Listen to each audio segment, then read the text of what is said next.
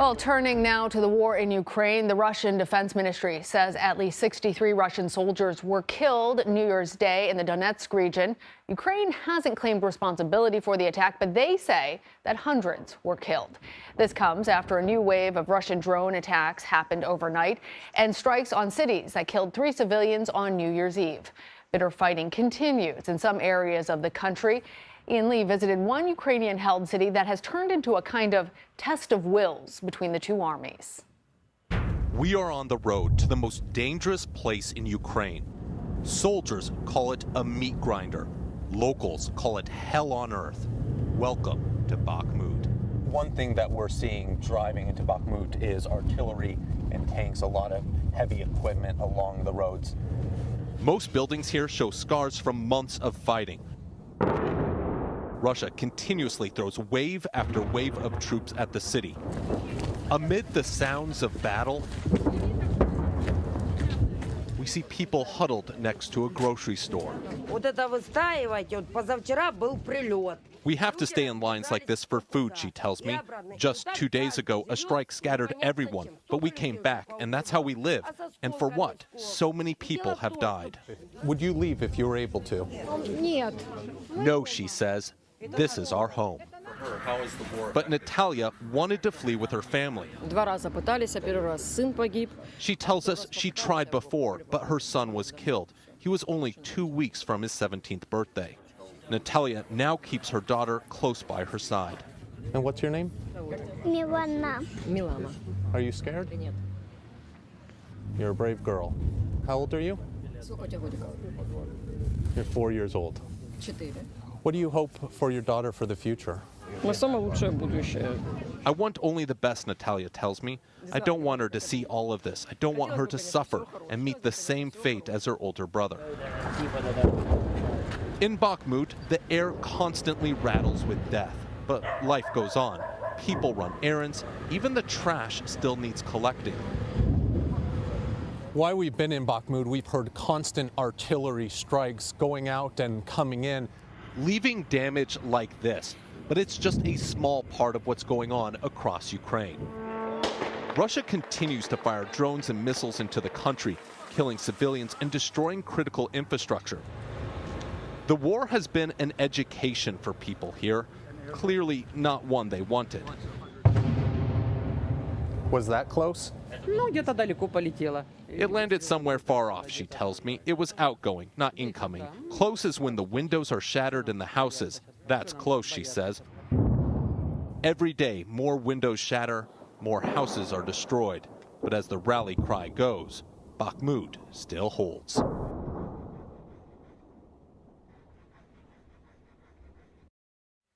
Before the war, Bakhmut was known for a place that produced sparkling wine, but this war has had a way of taking these small, obscure towns like Bakhmut, like Bucha, and bringing them into a dark limelight. Lana? Ian, you know, I have a son that's 4 years old, and I see your interview with Milana, and your heart breaks. Anybody who sees that, your heart breaks. Tell us about the situation there in Bakhmut, because it appears that Russia continues to focus so much of its efforts there. Is there anything else that gives people hope that you noticed while you were in the city?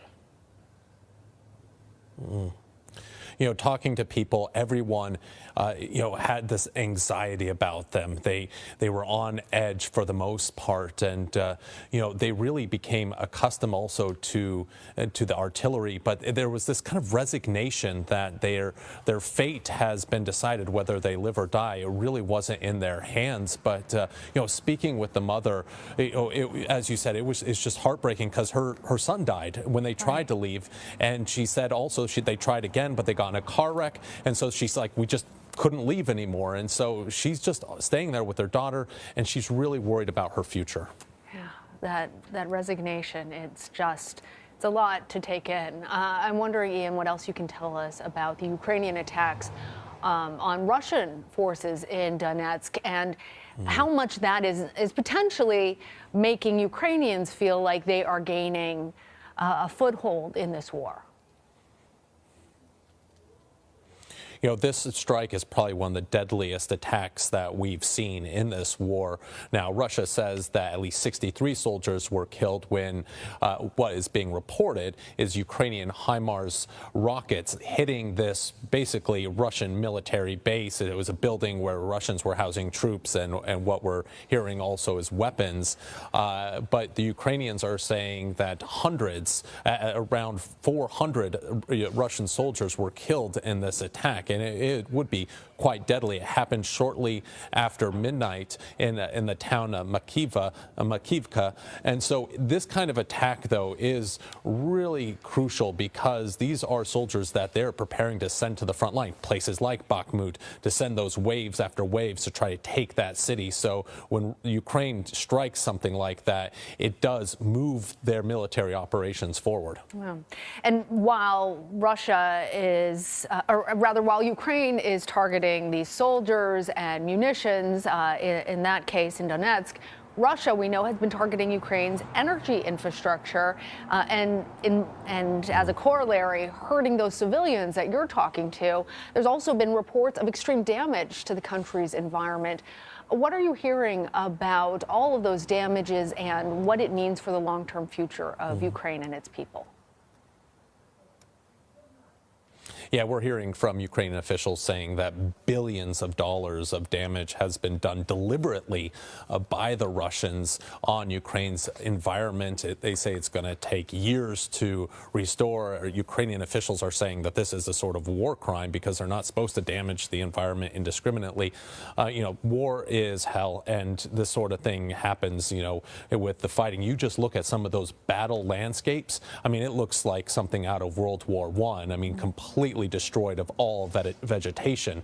And so this is kind of the battle, the fighting that we've seen, this trench warfare that really just destroys the ground. But Ukrainian officials will probably be looking for compensation when this war is over, if they're able to win, if they're able to kick the Russians out and get to some sort of negotiated settlement, although that looks far off from now. They're going to want reparations for all the damage that's been done to their country, the environment, and the infrastructure. All right, Ian, we are sending New Year's wishes to the people there and hoping that it will lead to peace and security in 2023. Thank you. Russia has marked the new year with new attacks on Ukraine as verbal attacks by leaders intensify. CBS's Ian Lee reports from Mykolaiv. Russia wasn't going to let Ukraine end 2022 in peace. This man stands next to the body of his dead wife in Kyiv, their house destroyed by a Russian strike. This woman says she and her husband were knocked unconscious by the explosion, then woke up as more shook their neighborhood. Russia launched exploding drones. This one, shot down, reads Happy New Year. In an address to the nation, Russian President Vladimir Putin justified his invasion while toasting his troops. This has been a year of difficult, necessary decisions, of crucial steps towards Russia's full sovereignty, he says. Ukrainian troops on the front returned Russia's tidings in their own way. The country seemed to stand still as President Volodymyr Zelensky gave his New Year's Eve address. He praised the nation's resilience while accusing Putin of being in league with Satan. They call themselves Christians, he says. They are for the devil. As darkness fell, explosions once again echoed across Kyiv. Not deterred, revelers gathered for a subdued celebration. I wish that there were no rockets and basements. I want to be happy and for Ukraine to be beautiful, says this 10-year-old. But shortly after midnight, air raid sirens rang in the new year, only to be replaced by defiant cries. Glory to Ukraine in 2023.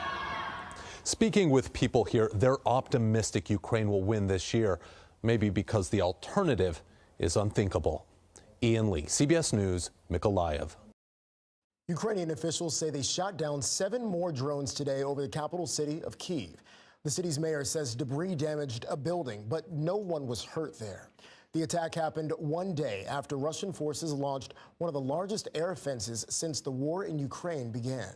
Meanwhile, Belarusian officials are now claiming the Ukrainian missiles shot down over Belarus during Russia's onslaught did not enter their territory accidentally. CBS News foreign correspondent Rami Inocencio joins us now from London to break all this down for us. Rami, what evidence do the Belarusian officials have, if any, to support their claim that this missile was not misguided? And how are both Ukraine and Russia responding to this? Right. For now, Belarus is only offering words, but no proof of anything. And they are considering two scenarios. One, that it was an accidental launch by Ukrainian forces and that they just weren't trained very well. Or two, that it was actually a deliberate provocation. Now, state TV did broadcast what appeared to show missile debris in a field. That's what we're seeing on our screen right now there, and has demanded that Kyiv carry out a full investigation. But for its part, Ukraine's defense ministry says it is ready to invite experts to do just that. One official did blame the incident on air defense. Another said, unfortunately, these things happen. But of note, this happened also on the same day that Russia unleashed one of its heaviest aerial attacks on Ukraine since the war started. Remy, Ukrainian President Volodymyr Zelensky signed a controversial new piece of legislation addressing news media regulations. Can you tell us about this and why some people are so upset about it? Yeah, many people are upset, especially independent journalist organizations. They're criticizing this, what's called a media reform bill, which in effect tightens state control over Ukraine's media. And it expands the power of the country's media regulator to shut down news sites that aren't officially registered as media. And critics are saying it's an attempt to introduce censorship, even going so far as to say that this is an authoritarian move. Officials, though, have denied this, and they're saying that the law is just meant to bring Ukraine in line with law of the EU and to fight Russian propaganda. It's important to note that one of the EU's conditions for Ukraine to join the bloc, which we know is trying to do, is in fact media reform. But even the European Federation of Journalists over the summer already advised Ukraine's government to pull this from consideration. They said it runs contrary to Europe's values. The Committee to Protect Journalists based in New York also says it threatens press freedoms. Remy Inocencio, thank you so much. Ukraine is fending off another swarm of Russian drone attacks. According to the country's military, Ukraine shot down 18 Iranian-made drones launched overnight. It comes just one day after Russia launched its largest missile barrages since the war began.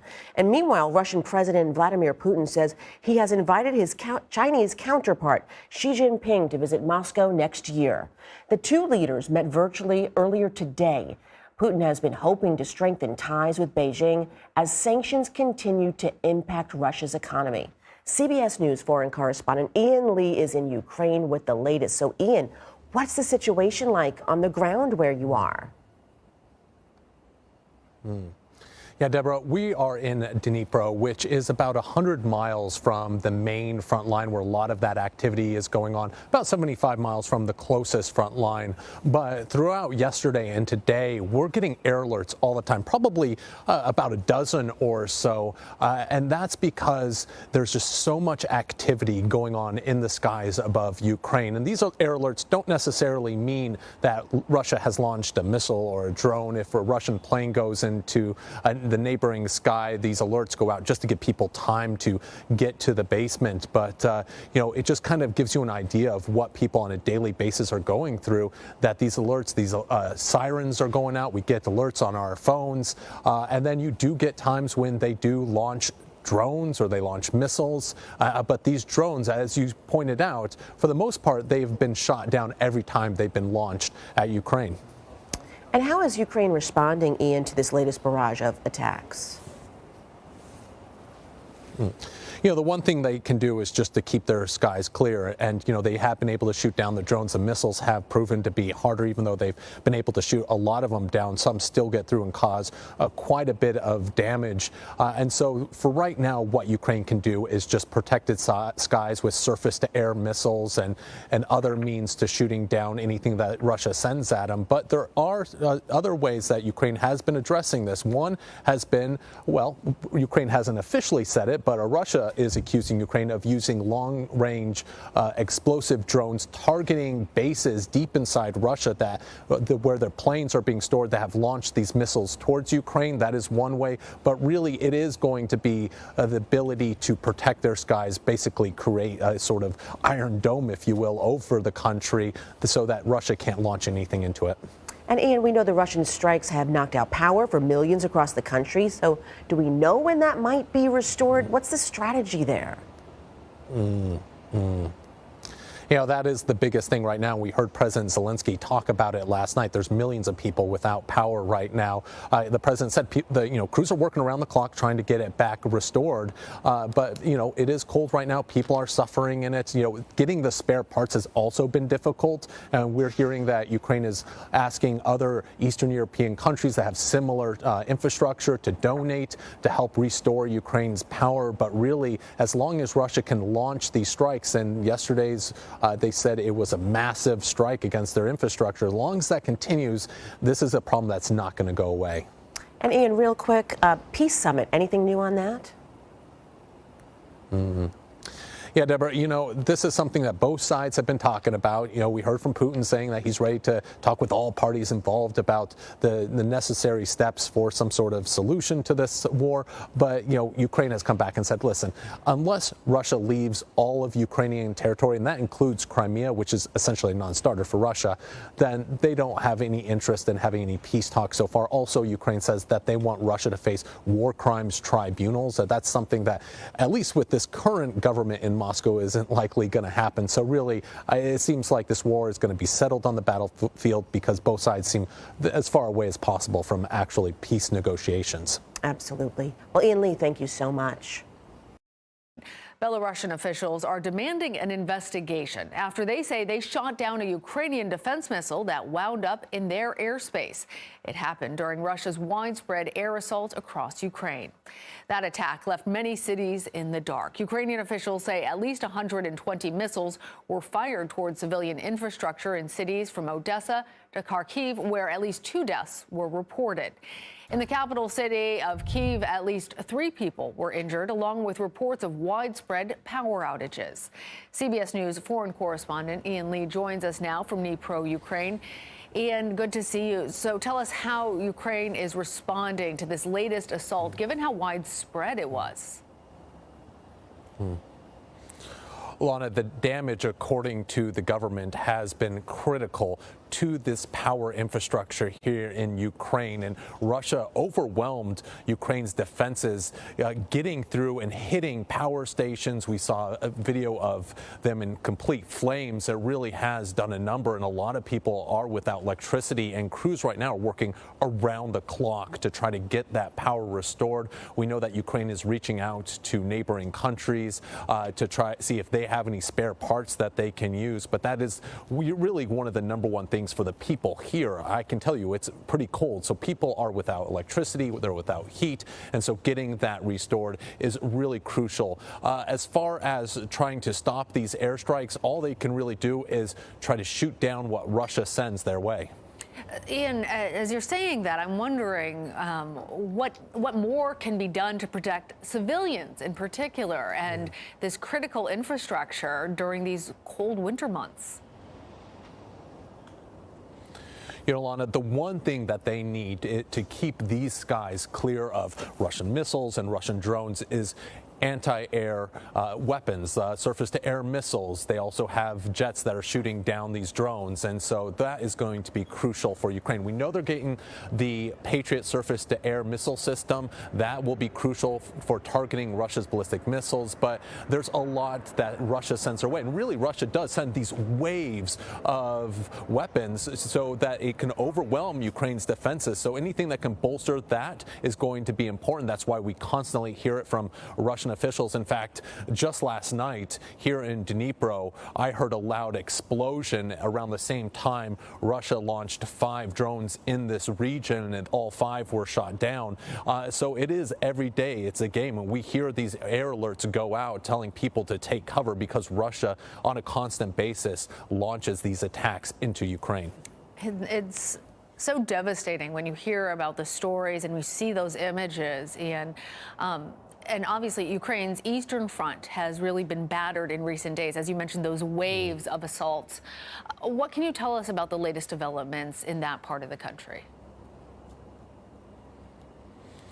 Well, we were out in the Eastern Front today looking around, and I can tell you a lot of it is slow going right now. The head of the military intelligence here in Ukraine says it's basically at a standstill. Not much progress is being made, even though intense fighting is happening. There is a bit of progress around Cremina. That is an area that is important because if they can take it, then they cut off one of the logistics supply routes that has been important for Russian troops in the Donbass region, part of that front line. And so if they can cut that off, then there's certain pockets of troops that won't have ready available supplies. And so they're pushing there. Also, you know, if they can push further forward with these counteroffensives, then they can outflank the Russian troops. And instead of having just this big frontal assault to push the Russians out, they can outflank them. And so the Russians have to pull back out of fear of being encircled. But right now it is at a standstill, but you never can rule out the Ukrainians for surprising people with a counteroffensive. Lana? All right, timely updates. Ian Lee, thank you. All right, turning to the war in Ukraine, Russia launched dozens of missiles this morning at targets across the country, but Ukraine says it shot most of them down. The Russians have also intensified shelling in the southern city of Kherson, recently liberated by Ukrainian forces. Ian Lee shows us how celebrations of victory there have become replaced by fear and a rising number of civilian casualties. Ukrainians celebrating liberation from Putin's control last month may have been too much for the Russians. The people of Kherson now pay a heavy price for their freedom. On a daily basis, Russian rockets and artillery pound the city, killing ordinary people trying to reclaim their lives. Life here is a roll of the dice. Victoria Yurushko was a Red Cross volunteer. She was killed steps away from safety. Her mother shows the Medal of Honor she was given. I'm happy she helped a lot of people, she says. Victoria was so kind, but it's painful for me. Now I must be strong and raise her 2 children. Nearby, a Russian shell demolished the house of Tamara Brushin. Her son was inside. She scoured the wreckage looking for his ID so she could reclaim his body from the morgue. Why Russia shells Kherson is hard to tell.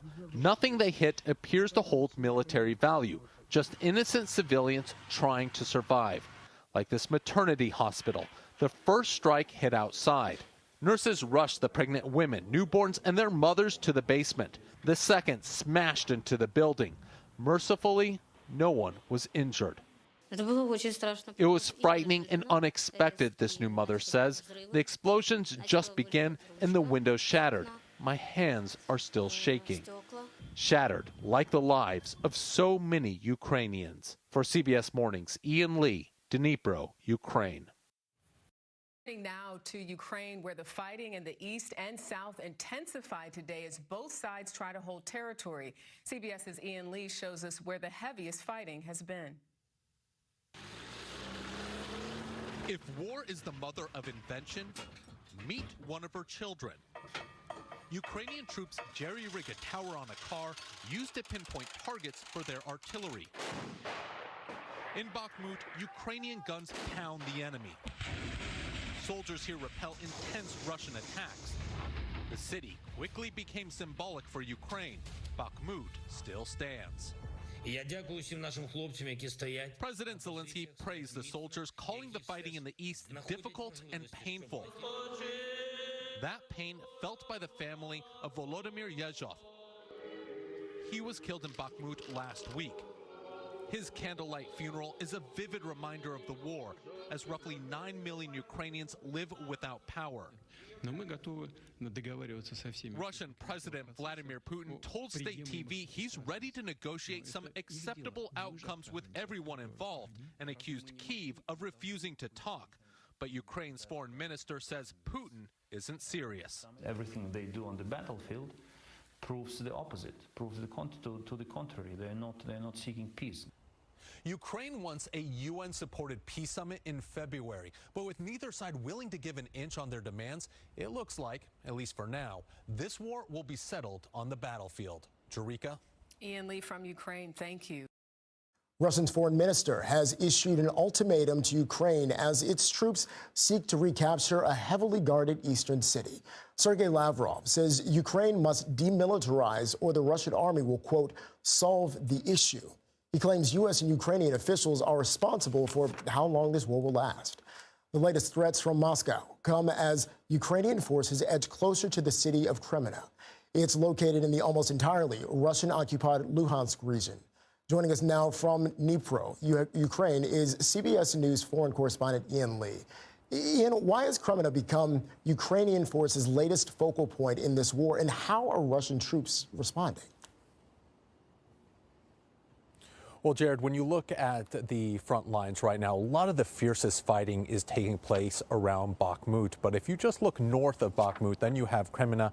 This is a very strategic town, also is Svatova. That's because a main highway runs down that corridor going to Bakhmut. And really, when you're taking territory, each piece of land doesn't have the same value. By taking these two hubs, they will cut off supplies to Russian forces in Bakhmut. So it is crucial that Ukraine takes that because it will wither away Russia's ability to fight in that area, but also it could outflank those Russian forces in Bakhmut. And we've seen this in the past, Ukraine do this by either outflanking or cutting off supplies and thus forcing the Russians to retreat without any real strong frontal assaults.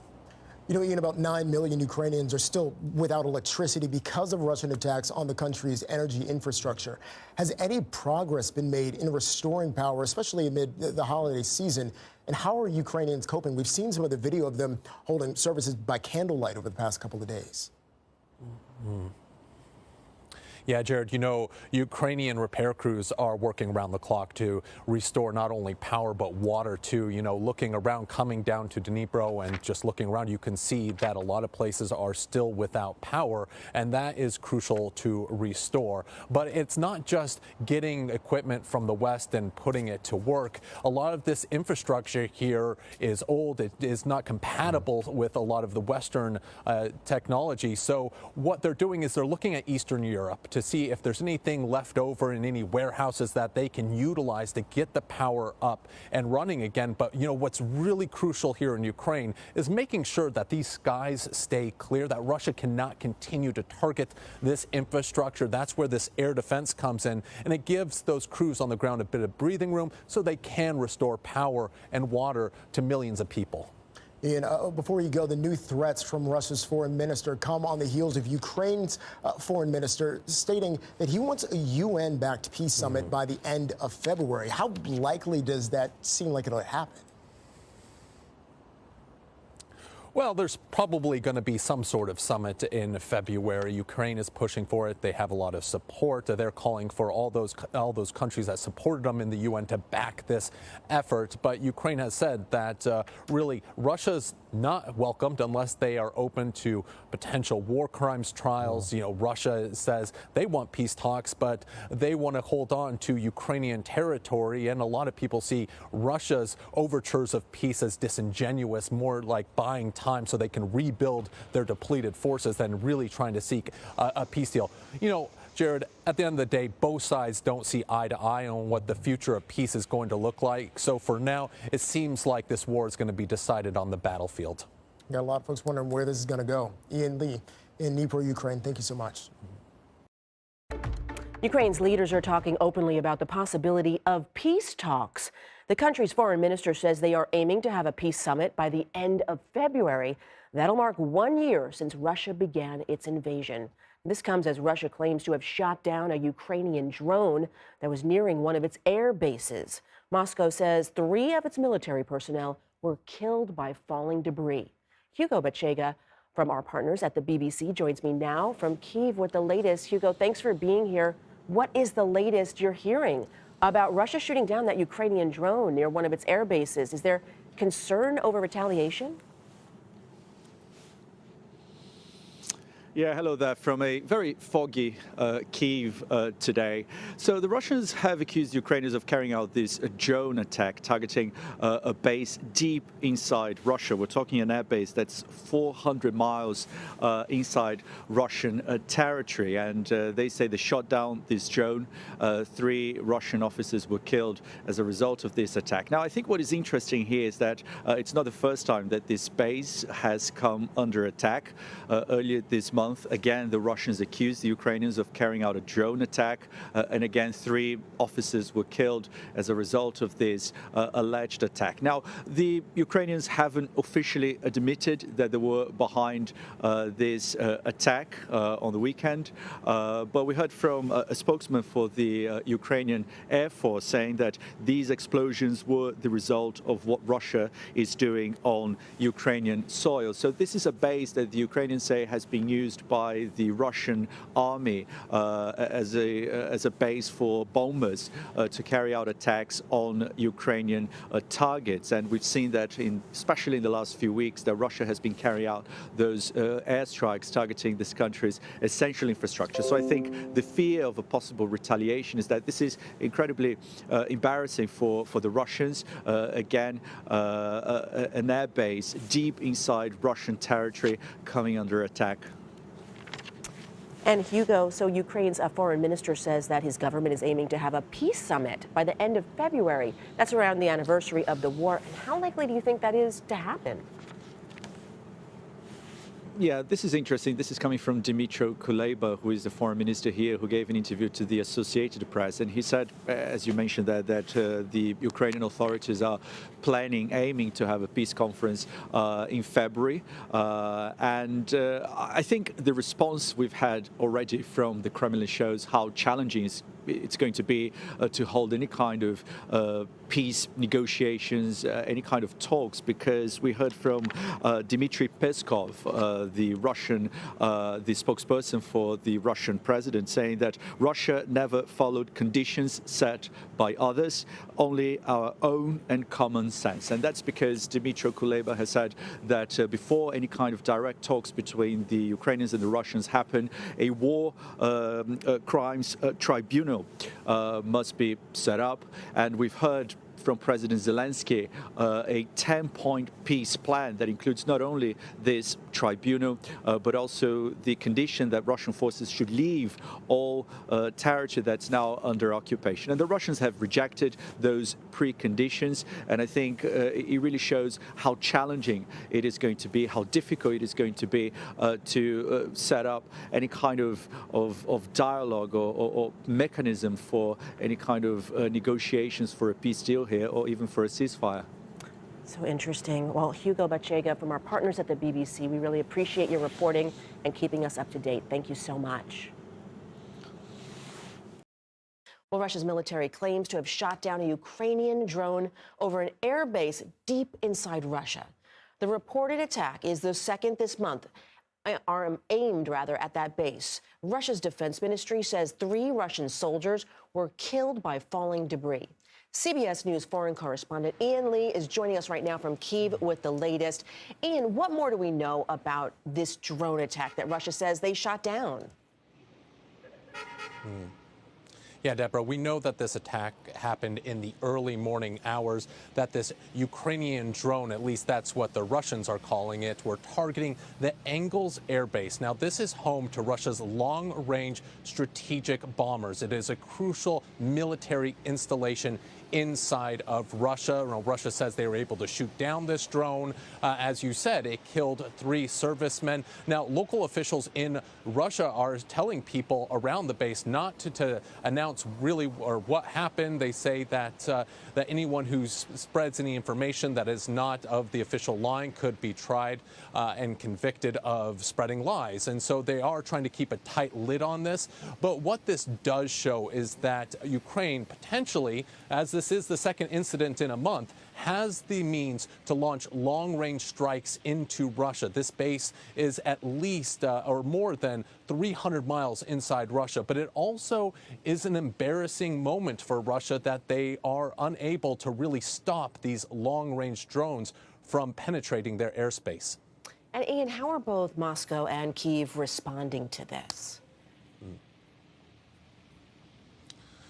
Well, Moscow is saying that this is something that they were able to take care of easily, that they were able to shoot it down. We heard on state TV, though, a very serious warning saying that because of this attack, they are going to target Ukraine's civilian infrastructure, the electricity, the water, things that have been targeted in the past, and that's made this winter quite miserable for Ukrainians. I don't know if you can tell, but it's snowing right now. It is cold, and these are kind of what Ukrainians are dealing with on a daily basis. Now, Kyiv is keeping pretty tight-lipped. They are neither confirming nor denying that this was them.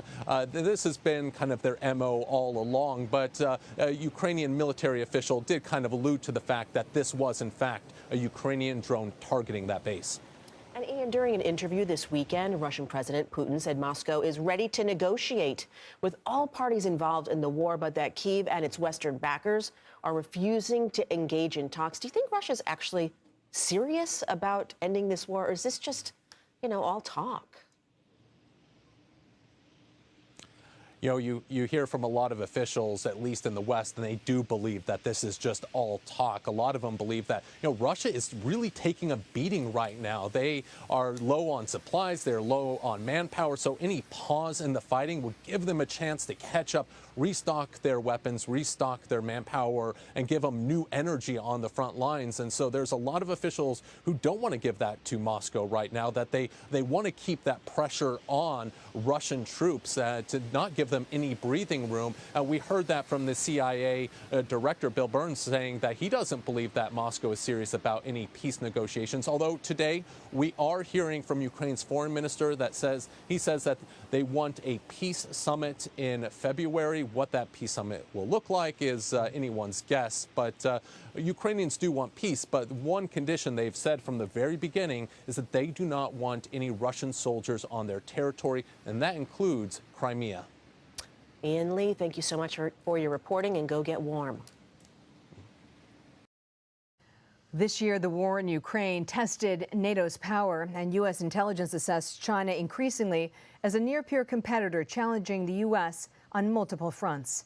Matthew Koenig is a professor at Georgetown University's Department of Government and School of Foreign Service, and he's a new piece in foreign policy that looks at the prospects for peace in 2023. Let's just look back first, though, to 2022. What was the watershed moment?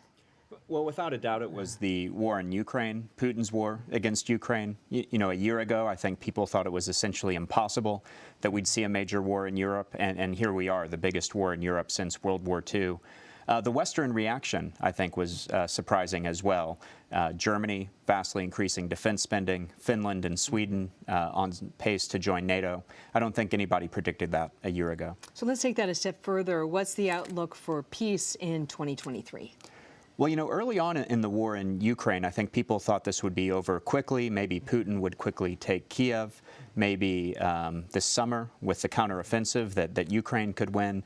Now my prediction is that we're in for years of war. It's unlikely that this is going to be resolved in 2023. Okay, years. I mean, 1 year, 2 year, 3 years, even 5 years. That protracted? I'd guess 3 to 5 years before we have a real resolution. So we got to buckle up for the long haul. So let's pivot to the Pacific. What's the likelihood that China invades Taiwan in 2023? Well, Bill Burns, the CIA director, has said that President Xi has asked his People's Liberation Army to be able to invade Taiwan by 2027. But just a few weeks ago, Admiral Gilday, the chief of naval operations, at a think tank event that my think tank organized, said that he's thinking more in terms of a 2022 or 2023 window. So I think the timeline is shrinking, but I think that China's not quite there yet. My prediction is an invasion will not happen in 2023. Let's talk about the political sort of calendar. Is the presidential election in 2024 a marker for the Chinese? They'd want to go before that election? I think the biggest factor for China is their ability to take the island. So they're investing in the kind of amphibious ships they would need to go, and they're not quite there yet. They're also obviously watching what the United States and Taiwan's military are doing. Do we have an effective defense? So I think they're going to make the assessment mostly on the military balance, but I do think that political calculations play a role. Can we, the U.S. and the West, mount an effective deterrence? Right now, I'm afraid that we're not where we need to be. One, on messaging, we haven't clearly said that we would defend Taiwan. President Biden has occasionally said we would, and then his White House has walked him back. So I would advocate for a clearer deterrent message there, and then building the military that could actually back that up. And again, I think we're not quite there yet. Is 2023 the year that the COVID-19 pandemic will officially be declared over? I think so. And in fact, if you look in the kind of free world, the developed world, in 2022, in a way, the pandemic has come to an end, and life here in Washington, D.C. has mostly returned back to normal. But you do see some countries like China that are still struggling. Xi has refused to import vaccines. His one COVID, zero COVID policy was a disaster. Now he's lifting those restrictions, and as you reported, people are getting sick. So I think that it could still be an issue in China and therefore still affect much of the world. And finally, let's turn to Iran. Is the nuclear deal revived in 2023? I think not. The Biden administration has been at this for 2 years with no real progress. And now you have the anti-regime protests in Iran that essentially make it impossible for the Biden administration to cut a deal with these mullahs who are killing, their own young women who are just looking for basic human rights. Meanwhile, Iran's nuclear program continues to advance. So unfortunately, my prediction is essentially that Iran will pass the point of no return and become a de facto nuclear weapons power in 2023. Wow, that's a pretty sobering conclusion. So in your view, in 2023, in fact, Iran is the highest risk national security threat? I think that's right. This has been a 20-year effort in the United States, bipartisan effort, international effort to keep Tehran from the bomb, and we're really close to failure. And unfortunately, I don't see how we get to a different outcome in 2023. Matthew Koenig, thank you. Ukrainian President Volodymyr Zelensky addressed Congress and the world in a passionate wartime speech on Wednesday. The remarks were part of the Ukrainian president's first known foreign trip since the start of the Russian invasion. Zelensky told lawmakers Ukraine is still standing strong despite all of Russia's efforts to try and break his country. He thanked both President Biden and the American people for their continued support throughout the invasion. Thank you very much. Thank you for both financial packages you have already provided us with and the ones you may be willing to decide on. Your money is not charity. It's an investment in the global security and democracy that we handle in the most responsible way. We hear a lot of applause. I want to bring in now CBS News correspondent Christina Ruffini for her take on how President Zelensky's visit and speech was received by lawmakers. Christina, it seemed like it went over very well. There was some discussion leading up to it about a group of Republicans that were less supportive of aid for Ukraine. What did you see last night? Well, I mean, I think those of us who watched it, I can't remember even at a State of the Union hearing an ovation like that. It just kept rolling. It went on, and there were rounds of cheers. And it was overwhelmingly, most of the chamber was standing up. We did see a couple sit-downs from Lauren Boebert from Colorado. Sorry, it's a little cold here. My mouth is struggling. And Matt Gaetz from Florida, as well as after and before the speech. There is a faction of Republicans that is starting to question whether or not we're going to continue this, whether or not the U.S. is going to continue this open-ended funding for this war in Ukraine. And of course, that is a valid question. But there used to be only, two bipartisan issues in Washington, as Margaret Brennan likes to say, China and Ukraine. Ukraine maybe a little bit less so. And as the new Congress is coming in, as Democrats will lose control of the House, it was really critical for Zelensky to come here and look these lawmakers in the eye and tell them what their money is going towards. And what you heard in that soundbite was really his thesis statement, right? This is not charity. You are not doing this out of the goodness of your heart. You are doing this because it is investment in global security. Is it investment in your way of life, in my way of life, in democracy, and in the global order? So he was making the case that this is about America as much as it is about Ukraine. He also, of course, wanted to thank Americans, America's leaders, and he said ordinary people for their support. There was another interesting moment in the press conference. Usually when you do these bilats with foreign leaders, you know, one side gets two and their side gets two. And the last question was from second to last question was from a Ukrainian journalist who started out his remarks by saying, first of all, President Biden, my family is still in Ukraine and they would not be alive without the U.S. assistance. So that was the kind of sentiment and emotion that was involved in this visit. At the same time, he had a job to do, and we'll have to see in the weeks and months to come if he was able to convince a majority of an increasingly skeptical Republican caucus that this is worth continuing to fund. Well, we do know that President Biden announced that part of an aid package that will be presented to Ukraine will be a Patriot missile system. How significant is that? It's a political win. Tactically, it's not, it's not a deal breaker. This is not going to push the war one way or another. It's one battery. It potentially could protect, Kyiv from long-range missiles. But it does mark a movement of the bar. This is something that early on in the conflict, the U.S. and President Biden specifically said, Ukraine has been asking for this, and the U.S. and some of its allies had said no because Russia would see it as an escalation. Now, for whatever reason, that calculation seems to have changed, and the U.S. is willing to give them one of these systems. President Zelensky said in his joint press conference here at the White House, he will ask for another. He also said, has the U.S. aid helped? Yes. Is it enough? No. So we'll have to see what kind of impact this. The other thing you have to think about is these are not plug-and-play systems. Ukrainian military are not trained on this. So Ukrainian forces are going to have to leave Ukraine. They're going to have to go get training. That usually takes 10 months. Pentagon is saying it could be expedited to maybe 2 or 3 months. So it's going to be a while before even this one system is operational. And we'll have to see what kind of impact that has. But it is a victory for Ukraine in that they have been able to convince the U.S. and its allies to give them a system that initially they weren't able to give. And that begs the question, as this conflict drags on, what else you might see be going across those borders from NATO and other allies. And I think keywords there, drags on, because there is no end truly in sight. Christina Ruffini, thank you. Thank you. Ukrainian President Volodymyr Zelensky is back in his home country after his whirlwind visit to the United States. Zelensky urged Congress to approve $45 billion in new funding, calling it an investment, not charity. CBS News foreign correspondent Ian Lee joins us now. Ian, how are the people of Ukraine responding to President Zelensky's trip to the U.S.?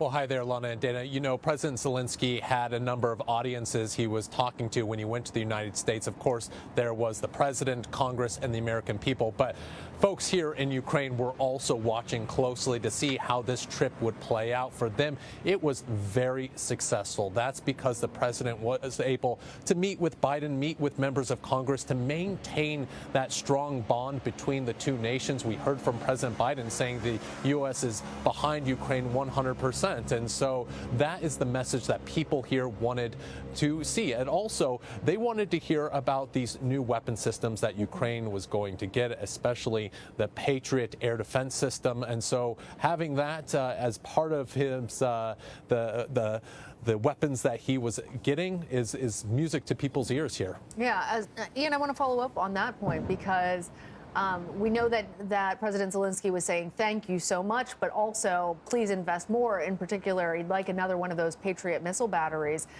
What specifically is the leader of Ukraine expecting from the U.S. following this visit? Well, of course, like you said, he probably went there with quite a long shopping list. Now, we aren't privy to what exactly was on that, but, he made no questions about it when he addressed Congress that he wants more artillery. Congress laughed, but he's deadly serious. This country wants more artillery so that they can continue their offensive against Russian positions. Yes, the Patriot air defense system is crucial in protecting these guys and also protecting critical infrastructure. It is cold here right now. A lot of folks folks don't have electricity, they don't have heating, they don't have water, so that air defense system will protect the sky so ground crews can work and restore those basic services. But also, there are some more advanced weapons that the Ukrainians have been asking for, more long-range missiles that America has been reluctant to give them. We'll see if they end up caving on that front, but I think for a lot of Ukrainians, just having that support, knowing that America backs them, is really important. The trip alone obviously sends a message to the Kremlin. What message was sent, and have we heard anything to how the Kremlin is responding at this point? You know, the trip did show that Ukraine and the United States are in lockstep, that the U.S. is right behind Ukraine in their fight against Russia. In fact, I was speaking with the Canadian ambassador just last night, and she told me that it's not just the United States, the whole Western world is united in a way they haven't been in their support for Ukraine. So that is a very strong message to the people here. But when it comes to Moscow, we are hearing a different tune. The Kremlin says that, for instance, the Patriot air defense system is obsolete on one hand, but on the other they say it's an escalation. We also heard that the United States is just fighting a proxy war against Russia using Ukrainian troops and Ukrainian soldiers. Again, Ukraine is fighting their own war. The United States is just helping out, but it's the Ukrainians who are leading this fight. And also we heard from the Kremlin that they're in it for the long haul. And we also heard that from President Putin as well yesterday, who said basically the military has a blank check for whatever advanced weaponry or equipment that they need. So it doesn't look like either side is backing down, that this war will be won on the battlefield. All right. Zelensky went to Washington at a time when his people are suffering. I mean, Russian drones made another brutal attack on the capital city of Kyiv Monday. From the beginning, soldiers and civilians have been under Russian attack. Our Ian Lee is in Kyiv this morning. Ian, good morning. I want to ask you, what are people there saying about Zelensky's trip here? Good morning, David. People here were happy to see President Zelensky travel to the United States. Ukrainians are hoping for more military as well as humanitarian aid, especially in Bucha, a city now known for Russian atrocities. The Russians may have fled Bucha, but their presence still haunts the town. Zhaneta Butenko has no water, no electricity, and no family. She says the Russians took everything from her, including her sense of humor. The 83-year-old adopted an abandoned dog named Charlie. Zhaneta melts snow and ice for them to drink, while food aid keeps them alive. What would life be like without this kind of assistance? There's no way I would survive, she tells me. Rabbi Raphael Rutman provides this life-saving aid. The war is affecting everyone, and we give everybody help. Thousands of people from all religions rely on his organization for food and water. These people that are desperate just to be able to survive. They have no water, they have no electricity, they have no heating. Zelensky went to Washington to get his country the tools to win the fight. Ukrainians back home are optimistic about his trip. It's an evidence that we are part of the Western free world, that we are welcome. While many here see their suffering as a small price to pay to beat the Russians. 84-year-old Genya Mecheritska tells me the soldiers in the trenches have it worse. She may be the only Jewish person in her building, but she makes sure Rabbi Rutman's aid goes to everyone. Her neighbors hugged and kissed her, but she said, "This is not from me, it's from the Jewish community." Because in this war, no matter your religion, everyone is Ukrainian. Just to highlight how desperate the situation is for many people, it's currently Hanukkah. We've seen how the candles provided by Rabbi Rutman are doubling as a source of heat to cook food. Nate? Source of heat and hope, of course. Ian Lee in Ukraine, thank you. Well, Ukrainian President Volodymyr Zelensky addressed Congress last night in an emotional wartime speech, telling the world his country is, quote, alive and kicking. During Zelensky's historic U.S. visit, President Biden reaffirmed his support for Ukraine for, quote, as long as it takes. Zelensky urged Congress to do the same as lawmakers consider a bill that includes $45 billion in military and humanitarian aid for Ukraine. Your money is not charity. It's an investment in the global security and democracy that we handle in the most responsible way. CBS News foreign affairs correspondent and moderator of Face the Nation, Margaret Brennan, joins me now with more. Margaret, so such a powerful moment to watch the Ukrainian president on Capitol Hill. What stood out to you from President Zelensky's speech? Well, Elaine, he navigated some of those political headwinds that are headed his way. Just in that soundbite you played there, one of the things that Republican skeptics have voiced is the need for more accountability, more oversight of funding going to Ukraine, especially with the weaponry. And that's why he is emphasizing we handle it responsibly. This isn't charity, that it's actually a good deal. He actually said, we drive the tanks and can fly the planes if you give them to us. So he was really trying to hit the notes that would calm some of the concern, particularly from more conservative members of the caucus who are about to take the majority in the House come January. Also emphasizing that Iran has now staged a military alliance with Russia, something that will also resonate with Republicans, and also emphasizing something for the progressive caucus that has also started to question this war and U.S. Support for it, saying that he had laid out a 10-point plan to President Biden for a peace process, though coming back to that fundamental issue of Vladimir Putin just doesn't want to negotiate at all right now. All right, so speaking of President Putin, how do you think President Zelensky's speech and his visit as a whole is being viewed by Moscow? Do you think President Putin was paying close attention? Oh, of course he was. Absolutely. Yeah. The United States is the arsenal of democracy here. I mean, the United States is leading the way in terms of providing the lion's share of military and financial support, and really leading the way for Europeans to follow. It's not just the U.S., but the United States really is the pace setter here. The Kremlin said that when it came to that decision of the U.S. to provide a Patriot missile battery, that it's not going to be a game changer, that this shows that it's actually the West that wants this war, really just sort of spinning it to say they're not worried, but also not making any motions towards a diplomatic end to the conflict. In fact, Ukraine's generals have warned in recent days that they believe Russia is preparing for a new offensive as soon as January, perhaps February, and could again attempt to assault the capital of Kyiv. And Margaret, you mentioned Republicans in Congress. How much do you think this speech actually bolstered GOP support that has been waning a bit recently? I can't imagine, I can't remember the last time that a world leader, got a welcome like this. I mean, this was a hero's welcome. Speaker Pelosi had to say, basically, stop applauding. And Zelensky turned around and said, this is too much at one point. I mean, he really had this hero's welcome coming to the floor directly from the front lines of the conflict, even wearing, the sort of wartime garb that he does. And he is sending that message that this is not as perilous as a trip to the front lines, but it is just as important, acknowledging, respecting the American people, speaking to them in English. That was a choice. He normally engages and is most comfortable in Ukrainian. The 2 times I interviewed him, he wanted it to be in Ukrainian because he's most comfortable communicating that way. This was a direct sales pitch to the American people. And so this was that attempt to change minds. Whether it succeeded or not, we had a number of Republicans in the House. Really, you don't see the same skepticism in the Senate. It's the House. Say that they wouldn't stand up, for example, during the ovation.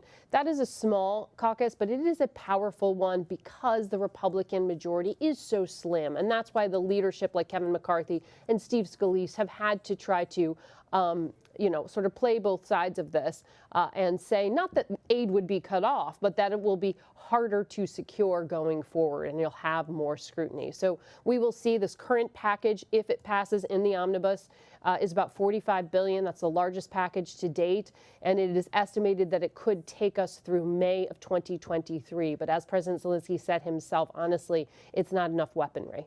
So you mentioned President Zelensky's sort of wartime garb, and I was really struck by the images out of the Oval Office as well, where you're accustomed to seeing, heads of state wearing 3-piece suits and very fancy shoes and the like.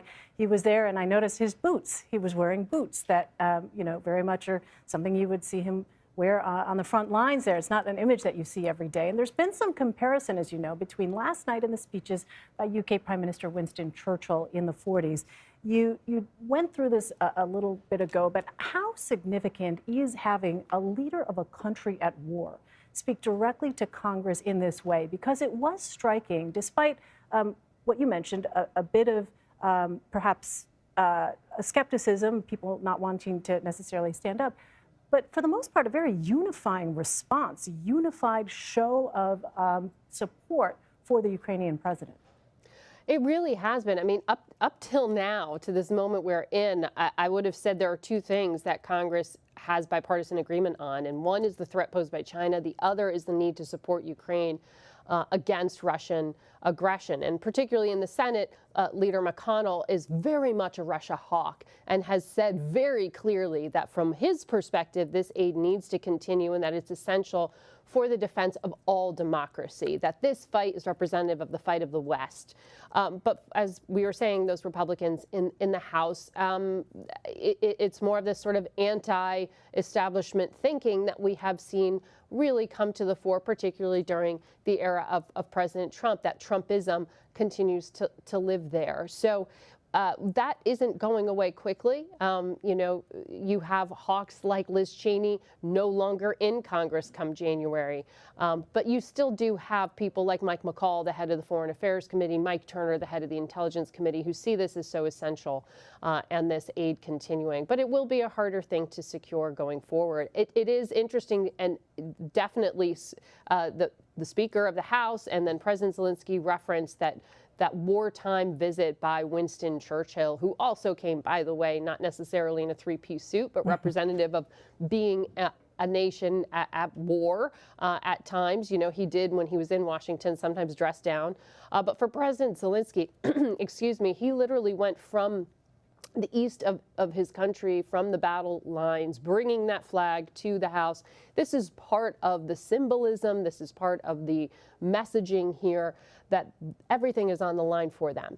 For President Zelensky to choose to leave his country at this moment for the very first time that we know of since the war began sends a message of confidence in terms of the support for his own government domestically, that he wouldn't be, for example, you know, felled in a coup, but also the need to come and visit and say, thank you, the gratitude is there, please continue it.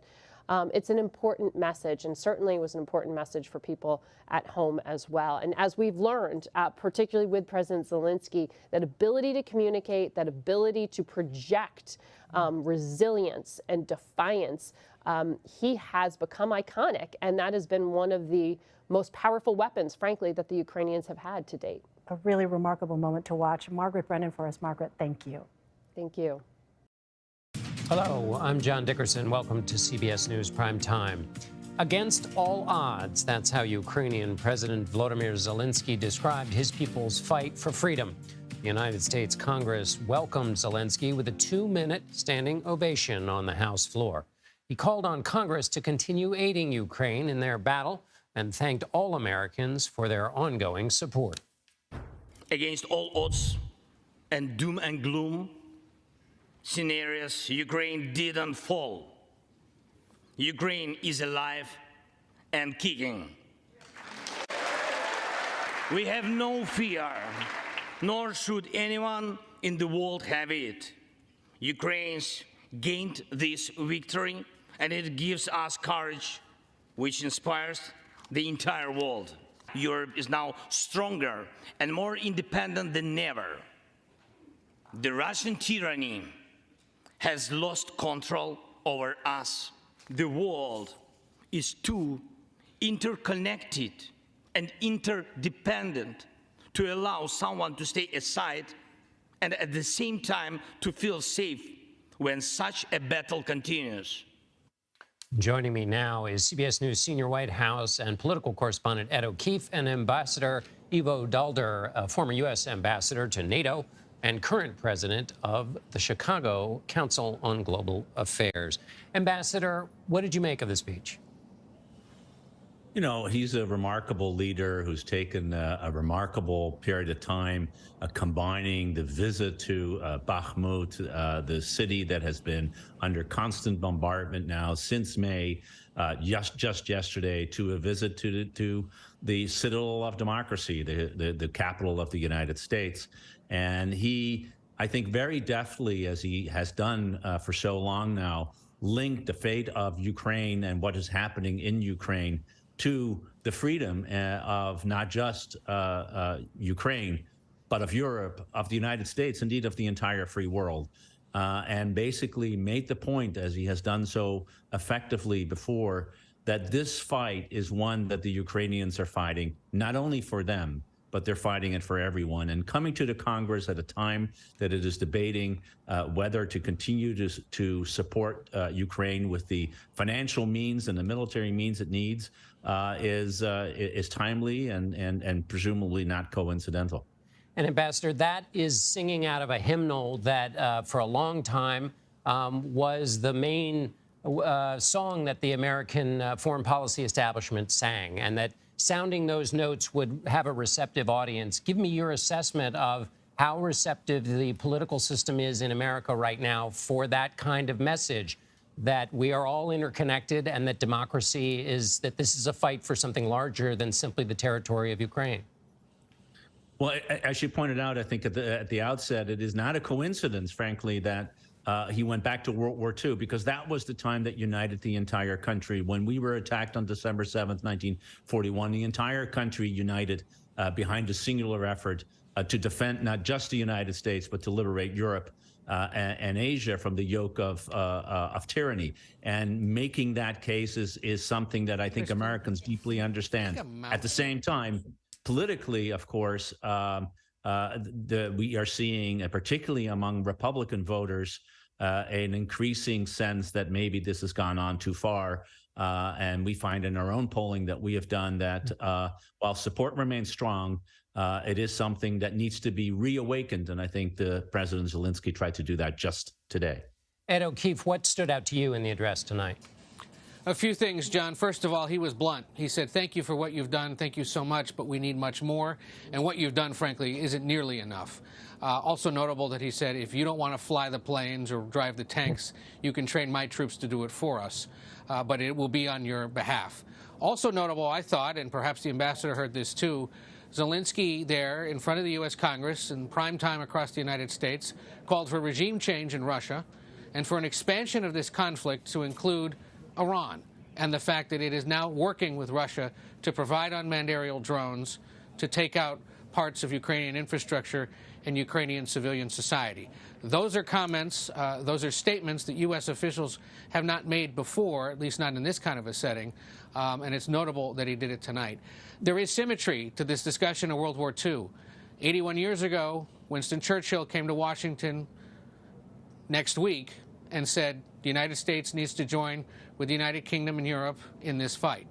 In her message to lawmakers, encouraging to come back to Washington for this speech tonight, Speaker Pelosi noted that her father, the former Congressman Thomas D'Alessandro, had been in the audience that day when the British leader made that speech. For those that watch these kinds of speeches and know the pageantry of them, tonight was the last time Speaker Pelosi will stand there with the gavel. So the symmetry for her in all of this as well, someone who has gone to Ukraine, who spent time going to Taiwan this year to defend that democracy, that too is an element of the drama we've seen play out today. And Ed, the president said that the U.S. will support the Ukrainians as long as it takes, but he didn't say, as you've pointed out, he didn't say no matter what they ask for. How does the White House see this dramatic moment and what the next year looks like in realistic terms, as powerful emotionally as this moment is, in terms of what the U.S. can do? So it's probably too early to know at this point, because in many respects, I don't think they understood or knew exactly what he would say to Congress tonight, or lay out the things we just discussed. We do know, as he said, that he discussed this 10-point plan for peace in hopes of having peace talks at some point next year with Russia. The president's attitude is, if that's what Ukraine wants and it believes it's in a position to do so, we'll back them up. It's up to Russia, to Vladimir Putin, to decide it's time to end the conflict and head to the negotiating table. So we'll see ultimately where Zelensky's plan goes.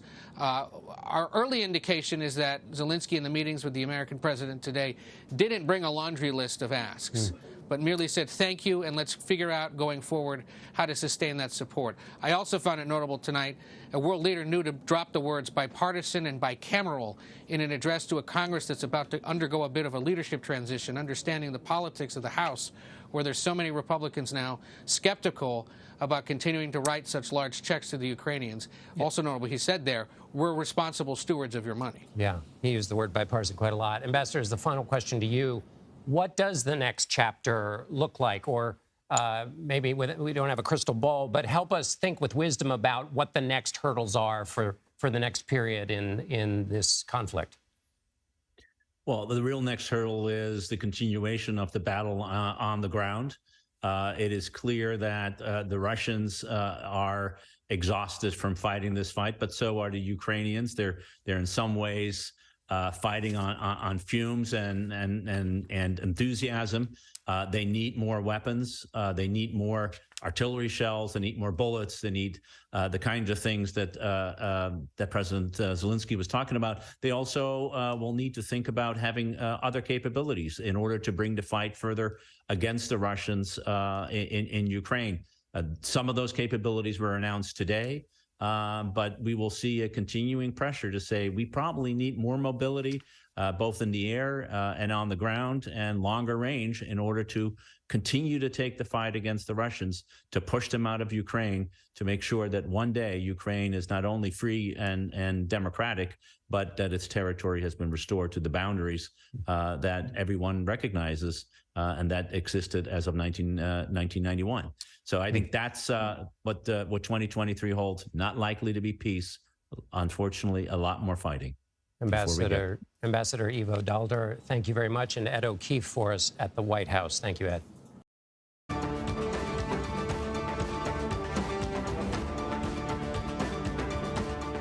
This is a CBS News special report. I'm Major Garrett in the nation's capital. In just a few moments, Ukrainian President Volodymyr Zelensky will address a rare joint meeting of Congress. It will mark the end of a dramatic day here in Washington. This is Zelensky's first trip outside of Ukraine since the Russian invasion began exactly 300 days ago. And it comes just a day after Zelensky met face-to-face with troops on the front lines.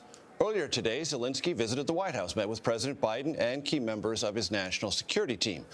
The president promised more military aid, including at least one long-sought Patriot surface-to-air missile system. Mr. Biden said the U.S. will stand with Ukraine, quote, as long as it takes. Tonight's speech is a chance for the Ukrainian leader to thank Congress and, not incidentally, American taxpayers for their support. And it comes at a time when Russia has been pounding the Ukrainian power grid, plunging millions of Ukrainian civilians into the cold and dark of winter. Lawmakers later this week are set to vote on a year-end spending package that includes roughly $45 billion in additional emergency assistance to Ukraine. Tonight's speech is in the House chamber, as you can see. Vice President Kamala Harris is there, along with members of the diplomatic corps. President Zelensky, in a few moments, will be introduced by the House Sergeant-at-Arms, Major General William Walker. With me tonight is Face the Nation moderator and Chief Foreign Affairs Correspondent Margaret Brennan. Margaret, it's worth noting that when Russia's invasion began 300 days ago, the Biden administration wasn't sure President Zelensky's government would last 3 days, let alone 300. Now he is well enough and the country is strong enough to send him here to the United States. It really is just a statement of incredible resistance, and they have defied the odds. A large part of that is because of Russia's underperformance, overestimating Russian strength, but also because of the intelligence that the United States is funneling to Ukrainian military officials, the weaponry and the funding. So the United States is not a direct player in this fight, but a direct funder of the fight and really leading the way for the West to continue to stand with them, though not directly in the fight itself. But to be clear here, Russia still controls 18% of Ukrainian territory, and it is that bit that the Ukrainians want to push Russia back from. And there is preparation underway, according to Ukrainian generals, for a new offensive by Russia as soon as next month. And Margaret, this entire trip kept tightly under wraps until just this morning. It's really incredible to have it kept under wraps in Washington. As you know, not much actually stays secret. They had talked for a while about him coming and finding the right moment, and it is so symbolic that it is this moment in Christmas week as the largest amount of aid is set to pass through Congress to date, this $45 billion, if it is approved in the next few days, but also at that key moment for his people to show that there still is this symbolic alliance, despite the political rumblings that they may be hearing as Republicans are set to gain control. And some progressives and many Republicans have started to say $100 billion. Should that funding continue in the way it has in the future, or will there be more scrutiny of it? And there's also some conversation about, are the Europeans meeting the American amount? Because it seems to many members of Congress, at least on the Republican side, that the stakes are at least as large for Europe, if not larger than it is for the United States. Well, certainly for those frontline states, they are, and there is that risk of escalation that so many of the European capitals are afraid of, that they would be the one to take that errant Russian missile, not the United States. But the other thing to say here is the European economy has felt very strongly the impact of this war, as they have had Russian oil and gas supplies cut off, some by choice, some not. So they have felt the ramifications of this, and it has been painful for them. So making some of these choices to stay committed comes at a very real cost. When someone's writing their rent check, they feel it in a real way. And you talk to ambassadors throughout the region. I have the occasion to on some instances as well. And European ambassadors will tell you, yes, maybe not in dollar amounts, but many European countries, especially those frontline states, have also taken in great numbers of Ukrainian refugees. That's not a line item thing. It's a matter of humanitarian, but it's a gesture that's important and must be calculated just the same. It is incredible, particularly Poland, a country that was not so welcoming, I will say, to a number of refugees coming from the Middle East and Africa over the past few years, but very much embracing and bringing into their homes some of their fellow Ukrainians. But it really was, as a fairly cynical diplomat said to me, I wonder if the European response would have been as robust if Vladimir Putin hadn't decided to bomb a European capital. It was that terror and that fear, because as you remember, Major, it was right up until February 23rd that European leaders were really doubting that Vladimir Putin would go ahead with this. The United States warned it was coming, and they were unfortunately correct. Margaret, I will let the audience know that what you see looks very similar to the choreography of a State of the Union address. It, of course, is not one, but what you see now are members of the Senate and House Escort Committee walking down the central aisle of the House of Representatives, which means President Zelensky is due to arrive in the chamber at any moment. That choreography, familiar and a head of state, does occasionally get an invitation to come to Congress, but this feels particularly historic because President Zelensky knows he's on the brink of seeing one chamber of Congress change political hands and wants to let them know what's on his mind. And President Zelensky has used his celebrity, his ability to communicate in a really effective way for Ukraine to really punch above their weight. And he has often gone directly to European, groups of young people and not to their leaders to appeal for popular support. Sergeant at Arms, Major General William Walker. Madam Speaker, the President of Ukraine.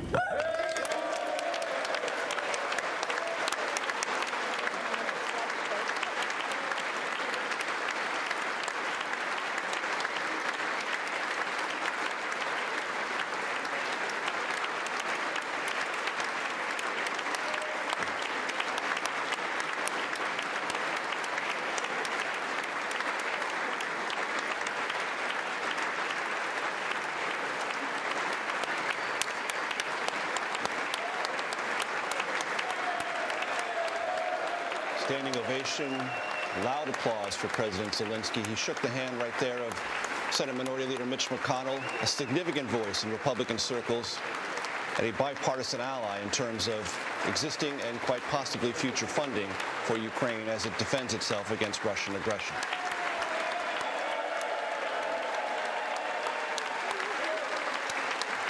Thank you so much.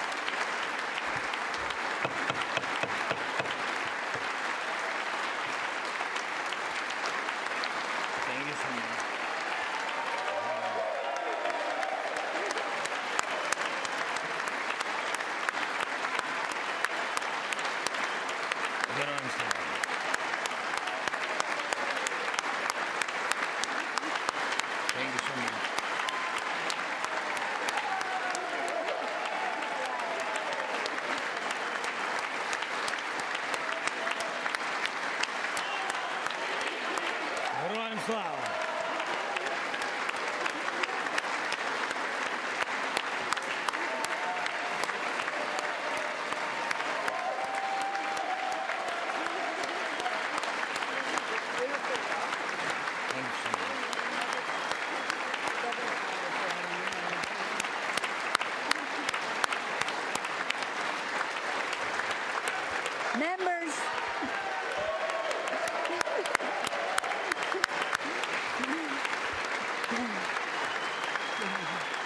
Members of Congress. I think it's too much. I think it is. Members of Congress, I have the high privilege and the distinct honor of presenting to you His Excellency Volodymyr Zelensky, President of the Ukraine.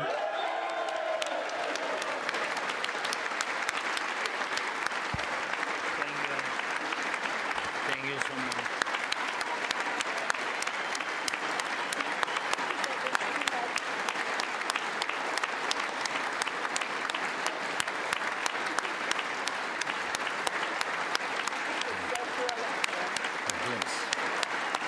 Thank you so much. Thank you. It's too much for me. All this for our great people. Thank you so much.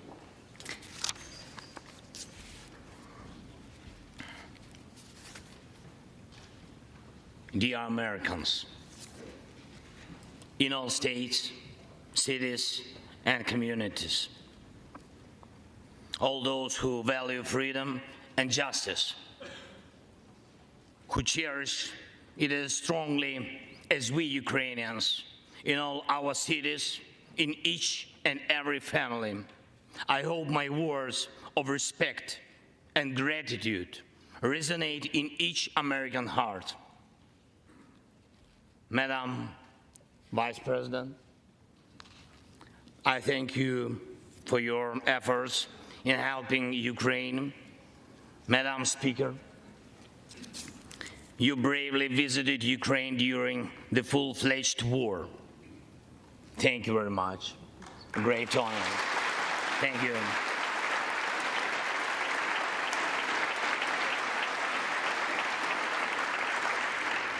Great privilege to be here. Dear members of the Congress, representatives of both parties, who also visited Kyiv, esteemed congressmen and senators from both parties who will visit Ukraine, I'm sure, in the future. Dear representatives of diaspora,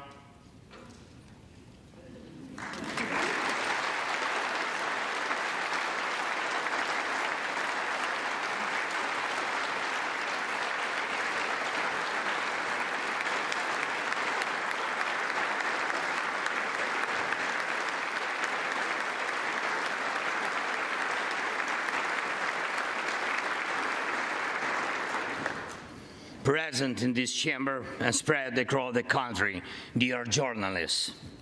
It's a great honor for me to be at the US Congress and speak to you and all Americans. Against all odds and doom and gloom scenarios, Ukraine didn't fall. Ukraine is alive and kicking.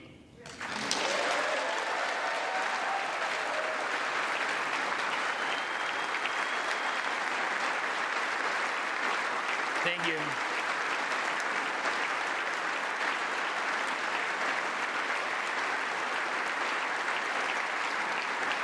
And it gives me good reason to share with you our first joint victory. We defeated Russia in the battle for minds of the world.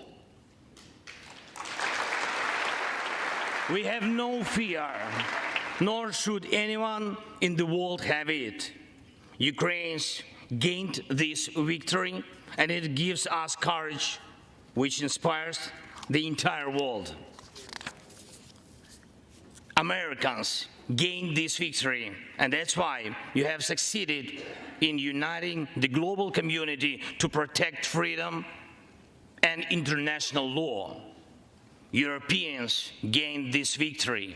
And that's why Europe is now stronger and more independent than ever. The Russian tyranny has lost control over us.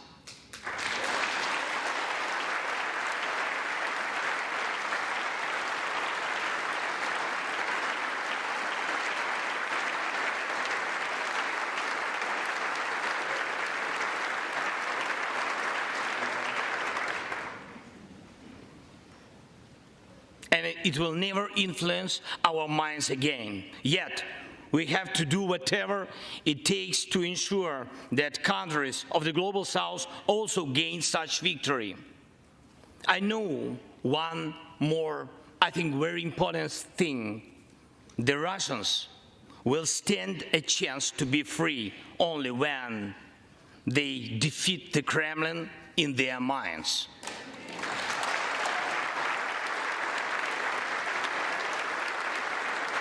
Yet, the battle continues, and we have to defeat the Kremlin on the battlefield. Yes, this battle is not only for the territory, for this or another part of Europe. The battle is not only for life, freedom, and security of Ukrainians or any other nation which Russia attempts to conquer. This struggle will define in what world our children and grandchildren will live, and then their children and grandchildren. It will define whether it will be a democracy of Ukrainians and for Americans for all. This battle cannot be frozen or postponed. It cannot be ignored, hoping that the ocean or something else will provide a protection. From the United States to China, from Europe to Latin America, and from Africa to Australia, the world is too interconnected and interdependent to allow someone to stay aside and at the same time to feel safe when such a battle continues. Our two nations are allies in this battle. And next year will be a turning point. I know it, the point when Ukrainian courage and American resolve must guarantee the future of our common freedom, the freedom of people who stand for their values.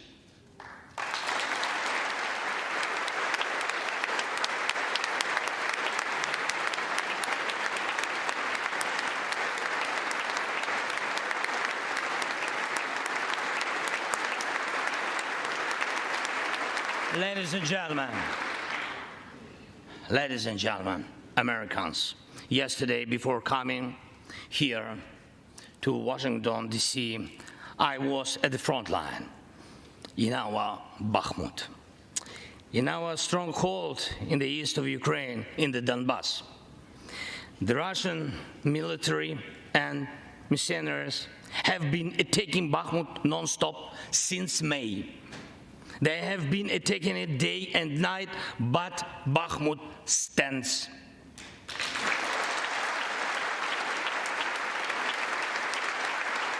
Last year, 70,000 people lived there in Bakhmut, in this city, and now only few civilians stay.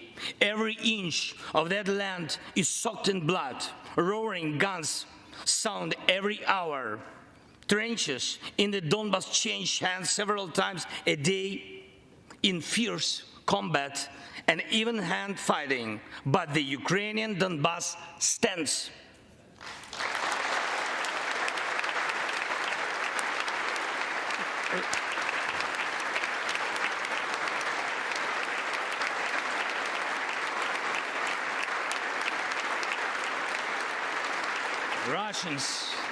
Russians use everything they have against Bakhmut and our beautiful cities.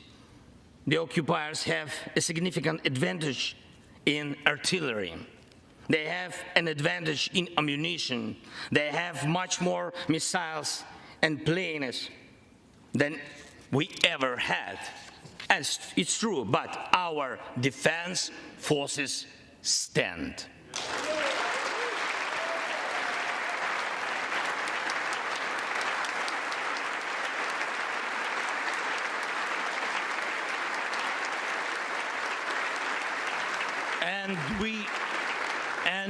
And we all are proud of them.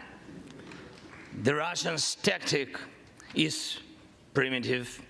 They burn down and destroy everything they see. They send thugs to the front lines. They send convicts to the war. They threw everything against us, similar to the other tyranny, which is in the Battle of the Bulge. Threw everything it had against the free world, just like the brave American soldiers which held their lines and fought back Hitler's forces during the Christmas of 1944. Brave Ukrainian soldiers are doing the same to Putin's forces this Christmas.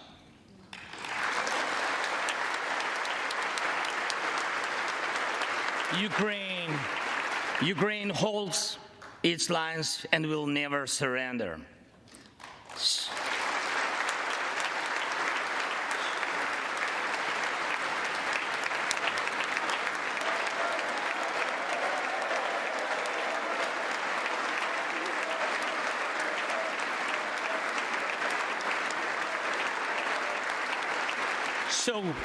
So here is the front line. The tyranny which has no lack of cruelty against the lives of free people. And your support is crucial, not just to stand in such fight, but to get to the turning point, to win on the battlefield. We have artillery. Yes. Thank you. We have it. Is it enough? Honestly, not really. To ensure Bakhmut is not just a stronghold that holds back the Russian army, but for the Russian army to completely pull out, more cannons and shells are needed. If so, just like the Battle of Saratoga, the fight for Bakhmut will change the trajectory of our war for independence and for freedom. If your patriots stop the Russian terror against our cities, it will let Ukrainian patriots work to the full to defend our freedom. When Russia cannot reach our cities, but its artillery, it tries to destroy them with missile attacks. More than that, Russia found an ally in this genocidal policy, Iran.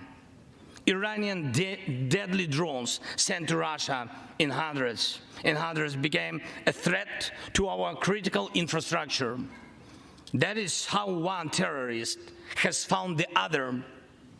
It is just a matter of time when they will strike against your other allies.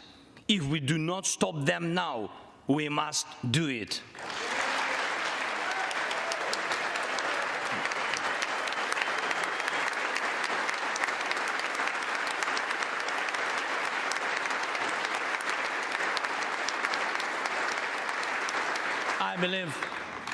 I believe there should be no taboos between us in our alliance.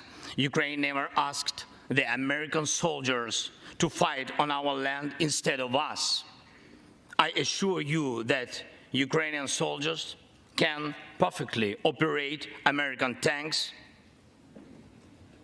and planes themselves.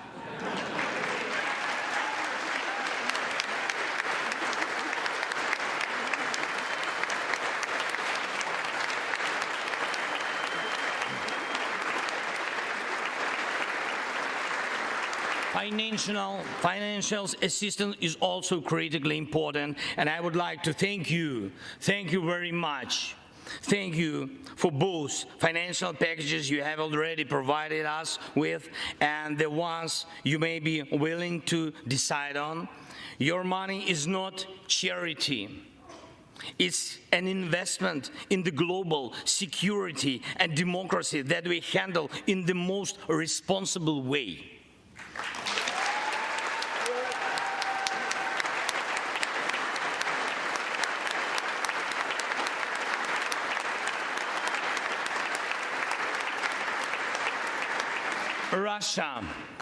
Russia could stop its aggression, really, if it wanted to, but you can speed up our victory. I know it. And it will prove to any potential aggressor that no one can succeed in breaking national borders, no one committing atrocities and reigning over people against their will. It would be naive to wait for steps towards peace from Russia, which enjoys being a terrorist state. Russians are still poisoned by the Kremlin. The restoration of international legal order is our joint task. We need peace. Yes, Ukraine has already offered proposals, which I just discussed with President Biden, our peace formula, 10 points which should and must be implemented for our joint security, guaranteed for decades ahead. And the summit which can be held. I'm glad to stress that President Biden supported our peace initiative today. Each of you, ladies and gentlemen, can assist in the implementation to ensure that America's leadership remains solid, bicameral, and bipartisan. Thank you.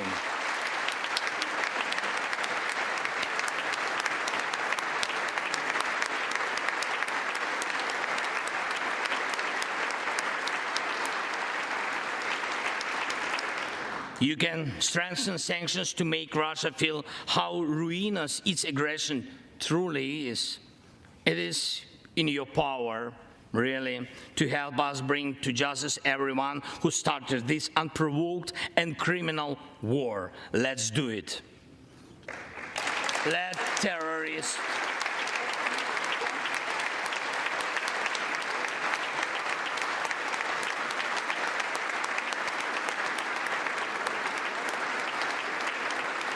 let the terrorist state be held responsible for its terror and aggression and compensate all losses done by this war. Let the world see that the United States are here. Ladies and gentlemen, Americans, in 2 days, we will celebrate Christmas, maybe candlelit. Not because it's more romantic, no, but because there will be no electricity. Millions won't have neither heating nor running water. All of these will be the result of Russian missile and drone attacks on our energy infrastructure. But we do not complain. We do not judge and compare whose life is easier. Your well-being is the product of your national security, the result of your struggle for independence and your many victories. We, Ukrainians, will also go through our war of independence and freedom with dignity and success.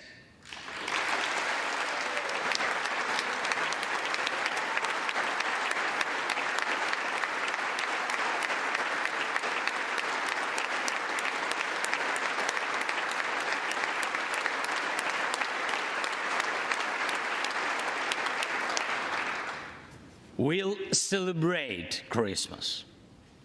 Celebrate Christmas, and even if there is no electricity, the light of our faith in ourselves will not be put out. If Russian missiles attack us, we'll do our best to protect ourselves. If they attack us with Iranian drones and our people will have to go to bomb shelters on Christmas Eve, Ukrainians will still sit down at the holiday table and cheer up each other. And we don't have to know everyone's wish, as we know that all of us, millions of Ukrainians, wish the same: victory. Only victory.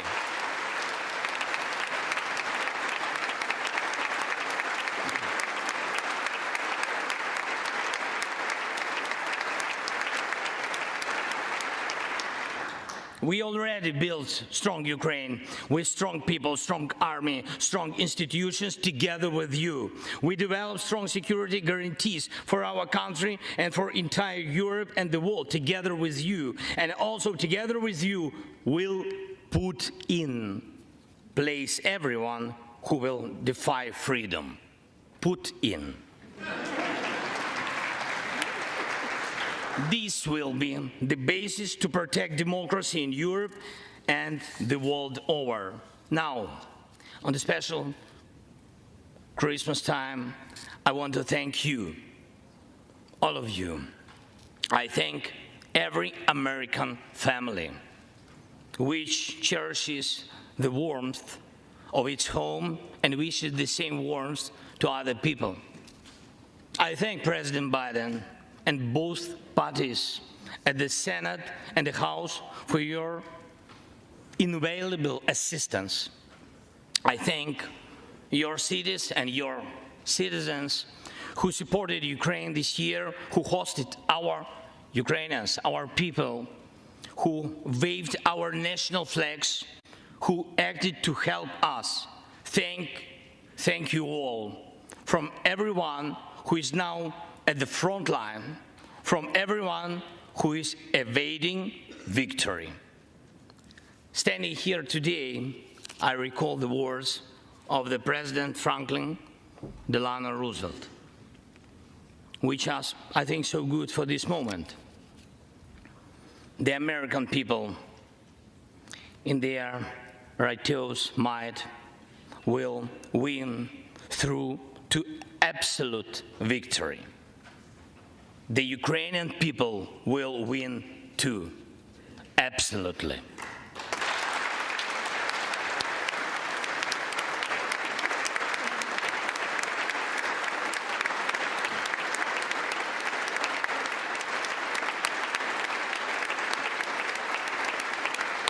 I know that everything depends on us, on Ukrainian armed forces, yet so much depends on the world.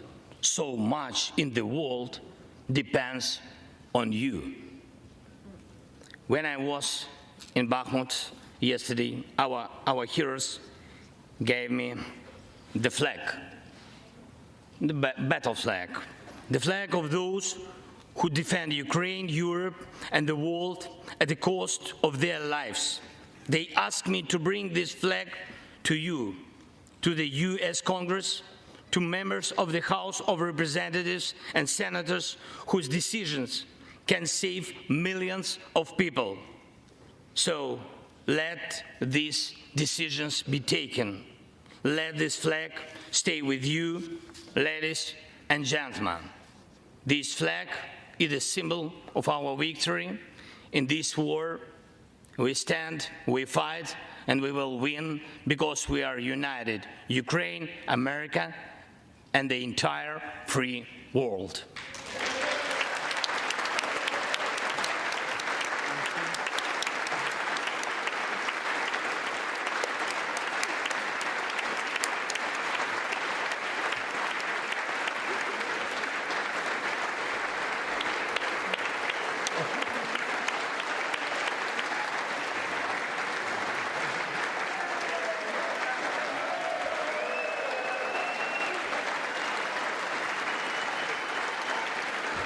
Just one thing, if I can, the last thing, thank you so much. May God protect our brave troops and citizens.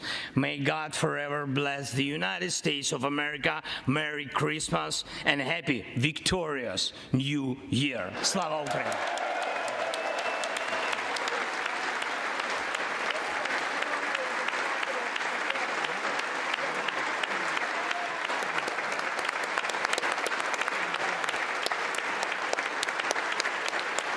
The day after Christmas, 1941, British Prime Minister Winston Churchill addressed a joint session of Congress to outline the stakes of World War II.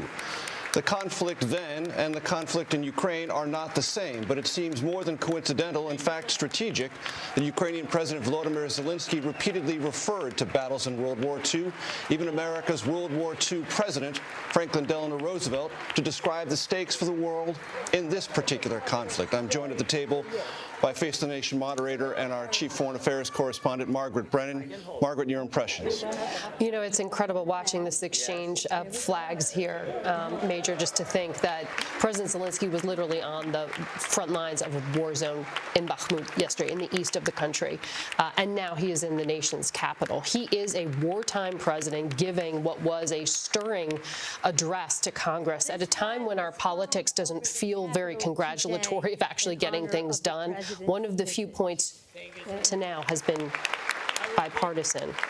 So the Speaker of the House just said something there.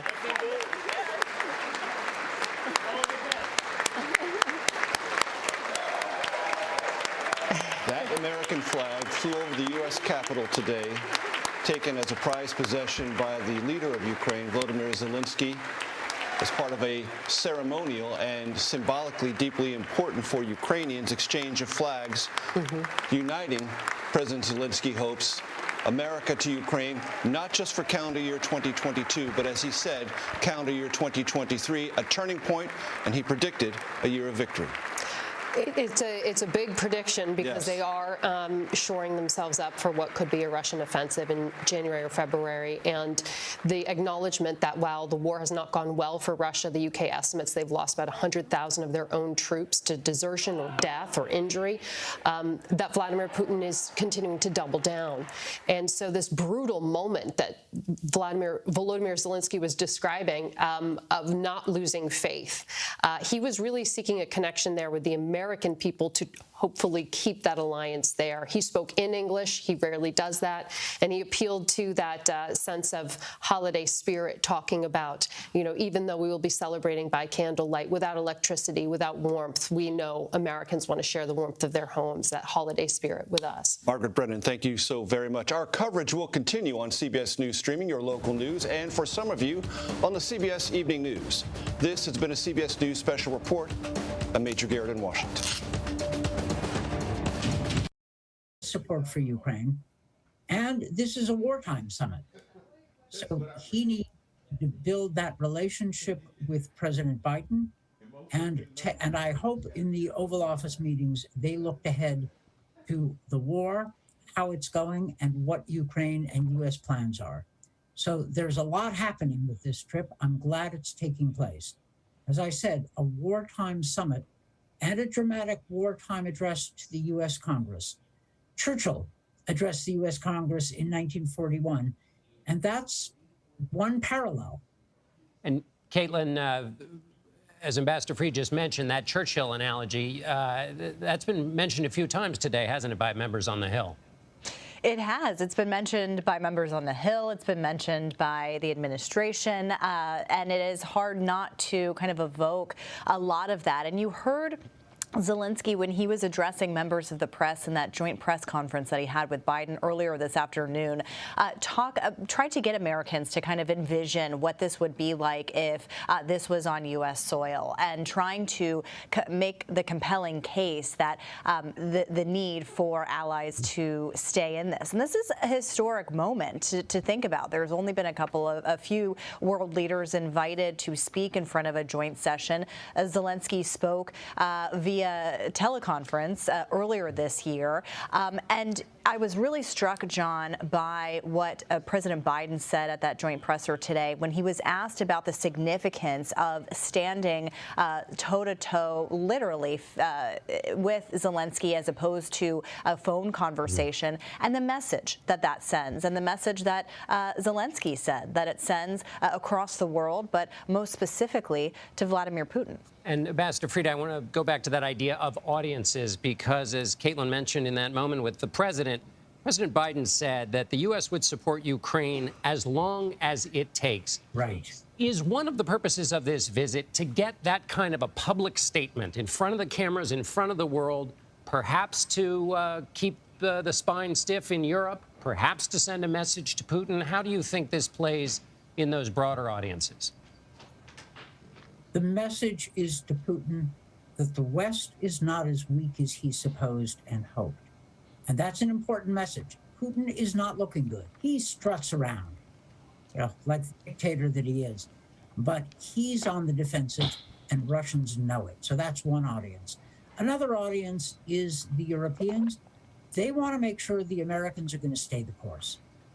A lot of the European countries, Poland, the Baltic states, are exposed. And they trust America. They're trusting the Biden administration more and more. But they want to hear that America is going to be there for Ukraine and for them. And it's also a good message to the West European great powers, the Germans and the French especially, that the Americans are serious about this, about supporting Ukraine, that we have our own interests at stake, that Ukraine's fight, in some sense, is also ours. And Ambassador, the term or the expression courage is contagious has been used and used again with President Zelensky. You are someone who has been in these long, painstaking diplomatic discussions. Explain at a human level how Zelensky's, the way he carries himself, the way he has behaved in these 300 days, what difference that has made in those diplomatic engagements all across the globe. So here's the story. The Biden administration was spot on right that Putin intended. But they also expected that Putin's armies would overrun Ukraine pretty quickly. They were wrong, but they they urged Zelensky to evacuate, to go from Kyiv, the capital, to someplace in Western Ukraine that was safer. And Zelensky famously said, "The fight is here. I don't need a ride. I need ammunition." And at that point, the American administration was quite taken. This was a moment of courage, personal courage, because the Russians were trying to murder him. And he meant it.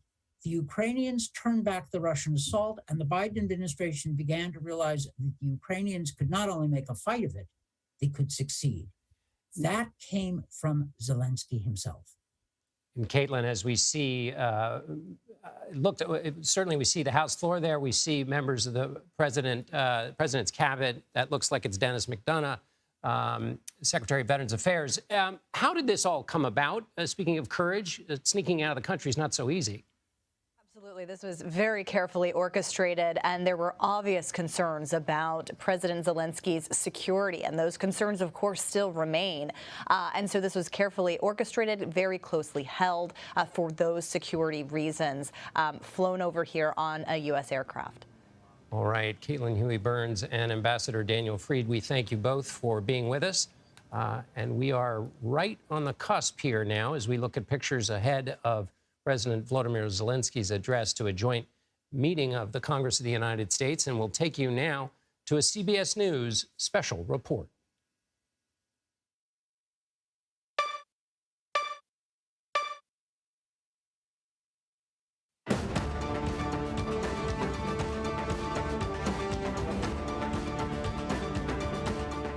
This is a CBS News special report. I'm Major Garrett in the nation's capital. In just a few moments, Ukrainian President Volodymyr Zelensky will address a rare joint meeting of Congress.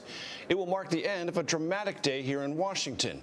This is Zelensky's first trip outside of Ukraine since the Russian invasion began exactly 300 days ago. And it comes just a day after Zelensky met face-to-face with troops on the front lines. Earlier today, Zelensky visited the White House, met with President Biden and key members of his national security team. The president promised more military aid, including at least one long-sought Patriot surface-to-air missile system. Mr. Biden said the U.S. will stand with Ukraine, quote, as long as it takes. Tonight's speech is a chance for the Ukrainian leader to thank Congress and, not incidentally, American taxpayers for their support. And it comes at a time when Russia has been pounding the Ukrainian power grid, plunging millions of Ukrainian civilians into the cold and dark of winter. Lawmakers later this week are set to vote on a year-end spending package that includes roughly $45 billion in additional emergency assistance to Ukraine. Tonight's speech is in the House chamber, as you can see. Vice President Kamala Harris is there, along with members of the diplomatic corps. President Zelensky, in a few moments, will be introduced by the House Sergeant-at-Arms, Major General William Walker. With me tonight is Face the Nation moderator and Chief Foreign Affairs correspondent Margaret Brennan. Margaret, it's worth noting that when Russia's invasion began 300 days ago, the Biden administration wasn't sure President Zelensky's government would last 3 days, That's right. let alone 300. Now he is well enough and the country is strong enough to send him here to the United States. It really is just a statement of incredible resistance, and they have defied the odds. A large part of that is because of Russia's underperformance, overestimating Russian strength, but also because of the intelligence that the United States is funneling to Ukrainian military officials, the weaponry and the funding. So the United States is not a direct player in this fight, but a direct funder of the fight and really leading the way for the West to continue to stand with them, though not directly in the fight itself. But to be clear here, Russia still controls 18% of Ukrainian territory, and it is that bit that the Ukrainians want to push Russia back from. And there is preparation underway, according to Ukrainian generals, for a new offensive by Russia as soon as next month. And Margaret, this entire trip kept tightly under wraps until just this morning. It's really incredible to have it kept under wraps in Washington. As you know, not much actually stays secret. They had talked for a while about him coming and finding the right moment, and it is so symbolic that it is this moment in Christmas week as the largest amount of aid is set to pass through Congress to date, this $45 billion, if it is approved in the next few days, but also at that key moment for his people to show that there still is this symbolic alliance, despite the political rumblings that they may be hearing as Republicans are set to gain control. And some progressives and many Republicans have started to say $100 billion. Should that funding continue in the way it has in the future, or will there be more scrutiny of it? And there's also some conversation about, are the Europeans meeting the American amount? Because it seems to many members of Congress, at least on the Republican side, that the stakes are at least as large for Europe, if not larger than it is for the United States. Well, certainly for those frontline states, they are, and there is that risk of escalation that so many of the European capitals are afraid of, that they would be the one to take that errant Russian missile, not the United States. But the other thing to say here is the European economy has felt very strongly the impact of this war, as they have had Russian oil and gas supplies cut off, some by choice, some not. So they have felt the ramifications of this, and it has been painful for them. So making some of these choices to stay committed comes at a very real cost. When someone's writing their rent check, they feel it in a real way. And you talk to ambassadors throughout the region. I have an occasion to on some instances as well. And European ambassadors will tell you, yes, maybe not in dollar amounts, but many European countries, especially those frontline states, have also taken in great numbers of Ukrainian refugees. That's not a line item thing. It's a matter of humanitarian, but it's a gesture that's important and must be calculated just the same. It is incredible, particularly Poland, a country that was not so welcoming, I will say, to a number of refugees coming from the Middle East and Africa over the past few years, but very much embracing and bringing into their homes some of their fellow Ukrainians. But it really was, as a fairly cynical diplomat said to me, I wonder if the European response would have been as robust if Vladimir Putin hadn't decided to bomb a European capital. It was that terror and that fear, because as you remember, Major, it was right up until February 23rd that European leaders were really doubting that Vladimir Putin would go ahead with this. The United States warned it was coming, and they were unfortunately correct. Margaret, I will let the audience know that what you see looks very similar to the choreography of a State of the Union address. It, of course, is not one, but what you see now are members of the Senate and House Escort Committee walking down the central aisle of the House of Representatives, which means President Zelensky is due to arrive in the chamber at any moment. That choreography, familiar, and a head of state does occasionally get an invitation to come to Congress, but this feels particularly historic because President Zelensky knows he's on the brink of seeing one chamber of Congress change political hands and wants to let them know what's on his mind. And President Zelensky has used his celebrity, his ability to communicate in a really effective way for Ukraine to really punch above their weight. And he has often gone directly to European, groups of young people and not to their leaders to appeal for popular support. Sergeant at Arms, Major General William Walker. Madam Speaker, the President of Ukraine.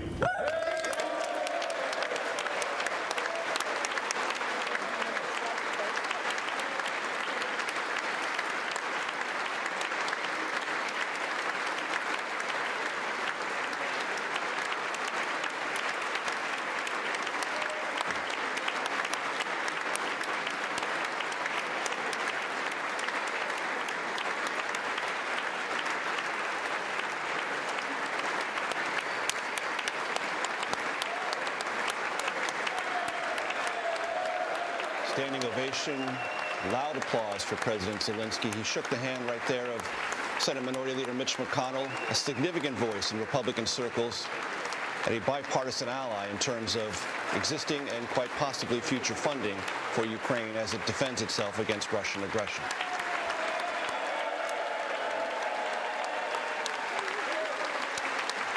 Thank you so much.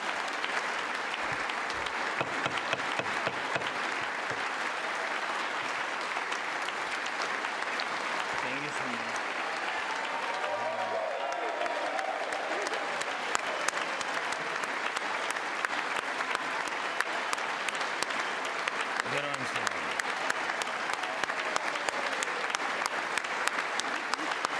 Thank you so much.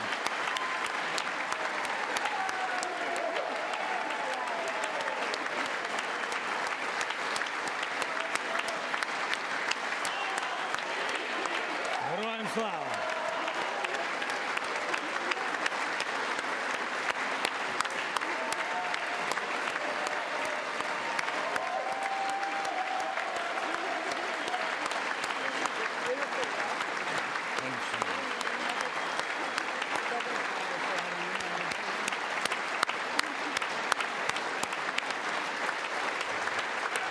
Members,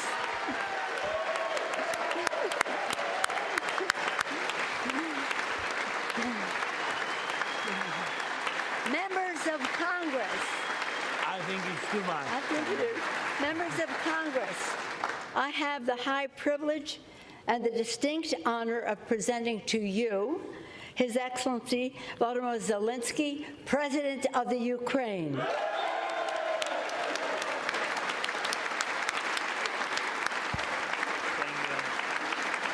Thank you so much.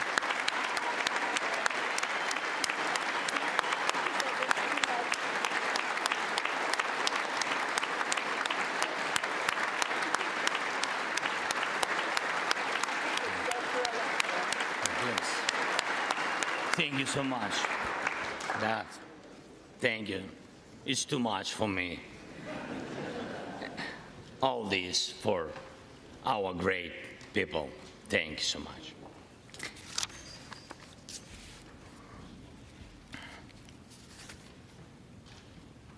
Dear Americans, in all states, cities, and communities, all those who value freedom and justice, who cherish it as strongly as we Ukrainians, in all our cities, in each and every family, I hope my words of respect and gratitude resonate in each American heart.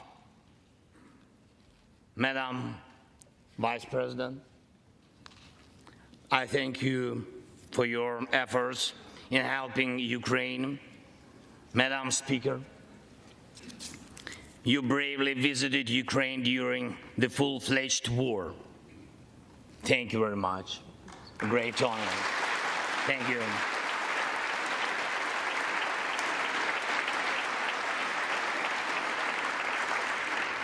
Great privilege to be here. Dear members of the Congress, representatives of both parties, who also visited Kyiv, esteemed congressmen and senators from both parties who will visit Ukraine, I'm sure, in the future. Dear representatives of diaspora,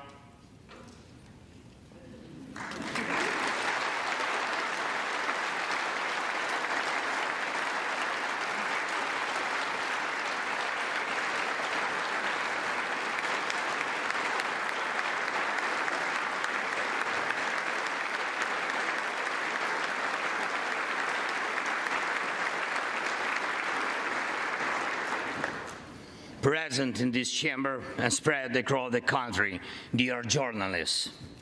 It's a great honor for me to be at the US Congress and speak to you and all Americans.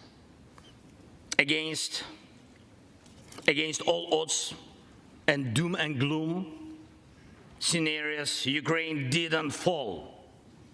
Ukraine is alive and kicking.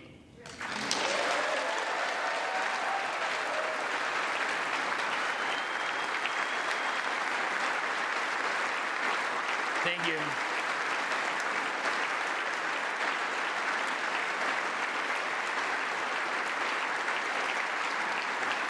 And it gives me good reason to share with you our first joint victory. We defeated Russia in the battle for minds of the world. We have no fear, nor should anyone in the world have it. Ukrainians gained this victory, and it gives us courage, which inspires the entire world. Americans gained this victory, and that's why you have succeeded in uniting the global community to protect freedom and international law. Europeans gained this victory, and that's why Europe is now stronger and more independent than ever. The Russian tyranny has lost control over us.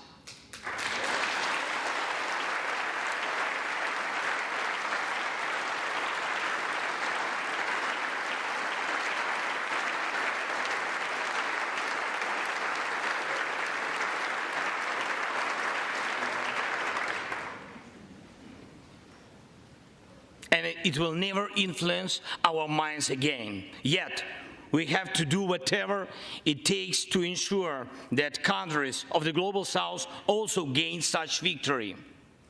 I know one more, I think, very important thing. The Russians will stand a chance to be free only when they defeat the Kremlin in their minds.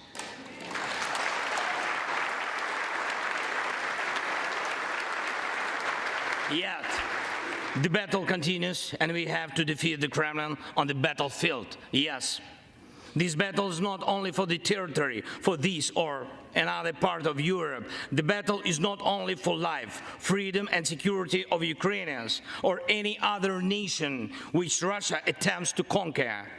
This struggle will define in what world our children and grandchildren will live, and then their children and grandchildren. It will define whether it will be a democracy of Ukrainians and for Americans, for all. This battle cannot be frozen or postponed. It cannot be ignored, hoping that the ocean or something else will provide a protection.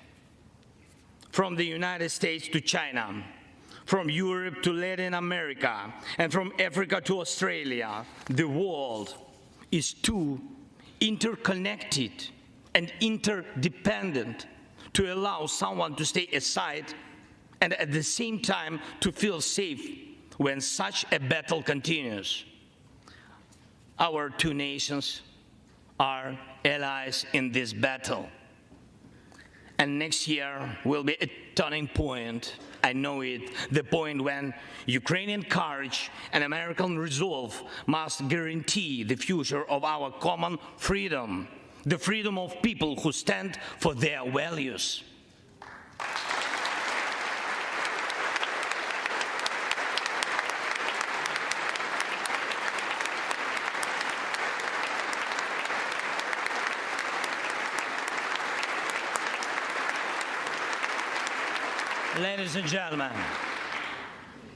Ladies and gentlemen, Americans, yesterday before coming here to Washington, D.C., I was at the front line in our Bakhmut, in our stronghold in the east of Ukraine, in the Donbass. The Russian military and mercenaries have been attacking Bakhmut non-stop since May. They have been attacking it day and night, but Bakhmut stands.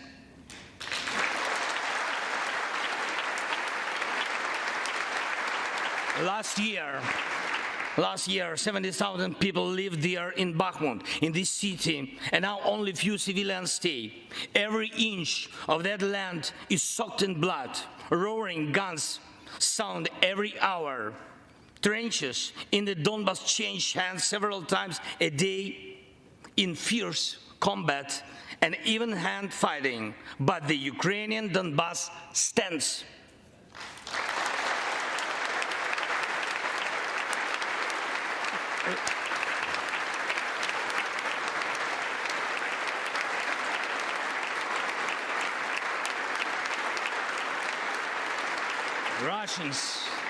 Russians use everything they have against Bakhmut and our beautiful cities.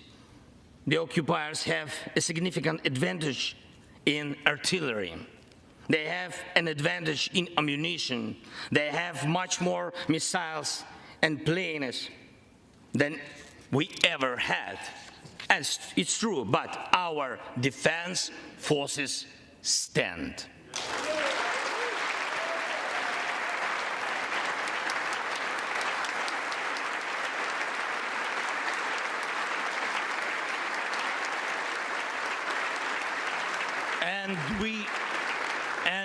And we all are proud of them. The Russians' tactic is primitive. They burn down and destroy everything they see. They send thugs to the front lines. They send convicts to the war. They threw everything against us, similar to the other tyranny, which is in the Battle of the Bulge. Threw everything it had against the free world, just like the brave American soldiers, which held their lines and fought back Hitler's forces during the Christmas of 1944. Brave Ukrainian soldiers are doing the same to Putin's forces this Christmas.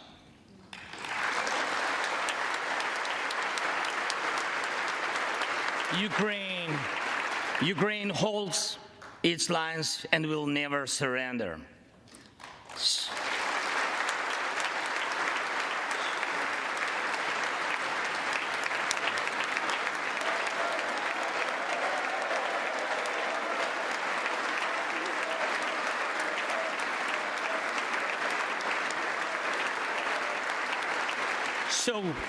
So here is the front line.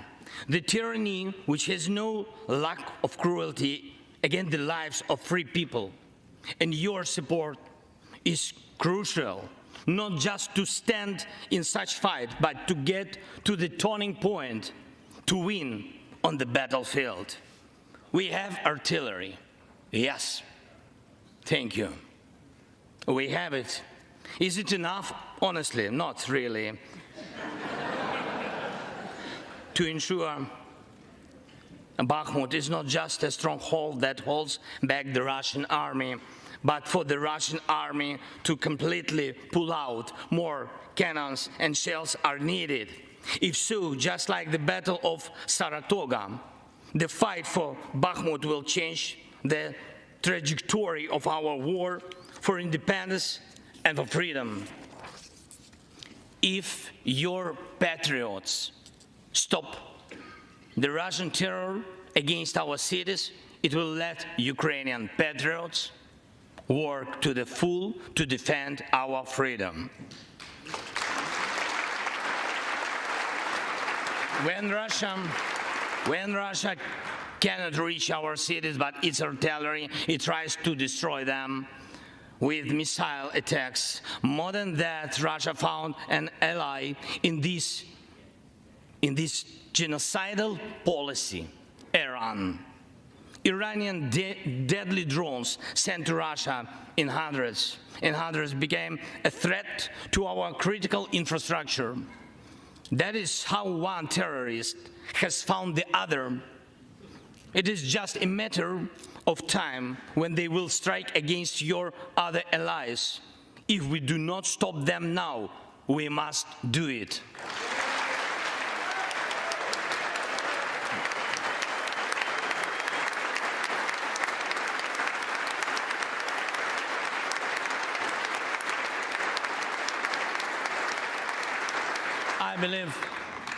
I believe there should be no taboos between us in our alliance.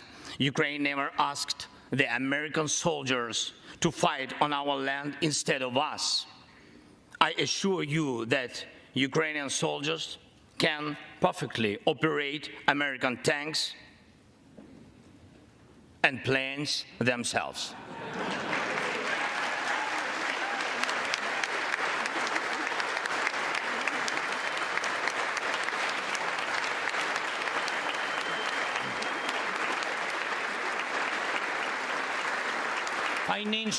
Financial assistance is also critically important, and I would like to thank you very much.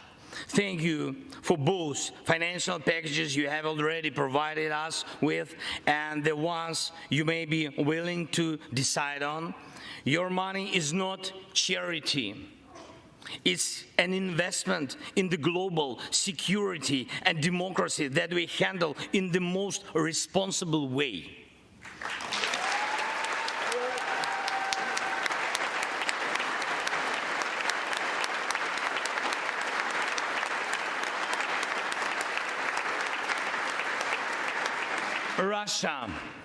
Russia could stop its aggression, really, if it wanted to, but you can speed up our victory. I know it.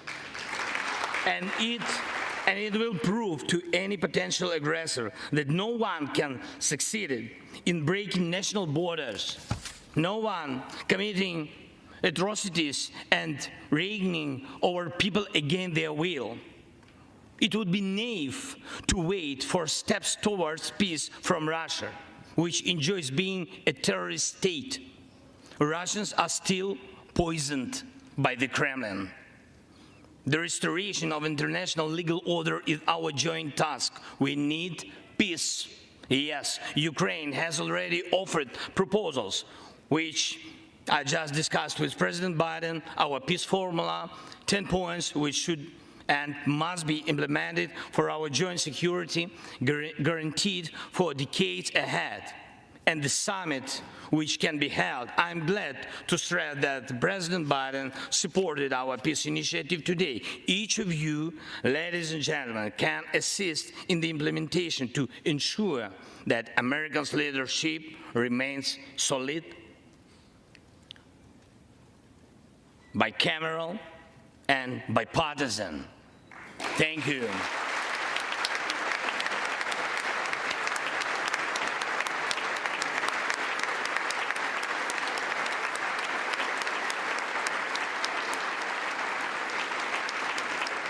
You can strengthen sanctions to make Russia feel how ruinous its aggression truly is.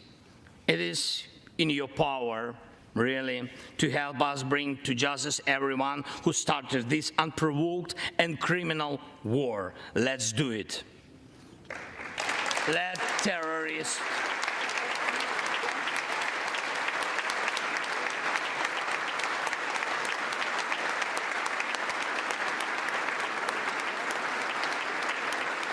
let the terrorist state be held responsible for its terror and aggression, and compensate all losses done by this war. Let the world see that the United States are here.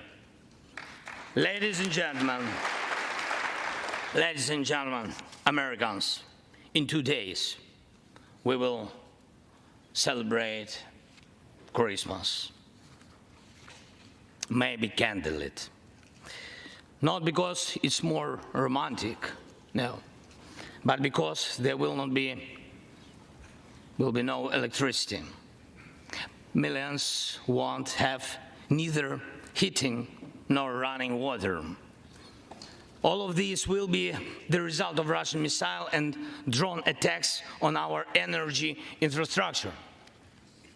But we do not complain.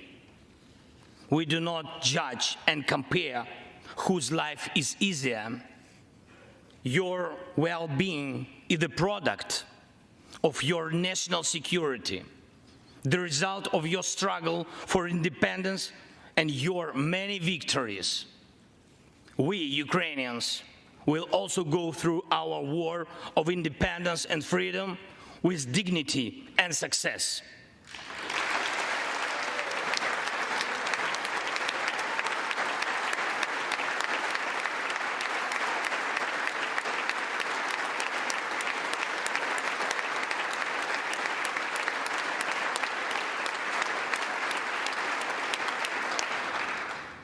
will celebrate Christmas. Celebrate Christmas, and even if there is no electricity, the light of our faith in ourselves will not be put out. If Russian missiles attack us, we'll do our best to protect ourselves. If they attack us with Iranian drones and our people will have to go to bomb shelters on Christmas Eve, Ukrainians will still sit down at the holiday table and cheer up each other. And we don't have to know everyone's wish, as we know that all of us, millions of Ukrainians, wish the same: victory. Only victory.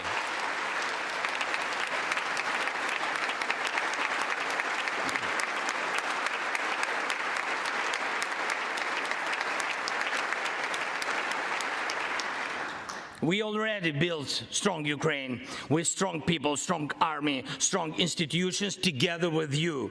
We developed strong security guarantees for our country and for entire Europe and the world together with you. And also together with you, we'll put in place everyone who will defy freedom. Put in. This will be the basis to protect democracy in Europe and the world over. Now, on the special Christmas time, I want to thank you, all of you. I thank every American family which cherishes the warmth of its home and wishes the same warmth to other people. I thank President Biden and both parties at the Senate and the House for your invaluable assistance. I thank your cities and your citizens who supported Ukraine this year, who hosted our Ukrainians, our people, who waved our national flags, who acted to help us. Thank you all, from everyone who is now at the front line, from everyone who is evading victory. Standing here today, I recall the words of the President Franklin Delano Roosevelt, which are, I think, so good for this moment. The American people, in their righteous might, will win through to absolute victory. The Ukrainian people will win too, absolutely.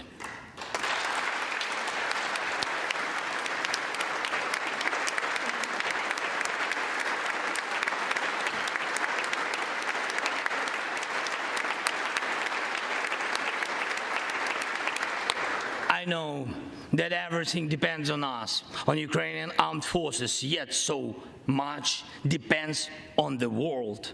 So much in the world depends on you. When I was in Bakhmut yesterday, our heroes gave me the flag, the battle flag, the flag of those who defend Ukraine, Europe, and the world at the cost of their lives. They asked me to bring this flag to you, to the US Congress, to members of the House of Representatives and senators whose decisions can save millions of people. So let these decisions be taken. Let this flag stay with you, ladies and gentlemen. This flag is a symbol of our victory in this war. We stand, we fight, and we will win because we are united. Ukraine, America, and the entire free world.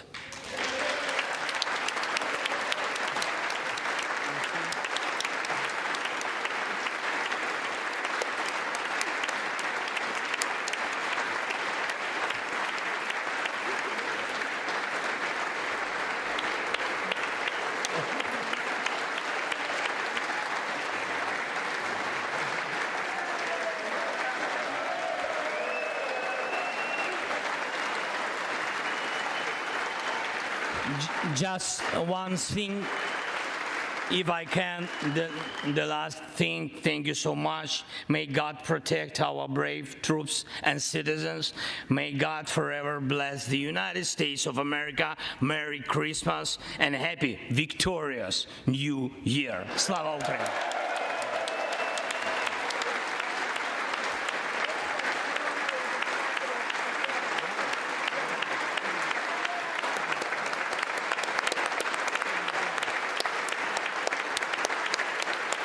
The day after Christmas, 1941, British Prime Minister Winston Churchill addressed a joint session of Congress to outline the stakes of World War II.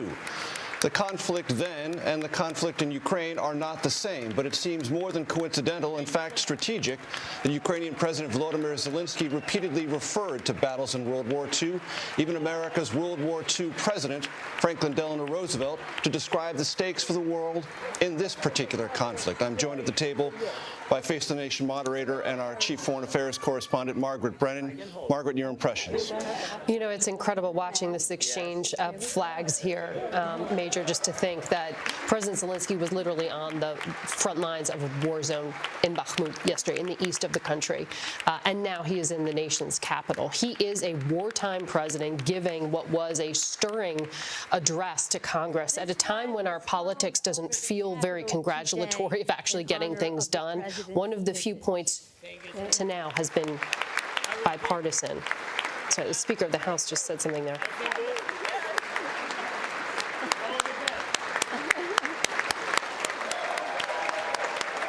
That American flag flew over the U.S. Capitol today, taken as a prized possession by the leader of Ukraine, Volodymyr Zelensky, as part of a ceremonial and symbolically deeply important for Ukrainians exchange of flags, uniting, President Zelensky hopes, America to Ukraine, not just for calendar year 2022, but as he said, calendar year 2023, a turning point, and he predicted a year of victory. It's a big prediction because they are shoring themselves up for what could be a Russian offensive in January or February, and the acknowledgement that while the war has not gone well for Russia, the UK estimates they've lost about 100,000 of their own troops to desertion or death or injury, that Vladimir Putin is continuing to double down. And so this brutal moment that Volodymyr Zelensky was describing of not losing faith, he was really seeking a connection there with the American people to hopefully keep that alliance there. He spoke in English. He rarely does that. And he appealed to that sense of holiday spirit, talking about, you know, even though we will be celebrating by candlelight, without electricity, without warmth, we know Americans want to share the warmth of their homes, that holiday spirit with us. Margaret Brennan, thank you so very much. Our coverage will continue on CBS News Streaming, your local news, and for some of you, on the CBS Evening News. This has been a CBS News special report. I'm Major Garrett in Washington.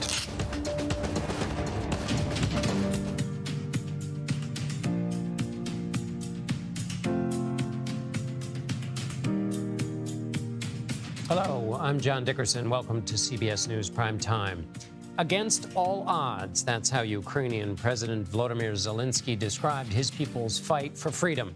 The United States Congress welcomed Zelensky with a 2-minute standing ovation on the House floor. He called on Congress to continue aiding Ukraine in their battle and thanked all Americans for their ongoing support.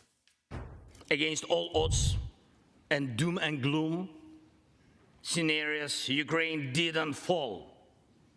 Ukraine is alive and kicking.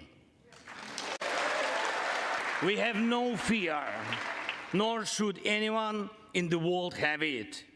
Ukraine's gained this victory, and it gives us courage, which inspires the entire world. Europe is now stronger and more independent than ever. The Russian tyranny has lost control over us. The world is too interconnected and interdependent to allow someone to stay aside and at the same time to feel safe when such a battle continues. Joining me now is CBS News senior White House and political correspondent Ed O'Keefe and Ambassador Ivo Daalder, a former U.S. ambassador to NATO. and current president of the Chicago Council on Global Affairs. Ambassador, what did you make of the speech?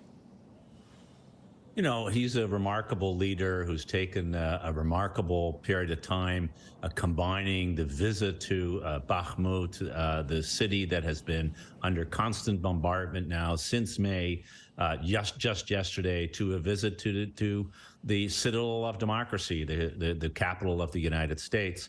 And he, I think very deftly, as he has done for so long now, linked the fate of Ukraine and what is happening in Ukraine to the freedom of not just Ukraine, but of Europe, of the United States, indeed of the entire free world, and basically made the point, as he has done so effectively before, that this fight is one that the Ukrainians are fighting, not only for them, but they're fighting it for everyone. And coming to the Congress at a time that it is debating whether to continue to support Ukraine with the financial means and the military means it needs is timely and presumably not coincidental. And Ambassador, that is singing out of a hymnal that for a long time was the main song that the American foreign policy establishment sang, and that sounding those notes would have a receptive audience. Give me your assessment of how receptive the political system is in America right now for that kind of message, that we are all interconnected and that democracy is, that this is a fight for something larger than simply the territory of Ukraine.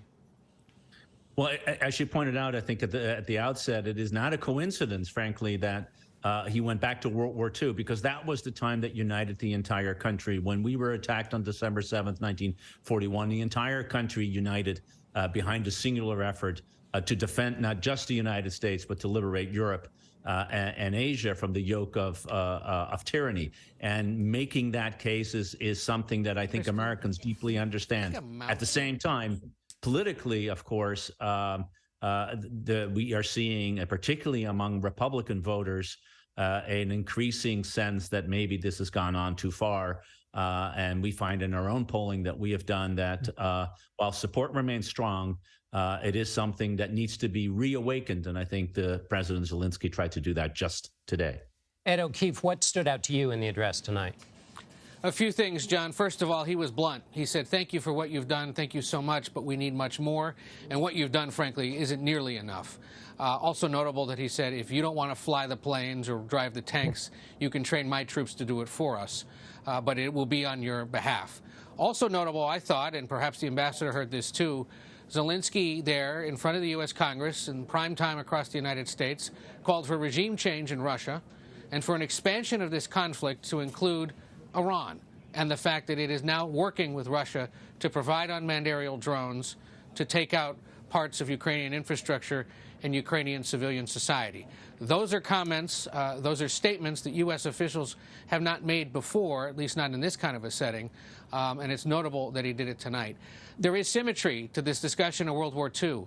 81 years ago, Winston Churchill came to Washington next week and said the United States needs to join with the United Kingdom and Europe in this fight. In her message to lawmakers, encouraging to come back to Washington for this speech tonight, Speaker Pelosi noted that her father, the former Congressman Thomas D'Alessandro, had been in the audience that day when the British leader made that speech. For those that watch these kinds of speeches and know the pageantry of them, tonight was the last time Speaker Pelosi will stand there with the gavel. So the symmetry for her in all this as well, someone who has gone to Ukraine, who spent time going to Taiwan this year to defend that democracy, that too is an element of the drama we've seen play out today.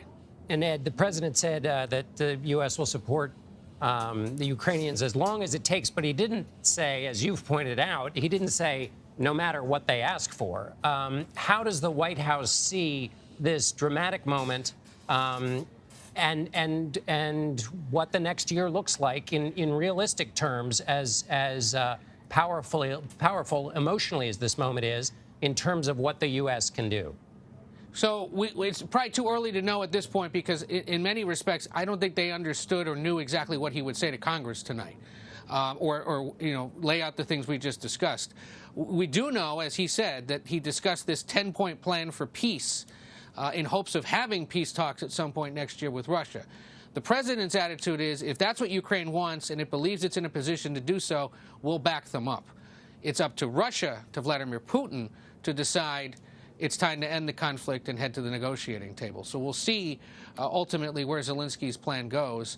Our early indication is that Zelensky in the meetings with the American president today didn't bring a laundry list of asks, but merely said thank you and let's figure out going forward how to sustain that support. I also found it notable tonight, a world leader knew to drop the words bipartisan and bicameral in an address to a Congress that's about to undergo a bit of a leadership transition, understanding the politics of the House, where there's so many Republicans now skeptical about continuing to write such large checks to the Ukrainians. Yeah. Also notable, he said there, we're responsible stewards of your money. Yeah, he used the word bipartisan quite a lot. Ambassador, as the final question to you, what does the next chapter look like? Or maybe we don't have a crystal ball, but help us think with wisdom about what the next hurdles are for the next period in this conflict.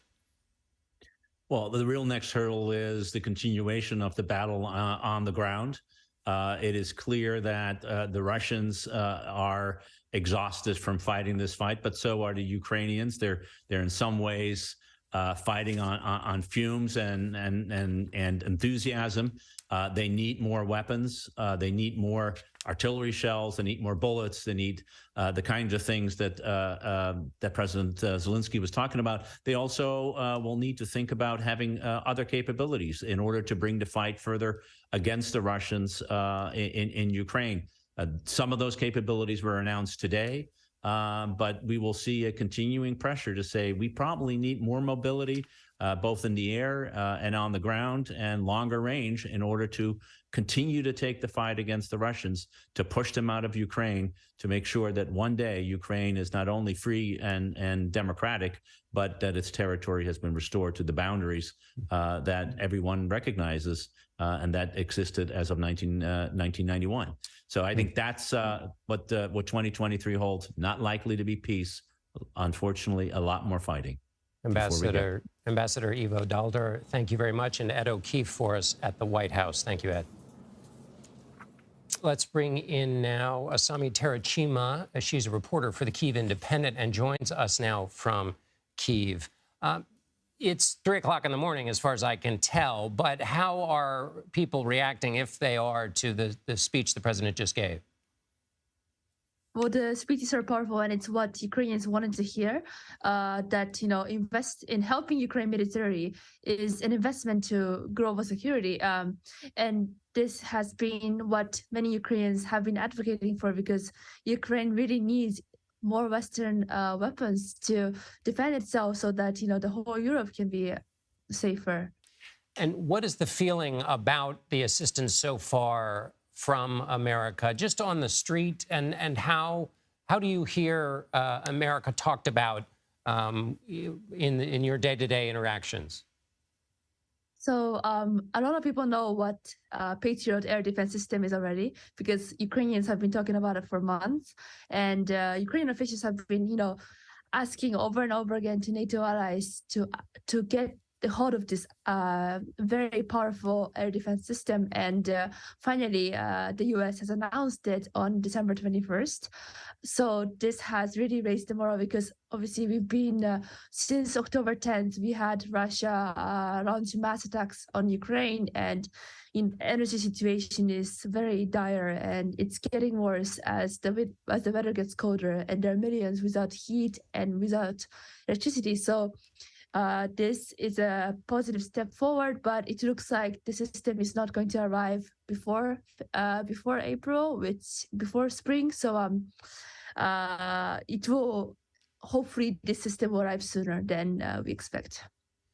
The Ukrainian people have been extraordinary in their resilience and the maintenance of hope throughout all of this. 300 days.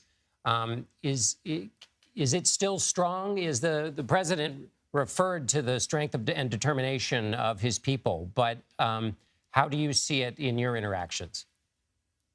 even though it's very cold, it's getting colder, and the situation with power, it makes it very difficult mentally, and also like it's just difficult to also continue working and carry on daily lives as people used to.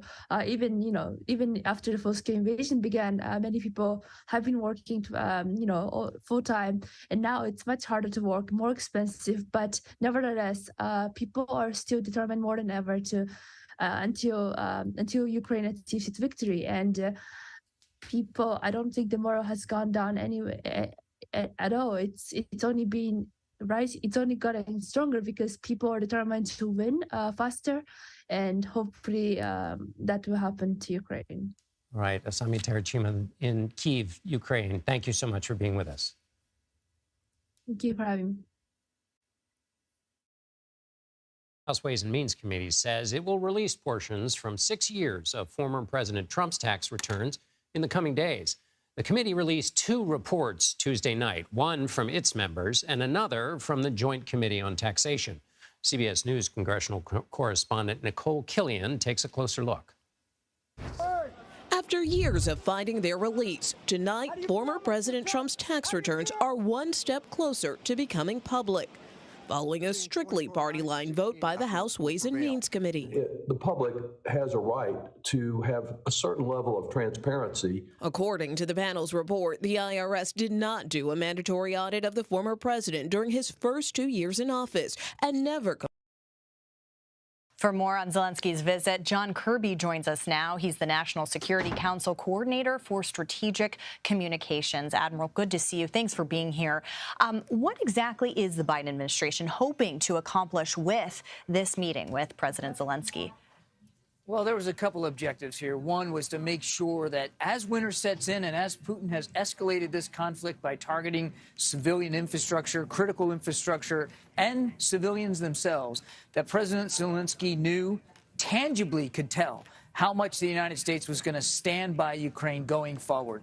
We've got an omnibus bill that's coming up. Hopefully we'll get passed through the Congress in the next day or so. That will give us another $45 billion worth of authority to go out and purchase more weapons, more capabilities for Ukraine, and provide other financial assistance. That was the main purpose, was to make sure that, again, as this war has entered a new phase, President Zelensky could tell that the American people and that this administration would stand by them.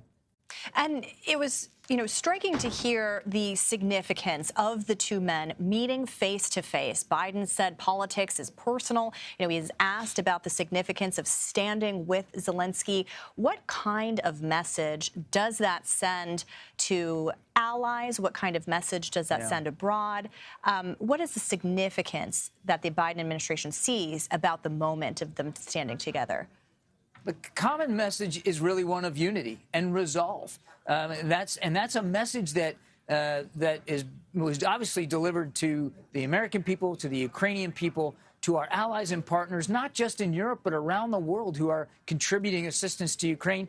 It's also a very important message for Vladimir Putin and for the Kremlin, so that they can see demonstrably, tangibly, the United States is going to stay with Ukraine. We're going to stick with them. We're going to support them. As the president said tonight, we're going to support them for as long as it takes. As long as it takes, that he has said that time and time again. But you do have some members of Congress in the Republican Party who are saying that their constituents are growing concerned about how long this goes on, how long the U.S. can continue to fund this operation, even with a strong U.S. ally. How long does this go on? What does it mean, whatever it takes? It's difficult to put a date on the calendar and say, okay, this is where it ends, because we just don't know. And the two leaders talked about that today. It's hard to know how and when this war is going to end. But we want to make sure that if and when it comes to a negotiated settlement, if Mr. Zelensky finds himself at the table across from Vladimir Putin, negotiating a diplomatic end, that he can do it with the strength that he needs and the leverage he needs. And that's why we're going to make sure that his military can continue to succeed on the battlefield. And that was the point the president was making tonight. So it's difficult to know exactly how long. But when he says for as long as it takes, the president means that. I would just add a couple of points there, though, on the Republicans' concerns that you mentioned. And clearly, they've made that known publicly. I would say that we need to appreciate the bipartisan support that we've had from Congress, both sides of the aisle, both chambers of Congress, fully supporting our efforts to assist Ukraine for the last 10 months, actually even longer than that, before the invasion even started. And we have every expectation that that support's going to continue, even with the new Congress next year. Yeah, and you heard McConnell say today that this is a top priority.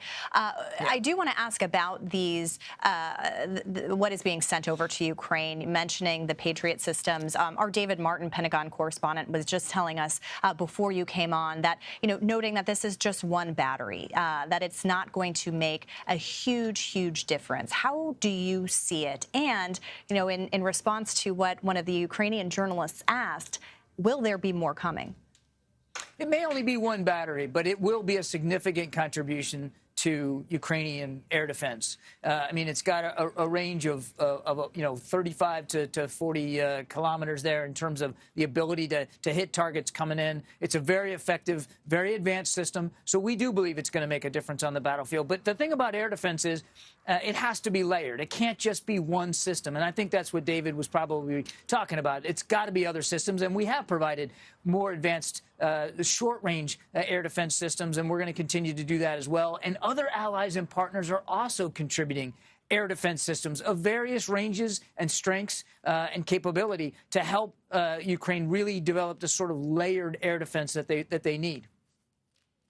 The president also said that he is, that U.S. troops will train Ukrainians to be able to use these kinds of weapons. What does that look like? I mean, there's still that commitment of no troops on the ground. That's correct? That's right. That's right. The training will be done outside Ukraine. And I think for right now, we're not getting into any more detail than that. But it'll be trained. They'll be trained outside Ukraine. As David rightly reported, that means you're going to have to take some soldiers out of the fight for a period of time to go through this training. The Patriot system is very advanced. And so we don't know exactly how long every training session is going to be, but it's going to be some weeks to get them trained up on the Patriot system, which means they won't be available to the fight inside Ukraine. But again, while you have to sacrifice a little bit to get the troops out for training, you got to think about the additional capability that Patriot system is going to bring when you put it back into Ukraine and put them back into Ukraine to actually use it. I mean, Ukraine is under constant air assault from missiles and from Iranian drones, hundreds of them, almost every day, certainly dozens every day. And a system like this will help them beat back some of those air assaults and try to protect some of that civilian infrastructure, the power, the heat that Putin is trying to turn off here in the middle of winter. And Admiral, this visit by Zelensky was so carefully orchestrated. It was held so close for security concerns. Are you concerned about his safety? I think we all want to make sure that President Zelensky stays safe so that he can continue to lead his country in the inspirational way that he has over this last year. It's really been remarkable. Again, I won't get into his personal security. I don't think that will be wise on TV, but I can say that we assisted in his travel to the United States. We will assist in his travel back home. We want to make sure that again, he can get right back at it, be the commander-in-chief that he has been, and do so for, again, as long as this is going to take. All right, Admiral John Kirby, thank you so much for your time.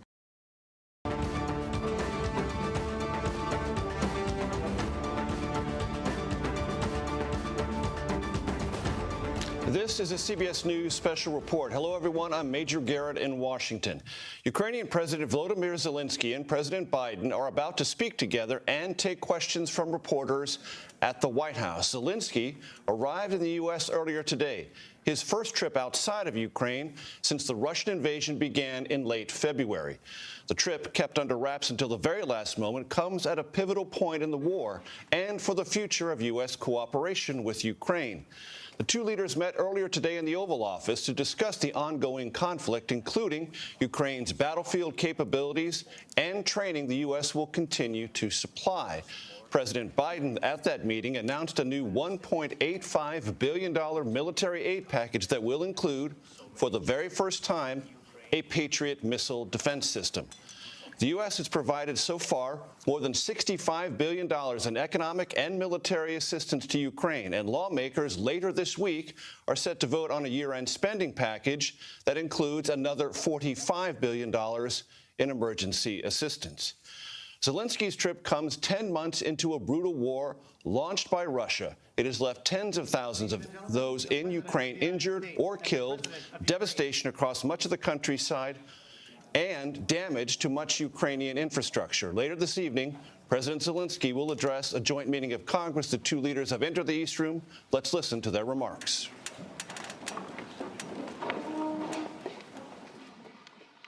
President Zelensky, I'm honored to welcome you back to the White House. We spent an awful lot of time on the telephone as well as on video, but it's good to see you in person again.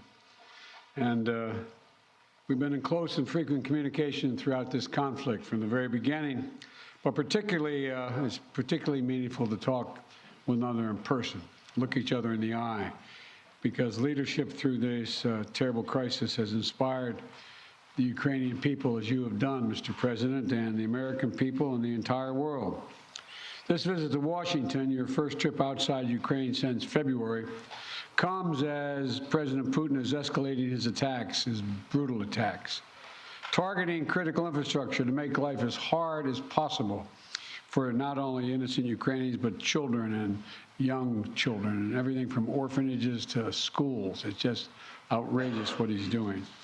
And we've, as we've heard, as we head into the new year, it's important for the American people and for the world to hear directly from you, Mr. President, about Ukraine's fight and the need to continue to stand together through 2023. This visit also falls on the 300-day mark of Russia's brutal invasion of Ukraine. 300 days since Putin launched an unprovoked, unjustified, all-out assault on the free people of Ukraine. 300 days of Ukrainian people showing Russia and the world their steel backbone, their love of country, and their unbreakable determination, and I emphasize unbreakable determination, to choose their own path. To Ukrainian people, I say to them all, you have demonstrated, you have shown your strong stand against aggression in the face of the imperial appetites of autocrats who wrongfully believed they might be able to make might right, and they're not able to do it. Thus far, they've stood alone, you know, and but you haven't stood alone. You have had significant help. We've never stand alone. You will never stand alone. When Ukraine's freedom was threatened, the American people, like generations of Americans before us, did not hesitate. The support from all across this country, Americans of every walk of life, Democrats and Republicans alike, had the resources and to rebound and resounding united way to provide unequivocal and unbending support for Ukraine. Because we understand in our bones that Ukraine's fight is part of something much bigger. The American people know that if we stand by in the face of such blatant attacks on liberty and democracy and the core principles of sovereignty and territorial integrity, the world would surely face worse consequences. And as I said, when Putin rolled his tanks into Ukraine in February, American people are prepared to have us stand up to bullies, stand up for freedom. That's who we are as Americans, and that's exactly what we've done. Even before the invasion began and Putin threatened Ukraine by building up his forces, we helped make sure Ukraine would be prepared to defend itself, even before they crossed into Ukraine. We provided a steady stream of defensive weapons, including air defense systems and artillery, ammunition, and so much more. And we've not done it alone. From the very beginning, the United States rallied allies and partners from around the world to stand strong with Ukraine and impose unprecedented, and I emphasize unprecedented, sanctions and export controls on Russia, making it harder for the Kremlin to wage this brutal war.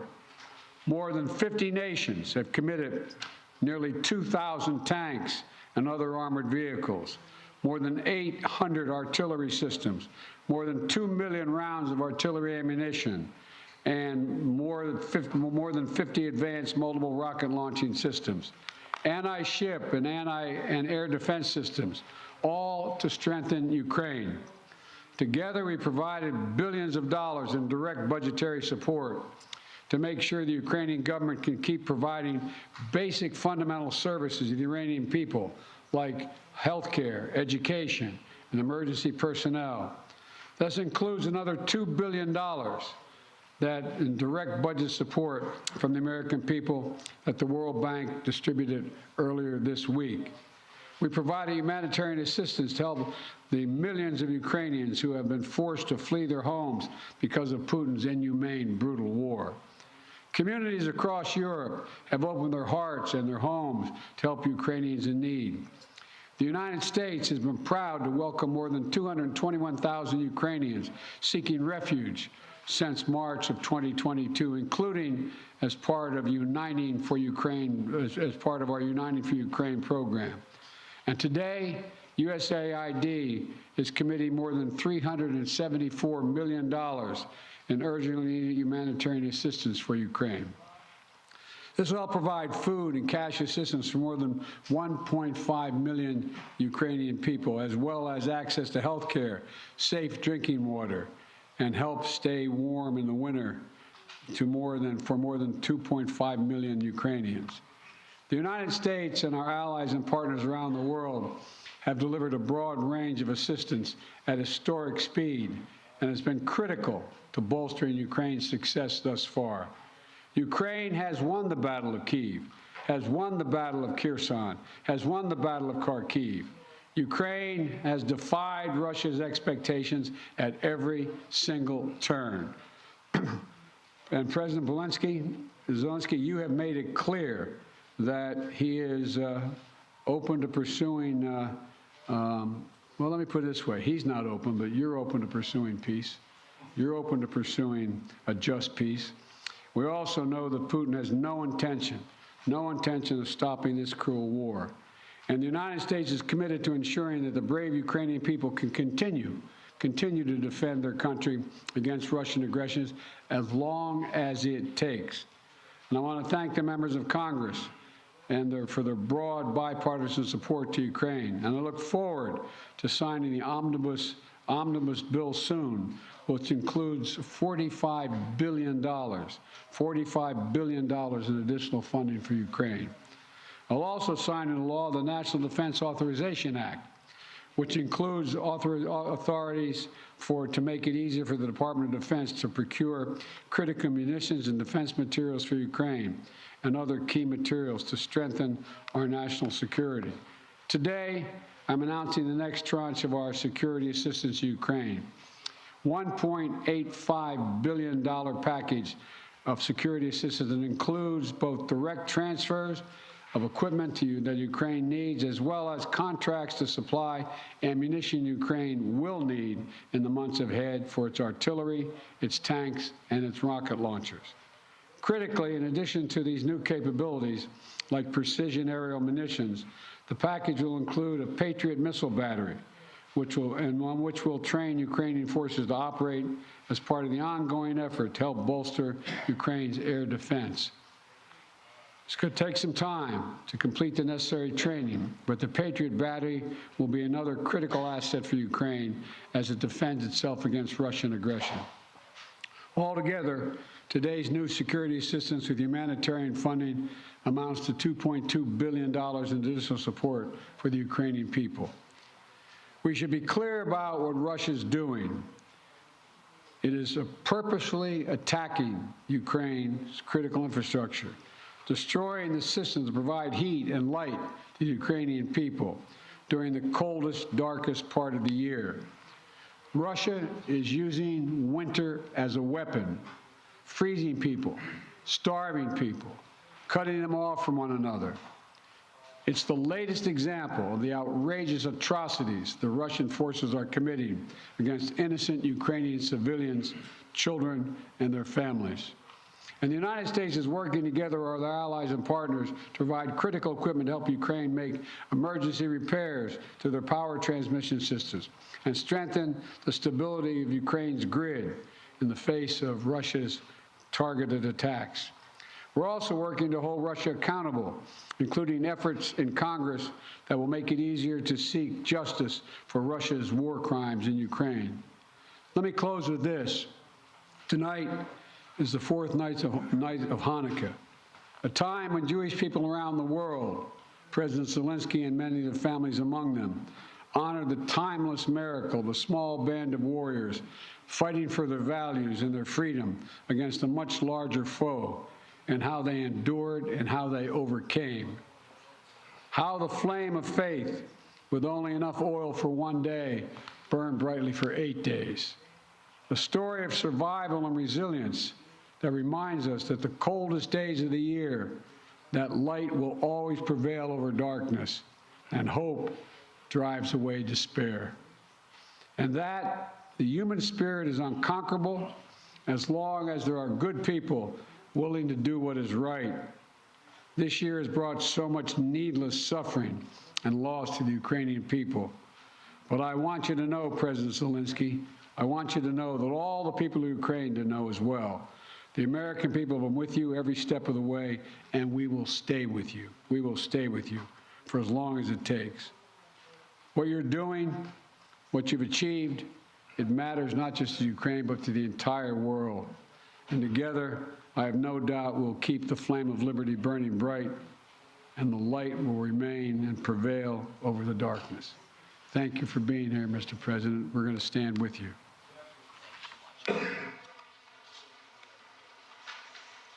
Thank you. Dear Mr. President, please put on the equipment. Once again, Mr. President, President Biden, audience, journalists, ladies and gentlemen, I came here to the United States to forward the word of thanks to the people of America, people who do so much for Ukraine. I am thankful for all of this. This visit to the United States became really a historic one for our relations with the United States and the American leadership. In the last 30 days of this war, we have started a new phase of our interrelations with the United States. We became a real partners and allies with the content. And I felt today during all of my meetings and during our talks. Once again, I would like to thank Mr. President, President Biden, for his candid support and what is very important, the understanding of Ukraine, and for the support of the international coalition to strengthen international law. I am grateful to President Biden for his personal efforts, his steps that unite the partners and global South. When all countries of the world take some position and are focusing on cooperation and mutual understanding, this is very useful for all of the countries, for Ukraine, for the United States. I want to thank the Congress for bipartisan, bicameral support, and I am looking forward to good meetings with the members of the Congress and their support. This is the visit that I'm here today to meet with the Congress. The main issue during my today's talks is to strengthen Ukraine. Next year, our movement forward to fight for our freedom and independence. I have good news returning home. President Biden announced a new package of defense support, about $2 billion, and the strongest element of this package is the Patriots battery systems, something that will strengthen our air defense significantly. This is a very important step to create a secure airspace for Ukraine, and that's the only way we would be able to deprive the terrorist country and their terror attack to strike our energy sector, our people, and our infrastructure. We had a very good negotiation and talks about our strategic steps, which we discussed with President Biden, and what we expect next year and for what we are preparing. This is very important for all Ukrainians, and I am hopeful. And once again, thank you, Mr. President, for 45 billion, because this is a big assistance, and I hope that the Congress will approve this financial assistance for our country. This is almost 45 billion. Thank you very much for that support. Every dollar of this investment for the United States is going to be a strengthening of global security. I know that the American leadership will be strong and will play an important role in global scope. And the United States will help us to defend our values and independence. And regardless of changes in the Congress, I believe that there will be bipartisan and bicameral support. And I know that everybody works for this. And of course, during all of my meetings today, we discussed issues of standoff against terror of Russia, the destruction of our energy infrastructure. We need to survive this winter. We need to protect our people, and we need to be very specific in this area. This is a key humanitarian issue for us right now. This is the survival issue. We are discussing sanctions and legal pressure on the terrorist country, Russia. Russia needs to be held accountable for everything it does against us, against our people, against Europe and the whole free world. And it is very important that we have the peace formula, and for that we offer very specific steps what America can do to help us to implement them. We propose global formula for peace summit. I'm thankful for our American counterparts that they feel us and understand how important it is to continue and stay on course and work on integrity of the country and international rule of law. We will also need, as soon as our defense capabilities will be strengthened in the next few months, I don't want to discuss it in details right now. I believe you understand why, but I am very grateful to President Biden. Thank you for your attention to all of these issues. Glory to Ukraine. Thank you very much, Mr. President. We're going to take questions from 4 different reporters, and I'm going to start with Alex of Yahoo News. Thank you, Mr. President. In 2022, you presided over a bipartisan international coalition to support Ukraine. How will you keep that coalition from fraying in 2023? And President Zelensky, welcome to Washington on this beautiful winter day. What is your message to the American people? Well, answering your questions first, I'm not at all worried about holding the alliance together, NATO and the European Union, as well as other nations. Європейського Союзу. I assume this is simultaneous. All right. Okay. I've never seen NATO or the EU more united about anything at all, and I see no sign of there being any change. We all know what's at stake here. Our European partners, all the more so. They fully understand it. This is about, we've never seen a major invasion of a European country since World War II. And they see no signs that Putin is going to do anything to change that unless we resist and we help the Ukrainians resist. We all know what's at stake, the very idea of sovereignty, the UN Charter. Putin thought he would weaken NATO. Instead, he strengthened NATO.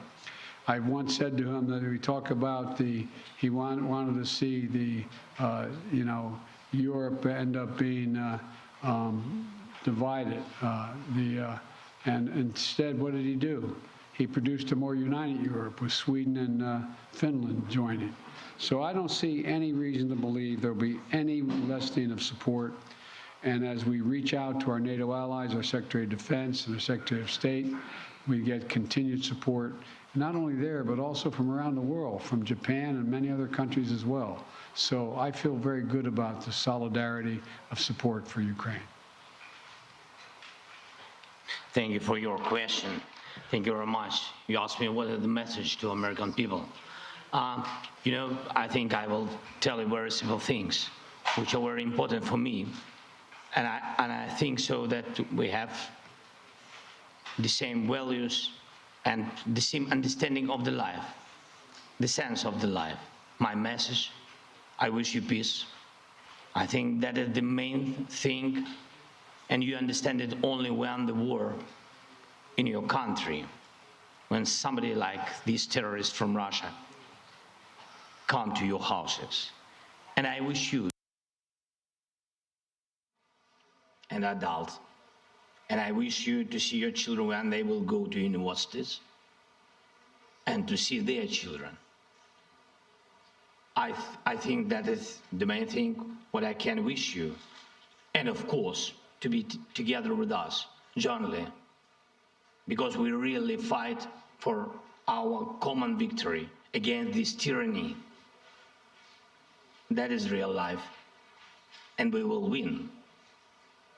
And I really want win together. Thanks so much. Not want, sorry, I'm sure. You call on one of your people, press person? Yeah. Будь ласка. Інтер. Yeah, thank you. Dmitry Anopchenko, Ukrainian television. President Zelensky, President Biden, I got a question to both of you, but firstly, as Ukrainian, and I mean it, I want to thank the United States for supporting my country. And, you know, my family is in Ukraine, and I definitely understand they will not be alive today if America will not support my country, both politically and militarily. So thank you for this. It's honest. And as of my question, we enter a new phase of this war, and you definitely discussed today which path to choose, how the war could come to an end, and what's next. Will it turn into a new counteroffensive or some kind of peace talks? So, Mr. Biden, Mr. Zelensky, could you share your vision? What's the fair way to end this war, and how do you understand this word's fair peace? Thank you. My view. Your guy. I think we have. I see. Although I like him very much already.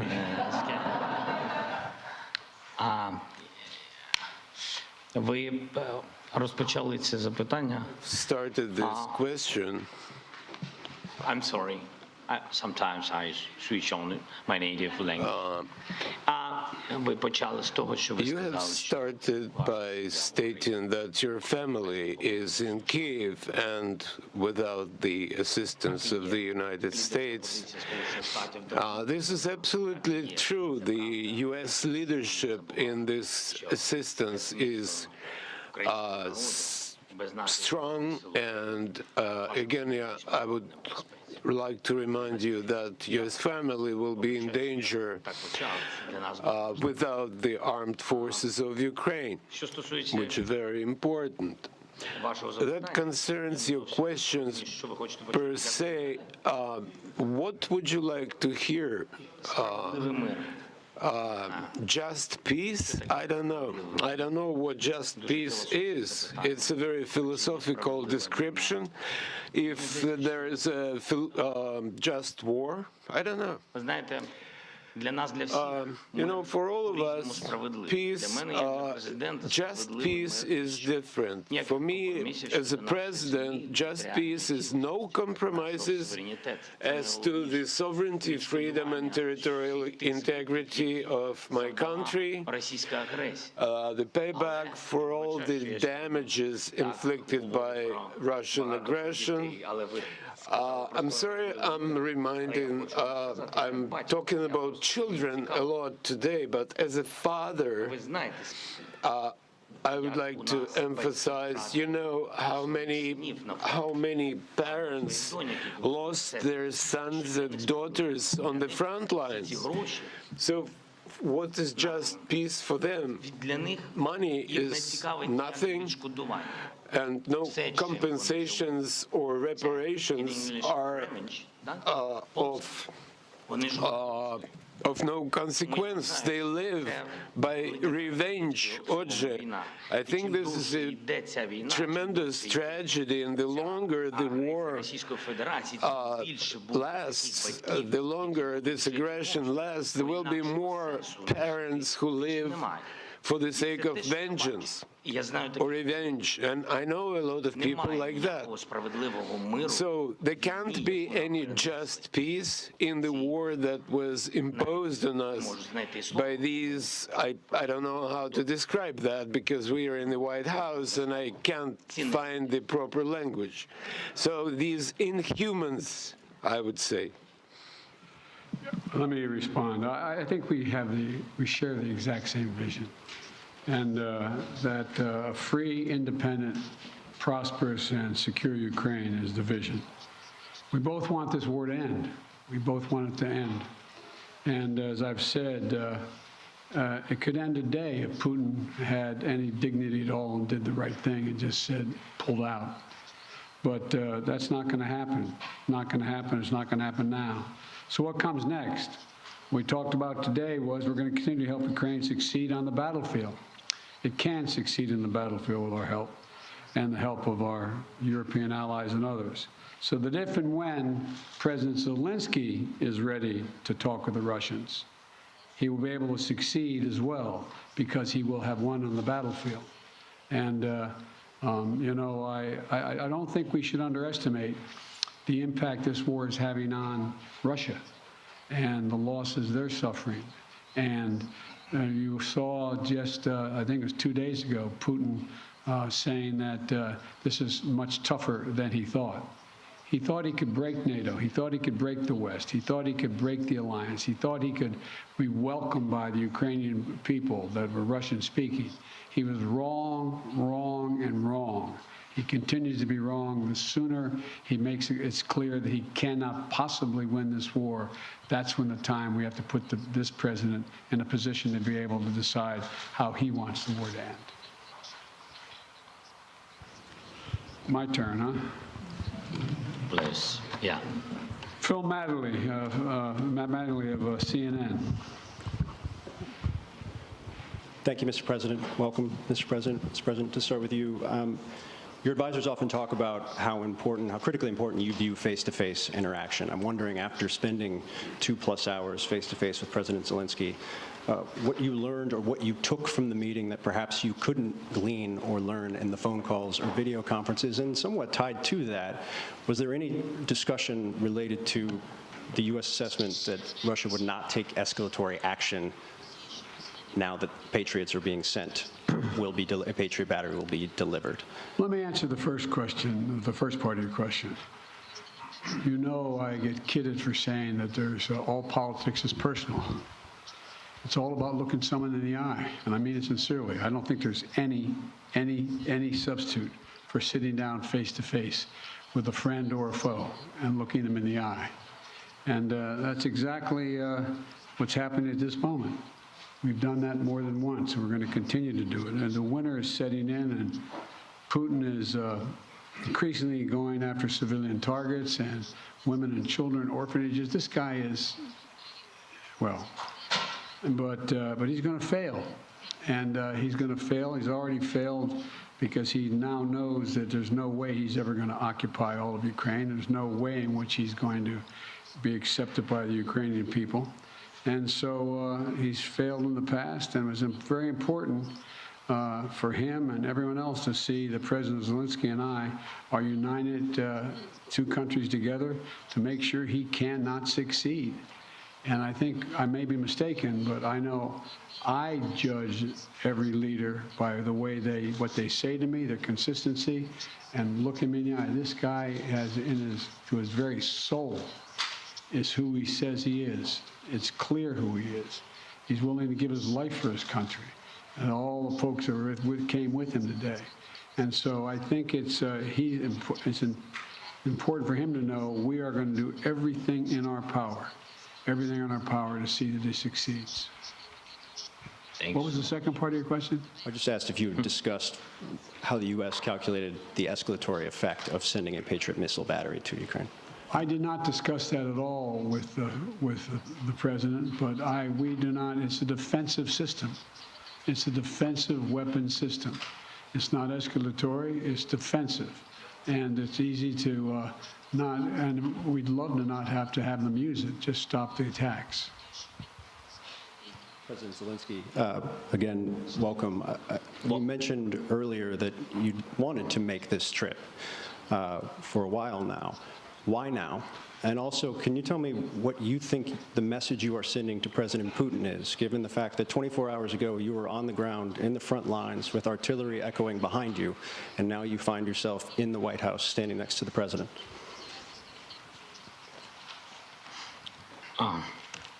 Thank you very much for your question. As to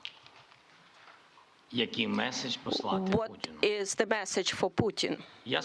I am standing here in the United States with President Biden on the same podium because I respect him as a person, as a president, as a human being for his position. And for me, this is a historic moment. I can send messages to President Biden. For example, if it's not serious, you said, what's going to happen after Patriots are installed? After that, we will send another signal to President Biden that we would like to get more Patriots. That is our life. We are in war. I'm sorry. I'm really sorry. That is my appreciation. Що стосується президента Путіна. President Putin. In 2019, we had a Normandy meeting. In 2019, I became the president of Ukraine, and at that time, we were sending maximum messages to President Putin, telling him that there shouldn't be a full-scale invasion, to stop aggression, to renew our territorial integrity, to find diplomatic solution. God forbid, we should not have a full-scale war. At that time, he said it won't happen. He was lying. So what kind of message I can send him after he actually destroyed our life, is destroying our life? He can even go further, somewhere where the Soviet Union stayed before this, so he might want to invade those territories too. I believe that there is something mortal about his inadequate approach to the world. Why we need to send him a message? He needs to be interested in getting attention from the world, because he is not a subject of civilized people. He should be interested in trying to save something of his culture and history of his country. So that's his problem now. This will be the last question. Olga Koshelenko, 1+1 TV channel. When the full-scale invasion started, U.S. officials said that Ukraine cannot receive Patriots because, as you said, it might be unnecessary escalation. And now it is happening. Right now, today, it is happening. And now Ukraine desperately needs more capabilities, including long-range missiles, ATACMS. Maybe I sound naive, but can we make a long story short and give Ukraine all capabilities it needs and liberate all territories rather sooner than later? Thank you. Well, his answer is yes.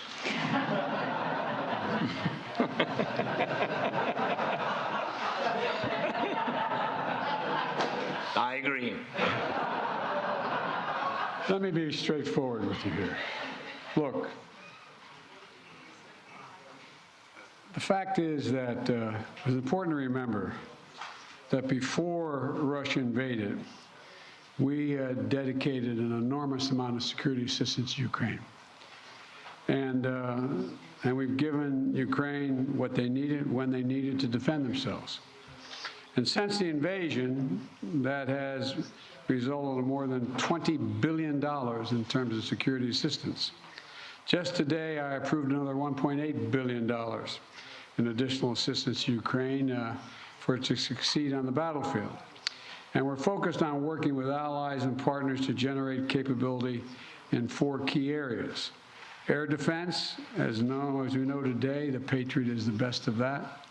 Secondly is to, and we're looking to do more, we provided hundreds of advanced artillery systems and from dozens of countries.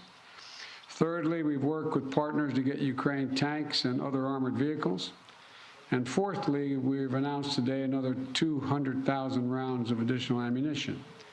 Now you say, why don't we just give Ukraine everything there is to give? Well, for 2 reasons. One, there's an entire alliance that is critical to stay with Ukraine. And the idea that we would give Ukraine material that is fundamentally different than is already going there would have a prospect of breaking up NATO and breaking up the European Union and the rest of the world. We're going to give Ukraine what it needs to be able to defend itself, to be able to succeed and succeed in the battlefield. And the other piece of this is, you may recall, one of the reasons why I have spent, well, I won't tell you the calculation, but I've spent several hundred hours face-to-face with our European allies and the heads of state of those countries, and making the case as to why it was overwhelming in their interest that they continue to support Ukraine. They understand it fully, but they're not looking to go to war with Russia.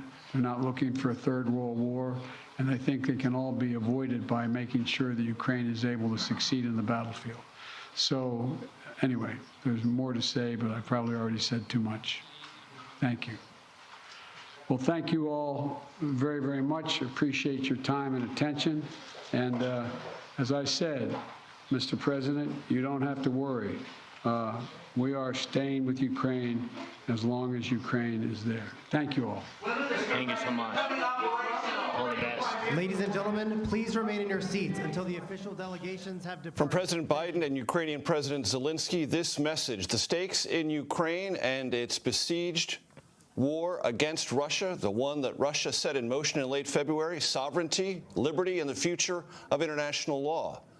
And in that matter, President Biden predicted that Russian President Vladimir Putin, who launched this war, will fail. And President Zelensky, when asked about what a just peace is, said he doesn't know what that could be because this is an unjust war, and that he wants to prevail on the battlefield. Joining me here at the table, Face the Nation moderator and Chief Foreign Affairs Correspondent Margaret Brennan.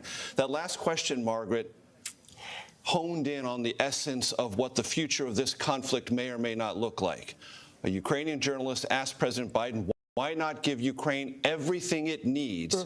Because with this announcement of one Patriot missile defense system, the United States is ruling in something it had previously ruled out. That seems to be the heart of this whole matter. That's right. The United States is the pace setter when it comes to arming Ukraine. European countries look to the U.S. and say, what have the Americans given? And then they give behind that. But really, the essence is, if you want the war to end, which is Zelensky's position, let's win on the battlefield. President Biden was a bit on the defensive there in responding to that question, because that reporter zeroed in on exactly the system she knows Zelensky's asking for, the ATACMS, the surface-to-air tactical missiles that could be used offensively. And that is what makes the Europeans uncomfortable. When President Biden was talking about there's an entire alliance and that this could risk breaking it apart, he's referring to the idea that some in Europe are afraid still of this escalating into a direct conflict with Russia that could draw in NATO. That has been the boogeyman that has kept the West from directly intervening in this war. But let's be clear, the United States, as you laid out, Major, has poured in, once Congress approves this package, about $100 billion in financial aid, largely in the form of weapons, but also in the form of intelligence, also in the form of just keeping the lights on. It costs about $5 billion a month just to keep that government up and running and not imploding, and also just to keep some lights on for some part of the day. It's 26 degrees in Kyiv right now. It is freezing, and about 70% of that country only has about 3 hours of electricity electricity per day. We're going to go to Ed O'Keefe US in is the East keeping Room in them just going. 1 second. But Margaret, is there not tension between the representations from President Biden? We want to give Zelensky the wherewithal to negotiate something based on strength and not providing everything that Zelensky says he needs to achieve that? There is, and I thought you heard a little bit of edge in President Zelensky's voice when he was asked about that term. I don't know what just peace is. And talking about that you can't talk about a financial package that does away with the pain that parents feel. But President Biden did smooth that over, saying we both want to get to the same place, and this will be on Ukraine's terms. But he is revealing a bit of the tension behind the scenes with the United States trying to see if there is any diplomatic pathway forward. And to date, the CIA director most recently met with his Russian counterpart and said there is no sign of diplomacy at this point. The war's not going in Russia's direction, but Vladimir Putin's not folding.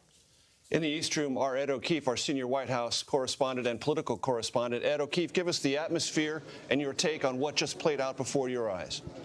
Well, I think, as Margaret said, a pretty stark contrast there in where Ukraine would like President Biden to be and where President Biden and the Western world, in essence, are in terms of their willingness to engage in this as much as they can. The Patriot missile battery today is a big symbolic and operational step, and one that the president was happy to talk about. But you saw President Zelensky say, give me more. We need it.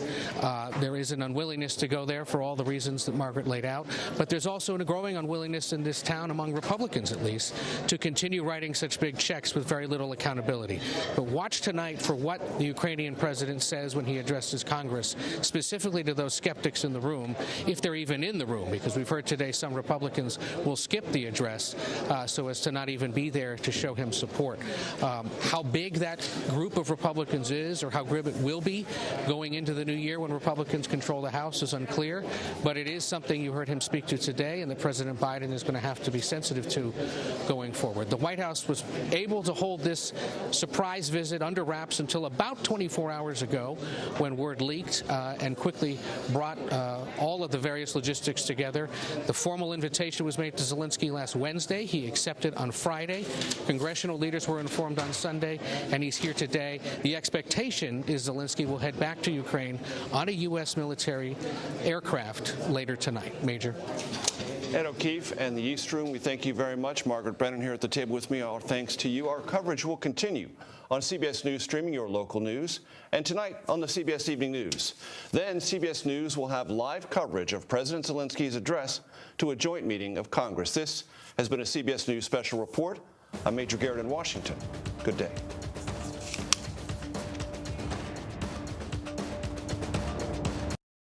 The war, they were asking for a no-fly zone over Ukraine to stop Russian bombs from falling on their cities. Yeah. I think he's come to the realization that in order to institute a no-fly zone, you have to be willing to shoot down a Russian fighter jet, right? Yeah. Someone has to make that no-fly zone happen. Someone has to be the bad guys, and there's just not, as supportive as NATO has been in this conflict, that's not something they've been really careful about trying not to engage Russia directly. Mm-hmm. One of the other things they've up until this point not been willing to do is send them these Patriot missile batteries as an air defense system.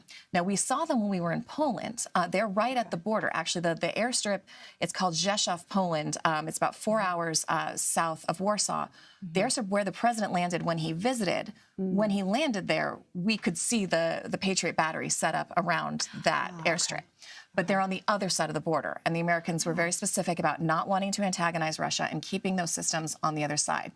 As this conflict has progressed, as it's prolonged, as we've seen the Ukrainians really successfully push back Russian ground forces, but are still getting hit in the cities, civilian targets, power grid. The power grid has really been taking a hammering, and they're hoping by giving them these Patriots that they will be in a better position to fight back against that specifically. Partially, I think, because they've done so well in the ground war. This is the piece that they're missing. This is the piece they can't defend themselves against. Okay. So this will be a huge part. We're also seeing this $2 billion aid package, which is the biggest one so far. Yeah.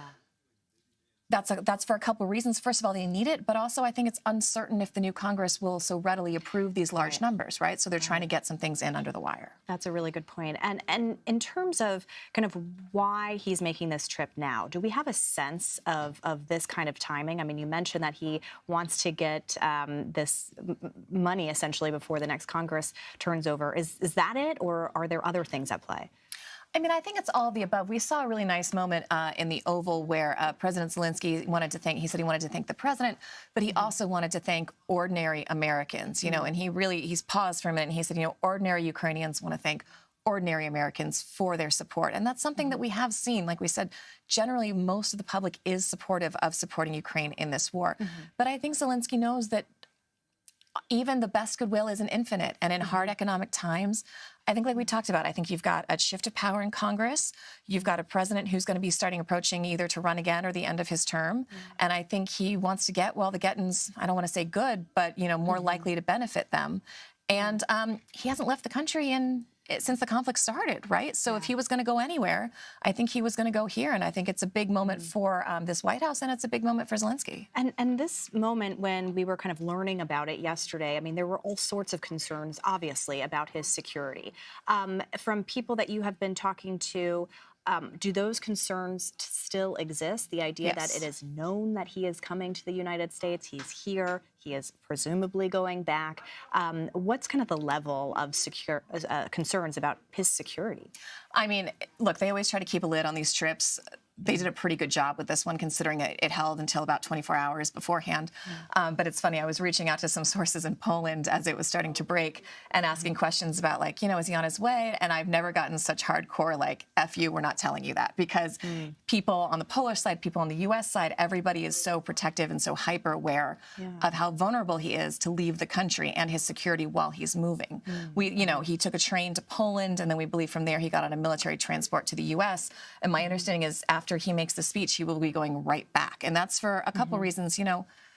We've seen in a lot of uncertain political combat kind of fluctuations in countries, you just don't want the head of state out of the country. It's the optics of it. It just leaves a power vacuum at the top. He's got really good command and control. He seems to have, a loyal group around him. We haven't seen a lot of fluctuations in that group. It's been the same foreign minister, the same generals working with him. You just never know. There's so many uncertainties when you leave the country, and you don't want to give Russia the opportunity. That's the moment to really amp up their bombing campaign, and the optics of, being out of the country while your citizens are under fire is just never good. But obviously he thought that his messaging here today, his outreach to the American public, was important enough for him to take the risk. And, what does this mean for Biden? I mean, we've talked a lot before about he campaigned, and then when he came into office, made at this point that America was going to be back, in his words, that, the Biden administration has touted its perceived successes in rallying Europe, rallying allies around them in defending Ukraine and supporting them. What does this mean for Biden at a time where that people had been focused on domestic issues here, and there could be this kind of fear of dissipating support for this kind of thing? I think you can look at this a couple ways. The Biden administration has been very successful with its Ukraine policy, with what it wanted to do in Ukraine. But one of the things that has hampered them is, even before the conflict began, we had the withdrawal from Afghanistan, and we had Biden going out and very clearly saying, I will not put ground troops into Ukraine.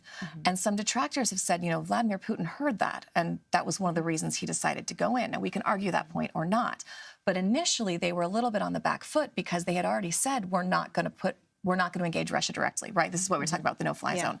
We're not going to go in there. We're not going to put ground troops on. So we're going to support Ukraine, but we're going to have a backstage role in this conflict. We don't want to go in and intervene directly. So that's something that the Biden administration has done successfully, given that was the policy that they wanted to do going in.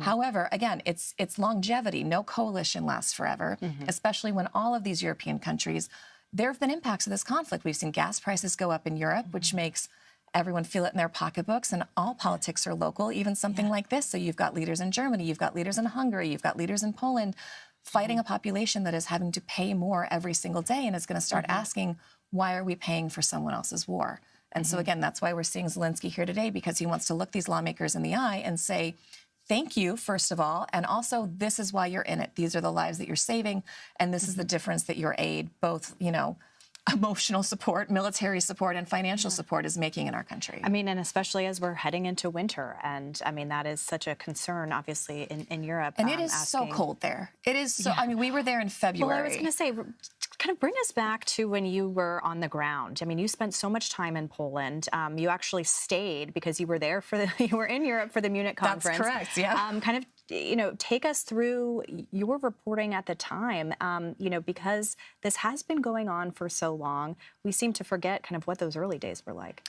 It was really, really uncertain. And, when we were there, so we literally were there the day after the bombs hit because we'd been in Germany for the Munich Security Conference. We were kind of holding because there was still this hope that Lavrov and Blinken, the Russians, the Americans, were going to have another meeting and they were going to be able to stave off this crisis. And, our colleagues in the London Bureau were hearing from their sources. I was hearing from my sources in Ukraine. Nobody believed this was going to happen up until the day it happened. So people hadn't really left. So when we got to the Polish side of the border in the days after, people coming over were they just couldn't believe it. They were just so shocked because in their minds and in a lot of our minds, there seemed to be no real impetus for this war, right? You have the Russians saying they were going in. They had this whole, motivation kind of retroactively put onto a conflict that was, Putin wanted to, whatever Putin wanted to. Anyway. But it wasn't clear. It wasn't like a conflict that people saw coming. And especially because up until this point, Russians and Ukrainians have been so close. And there are so many Ukrainians who live in Russia and so many Russians who live in Ukraine. I'm so sorry, Ukraine. I remember when we were there, my translator was talking to some folks. And at one point I asked her, because I could tell a little bit, but not really. I said, okay, how much of that was Ukrainian and how much of that was Russian? And she said, oh, I don't know. We just speak both when we need to. And that's how fluid the cultures were. And now you're really seeing this division, and you're seeing the longer we were there, and I don't know how much longer we have until we're seeing the president, but the longer we were there, the more people were coming across with a very different attitude. They were less shell-shocked, and it was more like, okay, this is our reality now, and how do we deal with it? And of course, you have to think about the fact that it was mostly women and children because the men of fighting age were prevented from leaving. They all had to stay behind. And can you give us a sense of, and I know, we don't have that much time, but can you give us a sense of where things are in this conflict at a time that Zelensky is making this appeal? That's a really good question. That's another thing that Zelensky is going to be asked by Americans, by members of Congress is, if we keep supporting you, can you win this war? Right. Is it a winnable war? Because it's been fought to an extent to a stalemate, right? Russia has been pushed back largely to a little bit further, but largely to those territories they control. And it seems to be in kind of a static point. So hopefully, I'm sure the Ukrainians are hoping these new weapon systems will help change the status quo. But President Zelensky is going to have to convince U.S. lawmakers, especially the more skeptical ones, that this is a fight Ukraine can win, because otherwise, what is the point of continuing this support if in the end it's not going to work? And issuing some kind of timeline, perhaps, exactly. Right? As we said, goodwill is not infinite. Right. Is that something that you think that he can give when he's speaking today? Or is that something that, there's just no clear answer? But to your point about needing this assistance to at least be able to, get to a point where it's winnable. I think what we've seen from the Ukrainian military has been remarkable by all standards. And, even Putin, I think it was either today or yesterday, had a press conference where he admitted, the Russian military made some mistakes in Ukraine. And just the fact that this is one of the biggest standing armies in the world, and Ukraine has been able to not only fight them off, but push them back, gives people a lot of confidence and might be something Zelensky can use to argue, like, if we had the right tools, look what we've done with so little, we can keep doing this, we can win this war. And we, thank you so much, Christina. We are seeing the president now. We want to take you live now to a CBS News special report.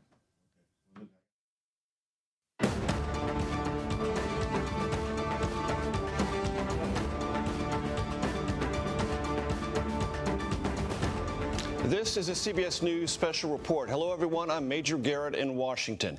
Ukrainian President Volodymyr Zelensky and President Biden are about to speak together and take questions from reporters at the White House. Zelensky arrived in the U.S. earlier today, his first trip outside of Ukraine since the Russian invasion began in late February. The trip, kept under wraps until the very last moment, comes at a pivotal point in the war and for the future of U.S. cooperation with Ukraine. The two leaders met earlier today in the Oval Office to discuss the ongoing conflict, including Ukraine's battlefield capabilities and training the U.S. will continue to supply. President Biden at that meeting announced a new $1.85 billion military aid package that will include, for the very first time, a Patriot missile defense system. The U.S. has provided so far more than $65 billion in economic and military assistance to Ukraine, and lawmakers later this week are set to vote on a year-end spending package that includes another $45 billion in emergency assistance. Zelensky's trip comes 10 months into a brutal war launched by Russia. It has left tens of thousands of those in Ukraine injured or killed, devastation across much of the countryside, and damage to much Ukrainian infrastructure. Later this evening, President Zelensky will address a joint meeting of Congress. The two leaders have entered the East Room. Let's listen to their remarks.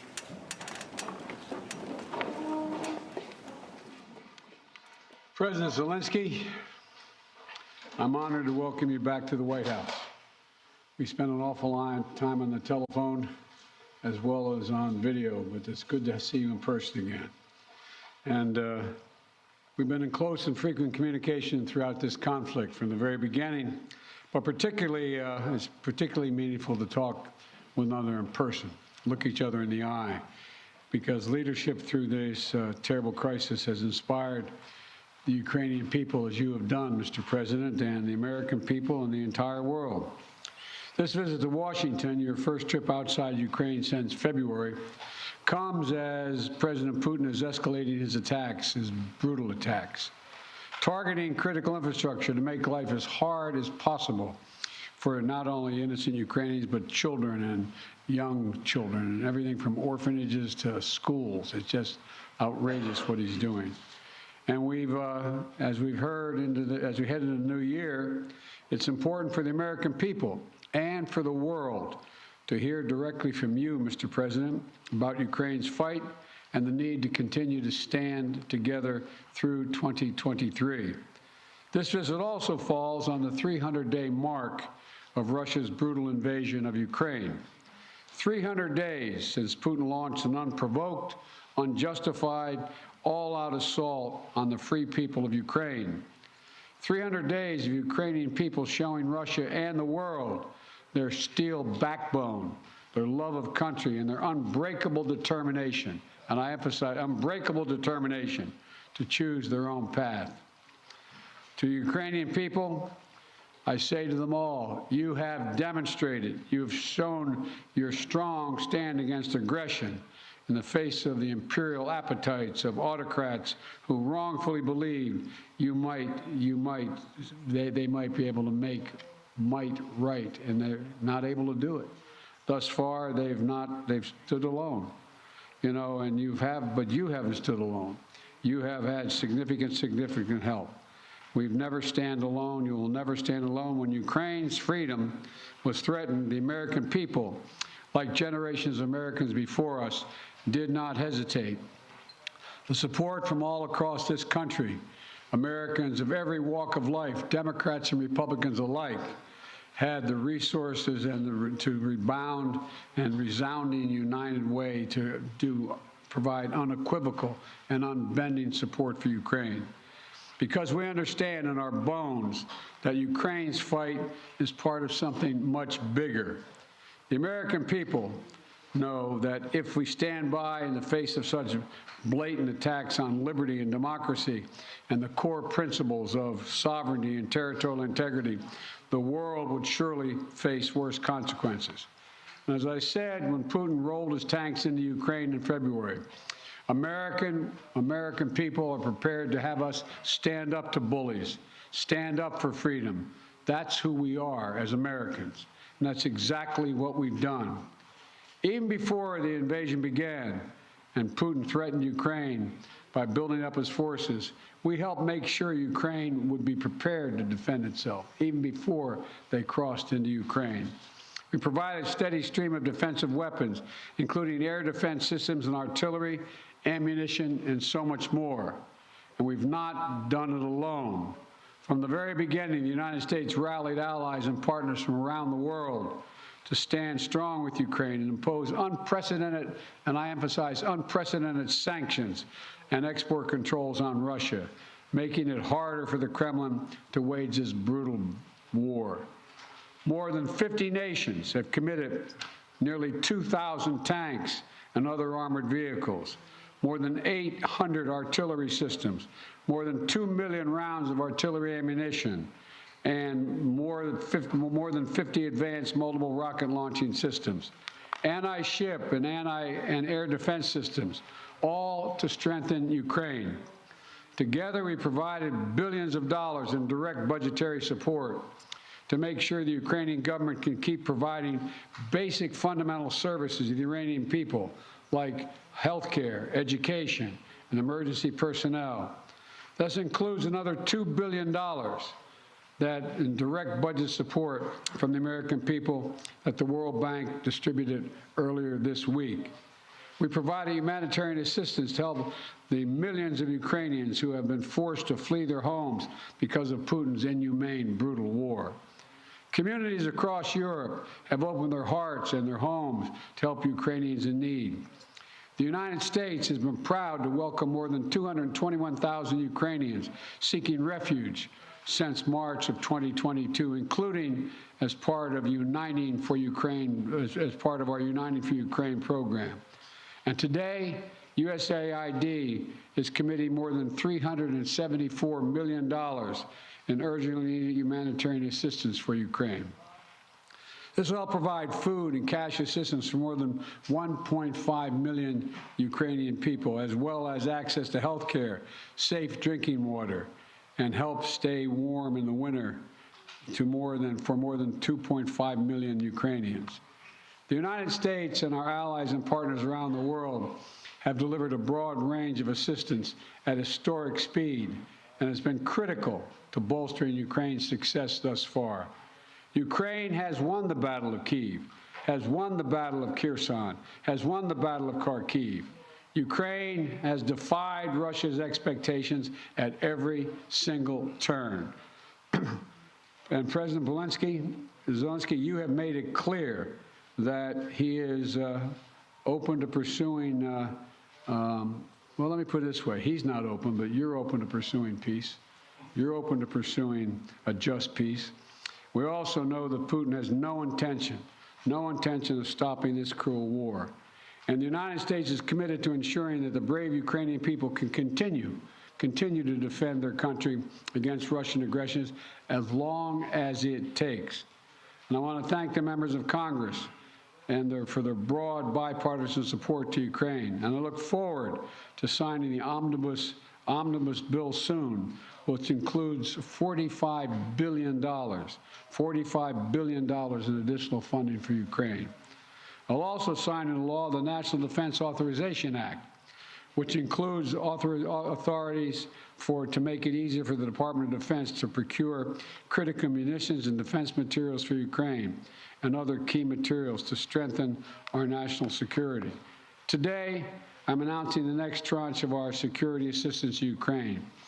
$1.85 billion package of security assistance that includes both direct transfers of equipment that Ukraine needs, as well as contracts to supply ammunition Ukraine will need in the months ahead for its artillery, its tanks, and its rocket launchers. Critically, in addition to these new capabilities, like precision aerial munitions, the package will include a Patriot missile battery, which will train Ukrainian forces to operate as part of the ongoing effort to help bolster Ukraine's air defense. This could take some time to complete the necessary training, but the Patriot battery will be another critical asset for Ukraine as it defends itself against Russian aggression. Altogether, today's new security assistance with humanitarian funding amounts to $2.2 billion in additional support for the Ukrainian people. We should be clear about what Russia's doing. It is purposefully attacking Ukraine's critical infrastructure, destroying the systems that provide heat and light to the Ukrainian people during the coldest, darkest part of the year. Russia is using winter as a weapon, freezing people, starving people, cutting them off from one another.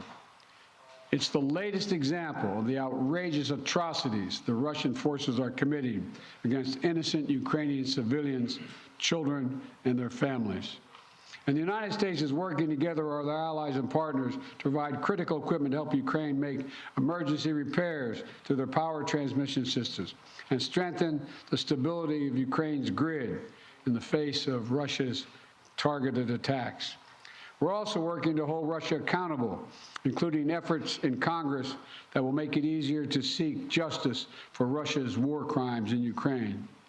Let me close with this. Tonight is the fourth night of Hanukkah, a time when Jewish people around the world, President Zelensky and many of the families among them, honor the timeless miracle of a small band of warriors fighting for their values and their freedom against a much larger foe, and how they endured and how they overcame. How the flame of faith, with only enough oil for one day, burned brightly for 8 days. A story of survival and resilience that reminds us that the coldest days of the year, that light will always prevail over darkness, and hope drives away despair. And that the human spirit is unconquerable as long as there are good people willing to do what is right.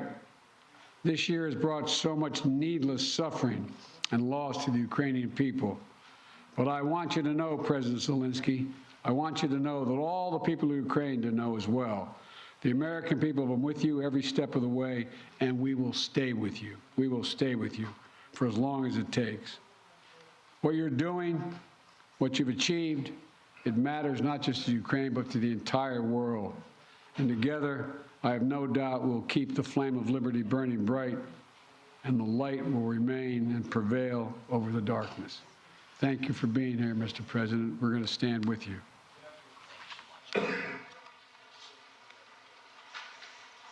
Thank you. Шановний пане президенте. Dear Mr. President, please put on equipment. Once again, Mr. President, President Biden, audience, journalists, ladies and gentlemen, I came here to the United States to forward the word of thanks to the people of America, people who do so much for Ukraine. I am thankful for all of this. This visit to the United States became really a historic one for our relations with the United States and the American leadership. In the last 30 days of this war, we have started a new phase of our interrelations with the United States. We became a real partners and allies with the content.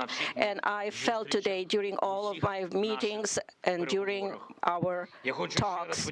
Once again, I would like to thank Mr. President, President Biden, for his candid support and what is very important, the understanding of Ukraine, and for the support of the international coalition to strengthen international law. I am grateful to President Biden for his personal efforts, his steps that unite the partners and global South.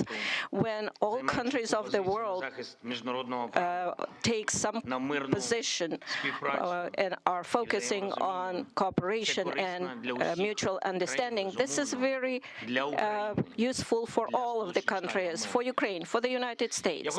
I want to thank the Congress for bipartisan, bicameral support, and I am looking forward to good meetings with the members of the Congress and their support. This is the visit that I'm here today to meet with the Congress.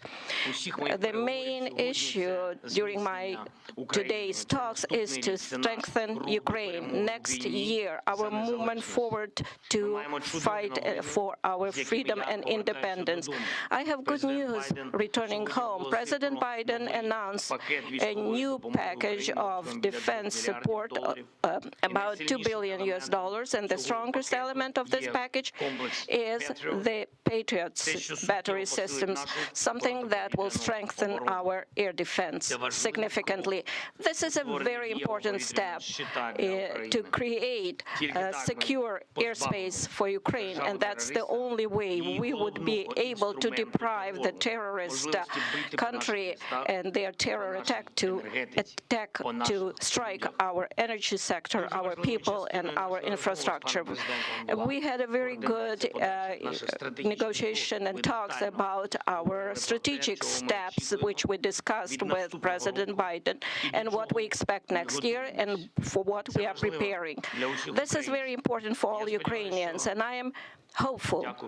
And once again, thank you, Mr. President, for $45 billion, because this is a big assistance, and I hope that the Congress will approve this financial assistance for our country. This is almost $45 billion. Thank you very much for the support. Every dollar of this investment for the United States is going to be a strengthening of global security. I know that the American leadership will be strong and will play an important role in global scope. And the United States will help us to defend our values and independence. And regardless of changes in the Congress, I believe that there will be bipartisan and bicameral support. And I know that everybody works for this. And of course, during all of my meetings today, we discussed issues of standoff against terror of Russia, the destruction of our energy infrastructure. We need to survive this winter. We need to protect our people, and we need to be very specific in this area. This is a key humanitarian issue for us right now. This is the survival issue. We are discussing sanctions and legal pressure on the terrorist country, Russia. Russia needs to be held accountable for everything it does against us, against our people, against Europe and the whole free world. And it is very important that we have the peace formula, and for that we offer very specific steps what America can do to help us to implement them. We propose global formula for peace summit. I'm thankful for our American counterparts that they feel us and understand how important it is to continue and stay on course and work on integrity of the country and international rule of law. We will also need, as soon as our defense capabilities will be strengthened in the next few months, I don't want to discuss it in details right now. I believe you understand why, but I am very grateful to President Biden. Thank you for your attention to all of these issues. Glory to Ukraine. Thank you very much, Mr. President. We're going to take questions from 4 different reporters. I'm going to start with Alex of Yahoo News. Thank you, Mr. President. In 2022, you presided over a bipartisan international coalition to support Ukraine. How will you keep that coalition from fraying in 2023? And President Zelensky, welcome to Washington on this beautiful winter day. What is your message to the American people? Well, answering your questions first, I'm not at all worried about holding the alliance together, NATO and the European Union, as well as other nations. Європейського Союзу. I assume this is simultaneous. All right. Okay. I've never seen NATO or the EU more united about anything at all, and I see no sign of there being any change. We all know what's at stake here. Our European partners all the more so. They fully understand it. This is about, we've never seen a major invasion of a European country since World War II. And they see no signs that Putin is going to do anything to change that unless we resist and we help the Ukrainians resist. We all know what's at stake, the very idea of sovereignty, the UN Charter. Putin thought he would weaken NATO. Instead, he strengthened NATO. I once said to him that we talk about he wanted to see the, Europe end up being divided. And instead, what did he do? He produced a more united Europe with Sweden and Finland joining. So I don't see any reason to believe there'll be any lessening of support. And as we reach out to our NATO allies, our Secretary of Defense and our Secretary of State, we get continued support, not only there, but also from around the world, from Japan and many other countries as well. So I feel very good about the solidarity of support for Ukraine. Thank you for your question. Thank you very much. You asked me what is the message to American people. I think I will tell you very simple things, which are very important for me. And I think so that we have the same values and the same understanding of the life, the sense of the life. My message, I wish you peace. I think that is the main thing, and you understand it only when the war in your country, when somebody like these terrorists from Russia come to your houses. And I wish you an adult, and I wish you to see your children when they will go to universities and to see their children.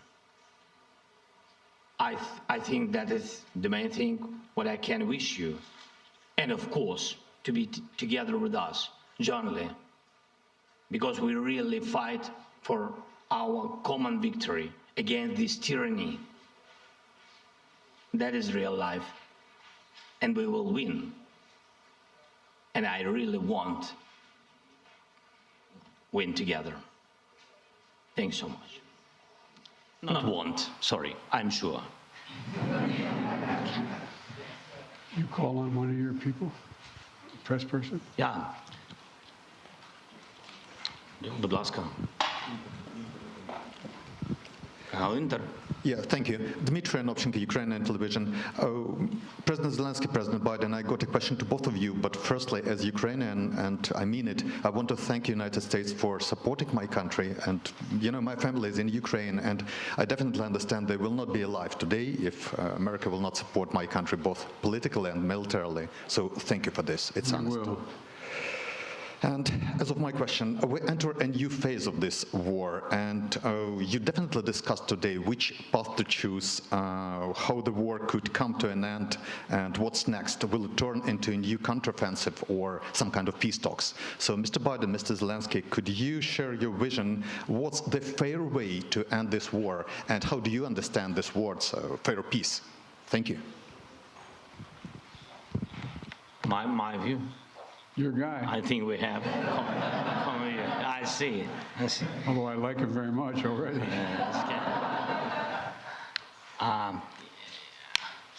Ви розпочали це запитання. Started this question. I'm sorry. Sometimes I switch on my native language. Ви почали з того, що ви You have сказали. started by stating that your family is in Kyiv and without the assistance of the United States.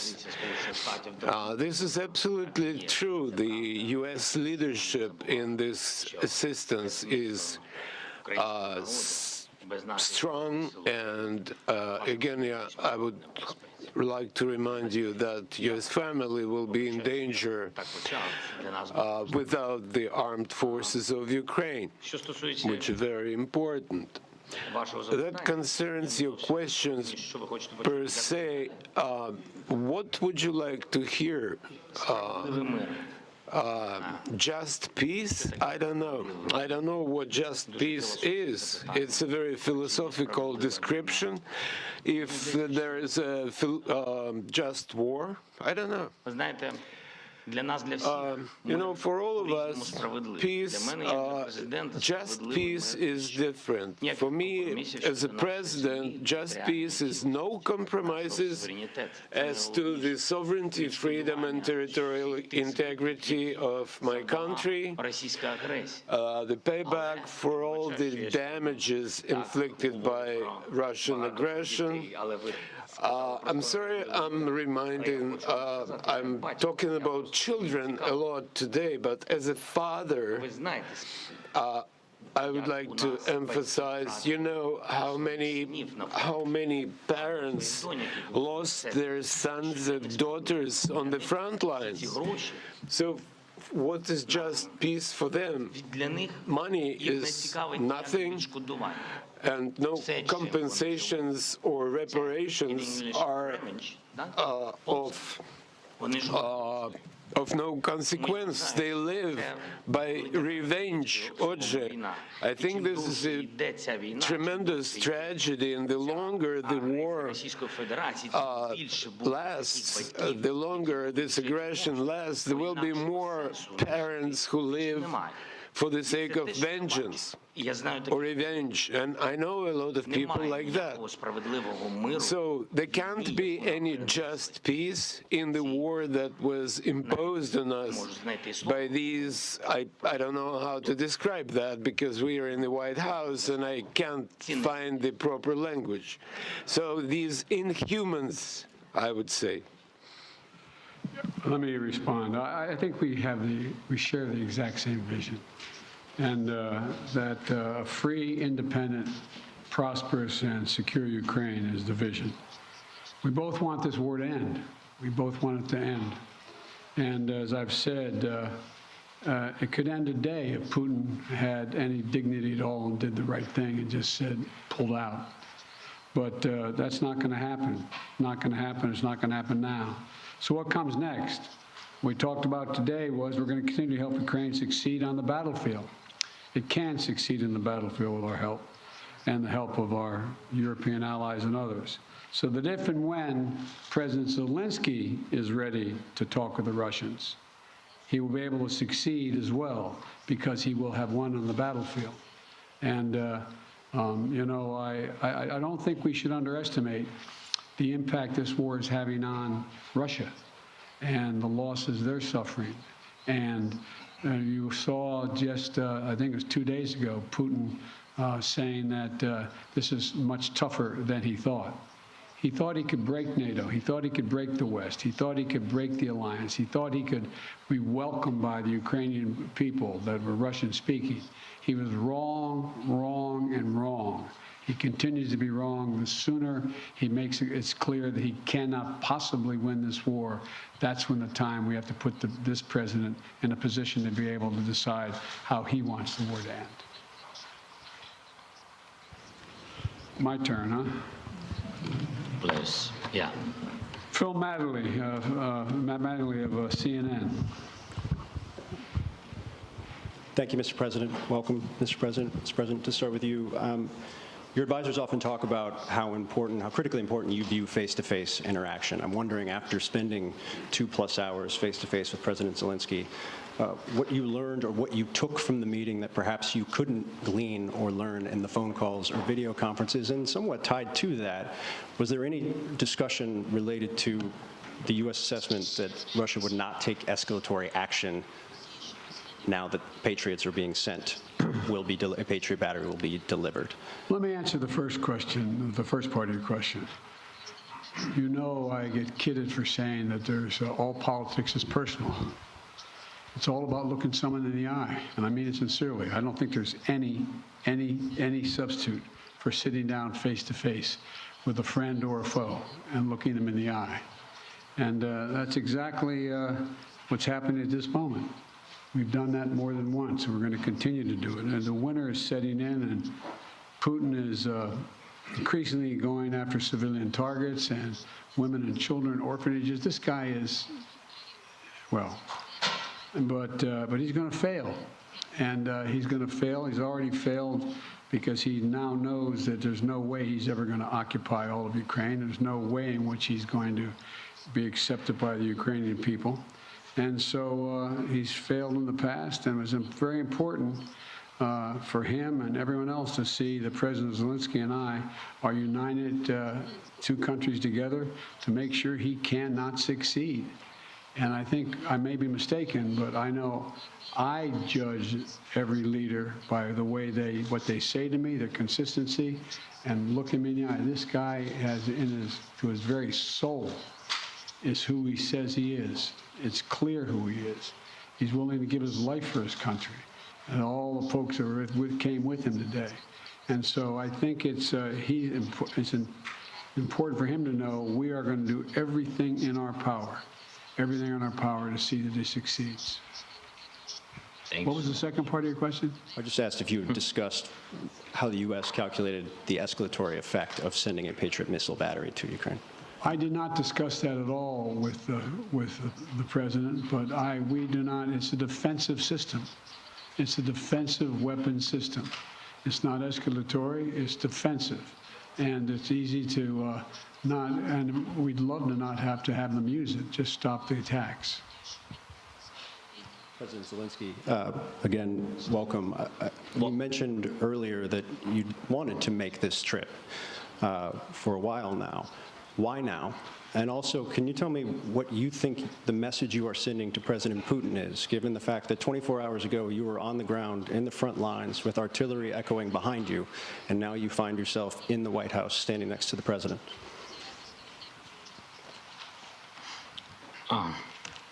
Thank you very much for your question. As to what is the message for Putin? I am standing here in the United States with President Biden on the same podium because I respect him as a person, as a president, as a human being for his position. And for me, this is a historic moment. I can send messages to President Biden. For example, if it's not serious, you said, what's going to happen after Patriots are installed? After that, we will send another signal to President Biden that we would like to get more Patriots. That is our life. We are in war. I'm sorry. I'm really sorry. That is my appreciation. Що стосується президента Путіна. President Putin. In 2019, we had a Normandy meeting. In 2019, I became the president of Ukraine, and at that time, we were sending maximum messages to President Putin, telling him that there shouldn't be a full-scale invasion, to stop aggression, to renew our territorial integrity, to find diplomatic solution. God forbid, we should not have a full-scale war. At that time, he said it won't happen. He was lying. So what kind of message I can send him after he actually destroyed our life, is destroying our life? He can even go further, somewhere where the Soviet Union stayed before this, so he might want to invade those territories too. I believe that there is something mortal about his inadequate approach to the world. Why we need to send him a message? He needs to be interested in getting attention from the world, because he is not a subject of civilized people. He should be interested in trying to save something of his culture and history of his country. So that's his problem now. This will be the last question. Olga Koshelenko, 1+1 TV channel. When the full-scale invasion started, U.S. officials said that Ukraine cannot receive Patriots because, as you said, it might be unnecessary escalation. And now it is happening. Right now, today, it is happening. And now Ukraine desperately needs more capabilities, including long-range missiles, ATACMS. Maybe I sound naive, but can we make a long story short and give Ukraine all capabilities it needs and liberate all territories rather sooner than later? Thank you. Well, his answer is yes.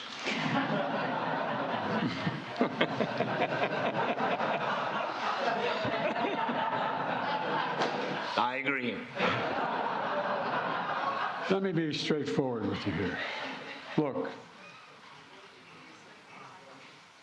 The fact is that it's important to remember that before Russia invaded, we dedicated an enormous amount of security assistance to Ukraine. And we've given Ukraine what they needed when they needed to defend themselves.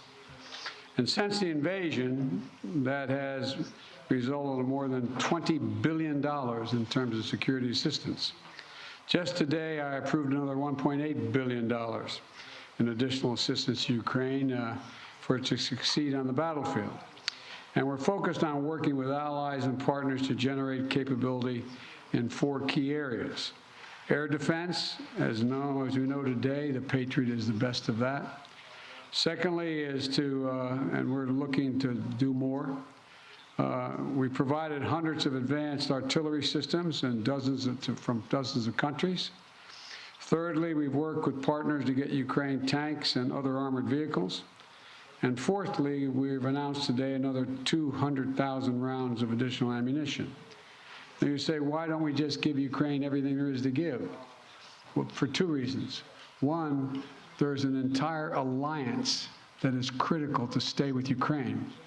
And the idea that we would give Ukraine material that is fundamentally different than is already going there would have a prospect of breaking up NATO and breaking up the European Union and the rest of the world. We're going to give Ukraine what it needs to be able to defend itself, to be able to succeed and succeed in the battlefield. And the other piece of this is, you may recall, one of the reasons why I have spent, well, I won't tell you the calculation, but I've spent several hundred hours face-to-face with our European allies and the heads of state of those countries, and making the case as to why it was overwhelming in their interest that they continue to support Ukraine. They understand it fully, but they're not looking to go to war with Russia. They're not looking for a third world war, and I think they can all be avoided by making sure that Ukraine is able to succeed in the battlefield. So anyway, there's more to say, but I probably already said too much. Thank you. Well, thank you all very, very much. Appreciate your time and attention. And as I said, Mr. President, you don't have to worry. We are staying with Ukraine as long as Ukraine is there. Thank you all. Thank you so much. All the best. Ladies and gentlemen, please remain in your seats until the official delegations have departed. From President Biden and Ukrainian President Zelensky, this message: the stakes in Ukraine and its besieged war against Russia, the one that Russia set in motion in late February, sovereignty, liberty, and the future of international law. And in that matter, President Biden predicted that Russian President Vladimir Putin, who launched this war, will fail. And President Zelensky, when asked about what a just peace is, said he doesn't know what that could be because this is an unjust war, and that he wants to prevail on the battlefield. Joining me here at the table, Face the Nation moderator and Chief Foreign Affairs Correspondent Margaret Brennan. That last question, Margaret, honed in on the essence of what the future of this conflict may or may not look like. A Ukrainian journalist asked President Biden, why not give Ukraine everything it needs? Because with this announcement of one Patriot missile defense system, the United States is ruling in something it had previously ruled out. That seems to be the heart of this whole matter. That's right. The United States is the pace setter when it comes to arming Ukraine. European countries look to the U.S. and say, what have the Americans given? And then they give behind that. But really, the essence is, if you want the war to end, which is Zelensky's position, let's win on the battlefield. President Biden was a bit on the defensive there in responding to that question, because that reporter zeroed in on exactly the system she knows Zelensky is asking for, the ATACMS, the surface-to-air tactical missiles that could be used offensively, and that is what makes the Europeans uncomfortable. When President Biden was talking about there's an entire alliance and that this could risk breaking it apart, he's referring to the idea that some in Europe are afraid still of this escalating into a direct conflict with Russia that could draw in NATO. That has been the boogeyman that has kept the West from directly intervening in this war. But let's be clear, the United States, as you laid out, Major, has poured in, once Congress approves this package, about $100 billion in financial aid, largely in the form of weapons, but also in the form of intelligence, also in the form of just keeping the lights on. It costs about $5 billion a month just to keep that government up and running and not imploding, and also just to keep some lights on for some part of the day. It's 26 degrees in Kyiv right now. It is freezing. And about 70% of that country only has about 3 hours of electricity per day. We're going to go to Ed O'Keefe in the East Room in just 1 second. But, Margaret, is there not tension between the representations from President Biden? We want to give Zelensky the wherewithal to negotiate something based on strength and not providing everything that Zelensky says he needs to achieve that? There is, and I thought you heard a little bit of edge in President Zelensky's voice when he was asked about that term. I don't know what just peace is.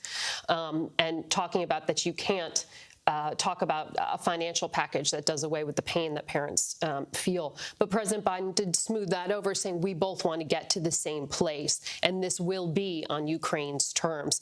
But he is revealing a bit of the tension behind the scenes with the United States trying to see if there is any diplomatic pathway forward. And to date, the CIA director most recently met with his Russian counterpart and said there is no sign of diplomacy at this point. The war's not going in Russia's direction, but Vladimir Putin's not folding. In the East Room, our Ed O'Keefe, our senior White House correspondent and political correspondent. Ed O'Keefe, give us the atmosphere and your take on what just played out before your eyes.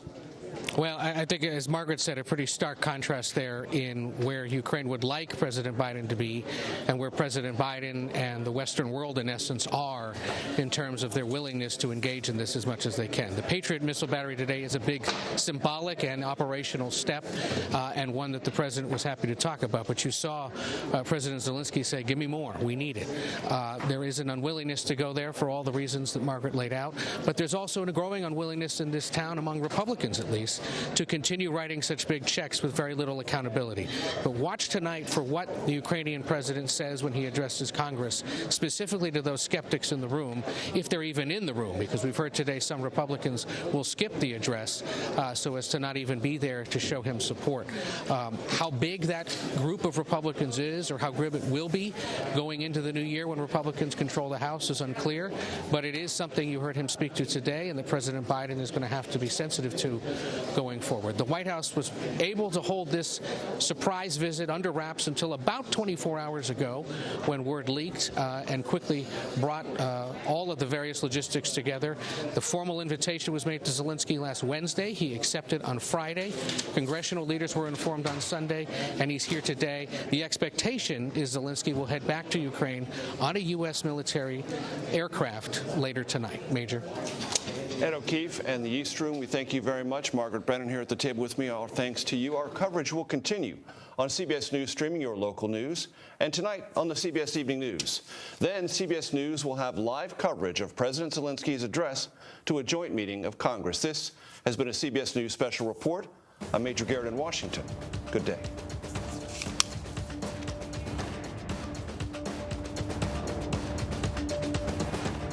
And you've just been watching a CBS News special report of the press conference between President Joe Biden and Ukrainian President Volodymyr Zelensky. The two leaders met during Zelensky's first known trip abroad since the war in Ukraine began. So for more on this, let's turn to CBS News correspondent Christina Ruffini, who's here with me at the desk, and CBS News congressional correspondent Scott McFarland, who also joins us from Washington. Christina, let's kind of unpack a little bit of this. There's a lot there. But basically, you heard from the President Biden, that we are in this for as long as it takes. You heard him talk about the significance of meeting Zelensky in person. They've talked a number of times, to say the least. But that, as we were talking, seemed to be the moment that Zelensky came here for. Right. It's funny. You and I were listening to the speech and saying, like, it's so interesting that he wanted to come here. And just as we were saying that, we heard Zelensky say, I wrote it down, and to be here standing on the stage at the same time as President Biden, that's something President Putin is going to see. That's something Ukrainians back home are going to see. And although there has been this close relationship between the U.S. and Ukraine, between Presidents Biden and Zelensky, nothing quite hammers that message home like a joint press conference in the White House, right? Like standing up at the podium, you're equals, you're both presidents, you are both representing your countries, and you are on the same page with this very important issue. And that's something that I think both President Biden and President Zelensky really wanted to drive home to their respective audiences. And we've been talking about that audience. It's the American people, it's American lawmakers who he will speak to later today. But what he is asking for, and he said it again there, is not only financial support, but support in terms of artillery, weapon systems. He's getting some of that. But talk to us a little bit about what exactly he's asking for on that front and why it could be complicated to kind of administer it right away. Right. Well, listen, I'm not our esteemed Pentagon colleague, so I'm not going to go into too much detail. That's David Merton territory. But you can't just hand someone a Patriot missile battery. I mean, I remember I'd been told it was a complicated system, but I remember seeing one for the first time. It's not just like a stack of rockets that you push the thing and it goes off. They're not even rockets. It's a very complicated system, and you have to have training on it, which the Ukrainians do not. And because the U.S. has said it doesn't want its troops in Ukraine physically, that means that whoever they're going to have trained on the system is going to have to leave. They're either going to have to go to Poland or a nearby NATO ally that has these systems so they can get trained, so that they can use them properly before they and the system can be sent back in. The other thing that we heard that's a little less sexy, if you will, but is crucially important is some of this money is going to artillery. And we also heard the Brits are giving, I wrote it down as well, a $304 million package of artillery assistance. One of the reasons for that is the NATO allies, the NATO alliance, the U.S., no one had really been preparing for a ground war in Europe. So the shells, the ammunition, these like more basic weapons, they're just running out of because the Ukrainians have fired them all. So they are really, really low on artillery, and that's something that they're really needing to kind of backfill and get ramped up quickly so they can keep fighting the Russians on the battlefield. Well, you mentioned, too, that he is trying to show this alliance with the president. Scott, later tonight, he's going to head to the other end of Pennsylvania Avenue and address members of Congress in a joint session. What is he expecting to talk about in this speech tonight? Well, he's got a couple different audiences when he speaks to Congress. He has the Congress that right now is planning to vote on a bill that will provide tens of billions of dollars in aid to Ukraine, including for this war effort. I mean, they're on the precipice of a big vote in Congress, either in the hours or the days after President Zelensky speaks to them. But there's a more narrow audience. I think that's important. The U.S. House Republican Conference, which in 12 days becomes the majority in the U.S. House and will have the power of the purse, the ability to appropriate whatever it deems necessary. And some members of that Republican conference have been equivocating whether they want to continue robust, at least this robust, a set of funding for Ukraine. So there's a concern on the world stage about whether Congress will continue to dole out money that clearly President Zelensky says he needs. So there may be a more targeted demographic inside the House chamber tonight during this joint meeting. And Scott, that's a really important point here, because you heard Mitch McConnell earlier today saying that the number one priority is being there for Ukraine. He, of course, represents, what used to be kind of considered under the Trump administration as the old guard of the Republican Party. But, you saw Republican leadership, at least on the Senate side, echoing the support for Ukraine. How big of a faction is this resistance within the Republican Party? Does it threaten to grow? Doesn't have to be large to be impactful or pivotal. The incoming Senate for the 118th Congress is an awful lot like the one that we have right now in the 117th Senate. Nearly as many members, the same political complexion. There's little concern the next Senate will do anything different than this Senate when it comes to Ukraine, which is to robustly fund it.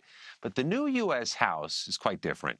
It has a very narrow majority, just a handful of members, which really does give a handful of members some form of veto power over almost everything, including appropriations, the funding of things. Two factors to keep in mind. First of all, when it comes to helping a U.S. ally overseas, there's often a bipartisan coalition that can be formed. Democrats are certainly going to want to help out as long as Republicans don't put poison pills in the funding bills to help Ukraine. Put that aside.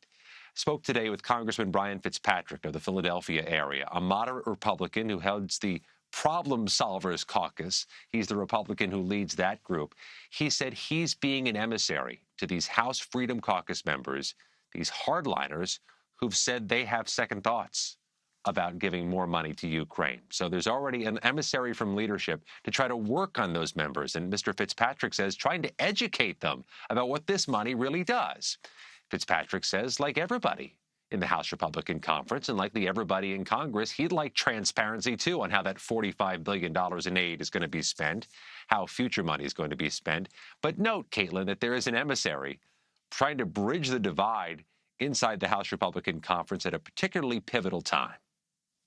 Scott, I wanted to ask you, because we heard President Biden say, all politics are personal, and that's why he really wanted, there was no substitute to face-to-face meetings. He wanted to sit in the same room with this person he's been speaking to over Zoom, over the phone for months and months now. But I've been saying all politics are also local, right? The presidents each have their own respective audiences. But I'm wondering if you think Zelensky, who can be an incredibly effective communicator, is going to go to the Hill and lay almost a successful guilt trip on some of these members who may be reluctant to vote for his funding. I think, first of all, Christina, just like we saw in the East Room, the optics of President Zelensky standing in front of the U.S. House chamber speaks to the world stage. It can galvanize U.S. allies to help as well. What a powerful image of President Zelensky side by side with President Biden, and then later in front of 535 members of Congress inside the U.S. House chamber. It's an important image. Can he speak to what resonates with some of these House members' constituents? I don't know, because what some of these members of Congress who've tried to draw a line and say maybe we cut back on Ukrainian aid would tell you is that they are just speaking for their constituents who'd rather see taxpayer money spent on domestic things, combating crime, on border issues, fighting fentanyl, ensuring the defense and the homeland security here in the United States.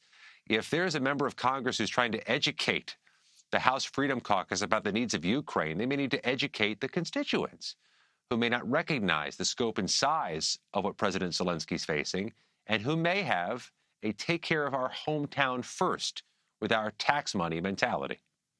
And Scott, can you kind of take us back into history a little bit? I mean, you and I were both on Capitol Hill earlier this year when Zelensky addressed this Congress in a joint session, but via video. How rare is it for a foreign leader to come and address Congress in this way? We only see this a few times each Congress, a few times each year. The remarks you referenced in March, which we both attended, were virtual. President Zelensky appeared on a big screen. But it was nevertheless quite a moment in that room, in the Capitol Visitors Center. There was a standing ovation. There were Democrats sitting next to Republicans. What a rare thing that is. At a distinctively politically toxic moment that we were experiencing in March, it kind of bridged a divide. It has the capability of doing that tonight as well. And Christine, obviously, Zelensky has, we talked a lot about his history as a comedian who came into this role of leadership. Right, there were a couple light moments there. Exactly. I mean, he has become kind of giving a masterclass in communication, right? Figuring out creative ways to communicate and kind of capture the world's attention. Do you expect a little more of that? Did you see a little bit of that as he was addressing the press just there? I think so. It was hard because there is a language barrier, and we saw in the Oval, he spoke in English but didn't take questions. And I think based on what he said at the Munich Security Conference, he likes to be very precise with his language. Okay. And I think anybody who's, speaks a second language, I speak one very badly, and I could give a speech in it that I'd written down, but if people were lobbing questions at me, I would be nervous. I would misunderstand them. So that was what we heard from him in Munich, where he wanted a translator. So it was a little hard to quite get his full, fervor and passion, because I think he was trying to be precise with his language and what he said. But we saw a couple moments where he was asked about the Patriot systems. The presidents were asked about, what has changed in the calculation, and are they not still concerned that this will escalate things with Russia? And Zelensky said, we've asked for a Patriot today, and I'm going to ask for another one, because, and that's something we even heard from one of the journalists. The very last question on the Ukrainian side was, okay, you said you weren't going to give us Patriots. Now you're giving us Patriots. Can we just cut to the chase already? And can you just give us everything you can so we can win this war? And that's the conundrum both the Ukrainians and the Biden administration to some point find themselves in, is they want the Ukrainians to win this war. But the alliance, which President Biden said was asked about, he said he thinks it's strong. He doesn't see any cracks in it. He thinks it will endure. It is still tenuous, and the allies are not all agreed on the level of involvement for the alliance. So it's you got to get everybody on the same page before you can hand them a weapons system, which they've obviously done with the Patriots.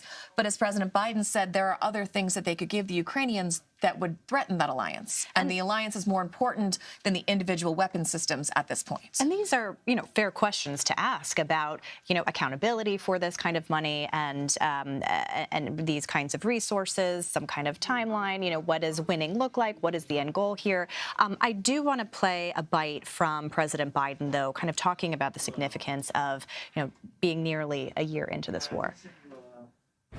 300 days since Putin launched an unprovoked, unjustified, all-out assault on the free people of Ukraine. 300 days of Ukrainian people showing Russia and the world their steel backbone, their love of country, and their unbreakable determination, and I emphasize unbreakable determination, to choose their own path.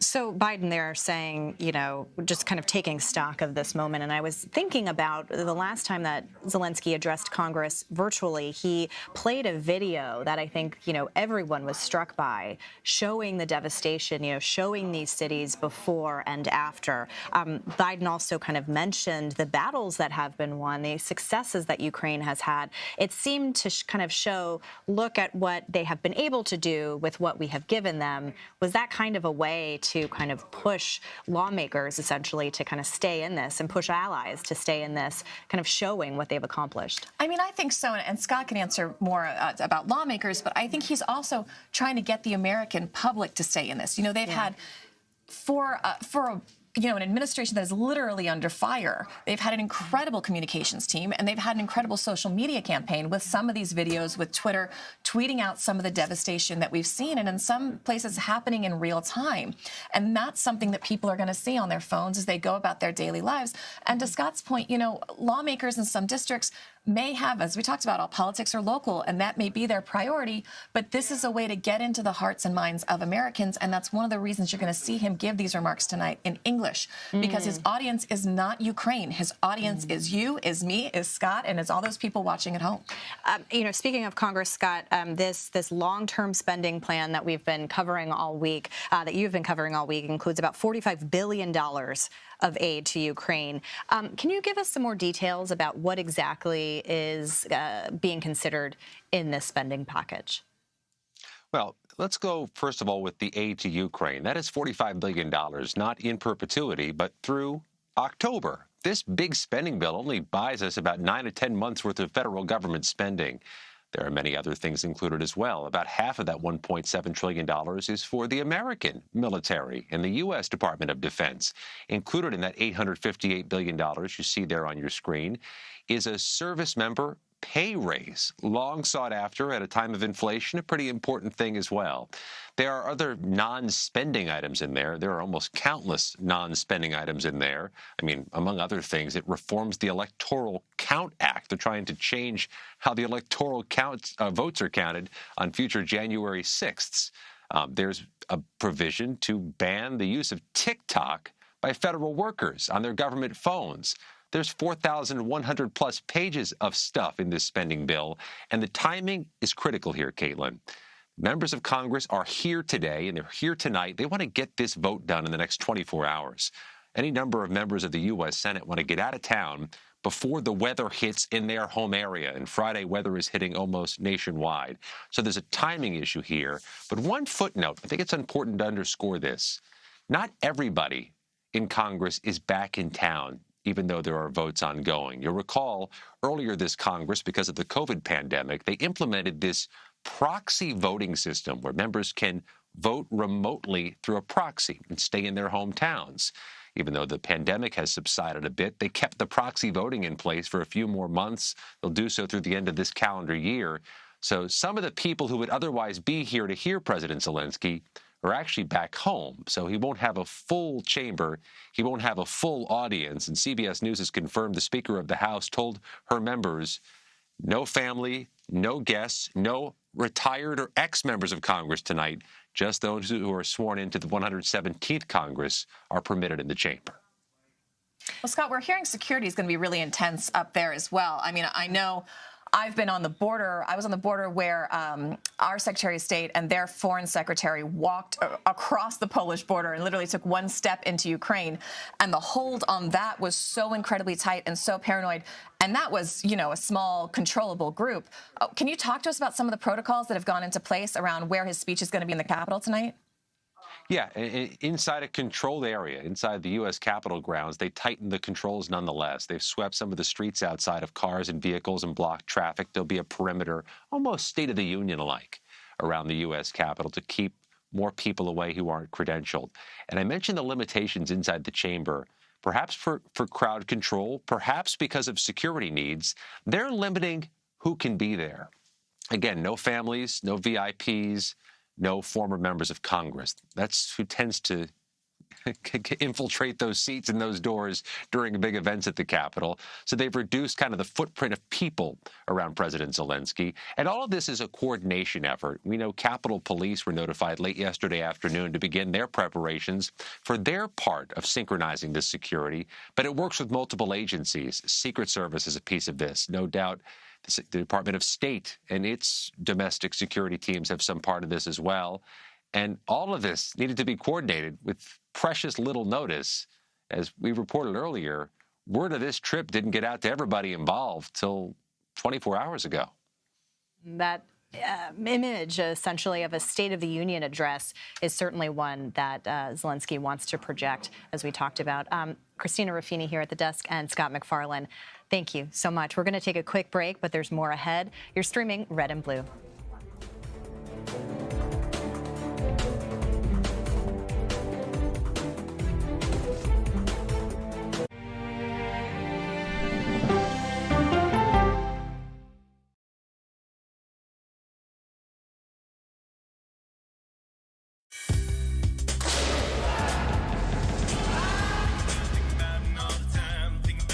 Everybody wakes up in the morning and they are pelted with alerts that frighten them, news that agitates them. With this show, we have the time to explain what's going on. These migrants, they've been released. Explain the status that allows them to be released, to slow things down a little bit. What are the big sets of questions for China and its ambitions? Hackers are stepping up their attacks to extort victims. Let's start with easy. Who's attacking? Here's a deeper understanding of what's happening.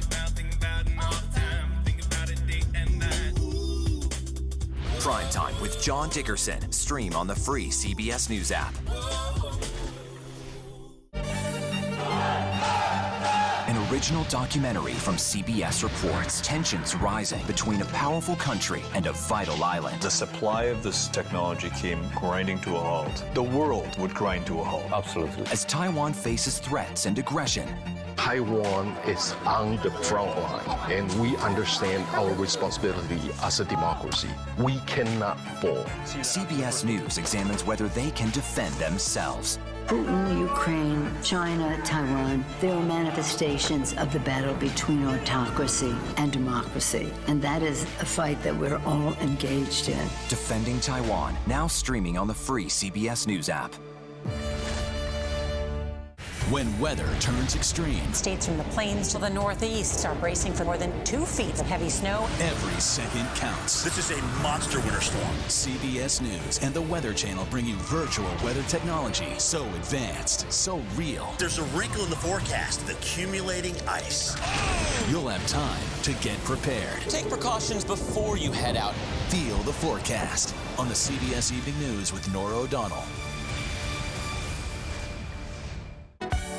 Stories that inform. You can be really old at 60, and you can be really young at 85. Inspire. How do we unlock the power within ourselves to be who we want to be? And brighten your day. The best part of fame is making people feel good. Always send the people home happy. Make every day a little more like Sunday morning. Here comes the sun. Stream now on the free CBS News app. After decades in the public eye and public service, this mother-daughter duo is now talking about gutsy women. What's the gutsiest thing you've ever done? We go person to person with Secretary Hillary Rodham Clinton and Chelsea Clinton. Now streaming on the free CBS News app. In today's Money Watch, business analyst Jill Schlesinger is here to help. How do you even begin to make the best use of your money? If you've got a match from your employer, don't give away that money. Dollar Jill, y'all. CBS Mornings, starting at 7. I think so that we have the same values and the same understanding of the life, the sense of the life. My message, I wish you peace. I think that is the main thing, and you understand it only when the war in your country, when somebody like these terrorists from Russia come to your houses. Welcome back to Red and Blue. I'm Caitlin Huey-Burns. That was, of course, Ukrainian President Volodymyr Zelensky addressing reporters earlier with President Biden. The two leaders met during Zelensky's first known trip abroad since the war in Ukraine began. So for more, let's bring in CBS News national security correspondent David Martin, who's at the Pentagon, CBS News correspondent Christina Ruffini, who's here with me at the desk, and CBS News congressional correspondent Scott McFarlane, also in Washington. David, I want to start with you because the key moments coming from this presser that we heard were about what the U.S. is sending to Ukraine in terms of aid, in terms of resources, and also in terms of artillery. Can you tell us what exactly Ukraine is getting and what is involved? Well, the total value of the package that was announced today is nearly $2 billion, $1.85 billion. But there are important new capabilities in that package. The most high profile of them and the most expensive of them being a battery of the Patriot air defense missile, which will, when it gets in operation, and it's going to take months to get it in full operation, will help Ukraine fend off these drone and missile strikes that are laying waste to its cities. But it's just one battery. So it's not going to protect all of Ukraine. It may be able to protect all or part of Kyiv, but that's about it. It's not a solution to the problem of all these incoming drones and missiles. In addition to that, the aid package contains an unspecified number of what are called smart bomb kits. And what they do is turn a dumb bomb, of which Ukraine has plenty, into a satellite-guided smart bomb, which a Ukrainian plane can then release from as far as 40 to 50 miles away from the target, and it will then glide in and strike the target with GPS accuracy. So that is a new capability that they haven't had. It's sort of an airborne equivalent of these HIMARS long-range rockets that the U.S. started supplying last summer and which made such a big difference on the battlefield. And there's another part of the package of $800 million worth in which they are simply buying old Soviet-caliber ammunition from countries around the world that they can then give to the Ukrainians to use in all of their old Soviet-era equipment and in some of the equipment they've captured from the Russians. They've captured quite a few tanks. They need ammunition for those tanks. The United States is going to pay a manufacturer to give that ammunition to the Ukrainians. David, Caitlin asked you what's in the package, but I want to ask you what's not in the package, because we heard from President Zelensky he plans to ask for another Patriot missile battery. You just ran us through the limitations of having only one. But we heard from the final question was from a Ukrainian journalist who said, basically, why don't you give us all the things? So what are the things the U.S. isn't giving them that could potentially be available? Longer range weapons. The fear is that if you give Ukraine a weapon that has the range to strike into Russia, Ukraine will strike into Russia. I mean, we've seen them launch a drone attack with one of their own drones at an airbase not too far away from Moscow. If you gave them, for instance, F-16s, which is one of the weapon systems they are clamoring for, then they would have the capability to strike targets inside Russia. You can put all sorts of constraints on what you give them. You can say, under no circumstances can you use these against the territory of Russia. But, you know, in a war, constraints have a way of falling away. So, and then, of course, a direct attack on Russian territory that was enabled by the United States giving the weapon to Ukraine. That in the Biden administration's calculation would risk starting a direct war with Russia, and that is, for all the talk about defending Ukraine, defending Western values, the number one priority here, it remains not to start a direct war between the United States and Russia. And David, on that note, I mean, the Biden administration has been very adamant about no U.S. boots on the ground in Ukraine. But he also mentioned today that U.S. troops are going to help train to use some of these systems. Can you tell us a little bit about what that would look like, where it might be, what will be required of the U.S. military? Well, the training will most likely take place in Germany, where there's a big U.S. training ground that has been used for decades and decades to train American troops, and where they've been training some Ukrainian troops already.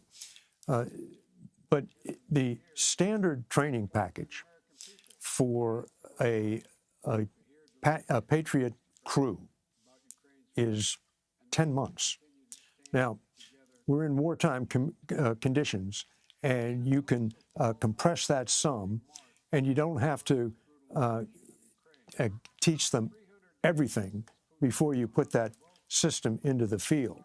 But that's the kind of training that is involved. This is a high-tech system that is difficult, A, to operate, and B, to maintain. And of course, if you give them a weapon they can't maintain, then there's no point in giving them a weapon. You're talking about one battery here. A battery consists of 8 launchers. 8 launchers have, each launcher has 4 tubes in it. 8 times 4, 32.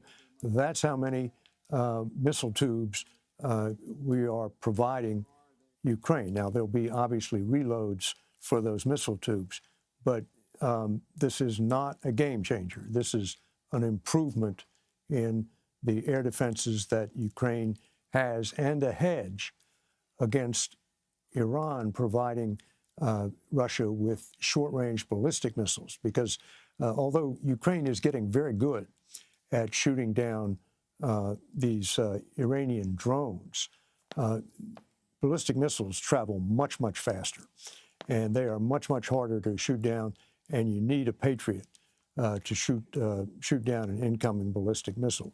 So it's a hedge against the day, which many people think is coming, that Iran might. David, one of the things we were talking about here at the desk, and neither of us, frankly, felt we had the capacity to answer, so we're going to bother you with it instead, is we're wondering if, you know, where is the calculation between this drip, drip, drip of, you know, eventual capitulation? Okay, we'll give you the heavier weapons, we'll give you the Patriot system, maybe we'll give you a second, you know, Zelensky says he's going to ask for it, versus, to answer the Ukrainian journalist's question, you know, why not give them everything now and end the war sooner? Is there a concern that if they don't step up with the weaponry, that this war will continue to drag on to a stalemate, to a point where it can't come to a resolution? Or is this just what we've got and this is how we're doing it and there's really no other alternative? Well, if your bar is nothing that will provoke an escalation into a war with with Russia, you're getting close to that bar now. There are other bars involved here.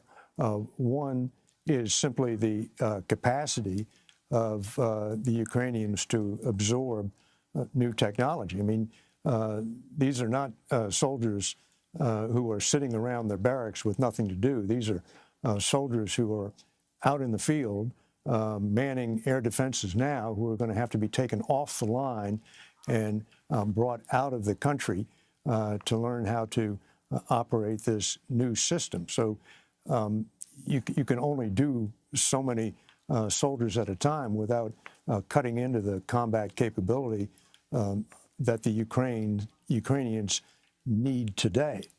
And there's another bar, which is the one that President Biden mentioned in his press conference, which is if you give the Ukrainians a weapon that might provoke a war with Russia, he could lose the unity of support that he has been able to build so far with all the other NATO countries. And Scott, just quickly, we know that a lot of the funding has been decided by Congress. Can you tell us a little bit about, in this new Defense Authorization Act, did Congress give more money than was originally planned? They're planning for the time ahead where funding's uncertain. Republicans take the House in a few days, maybe a couple of weeks, and funding becomes less certain. So they've squired away enough money for the military next year, more than expected originally, and foreign aid for 10 months. All right. Scott McFarland, David Martin, and Christina Ruffini will be back with some more Red and Blue next.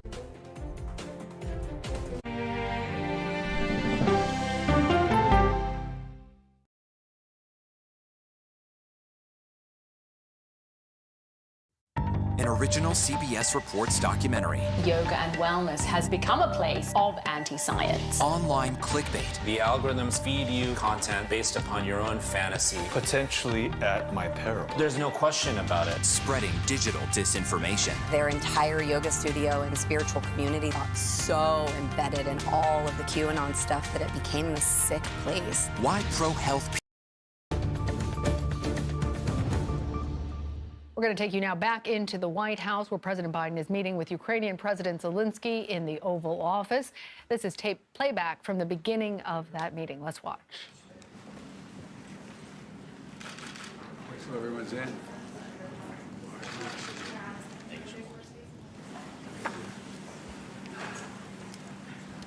Well, Mr. President, it's good to have you back. I'm delighted you're able to make the trip to be here, and it's an honor to be by your side in the united defense against what is a brutal, brutal war being waged by Putin. 300 days.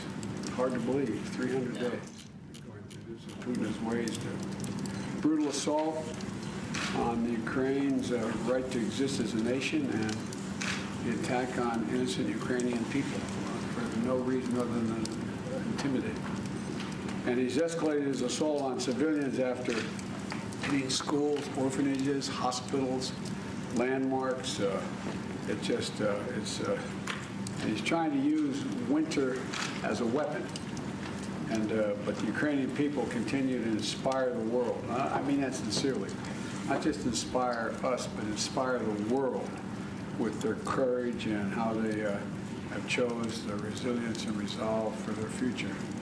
And the American people have stood proudly with them, Democrats and Republicans, together with our allies in Europe and Japan and other places, to make sure you have the financial, humanitarian, and security assistance that is needed. We're going to talk about that today. And we're going to continue to strengthen Ukraine's ability to defend itself, particularly air defense, and that's why we're going to be providing Ukraine with Patriot missile battery and training your forces to be able to accurately use it. Together with our partners, we're also going to continue to impose costs on the Kremlin, and we'll support Ukraine pursuing a just peace.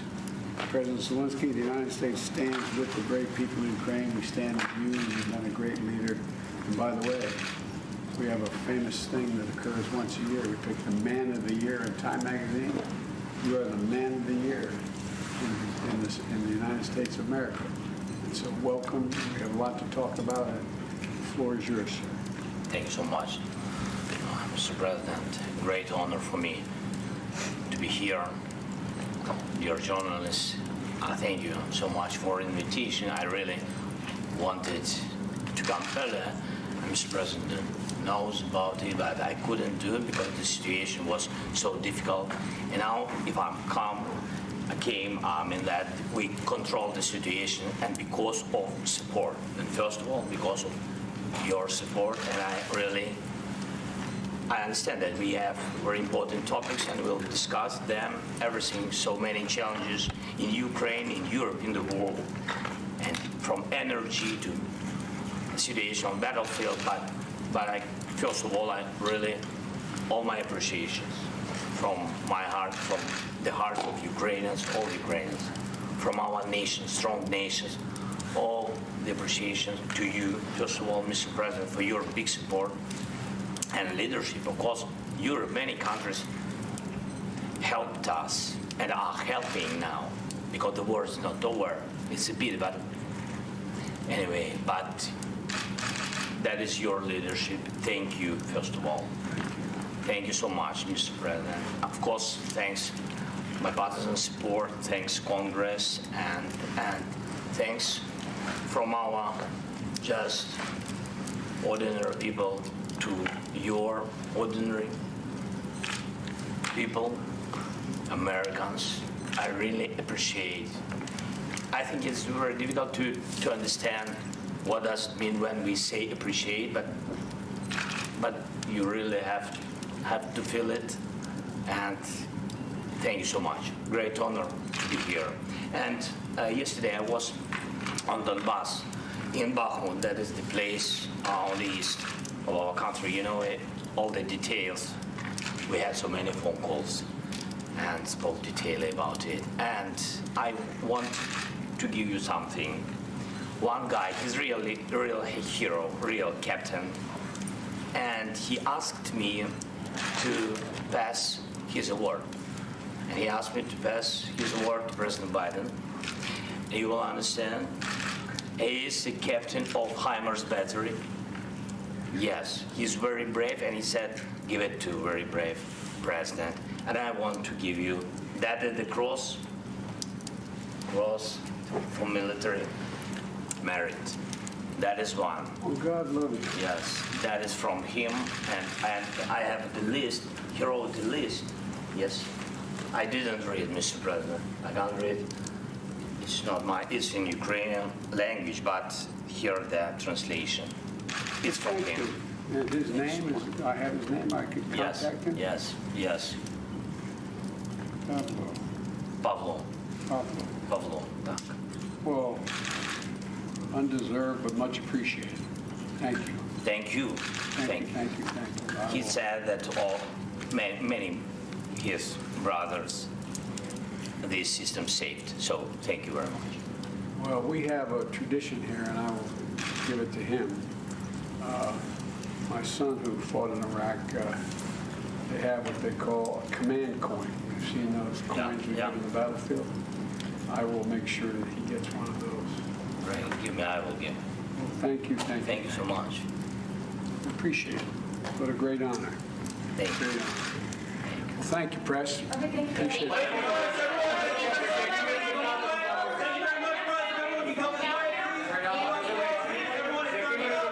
Listening to President Biden's meeting with President Zelensky in the Oval Office, the president said Vladimir Putin is using winter as a weapon and vowed to support Ukraine in perpetuity. Let's bring in CBS News foreign correspondent Ian Lee, who's in the Ukrainian capital city of Kyiv.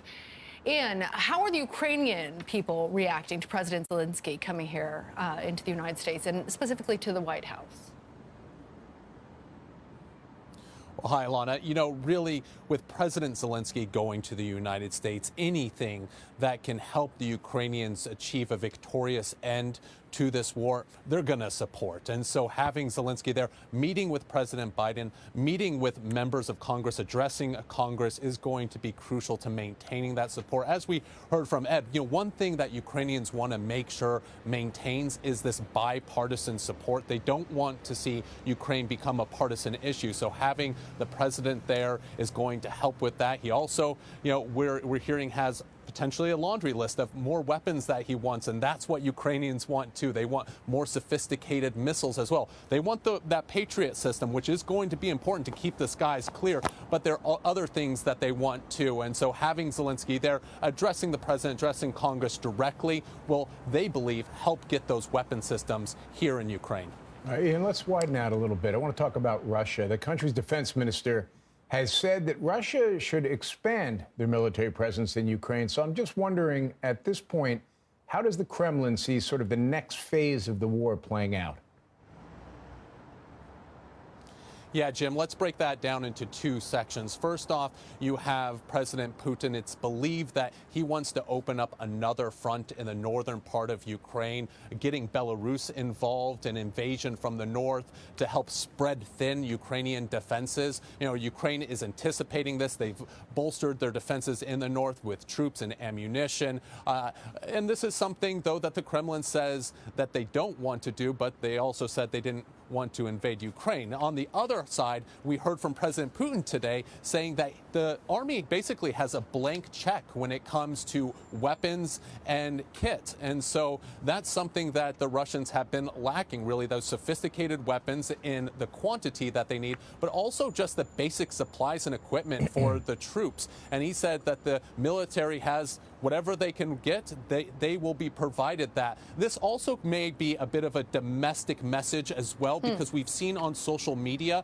Russian soldiers complaining about not having the right equipment, the right weapons, or the right cold weather gear. It is cold right now. And so that could be a message to the people that he is hearing them, that he's going to get the soldiers what they need to be on the front line as they try to expand this war.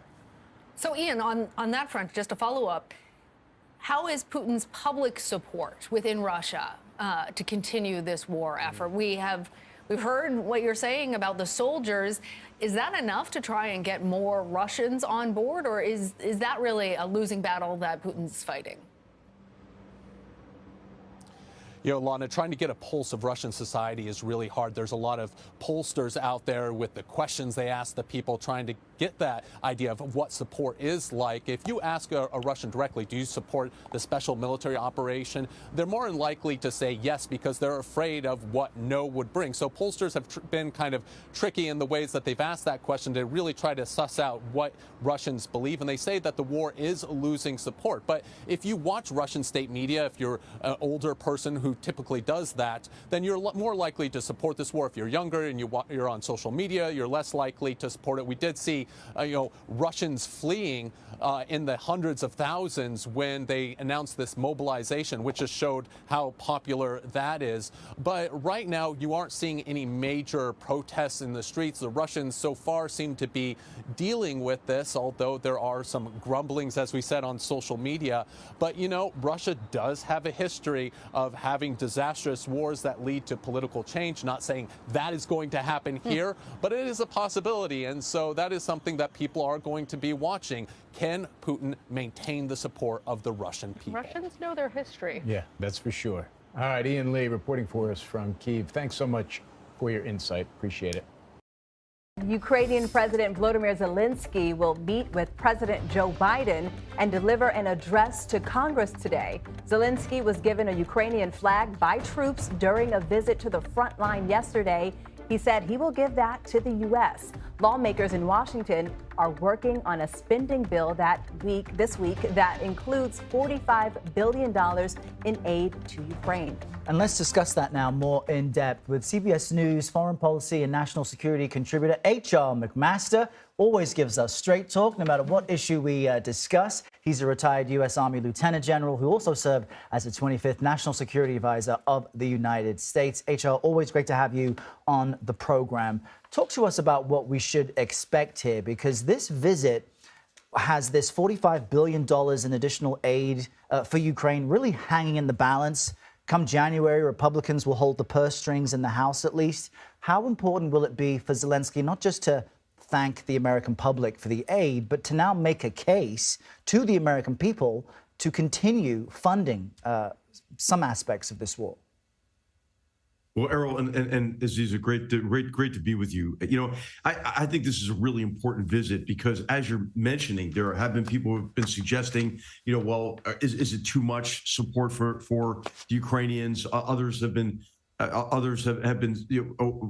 worried about, you know, could this be escalatory? You know, could Putin respond to certain types of U.S. assistance in a way that would escalate the war? But as you mentioned, you know, Zelensky was within artillery range of the Russians yesterday and is in Washington today. It's pretty darn powerful. And I think that, you know, the equation that we should use to assess the degree to which we're willing to support the Ukrainians is Ukrainian valor plus Russian atrocities. This is what my friend Stephen Kotkin has said equals our will to continue to support the Ukrainians.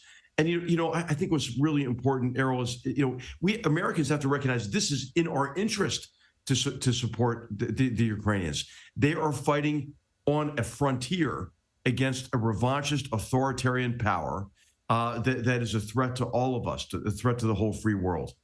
And HR, you said it at the beginning of your answer. Is it too much? I believe the U.S. has already committed more than $60 billion in aid to Ukraine. Mm-hmm. Do you think there will be new resistance to sending aid to Ukraine when Republicans take over the House in the new year? Well, Aziz, what's really important, I think, to recognize is that only about 17 billion of that has been direct assistance. A lot of that assistance has been to replenish war stocks and so forth.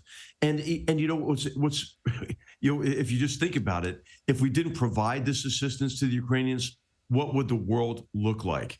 And, you know, people talk about, you know, ideas like an off-ramp for Vladimir Putin.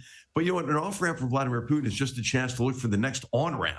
I mean, if you look at his behavior and what he's done, you know, since he took power in the year 2000, New Year's Day 2000, is, you know, he's committed assassinations. He's conducted, you know, massive cyber attacks. He's invaded Georgia. He invaded Ukraine in 2014, and this is a renewed invasion of Ukraine. So, you know, when people, I think, argue that maybe, you know, we should help Putin by, you know, giving him more security and allaying his security concerns, I think they missed the whole point. I mean, Vladimir Putin is determined to restore Russia to national greatness because of his sense of honor lost after the collapse of the Soviet Union.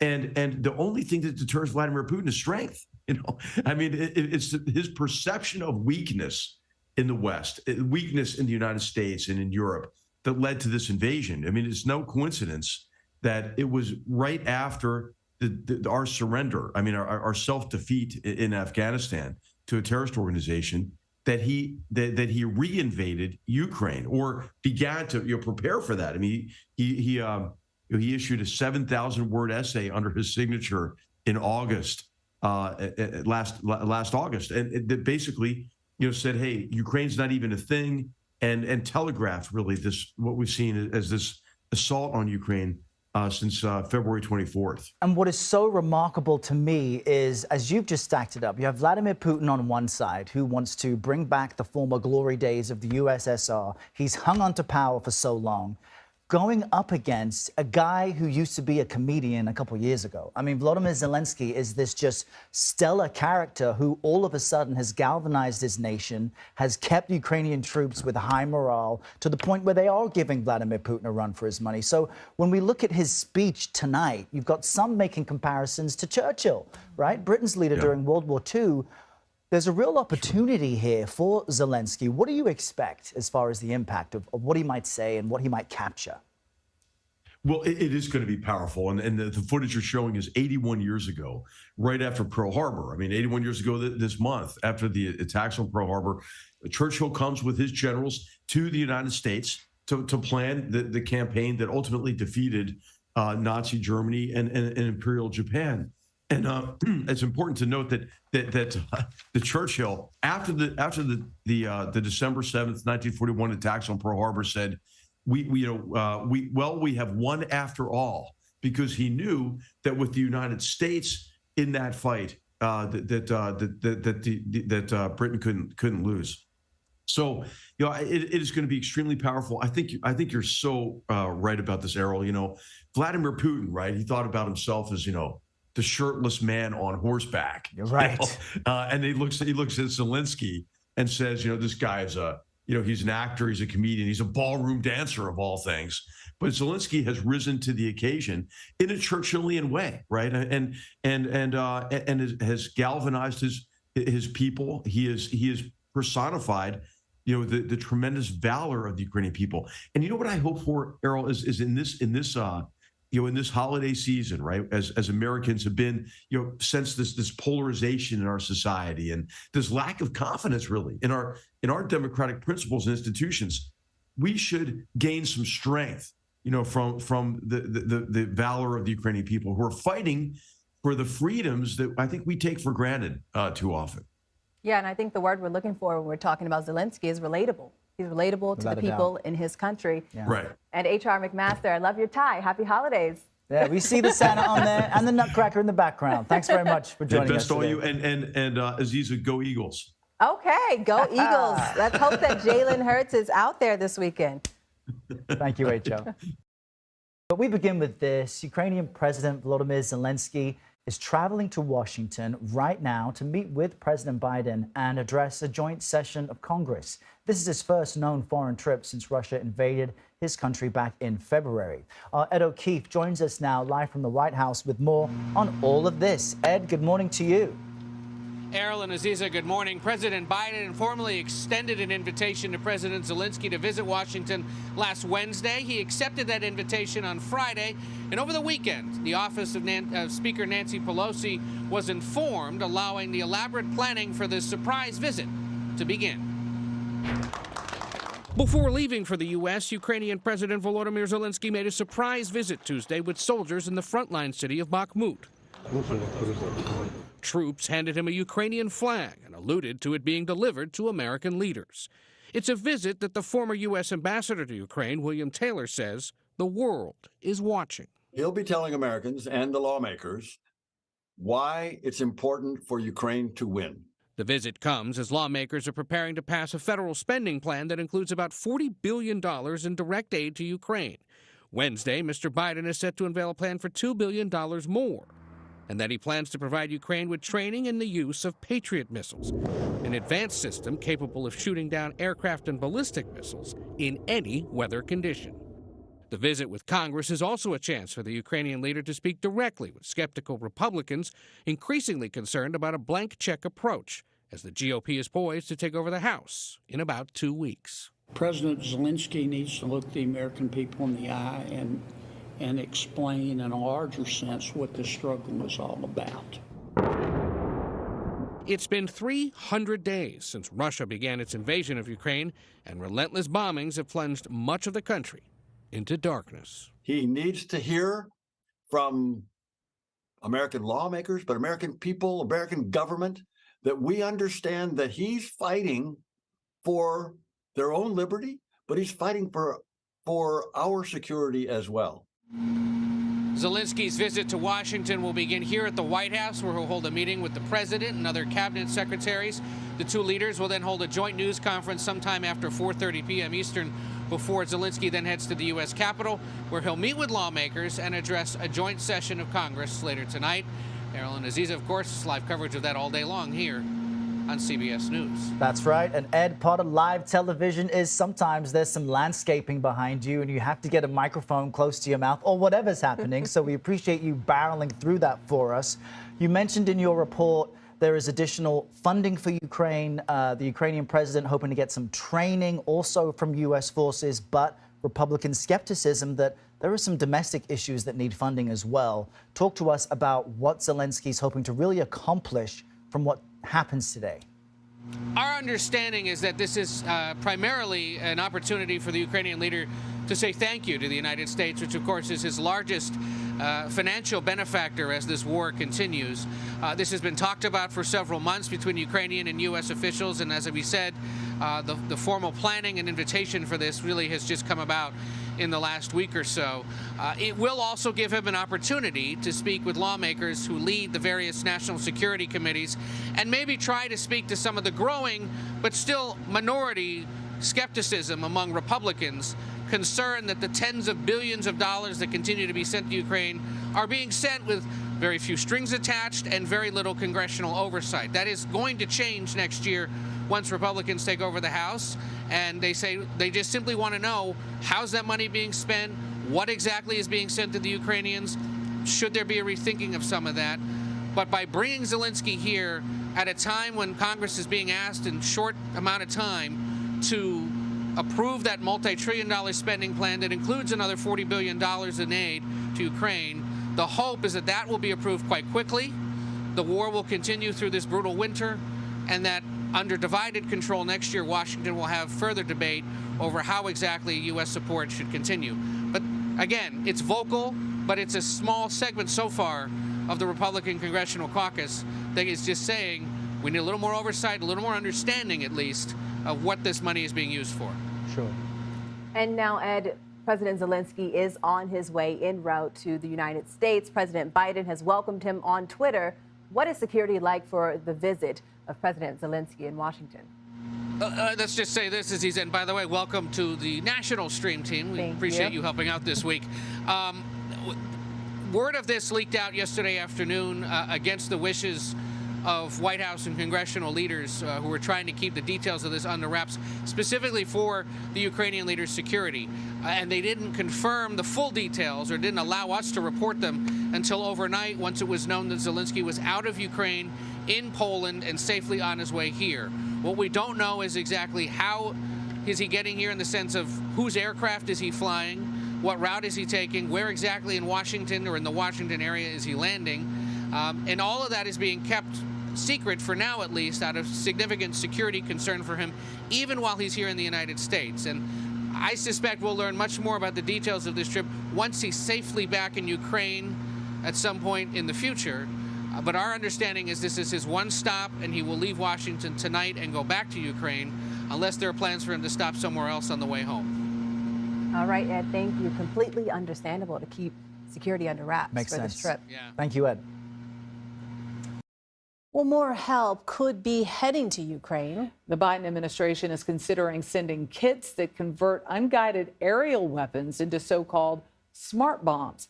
Now, that's according to officials familiar with the matter. Smart bombs can hit targets with a high degree of accuracy, but at this point, it's unclear if any of Ukraine's arsenal is compatible with the kits. This adds to the Patriot missiles the U.S. is also considering sending. Earlier this week, Russia threatened, quote, unpredictable consequences if Ukraine receives the arsenal. Joining us now from Washington is the Director of International Security Program at the Center for Strategic and International Studies, Seth Jones. Seth, welcome. So can you explain what exactly these smart bomb kits are, how they work, and why they're used? Yeah, this is an interesting development. The JDAMs, or Joint Direct Attack Munitions, are ones that I used when I was deployed overseas with U.S. Special Operations. What they essentially are kits that you can put on pre-existing bombs, generally shot from the air. And you would use them for a couple of reasons. One is they have a precision capability. They've got a GPS system on board. Second, they're all weather, and this has been a challenge with some bombs in Ukraine. They don't fly as well when it's raining or snowing or there's dense fog. And then finally, they've got some extended range on them, so they'll be helpful in what is really an industrial-style war. So assuming the U.S. does provide these, they have a couple of benefits, and you can strap them essentially. Actually, it's more like lock them onto already existing Ukrainian bombs and shoot them from aircraft. I guess that's the game-changing impact that they would make. The U.S. is also considering sending Patriot missiles to Ukraine. How do the two weapons compare, and is one more valuable to Ukraine than the other? Well, they serve very different purposes. The JDAMs would generally be used for offensive purposes, like the HIMARS that the Ukrainians have shot against Russian offensive operations or defensive installations and infrastructure. The Patriot is a defensive system. It's meant to shoot down incoming cruise missiles or ballistic missiles. So one is really offensive, targeting Russian forces. The other is defensive, targeting incoming Russian standoff weapons. So they're in many ways complementary. So Moscow has made clear it is angry over U.S. and NATO support for Ukraine. Earlier this week, the Kremlin warned if the U.S. sends Patriot missiles to Ukraine, it would result in, quote, unpredictable consequences. Seth, I'm wondering what your assessment here is on how the Biden administration is towing that line in essentially backing military support for Ukraine while not further provoking Russia. Well, look, this is a very delicate issue. I think the Biden administration has, as we've seen since February, tried to incrementally increase the types of weapon systems it's providing Ukraine. And we've seen the early stages. There was no way the administration said it would send over HIMARS, let alone Patriot batteries. Now we're seeing lots of HIMARS on the battlefield, and we're seeing at least one Patriot battery sent over.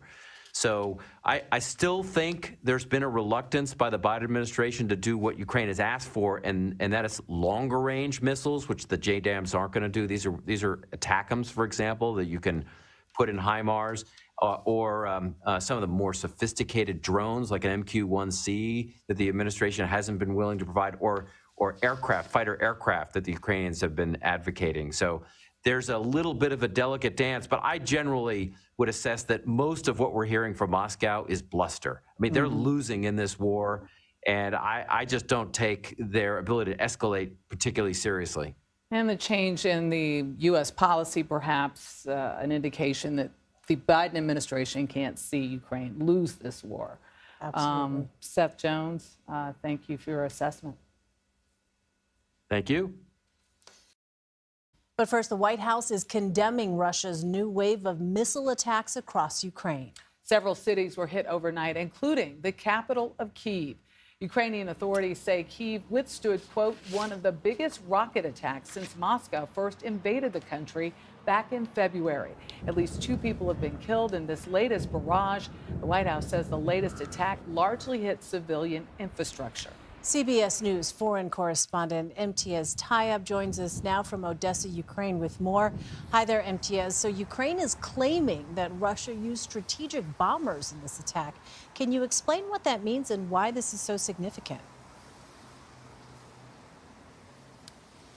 Elaine, Michelle, good to be with you. Yeah, it's a very concerning development, the use of these Tu-95 bombers. These are Soviet-era aircraft, of course, modernized. But really, why this is concerning is because what these bombers do is not only can they attack sites here in Ukraine, they're a very fast aircraft, but what we understand they've been deployed to do is to essentially confuse Ukraine's air defense system. Now, those missile attacks on this country, 76 just today, are usually fired from vessels from the sea or from ground inside of Russian territory. Now, of those 76, 60 were intercepted, but 16 were not. And that, of course, has caused this sort of considerable damage and casualty that we're seeing. You can see around me, it's very, very dark here in Odessa because the energy grid is largely down here. And so if this is a new tactic being used by Moscow to confuse what has been a very successful air defense system for Ukraine, that has very big potential harm that it could cause in this country, which so far has been very good at repelling Russian missile strikes. And when you say intercepted, do you mean shot down? Exactly that, shot down.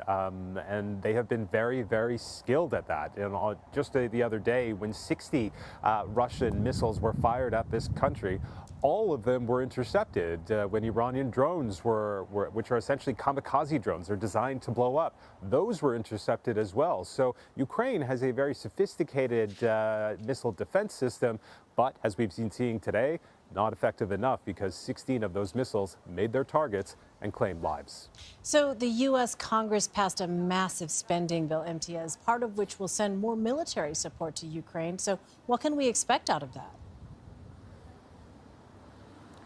Yeah, $800 million. That's $500 million more than President Biden had asked for it. Now, $800 million may not sound like a lot when you consider the many billions the U.S. has so far given Ukraine since the start of this invasion. But really what it does is it signals that President Biden plans to support Ukraine throughout this. And so we can expect much more in the way of support in Ukraine when it comes to weapons. And one of those weapons is going to be very crucially Patriot defense systems. We understand that, we know that the U.S. will be providing Ukraine with that defense system. Russia very unhappy about that, which could perhaps explain some of the devastating attacks we've been seeing. In fact, today's attacks, which is really one of the largest we've seen since the start of this conflict. But very quickly, as I wrap up here, some alarming information coming from Ukraine's defense leaders. They're warning that Russia is planning a very large-scale assault starting in the new year. They believe that Vladimir Putin wants to try to take the capital, Kyiv, one more time. Remember, in February, March of last year, that huge column of tanks, which essentially stalled, which really saw this Goliath of the Russian military stumble in the very early stages of this war, and has really set up, from what we've seen, as this very nimble David in Ukraine, which has just been able to repel these advances from Russia. But if that is indeed what Vladimir Putin is planning, what we can expect is more violence and more death in a country which has already experienced so much. So troubling to hear. MTS Tayyab with the latest from Ukraine. MTS, thank you. Now we want to get you to Ukraine, where a new attack has damaged 5 buildings in the capital city of Kyiv overnight. Ukraine's president says Russia launched 13 drones, but they were all shot down. Ukrainian officials say the drones were targeting critical infrastructure, but none were damaged.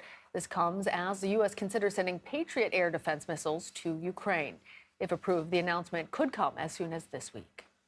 CBS News foreign correspondent MTS Tayyab is in Ukraine. He joins us now with the latest on what took place. MTS, we understand that Kyiv wasn't the only target overnight. As Lana just mentioned, there were some 13 drones deployed. Tell us about what happened in Kherson. Lana, good to be with you. You're absolutely right. A very worrying day here in Ukraine. Kherson, of course, the city in the south, which was liberated just a month ago after Russia occupied it, really since the start of this invasion. One of the main administrative buildings was targeted in a Russian strike. You can see some pretty dramatic images of that building being targeted, some debris falling into the square below. And that square, you may remember, is the very square that President Volodymyr Zelensky was in just days after that liberation, celebrating with the people of Kherson. But since then, life has been a misery for people there, and indeed in many other parts of the country, as Russia continues to target vital energy grids and other civilian infrastructure, plunging people into the cold. But as you rightly point out, the capital Kyiv was not spared. This is the first time in many weeks that it's been targeted specifically with the Iranian-made Shahed drones. These Shahed drones, which again are made in Iran, are relatively rudimental, but they are devastating. Laden with weapons, they are essentially flying bombs. And although 13 of them were intercepted by Ukrainian missile defenses, it still caused considerable damage. MTS, there was a prisoner swap between Ukraine and Russia. We've been talking a lot about the prisoner swap that recently happened between the United States and Russia, but this one freed 64 soldiers, and among them was an American. What more can you tell us? Yeah, pretty extraordinary development. As you rightly point out, 64 Ukrainians were released in this latest prisoner swap between Ukraine and Russia. And it has to be said, there has been a real acceleration in prisoner swaps between these two countries. Since March alone, around 15,000 Ukrainian prisoners of war have been sent back to this country. But today, we understood that an American was among that group. His name is Suedi Murekezi. He's a 35-year-old man, originally from Minnesota. We understand that he is an Air Force veteran, served 6 years in the Air Force, but moved to Ukraine in 2018, where he was working in the crypto markets. Now, we understand that he was taken into Russian custody sometime in July. His family says he was wrongfully accused of taking part in pro-Ukrainian protests, and that, of course, while Russia was occupying that area, was considered a crime and was then taken into custody. He has now been released, and we understand that he will shortly be on his way back to the U.S. But again, it really just underscores the fact that as well as Ukrainians being taken into custody, there have been a number of foreign nationals, including Americans, who find themselves as prisoners of war held by Russia. We've been hearing testimony from some of these people, mainly Ukrainians who have been released, and they describe terrible abuse that they faced at the hands of Russia with something which is considered a war crime. Now, Imtiaz, we always have to be careful when we take commentary from the Kremlin, considering things like Putin wouldn't even acknowledge that he had invaded Ukraine until it was just stunningly obvious.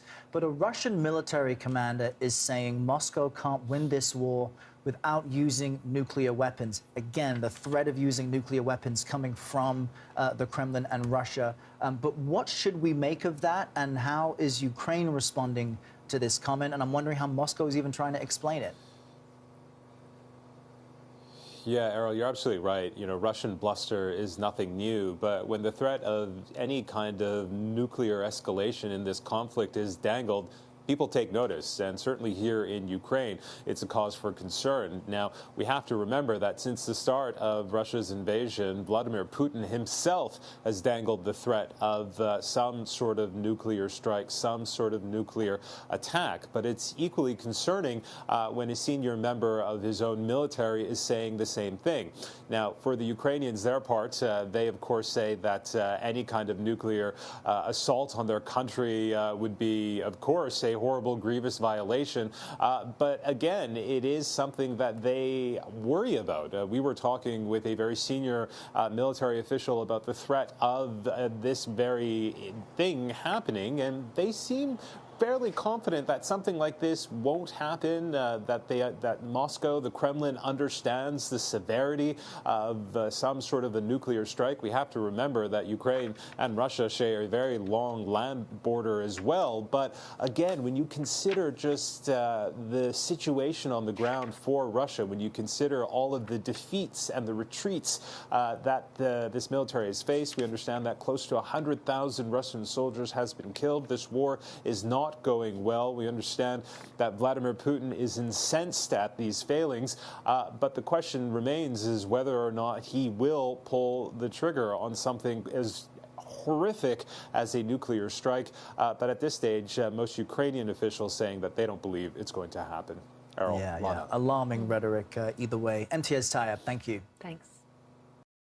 Ukraine's President Zelensky spoke with President Biden as well as the leaders of France and Turkey over the weekend ahead of a planned G7 and EU meeting today to discuss further sanctions on Russia.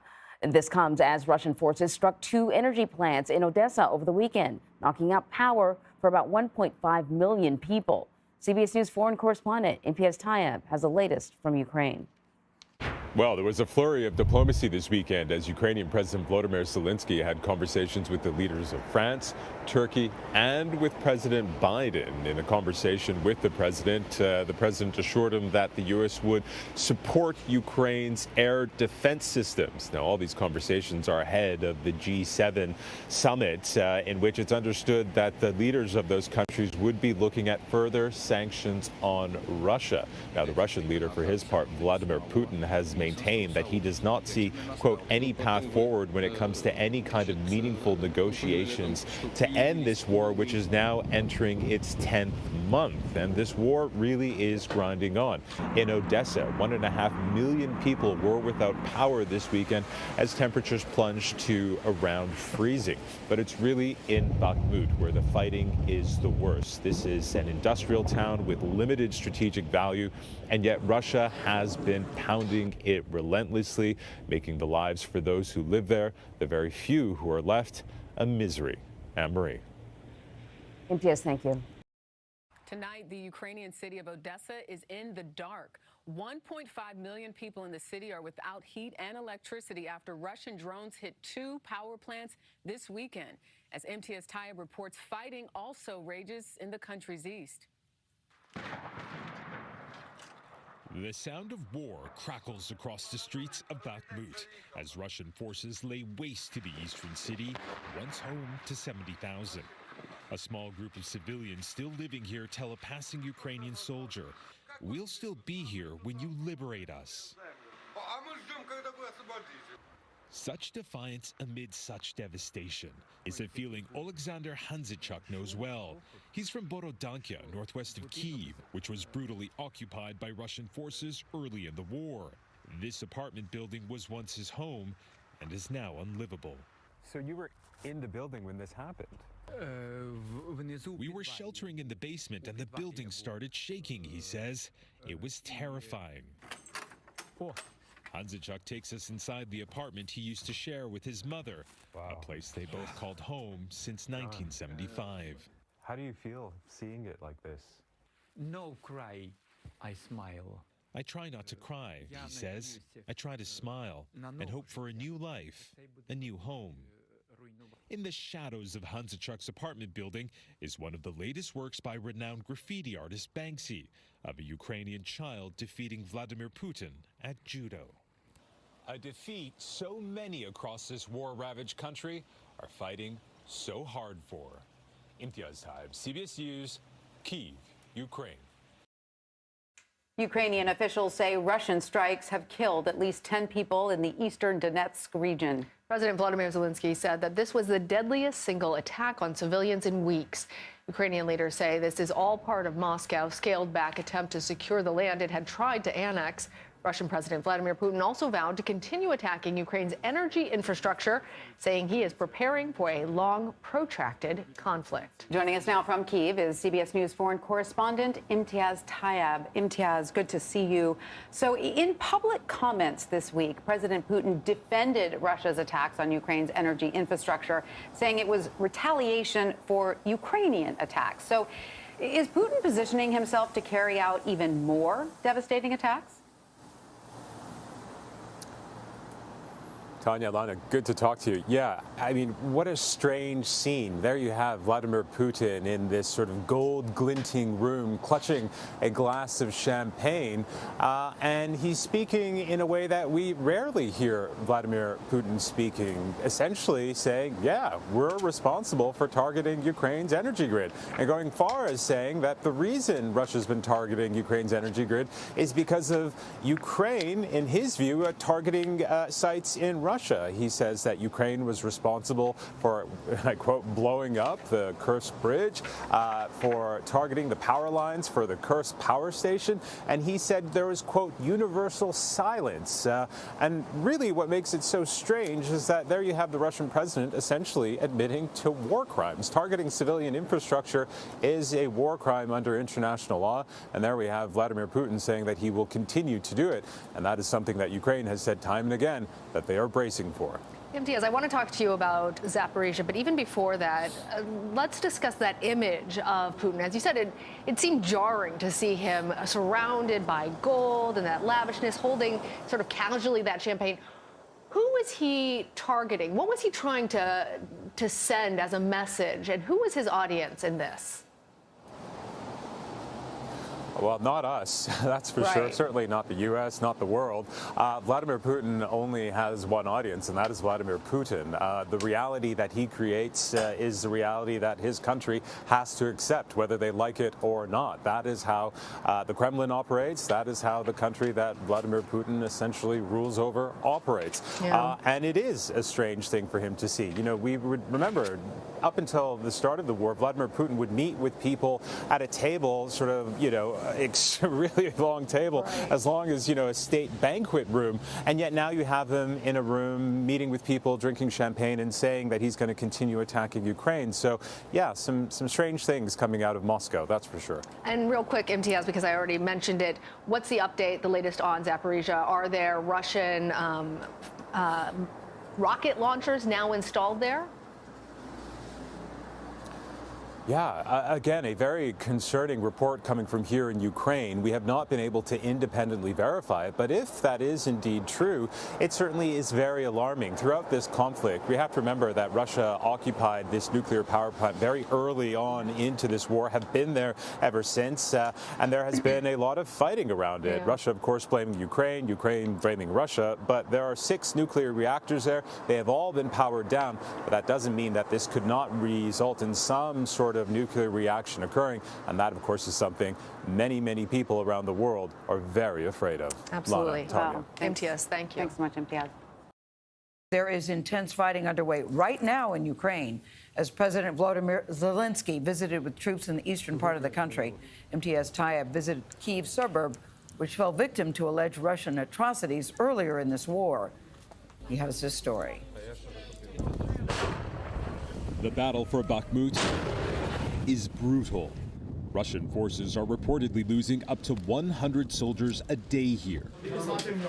Ukrainians are also taking heavy losses as the fight for the strategic eastern region only intensifies. On the front lines, President Volodymyr Zelensky met with troops to mark the country's Armed Forces Day. I wish you to live, he says. If you are alive, it means our country is alive. But at a small cemetery in the Kyiv suburb of Bucha, which is still haunted by the atrocities committed here by Russian forces, a solemn service for soldiers who have paid the ultimate price. These are the mothers, wives, and sisters of men and women who died in the fighting. It's an anguish Natalia knows all too well. Her husband and brother are buried here. How are you feeling? I feel pain. I cry and I am empty, she says. I am trying to come to terms with things, but I can't. I just can't. How to come to terms with the horrors that have been inflicted on Ukraine's people is a question few here have answers for. I still talk to them, Natalia says. I tell them everything that's happening. It's like I'm still waiting for them to come home. But Natalia knows her husband and brother won't be coming home, like so many others. For CBS Mornings, Imtiaz Tayyab, Bucha, Ukraine. Russian authorities say a drone strike hit an airfield today near its border with Ukraine. The strike set an oil storage tank on fire. On Monday, Moscow blamed Ukraine for the drone attacks on 2 of its airfields. Ukraine has not claimed responsibility for the strikes. The Kremlin, meantime, has responded with massive airstrikes that knocked out power and water across several Ukrainian regions. Ukraine said it has switched to emergency shutdowns to stabilize its power grid. CBS News foreign correspondent Imtiaz Tayyab joins us with more from Kyiv, Ukraine. Hey, Imtiaz, how is Ukraine responding to these airstrikes now? And what is the process to restore power to the folks there? Lana, Lilia, good to be with you. Well, in short, it's what we've seen time and time again throughout this war. When Ukrainians are pushed to the ground, they get up and they fight back. And tackling this energy crisis is one of those situations. Shortly after yesterday's barrage of Russian missile strikes, Volodymyr Zelensky spoke to the nation saying that energy workers were already out on the scene trying to get the lights back on. And when we were traveling through a rural part of Kherson, we came across some of these energy workers who were doing just that in a remote area where you could see unexploded ordnances littered almost everywhere. And they say that, you know, when they fix these power grids, they can either sometimes come under shelling, or just the next day, the very energy grid that they repaired needs to be repaired again. And so it's become this kind of cat and mouse situation of trying to repair this infrastructure, which is so badly needed. But Russia's assault has been punishing, again, targeting so many parts of this country, plunging so many areas into darkness. In fact, Ukrainians have been advised to download an app where they can see on their phones just how much power they're going to get at any time of day. It's really become this extraordinary infrastructure that they've built, but the reality, as we've been saying, is people are living in the cold, without power, and without heat. Yeah, that really messes with daily life. I mean, without access to water, heat, electricity, what kind of help are Ukrainians getting? Yeah, I mean, these are the basics of life, modern life, and the help is coming in. We, of course, have the U.S., which has promised $53 million to help rebuild infrastructure here, another $50 million to basically pay for things like generators. But when you consider the fact that an energy transformer here in Ukraine, something that would power a city or a region, costs around $100 million, you kind of look at the money that's available, and it kind of dwarfs in comparison. And I think it really just underscores the fact that not only is Ukraine and its allies, which obviously are the U.S., the EU, NATO, are looking at Russia's doing to this energy grid and realizing that the damage being caused isn't going to be repaired by quick fixes like generators alone, like repair work. It is going to require a massive effort and huge amounts of money. And, you know, it's early December now. Winter in this country lasts a very long time, sometimes as late as April. And so many Ukrainians are fearing for a very, very cold winter ahead. In saying that, they are also determined to face it, saying they would much rather live in the cold, without water, without heat, without electricity, than to have Russian forces on their land. I wonder how much resolve was fortified when Russian President Vladimir Putin showed up there in Crimea. Imtiaz, thank you for staying on top of all of it. Millions of Ukrainians face a winter of extreme hardship as Russia intensifies attacks on the country's energy infrastructure. 9 months after the invasion, Vladimir Putin is now being accused of weaponizing the weather. CBS's Imtiaz Tayyab is there. In Kherson, liberation comes at a painful price. Russia has been pounding the territory it lost in a humiliating defeat just 3 weeks ago, making lives a misery for residents like Mikhailo Mikhailov. Half my house doesn't exist anymore, he says. Even the roof was destroyed. The violence has only pushed people here deeper into hunger. Residents now rely on food aid from local agencies who distribute parcels from this disused shopping mall. It's where we meet Katerina and her 5-year-old daughter, Angelina, who tell us they moved into a nearby apartment after their home was destroyed by Russian shelling. How did you explain this to your daughter? She still asks when we can go back home, she says, but knows we can't. Do you think you can rebuild your life? No, she says. I don't think so. For Kherson's remaining residents, staying warm is also getting harder as Russia continues to pound the region's energy grid. Warming stations like this one have become vital to escape the cold, recharge phones, and get badly needed medical supplies. While others are making the agonizing decision to leave because life in Kherson has become unbearable now that it's firmly in the Kremlin's crosshairs, says 79-year-old Ludmila. The bombings make me so scared, she says. I was a child of war, and now I'm a grandmother in war. Now, according to a leaked Kremlin poll, over half of Russians want to see peace talks with Ukraine. But as Moscow continues to target civilian infrastructure here, those talks seem very unlikely. Imtiaz Tayyab, CBS News, Kyiv.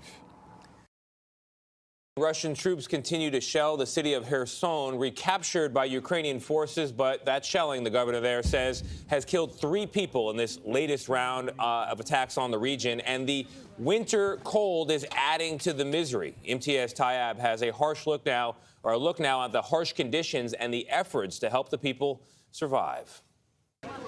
For Kherson city's cold and desperate, a lifeline. Warming stations have been set up around the main square and is where we met 85-year-old Dina. You're covered in blood. Huh? She tells us how she fell and cut her hand, but is grateful she was able to come here to get warm, bandaged up, and have her coat mended. 3 weeks after Ukrainian forces liberated Kherson city from 9 brutal months of Russian occupation, residents are still in need of the basics, including contact with the outside world. This portable 4G cell phone tower was brought in so people could make calls.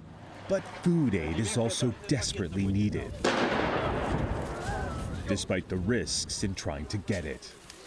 That hasn't stopped these professors from a university in Kyiv from bringing in these supplies. It's for colleagues at the Kherson National University, who they hadn't been able to make contact with for months because Russian soldiers controlled their lives so tightly. Remnants of Russia's occupation have been swept into this room. You can see flags, photos of Vladimir Putin, and while Russian forces are gone, make no mistake, they're still targeting this city. Ever since their humiliating retreat, Moscow has been hammering Kherson relentlessly. It's a misery Anastasia, an instructor at the university, knows all too well. It's so cold. You have no electricity, you have no heating, you have no water, but you're free. Freedom. You have freedom. This is more value for us. But that freedom is far from guaranteed as Russia continues to pound Kherson, devastating its energy grid. But as we've been hearing, people say they would rather live without food, water, or heat than live under Russian occupation again. For CBS Mornings, Imtiaz Tayeb, Kherson, Ukraine. CBS News senior White House and political correspondent Ed O'Keefe joins us now. Ed, it is 2 p.m. here on the East Coast. This presser just wrapped. You were in the room. Talk to us about what stood out to you about what they did and did not say. Well, the conversation there, especially at the end, about how exactly to continue engaging both Ukraine and Russia over the future of their conflict, signaled yet again that there is at least some disagreement on how exactly to continue proceeding. President Macron making clear he thinks that engaging Russian President Putin is important, if only for logistical reasons, to avoid confrontation, to ensure the safety of nuclear plants and whatnot. But President Biden making clear yet again he will not ever sit with the Russian leader unless or until he's willing to negotiate a withdrawal from Ukraine. That plus some interesting issues that have arisen in recent weeks over the Inflation Reduction Act, or that massive piece of legislation, a big priority for the president and the Democratic Party to get passed before the midterm elections. The French pointing out that there are some issues with it because it could detrimentally affect the European and the French economies, and the president saying they're going to work on essentially fixing some typos or some misinterpretations in the legislation that caused the French to be so concerned, and for the French president here in Washington yesterday to call it an aggressive piece of legislation, which in diplomatic speak is an aggressive tone to take. So beyond that, though, attempts to sort of restore or sustain the relationship between the two countries, as they both pointed out, the longest running allyship between the United States and another country, and a successful one. And it'll continue later today with other conversations that the French president will have with the vice president over at the State Department, and then there'll be a state dinner here in the White House later tonight. But as President Macron said, a frank and respectful exchange of views on a variety of issues, which is what they were seeking, and we'll see going forward, especially on the issue of Ukraine, how these two are able to stay on the same page. Yeah, and Ed, it was interesting to hear President Biden on the Inflation Reduction Act say that, quote, the U.S. makes no apology for it. He said that there are, he used the word glitches, and tweaks we can make that can make it easier for European countries to participate. So, Ed, other than the Inflation Reduction Act, what are the other, perhaps, areas of potential contention between the two countries, or is that really it at this point? That certainly is an immediate one, given that concerns about economic development and creating jobs is an issue not only here in the United States, of course, but across Europe, given that the war is ongoing, given that inflation is so much more acute in that part of the world than it is here right now. And so that plus Ukraine, essentially, are perhaps the two most obvious sticking points. But beyond that, as they pointed out, there's a lot of cooperation on a host of other issues, especially development issues in the third world, in Africa especially, the work in the Pacific with Asian countries in Australia, and just really a hope that the two of them can continue working together on those issues and others going forward. And on the flip side, Ed, they're trying to, because this is the first official state visit, put a positive spin on the relationship as well. President Biden reiterated his growing friendship with his French counterpart. We know the state dinner tonight will have some 300 guests. I guess it's so big, they're going to have it outside. Speak to us about what else we expect to see today. Well, this is the first state dinner of the Biden presidency. Remember, they haven't been able to have one because of COVID. So they've been eager to hold these kinds of events. And it comes amid a series of other holiday-themed activities here at the White House. The lighting of the Christmas tree out on the Ellipse last night. There's the Kennedy Center Honors this weekend that the president hosts a banquet for the honorees. There will be a series of holiday parties over the next few weeks for members of Congress and others here in Washington. But the state dinner, as you said, 300 guests being held out on the back lawn, the south lawn, under a tent. And our Wei Zhejiang caught this great detail earlier today. Usually at a state dinner, if it's held down the hall in a state dining room, they'd bring out some of the fine china, maybe some of the china used or commissioned by previous presidents. But because it's being held outside, they can't actually bring the china outside the house. So they've essentially gone for some rentals and will be using somebody else's cutlery tonight because it's such a big dinner and because there's some protocol and understanding that given the historic nature of that china, they don't take it outside the house into the outdoors, especially in the cold weather. Yeah, I imagine you don't want to be that person that accidentally trips on the driveway and drops a piece of that china. Ed O'Keefe for us in the East Room of the White House. Ed, thank you so much. Thank you, Ed. Take care. NATO says it will stand by Ukraine as long as it takes. Not a new promise from the alliance of Western countries, but at a summit in Romania Tuesday, they backed it up with material goods. NATO said it would send more weapons, and the U.S. pledged more than $50 million to help Ukraine rebuild its infrastructure. And while the members repeated the 14-year-old assurance that they would eventually bring Ukraine into the fold, they stopped short of saying when that would happen. Ambassador William Taylor joins me now. He served as the ambassador to Ukraine during the Bush and Obama administrations. Now he is the vice president of Russian and European affairs at the U.S. Institute of Peace.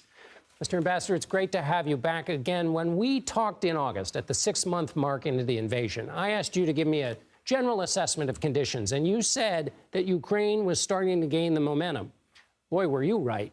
So now that we're 9 months into this invasion, I'll ask you the same question. What is your sense of the overall shape of things? John, my sense is that the Ukrainians still have the momentum on the battlefield, on the battlefield where the armies are fighting each other. The Ukrainian army is beating the Russian army. There's another battlefield, however, now, John, and that is that's where the Russians are attacking civilians, and they're attacking civilian infrastructure, and they're attacking energy. And you've just reported how that means that there are going to be millions of Ukrainians who will be cold and in the dark this winter. And sadly, Ukrainians will die because of this. It gets very cold in Ukraine. So that's the second battlefield that is ongoing. Mr. Putin understands he can't win or is not winning on the first battlefield where his army is losing. So he's taking it out on the Ukrainian civilians. So Secretary Blinken is promising $53 million to buy electrical parts for Ukraine. How much of a help is that, given this attack on the electrical grid from Moscow and the fact that cold winter is here upon us right now? It's a start, John. It's clearly a start, and it's meant, I'm sure, to prompt other allies to do the same kinds of things. NATO as an organization is made up of many nations, 30 nations. The United States is in the lead and has been the leader of the coalition that has been supporting Ukraine and opposing Russia. And it has been doing mainly with weapons and financial support for the Ukrainian government. Now the focus is getting the Ukrainians through the winter. And so this down payment that Secretary Blinken announced today is a good start. It needs to be followed up with more. It's not just the electrical equipment and the transformers. It's also things like blankets and cold weather gear and socks, things that will keep Ukrainians warm during this winter. Ambassador Taylor, how prepared is NATO for that kind of thing? I mean, so when we think of it as a military alliance, you think, well, they have exercises, they practice how to defend and attack, but do they have systems in place, or is this being made up on the fly about how to restore grids, send parts, send blankets, socks, and the rest of it? You're absolutely right. This is not what NATO is designed to do. NATO is designed to defend its member states from the Russians. But it is comprised of 30 nations that have emergency preparedness operations, that has access to the equipment that the Ukrainians are going to need. So it can certainly organize. NATO can certainly organize its member states to move forward. You're right, though. It's got to happen now. It's got to happen right away. Winter has started. And finally, help us understand the pledge for Ukraine's inclusion in the security alliance.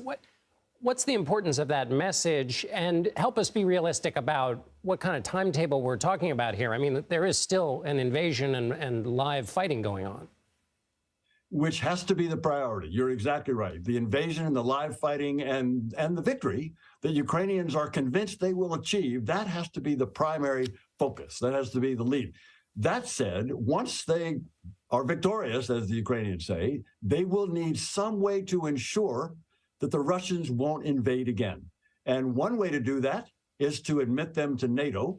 And you're right to point out that this is not a quick process. All 30 nations, and soon to be 32 nations in NATO, will have to agree. And that'll take some time. It'll also take some time for the Ukrainians to develop the systems that they'll need in order to integrate well. However, John, it's very clear that there's one army on the continent of Europe that is fighting the Russians and winning, and that's the Ukrainian army. So NATO would be pleased to have them in. Right.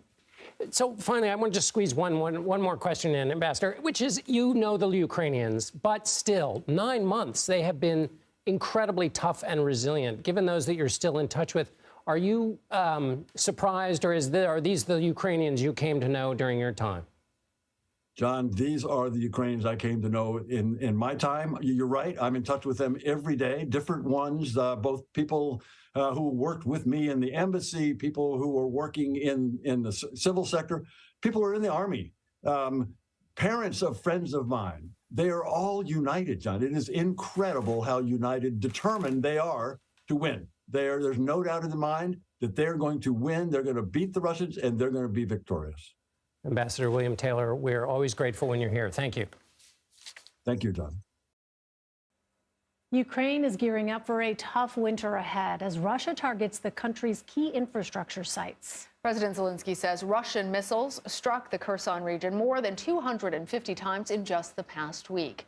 Meantime, Ukrainian officials say Russian forces fired on several regions in the south and east overnight, killing at least one civilian. Let's bring in CBS News foreign correspondent Imtiaz Tyab, who is in southern Ukraine. Imtiaz, Ukraine, as you know, is bracing for more attacks on its energy infrastructure as winter sets in. So how is Ukraine preparing for the cold months ahead? Elaine, Lana, good to talk to you. Well, the short answer is they're asking for help. A lot of it, and they're getting it. Of course, we've heard from the Secretary of State, Antony Blinken, who's in Romania, announcing $53 million in support. That support is going to come in the form of hardware, things like transformers and routers, even vehicles to go around the country to help reinforce and, frankly, rebuild a lot of this damaged infrastructure that Russia has been so ruthlessly attacking in recent weeks. That's on top of the $55 million that the U.S. has promised Ukraine as well, and that's going to pay for things like generators. And generators have become extraordinarily vital here in this country, with so much of that infrastructure being damaged. And when that help is coming, it's also coming from other places as well, including from the European Union, which has announced that it'll be sending 20 what they've described as large-scale generators. And when they say large-scale, they mean it. One of those generators can power a hospital, just one of them. So Ukraine is receiving around 20 of those, 200 mid-scale generators. And so a lot of this support is coming, including from NATO as well, all of which is to ensure that Ukrainians do not suffer the kind of misery we've seen in other parts of the country already, because that infrastructure is down, because there's no power, because there's no heating, and indeed affecting water as well. There's a huge mobilization to ensure that Russia doesn't weaponize winter, which is clearly what it's trying to do. Elaine, Lana. MTS, you mentioned NATO. They're reaffirming their promise to have Ukraine one day join the alliance. We know that that doesn't happen overnight. Usually it takes years. But what impact will this recommitment have on the ongoing conflict? If I'm honest with you, not a lot. Russia is going to continue targeting this country much in the way they have been for the past 9 months or so. But it really does sort of put the spotlight on NATO and where NATO sits in this entire conflict, which is to say that we have to remember back in February, what was Vladimir Putin's pretext for this war? At least part of it. It was because NATO was getting too close to Russia's borders, which is essentially what it said. And so here we have this war. We're now entering the 10th month. We are in the 10th month of this conflict. But Ukraine's insistence, appeal, if you will, to join NATO. Well, as you rightly point out, it's not going to happen overnight. But we have seen other countries which have had this position of neutrality join NATO, those countries being Finland and Sweden. And so if this has been from the very beginning Vladimir Putin's attempt to push NATO back, this 30-country bloc of countries, which includes the United States, Canada, Western European countries, Eastern European countries, from getting closer and closer to Russia's border, well, that has backfired spectacularly. But as you rightly point out, Volodymyr Zelensky making it very clear that his country wants to be part of NATO. But again, it's going to be very tricky for them. The concern for NATO is if they say, you know what, we are going to give this membership to Ukraine, what does that mean? It means NATO is at war with Russia. It means the United States is at war with Russia, Canada, those 30 countries. And that, of course, is something that many people don't want to see happen. We have to remember that Vladimir Putin, throughout this entire conflict, has dangled the threat of a nuclear attack. And the concern is that any kind of involvement of, or rather any kind of move for Ukraine formally into the NATO family, for lack of a better phrase, could trigger something as serious as that. All right, MTS, thank you so much. Take care. Russia is postponing its highly anticipated arms control talks with the United States that were scheduled to take place in Egypt today. That's right. This decision comes as Ukrainian President Volodymyr Zelensky says he expects Russia to launch a new wave of missile strikes on his country. Russia's recent strikes have just devastated Ukraine, causing widespread power outages and significant damage to Ukraine's energy infrastructure. Officials say a partial evacuation of Kyiv is not off the table. That is significant. CBS News foreign correspondent MTS Tayyab joins us now from Mykolaiv. This is a city in the southern part of Ukraine. MTS, it's just once again jarring, the number of headlines we're seeing come out of the country and just over the weekend. Tell us more about this threat of new Russian missile strikes against what's already a heavily damaged energy infrastructure there. Errol, Lilia, so good to talk to you. Yeah, look, the reality is it's not a question of if these strikes are going to happen, but when. And as we've seen over the past few days, those strikes have been devastating. In Kherson, a city just a few hours from here, which was liberated from Russian control, they were occupying that city for over 9 months. 15 people were killed in a series of strikes. We've also, as you've been saying, seen infrastructure being targeted as well. And really, Errol and Lilia, the cruelty is the point. This is the weaponization of winter here in Ukraine. It is very cold in this country right now, and the point is that Russia wants to target whatever infrastructure it can to make life a misery for Ukrainians who, as we know, for the last 9 months have put up such a brave fight against this enemy, really, who has caused so much destruction across their country. But again, President Zelensky warning that more of those strikes are likely to come, and it's infrastructure that's likely to be targeted. Errol, Lilia. Could be incredibly debilitating for the country and demoralizing as well. I'm curious, though, MTS, we've been hearing about the low supply of weapons to Ukraine. How is Ukraine responding to these attacks, and what can you tell us about just the inventory of weapons that Ukraine has at this point to defend itself? Yeah, Lily, look, you're absolutely right. I mean, the whole point of this is also to just really degrade that morale. But as we've seen time and time again, the Ukrainian fighting spirit is not only strong, but it seems to get stronger and stronger with every challenge that they are faced. But as you rightly point out, what they keep saying and what Volodymyr Zelensky keeps saying is that they need more weapons. They need to fight harder and harder. And the reality is they can say it's worked. They have received billions in aid from the U.S. They've received the kind of weaponry they need to be able to push Russia out. We have to remember that in the last few weeks, we've seen an extraordinary retreat from Russia from huge areas of territory. But the reality is that this war is still ongoing. And we have to remember that as winter sets in this very moment, I don't know if you can tell, but it's sort of drizzling where I am in Mykolaiv. And what that does on the battlefield is it essentially turns it to mud. And it is a real battlefield. We have around 600 miles of a front line. It's sort of crescent shape that Russia is in control of. And of course, you have Ukraine on the other side. And as that battlefield sort of turns into this muddy sort of field, it becomes very difficult for Ukrainian forces to push forward. And of course, for Russia to try to push back against them. And so this lightning advance that we've seen from the Ukrainians is likely to slow down, at least for the next few weeks, possibly for the next month or so. But again, the Ukrainians saying we need more weapons. We're going to keep fighting. This is not a stalemate, that this is an active conflict, and they are going to keep pushing Russia out of their territory. Errol, Lilia. Imtiaz, thank you for bringing us right into what that battlefield looks like. Appreciate it. Thank you, Imtiaz. Ukraine is desperately trying to restore electricity as temperatures drop across the country and Russia escalates its missile attack on Ukraine's energy infrastructure and power grid. At least 15 people, including one child, were killed after Russia launched a barrage of missiles in Kherson. The attack on the city that Ukrainian forces recaptured earlier this month is the deadliest in recent days. Chris Livesay has the latest. Well, the attacks across Ukraine may seem like isolated incidents, but they're part of a much bigger Russian plot to freeze the country into submission. Ukrainian winters are never easy, especially during a war.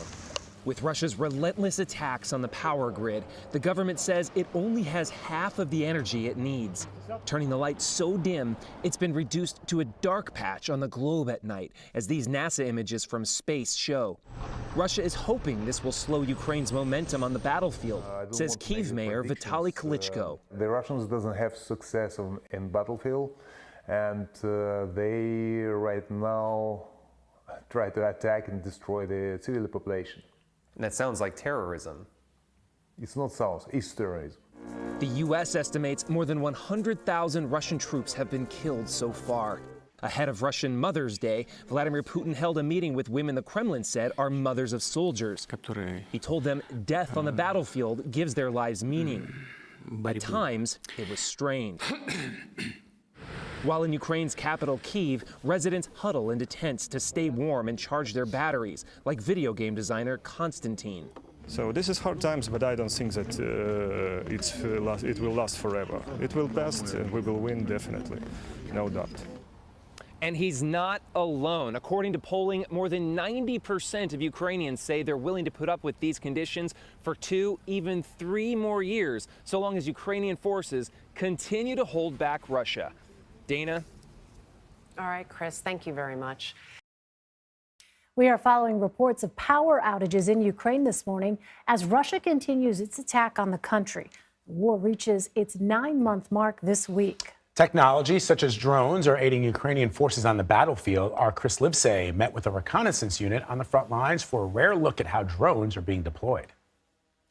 If this is a war between David and Goliath, then this is David's sling. Vastly outnumbered and outgunned by Russia, Ukraine has assembled an army of drones. They're precise and nimble, just like the crack team that literally pulled us through the mud to their secret launch site. I've already got a few calls asking what sector are we going to cover today with our reconnaissance, because everyone is interested to get some information. And they're counting on you. And they're counting on us. Counting on them to fly over enemy lines as the eyes of the artillery.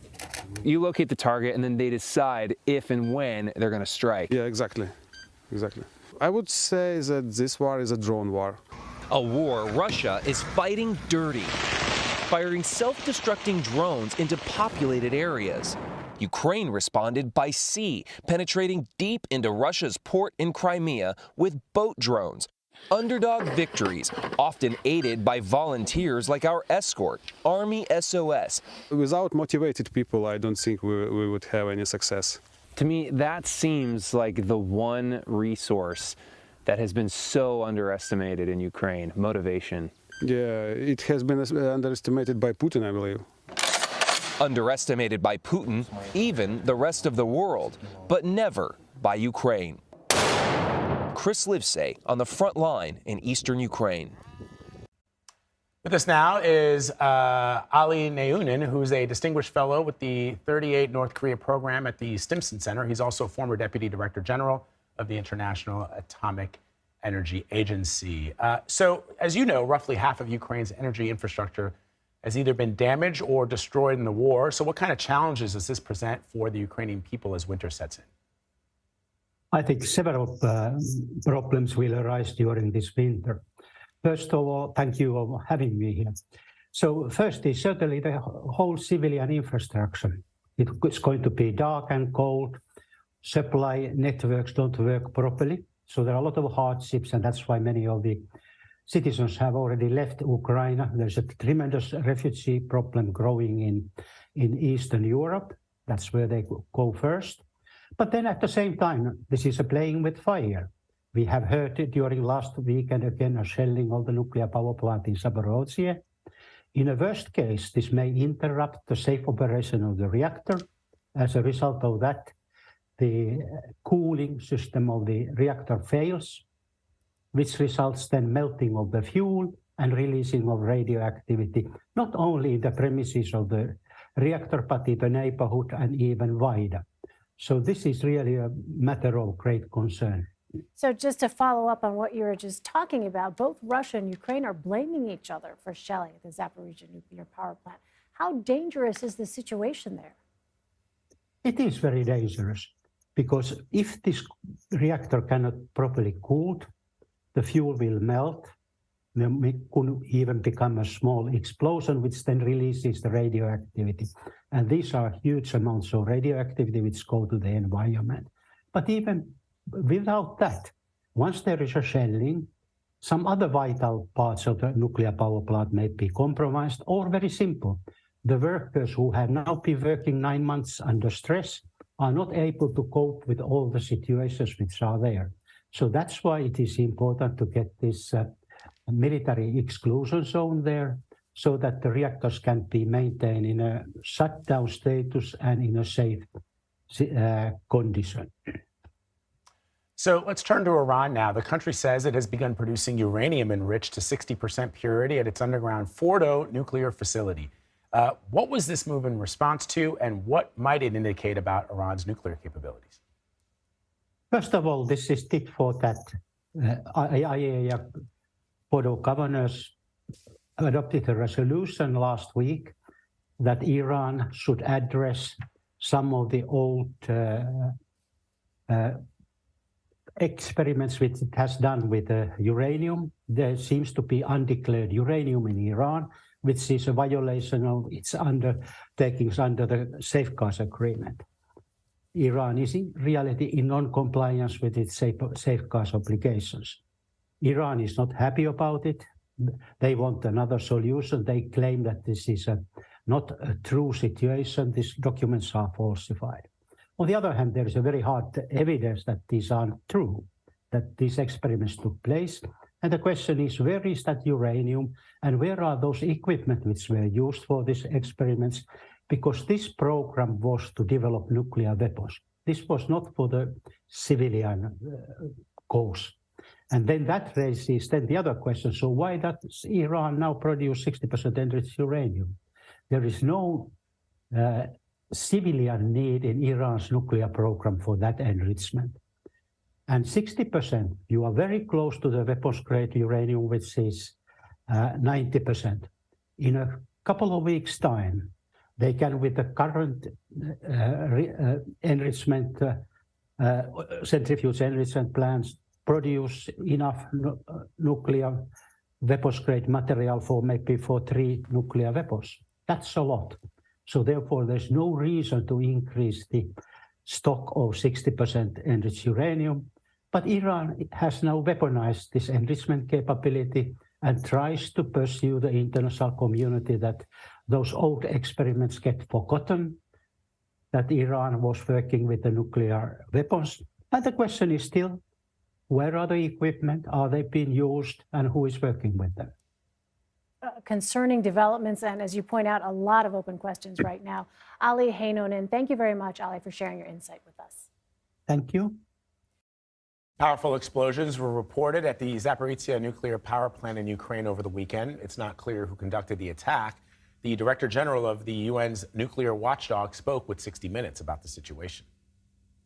You don't want the biggest nuclear power plant in Europe, one of the biggest in the world, to be cooled with basically an emergency system which is dependent on fuel, because when your diesels are out of whatever you put in it to make them work, then what happens? Then you have a meltdown, then you have a big radiological nuclear emergency or an accident, and this is what we are trying to prevent. So this situation is totally precarious.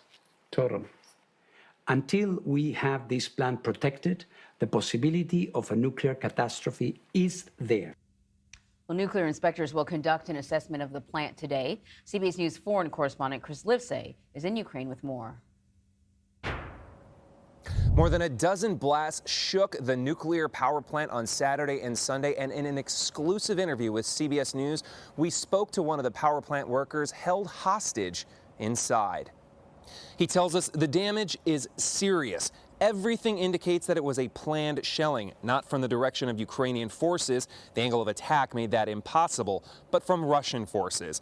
The attack struck an emergency supply of chemically desalinated water, he says, and he also believes Russian forces detonated an explosive from inside the plant. As to why they would do that, he suspects it's to sabotage the plant and make it useless for Ukraine. Now, this is Europe's biggest nuclear power plant. Russia's been trying to steal it and link it to its own power grid, but has failed. So he believes Plan B is to sabotage it so Ukraine can no longer use it. Of course, this is incredibly dangerous. He says Russian forces are behaving like, quote, monkeys playing with hand grenades, and blames them for all of the damage, not just today, but in all the previous attacks as well. Fortunately, he says, the reactor itself has not been damaged. If the reactor were hit, he says, we would certainly know about it because this would trigger a nuclear catastrophe. As for the identity of this worker, CBS News cannot reveal it because he took a great personal risk. Anne-Marie, Vlad? All right, Chris Livesay, thank you very much. Ukrainian President Zelensky says Russia is looking for a short truce. He addressed the Halifax International Security Forum Friday. He claimed Russia is seeking a compromise in order to allow its troops simply to regroup. His comments come after Russia withdrew from Kherson last week and after a stray missile hit into NATO territory, Poland. Idaho GOP Senator James Risch also spoke at Friday's conference. He joins us now for the latest on Ukraine and other foreign affairs. There has just been an address by the Ukrainian president to the Halifax conference where you're speaking to us right now. What can you share about his address? Well, he as always, was very confident. He's an excellent representative of his people. I've spoken with him directly, of course, over the period of time that this has been going on, and he reflects and truly wants to reflect where the nation, where the Ukrainian people want to go, and that's where he wants to take them, and that's what he laid out. He laid out a number of points that really have got to be addressed if this is going to come to an end. Look, what history tells us, wars end when one side or the other fight to the point of exhaustion. Neither side's there. They really aren't on the Ukrainian people's side, and I think President Zelensky represents that very well. They will fight to the death before they'll go back under Russia. On the other side, it's a one-man war. One person makes the decisions, and that's Vladimir Putin. And his ego is at a point where it's bruised, and he has lost this war. His objective was to occupy that country. It's obvious to the world, and I would think obvious to him at this point, he will never occupy that country. They will fight with broomsticks in the streets before they'll go back under Russia. On this missile strike earlier this week in Poland, does the latest intelligence still suggest that this was a Ukrainian air defense missile and not a Russian weapon? Yeah, I'm on the intelligence committee, and so what I know, I really can't talk about here. There are public reports out there that indeed that this was a Russian S-300 missile, but possibly fired by the Ukrainians. But look, none of that makes any difference. The bottom line is the actual cause, the proximate cause of what happened is the Russians. This would not have happened but for the Russians' invasion of Ukraine.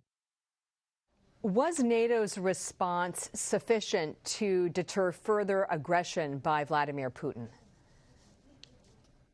Well, I think, first of all, NATO's as strong as it's ever been, really. I think Putin really made the mistake thinking that his invasion would divide NATO. It has done just the opposite. It's brought it together tighter than it's been in many, many years. We're going to get 2 new members here pretty quickly that's going to strengthen it even more.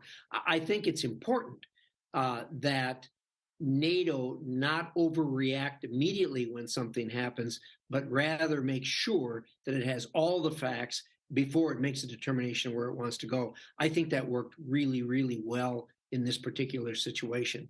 And it's ongoing. It's certainly not over yet. On North Korea, we've had a very high frequency of these missile launches.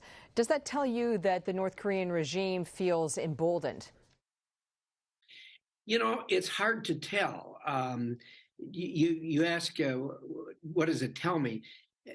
They do this from time to time. I mean, we go along and nothing happens for a long time, and then all of a sudden they ratchet up and start either doing tests or doing launches or whatever. Really, they don't put out a message with it and say, we're doing this because. So that leaves one to speculate. And frankly, it's very difficult to do.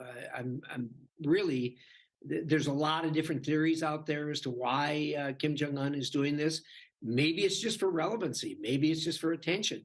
We don't know. And that makes it even more dangerous because it's always best to know what people are thinking. And in these situations, it's almost impossible. You're on the Intelligence Committee. Does the intelligence suggest that the North Korean missile threat to the U.S. mainland is greater today than it was when President Biden took office? Well, you're right. I am on the Intelligence Committee, and most of what I know about that, I can't say. What I can say in very general terms is that North Korea does certainly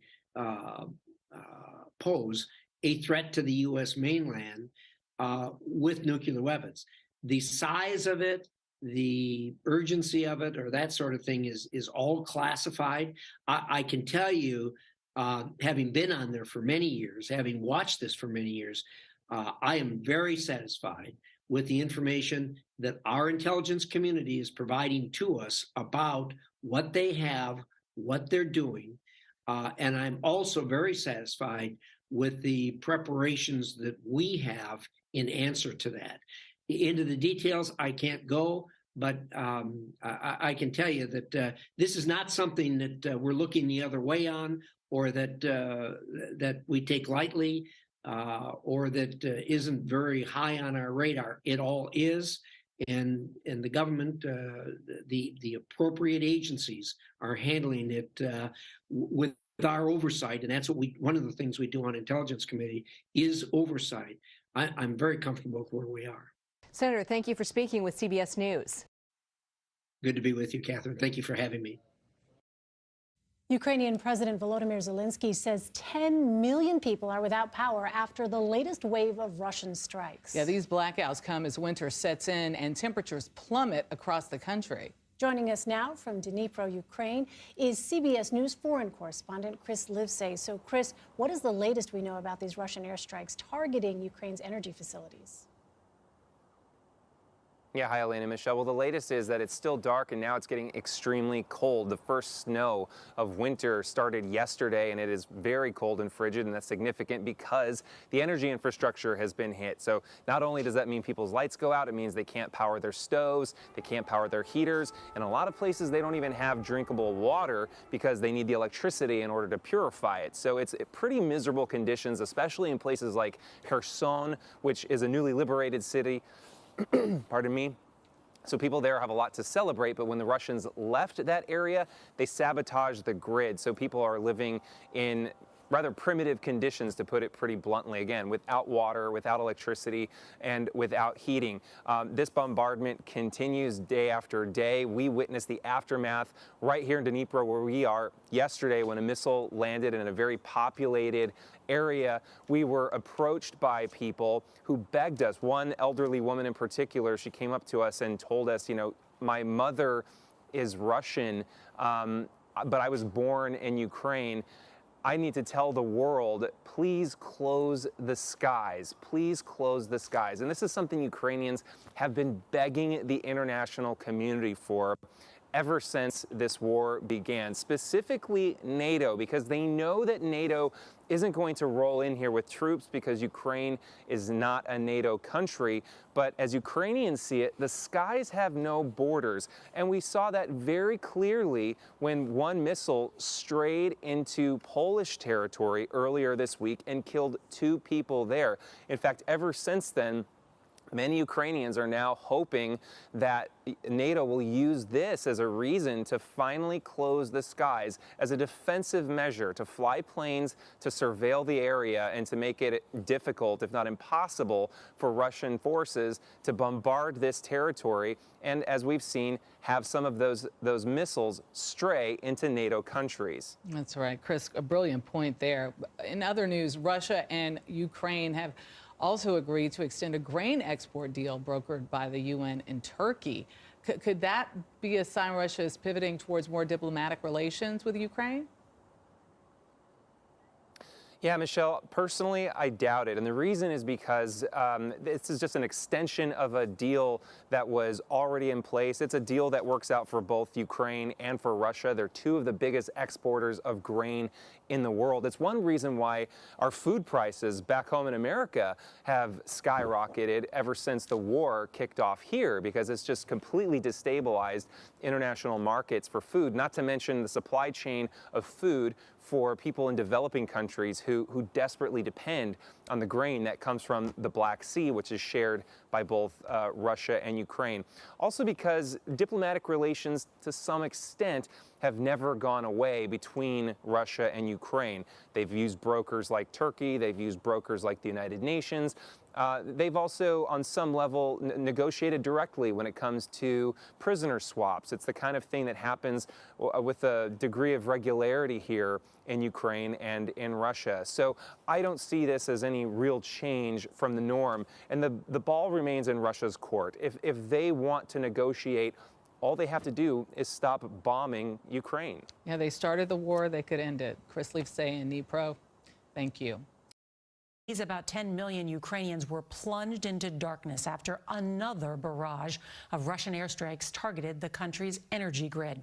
CBS's Chris Livesay witnessed the panicked aftermath of one attack in Dnipro. It was a morning like any other for commuters in Dnipro, Ukraine, until it was shattered by Vladimir Putin's war. Among the wounded, a 15-year-old girl. Astonishingly, those aboard the bus were unscathed, says the driver, Vyacheslav, still sitting behind the wheel in shock. I saw the missile strike right in front of me, he says. The passengers ran and tried to hide.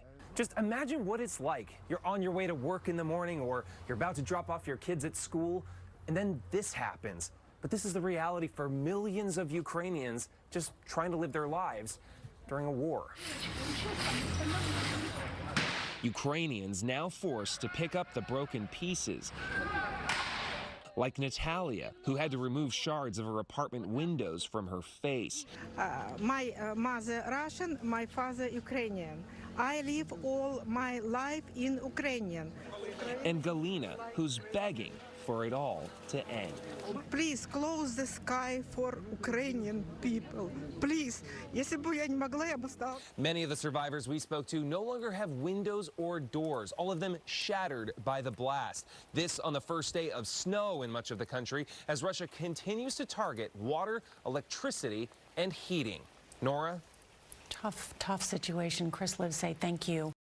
All right, now to a rare public dispute between NATO and Ukraine. The U.S. and NATO say the missile that killed 2 people in Poland was actually fired by Ukraine, which was defending itself against the Russian barrage. But Ukraine's government says the missile is Russian. We've got correspondents in both Poland and Ukraine. We begin with Charlie Dagada in Poland. Charlie, good morning. Good morning. Here's the scene this morning in the village where that missile landed. Police have cordoned off the area. It struck a grain facility, killing 2 men just a few hundred yards away from this school, which remains shut today. There is a military presence here, soldiers on the streets, residents still in a state of shock. We're told U.S. investigators have been working with Polish teams on the ground. Polish officials reiterating there is no evidence that the missile was launched by the Russian side.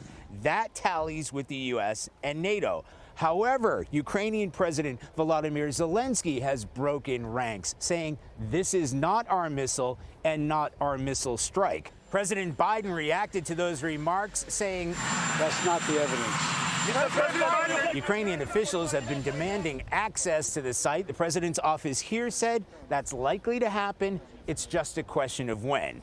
Now for what's happening inside Ukraine, here's Chris Livesay.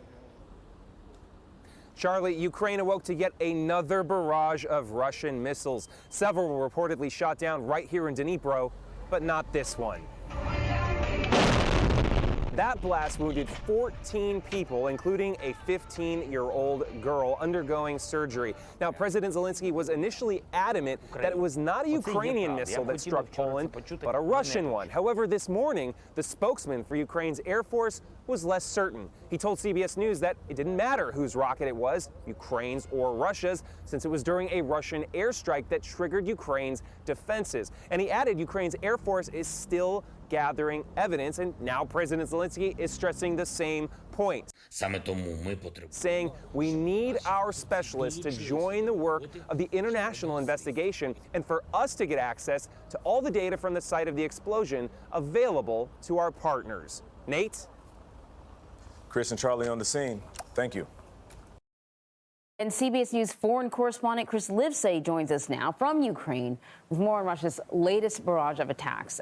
So, Chris, listen, Ukrainian President Volodymyr Zelensky posted a terrifying video that he said was one of the blasts in Dnipro. What do we know about that attack? Oh, that's right, Anne-Marie. In fact, we're standing at the site of that blast that's featured in that video. Just moments ago, we spoke to the driver of the bus in that video, still sitting in the driver's seat, clearly traumatized by what he witnessed and what he survived. He told us everybody on board suffered only minor injuries from things like glass shattering, and they were able to walk away from it. And that's pretty much what we heard from everybody that we spoke to. We spoke to survivors who had cuts on their faces, told us that their windows were shattered. They don't have doors anymore. And that's a serious concern because it's getting very, very cold here. And it appears to be one of the reasons why Vladimir Putin is attacking civilian areas like this, is to leave Ukrainians demoralized and leave them very vulnerable to the coming winter. As far as this specific attack is concerned, so far 14 people have been reported injured, one of them a 15-year-old girl who is currently undergoing surgery. Oh, my goodness. You know, this shelling has continued. We know, or it seems like the Russians are sort of continuing their strategy of targeting Ukrainian infrastructure, even though it seems like the Ukrainians, as you have told us, have been really, really good at, putting things back together, getting the electricity going. But, this seems like this is the strategy moving into the winter for Russia. Exactly. I mean, it is getting very, very cold. And as you mentioned, Ukrainians are superb at putting their cities back together. I mean, as we speak, the street workers are patching up the road. They're cleaning up leaves. I mean, this is just remarkable. Now, there's a point to it, of course, because with fewer leaves, it's easier to actually investigate the blast site. But this is something we've seen over and over again, just the kind of TLC that they have for their cities and the will and the drive to get back to life as normal. But there's a sad side to this, of course, because it is getting cold. We spoke to the head of Ukraine's biggest energy provider, who told us that people may die as a result of these attacks on the infrastructure because people aren't going to be able to power their stoves. They're not going to be able to power their heaters. And there are a lot of vulnerable people here right now. So this is something very serious. And he also thinks that this is the point, that Vladimir Putin is trying to kill people at this. NATO and Polish officials say a missile that killed 2 people in eastern Poland was likely fired by Ukrainian air defenses. The missile hit a village near Poland's border with Ukraine Tuesday. Charlie D'Agata is at the scene. The first missile strike on NATO soil since the war began created an impact with potentially catastrophic consequences and left 2 men dead. Christina lives only a few hundred yards away and knew them. What were they like? Very good people, she said. Hardworking, family men. Both had children, one of them smaller ones. The Polish president said today it was highly probable it was fired by Ukrainian anti-aircraft defenses. The deadly blast triggered global alarm at the G20 summit in Indonesia, where President Biden downplayed fears of a direct Russian attack. It's unlikely in the minds of the trajectory that it was fired from Russia, but we'll see. The incident happened during a massive Russian bombardment of Ukraine, where more than 90 missiles targeted cities nationwide. Ukraine says its air defenses shot a majority of those missiles out of the sky. Chris Livesay is in Dnipro. The target of Vladimir Putin's missile attacks is Ukraine's energy grid, shutting off the lights for millions of Ukrainians. Russia is trying to weaponize the darkness, but that has clearly backfired for these young basketball players. They're not just rising above the challenge, they're using it to sharpen their other senses. But as Ukraine's fierce winter descends, the situation is critical for those who can't power their heaters and stoves. The director of Ukraine's largest energy supplier tells me inside a bunker. Could people die? Nothing is impossible in this war. And do you think that's what Russia is trying to do? I think so. Back in Poland, it may not have been either side's intention to strike NATO soil, but the war next door has just hit home. Police are keeping everyone well away from the blast site. American and Polish investigators have been here much of the day. At odds with the U.S. and NATO, Ukrainian President Volodymyr Zelensky, who said, "This is not our missile strike and not our missile." John? Charlie D'Agata, thank you. For more, I am joined by Ambassador Stephen Mull. He served as the U.S. ambassador to Poland from 2012 to 2015. He is currently a senior fellow at the University of Virginia's Miller Center of Public Affairs. Mr. Ambassador, thank you so much for being with us. You were an ambassador in the region in Poland and in Lithuania. So what was your reaction when you first heard that these missiles had landed in Poland? Well, John, it's good to be with you, but I'll tell you, I'm in a much better place today than I was last night. When I first got reports, I really felt high anxiety that this could be the threshold of a significant escalation in the war, particularly with the early reports that these missiles were of Russian origin. Fortunately, the Biden administration and NATO leadership, the Polish leadership for that matter, reacted quite deliberately with caution to get all the facts before rushing to any conclusions. So 24 hours later, when it's become increasingly clear that this is a tragic accident involving Ukrainians' air defenses, I think we've stepped back from the brink. But it's in a way, it's a surprise that it's taken almost 9 months for something like this to happen. And with Russia's raining down almost 100 missiles in the last 24 hours on Ukrainian infrastructure, the chances for an even more severe accident and a war provocation is constantly out there. So we can't relax. In a sense, it appears, based on what we know, that this might have been the result of efforts by the Ukrainians to shoot down a barrage of Russian missiles. In which case, do you think it's in the U.S. national security interest to provide the Ukrainians with better anti-missile technology for the purposes of forestalling this happening again, or something like this leading to an escalation if a missile ends up in one of the NATO countries nearby?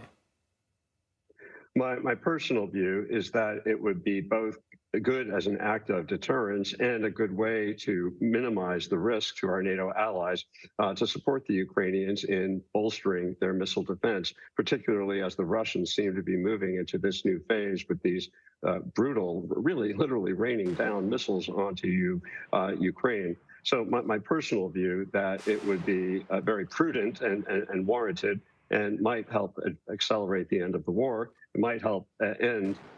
Really, it's a war crime what the Russians are conducting with these attacks.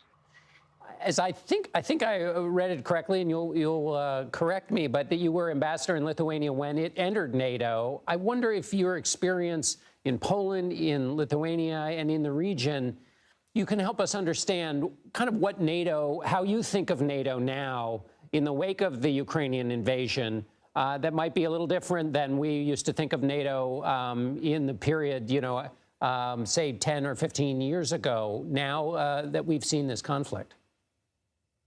Since the end of the Cold War, a dynamic that emerged both in my service in Lithuania and in Poland, there was often one of rising frustration from the Lithuanian and the Poles that we didn't sufficiently appreciate the security threat that the Russians posed to Central and Eastern Europe. And they were all often very concerned that we had higher level issues and interests to pursue with the Russians that often were a trump card in our relations.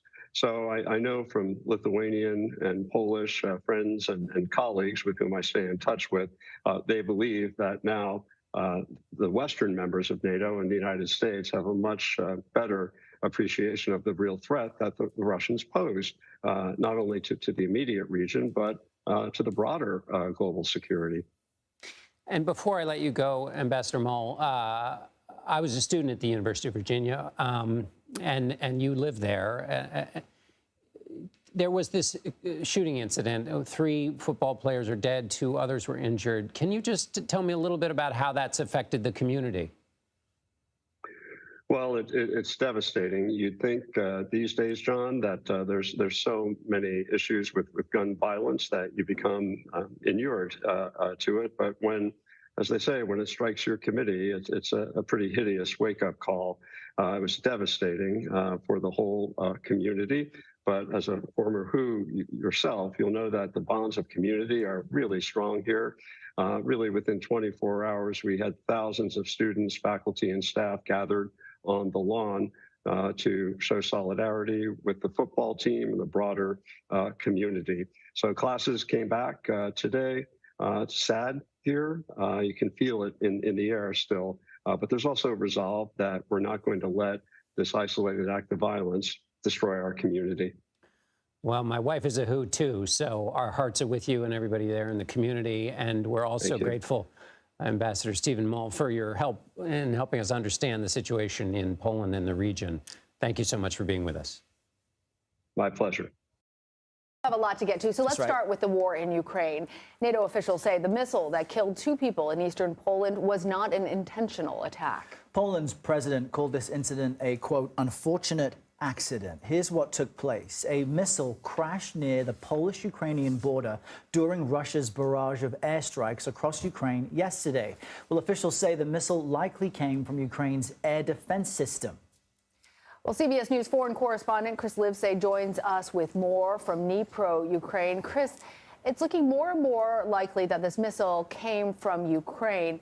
But I'm wondering, could Poland still invoke Article 4, and what steps need to happen before they do? Because even though it sounds like it was possibly a Ukrainian missile, it was in response to Russia. And this spillover is all happening because of Russia's aggression.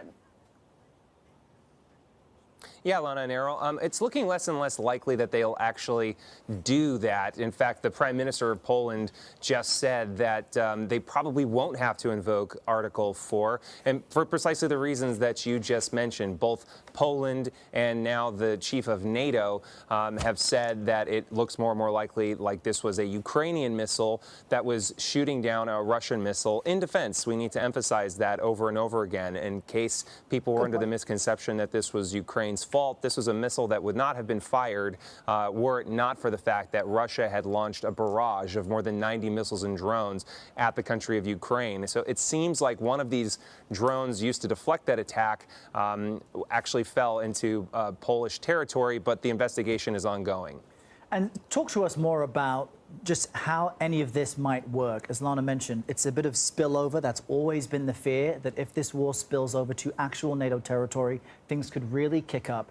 Many of us are familiar with Article 5 of NATO's constitution. I think that's the attack on one is an attack on all. But talk to us more about Article 4, which goes on to state that all decisions that are made need to be made through consensus.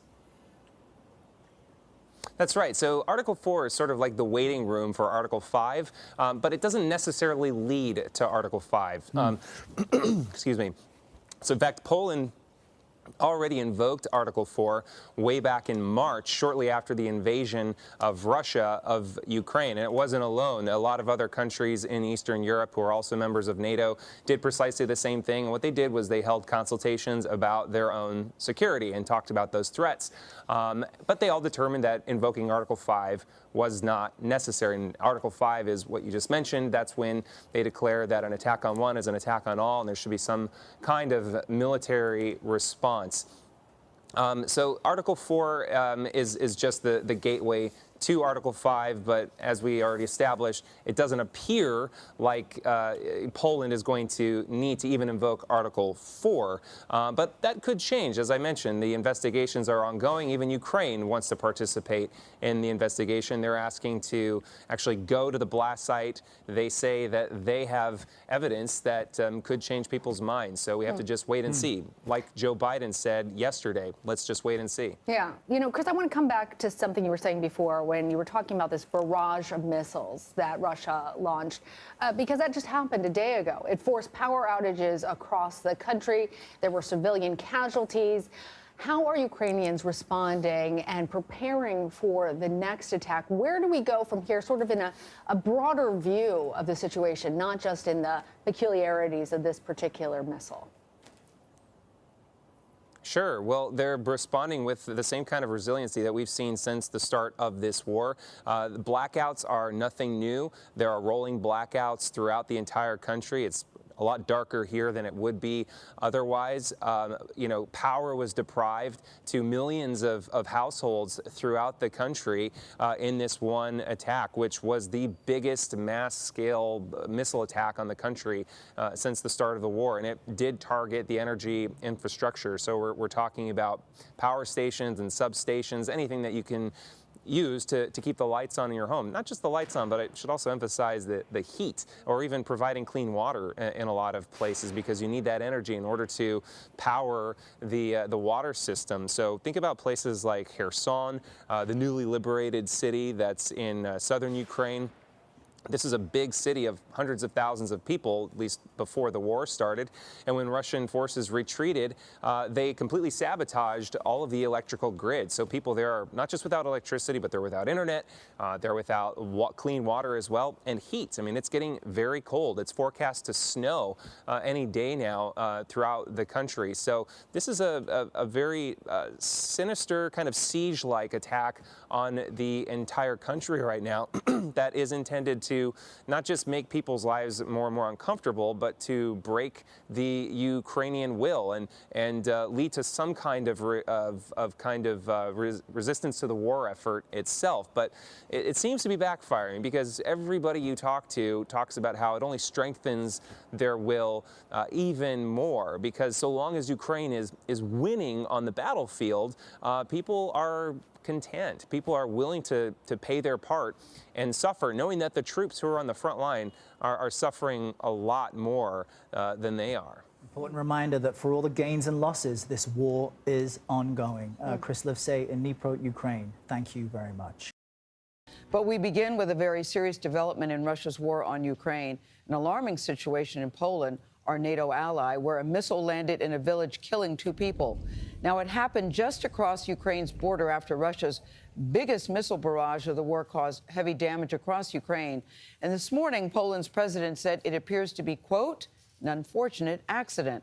And President Biden says it's very possible, he says, that the missile came from Ukraine.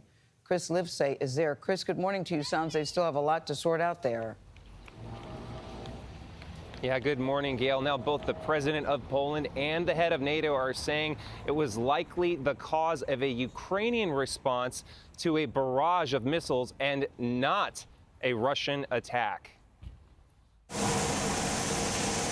Of the thousands of missiles fired since the start of Russia's war, few could determine its future as much as this one.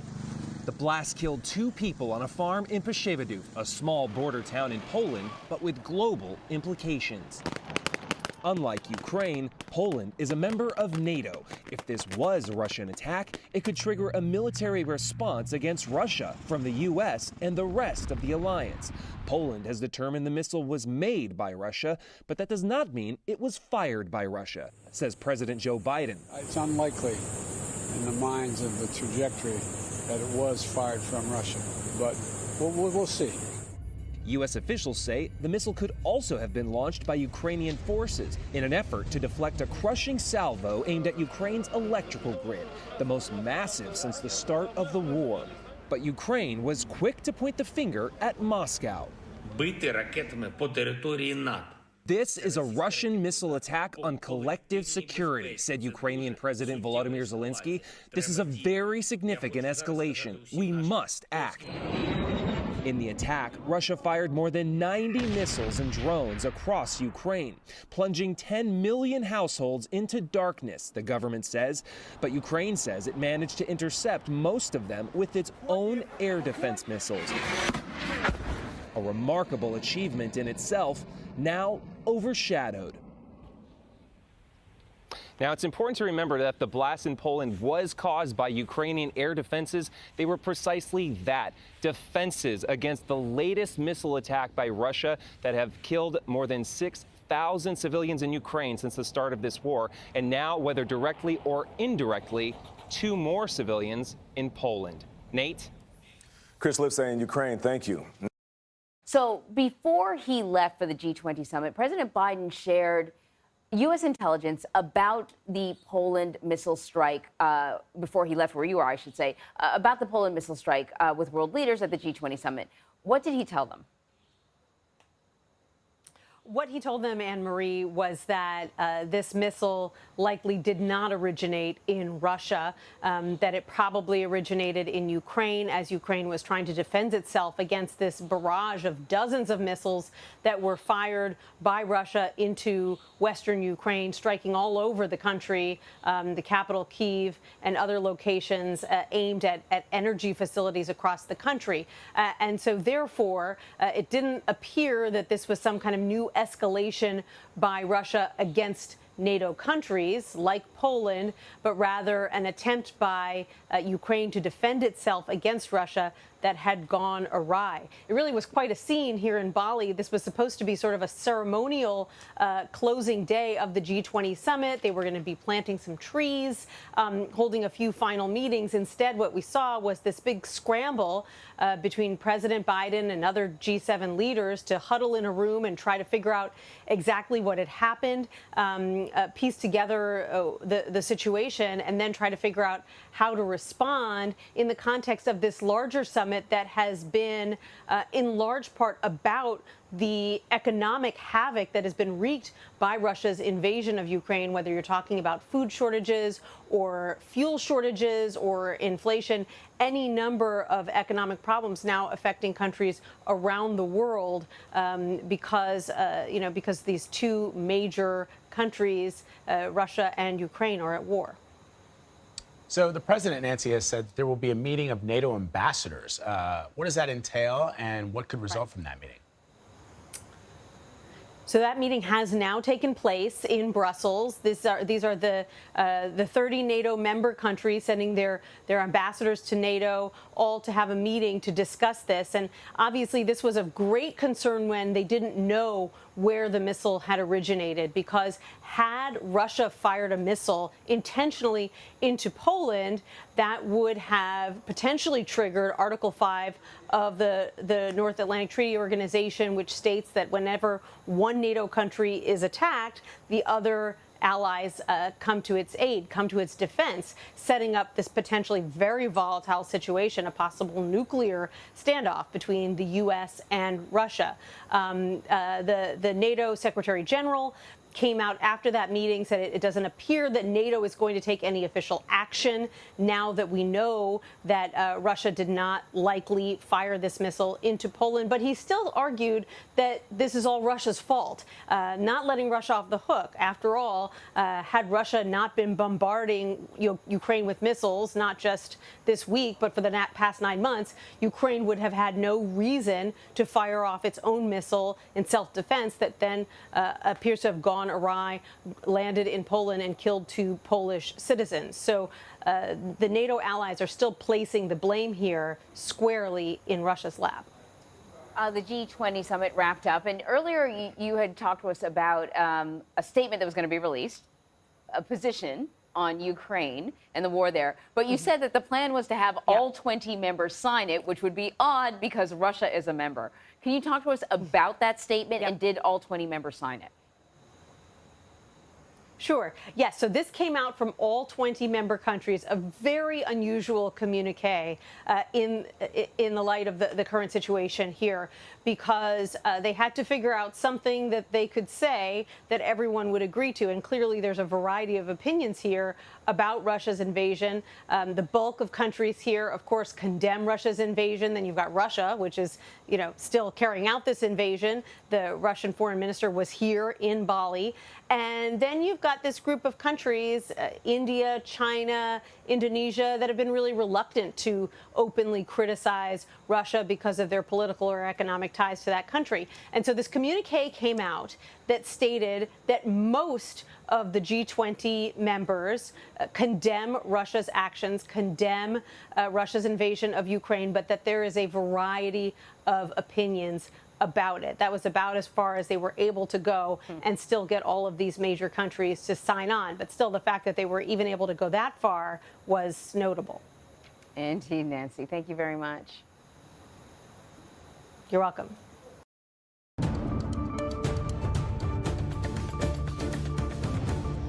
We have some more breaking news. Violence from the war in Ukraine has now reportedly spilled over into neighboring Poland. U.S. intelligence officials tell the Associated Press Russian missiles crossed into the NATO territory, killing 2 people near the border. The AP says Polish officials are in an emergency meeting discussing a crisis situation. At this point, the Pentagon says it is aware of those reports, but they do not have any evidence to corroborate it. However, they have said we will defend every inch of NATO territory. The State Department says it is working with Polish allies and NATO to determine exactly what happened. The White House has not responded to the reports as well. For more, let's bring in Dan Fried. He is a former U.S. ambassador to Poland and is a distinguished fellow at the Atlantic Council. Thank you for being here. So we know NATO's Article 5 states an attack on one is an attack on all. That's the basic principle. But we also know that it doesn't just automatically trigger. Tell us how the investigation works from here. Well, first reports are always wrong, is an old saying in the U.S. military. You shouldn't jump to conclusions through initial reports. We need to find out what exactly happened. Now, if Russian rockets did attack Poland, do we think it was deliberate? Do we think it was a mistake? Our response needs to be commensurate with the facts. However, you are right. NATO's Article 5, the North Atlantic Treaty Article 5 says an attack on one is an attack on all. President Biden has said that the United States and NATO will defend every inch of NATO territory. It is possible, not certain, but possible, that this is a deliberate escalation by Russia, which is losing the war in Ukraine on the ground. They are losing on the battlefield, so they may, I don't know, but they may have wanted to escalate as a way of trying to change the situation to give them some chance of a negotiated settlement that leaves them in command of Ukrainian territory and avoid the defeat which they may be facing.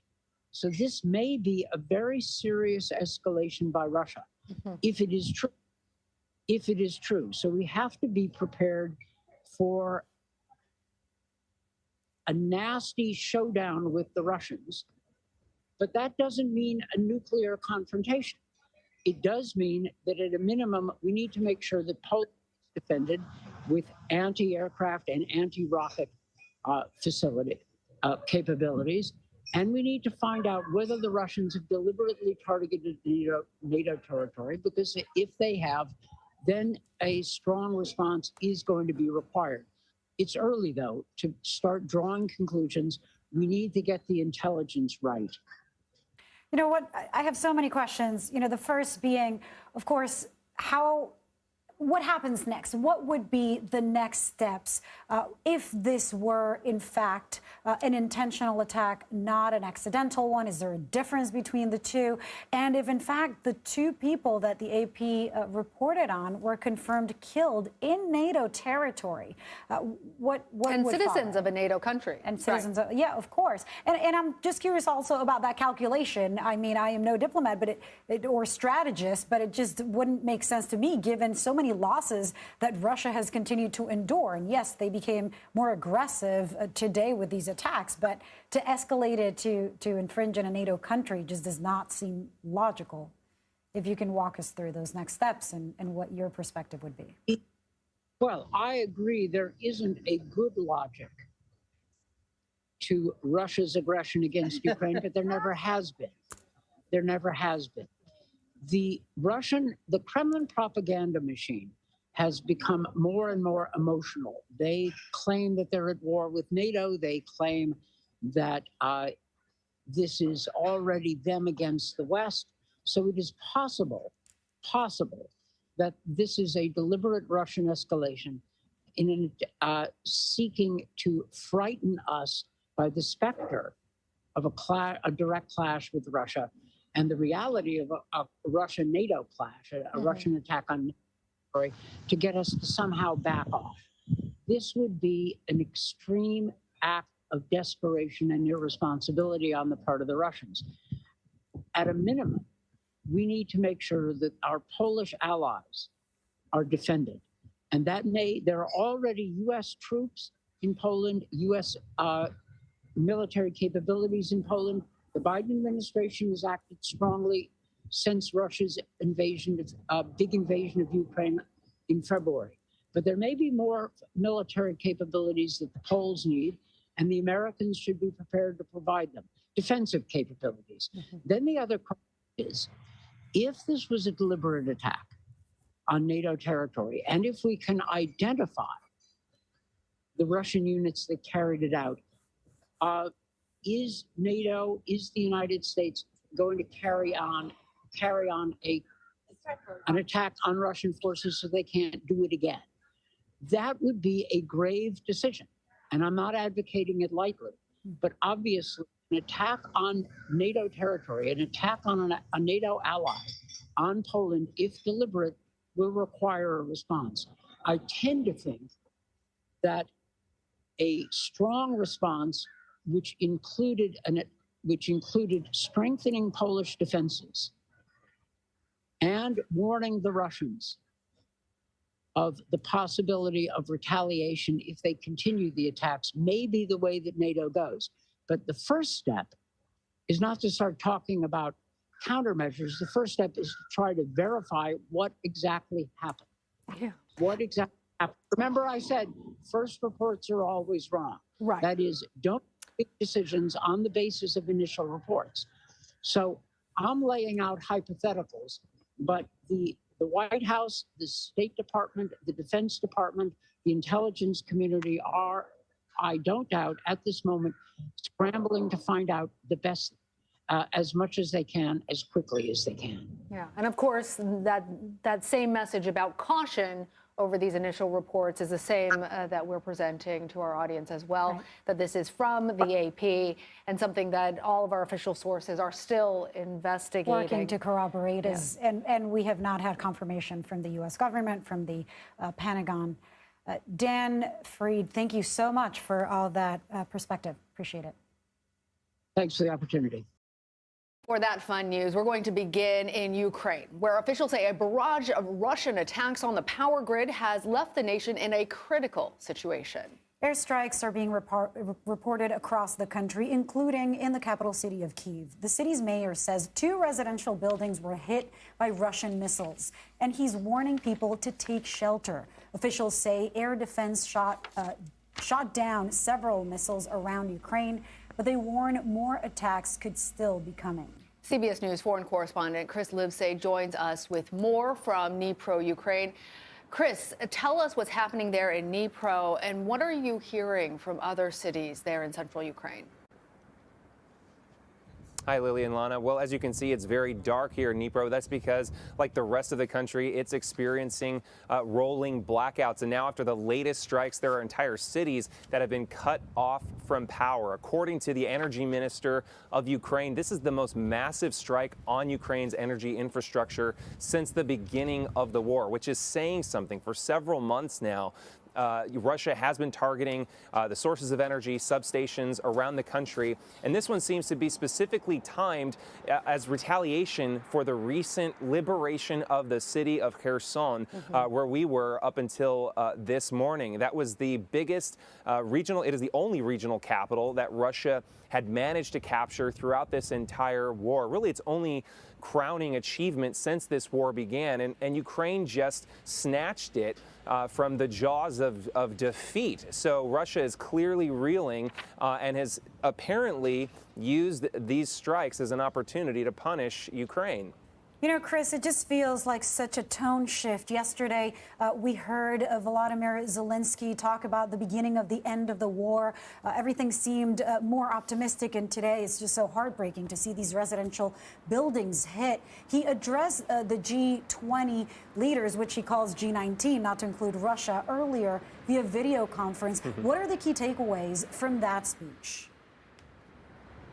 Right, as you mentioned, he said it should be called the G19 because Russia shouldn't even be included in the G20. And I'm also glad you mentioned residential buildings have been struck in these strikes, because Russia can say it's attacking energy infrastructure, but then it's very easy for them to claim that it was an accident when it struck residential buildings, even when those residential buildings are nowhere near any of the energy infrastructure. So let's just get that straight. Look, I think the key takeaway from President Zelensky's speech at the G20 was that he's ready for peace, but that it's Russia that has to actually speak with its actions and not with its words, because by now, and this is Zelensky speaking, Russia's words are not credible whatsoever. This is a country that said it wasn't going to invade up until the time it did invade.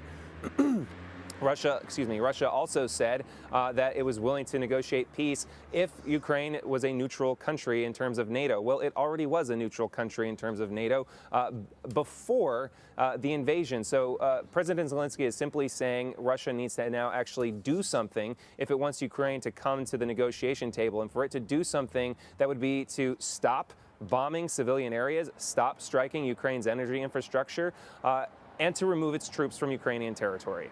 All right, Chris, thank you for staying on top of all of this. Stay safe. Russia's war on Ukraine dominated today's G20 summit talks. President Biden is meeting with other world leaders in Indonesia. Delegates discuss whether Ukraine should seek a peace deal at this time. Nancy Cordes is in Bali, not a bad place to be, traveling with the president. Nancy, good morning. I know there's a lot of work going on. There is, Gail. This summit is a gathering of the world's 20 largest economies. And so, as you might expect, they have a lot of influence in world affairs. And so Ukraine's President Volodymyr Zelensky addressed this group by video, and he urged them not to ask him to compromise with Russia at this time. He compared Ukraine's recent liberation of the city of Kherson to D-Day. He said it could be a turning point in this war. And pointedly, he referred to the gathering here as the G19 instead of the G20, meant as a snub to Russian President Vladimir Putin, who chose not to attend this gathering. Now, in an interview, U.S. Treasury Secretary Janet Yellen told me she believes the Chinese, who are also here, are getting closer to condemning Russia's invasion.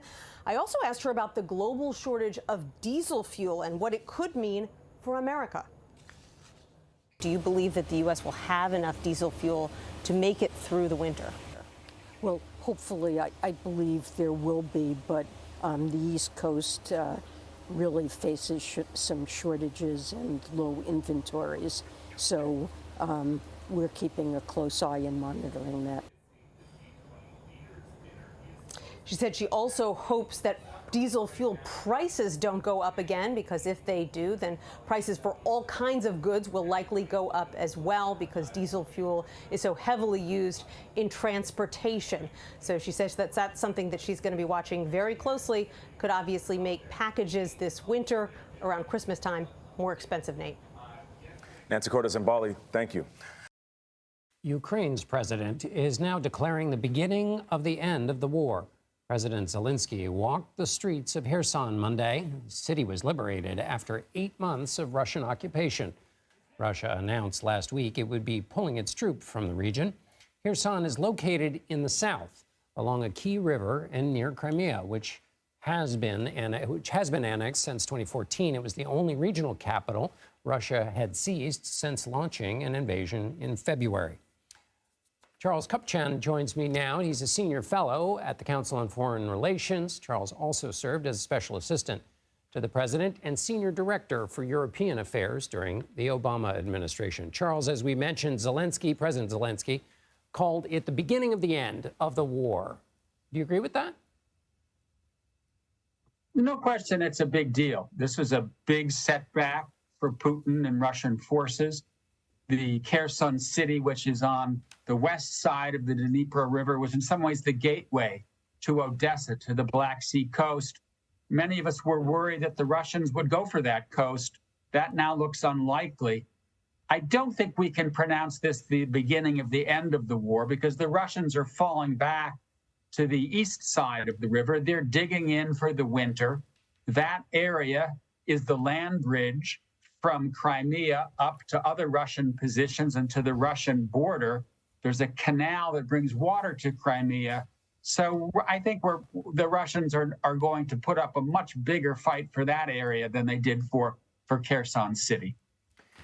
So moving from defining what the beginning of the end of the war looks like to defining what the end of the war looks like, which is the more complicated thing, what is your assessment of whether that has changed and whether all parties, Ukrainian and all of its allies, share the same view about what the end of the war looks like?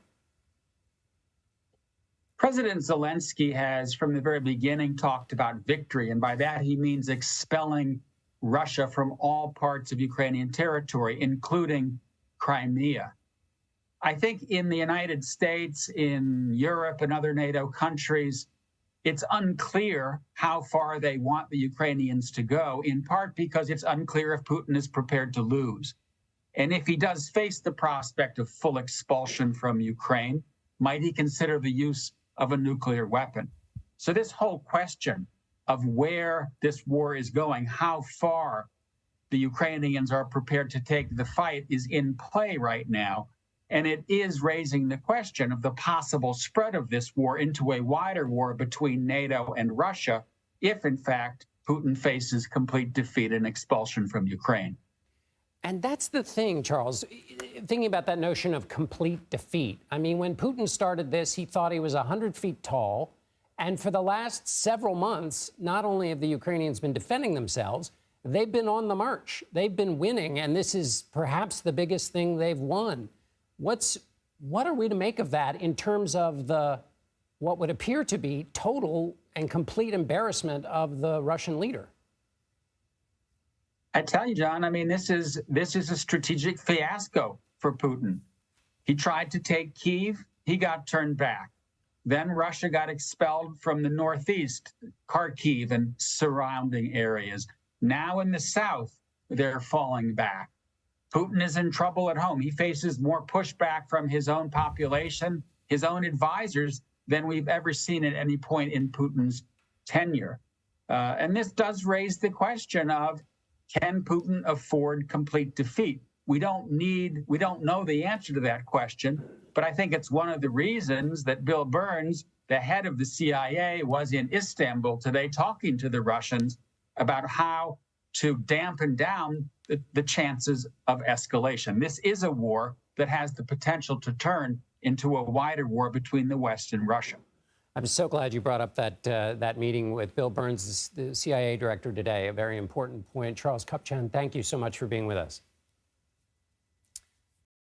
Our top story this hour, top U.S. officials are cautiously optimistic about Russia's withdrawal from the vital southern Ukrainian port city of Kherson. National Security Advisor Jake Sullivan called it a big moment for Ukrainian forces to reclaim the only regional capital seized by Russia and a gateway to Crimea. But despite the major victory, Sullivan said the White House would not push Ukraine for a diplomatic end to the war. Chris Livesay reports. Good morning. This is just a stunning turn of events. Remember, Kherson is an area Russia was trying to turn into Russia. They had to fly the Russian flag, spend Russian rubles, even set their clocks forward to Moscow time. But today, Ukraine is winding those clocks back.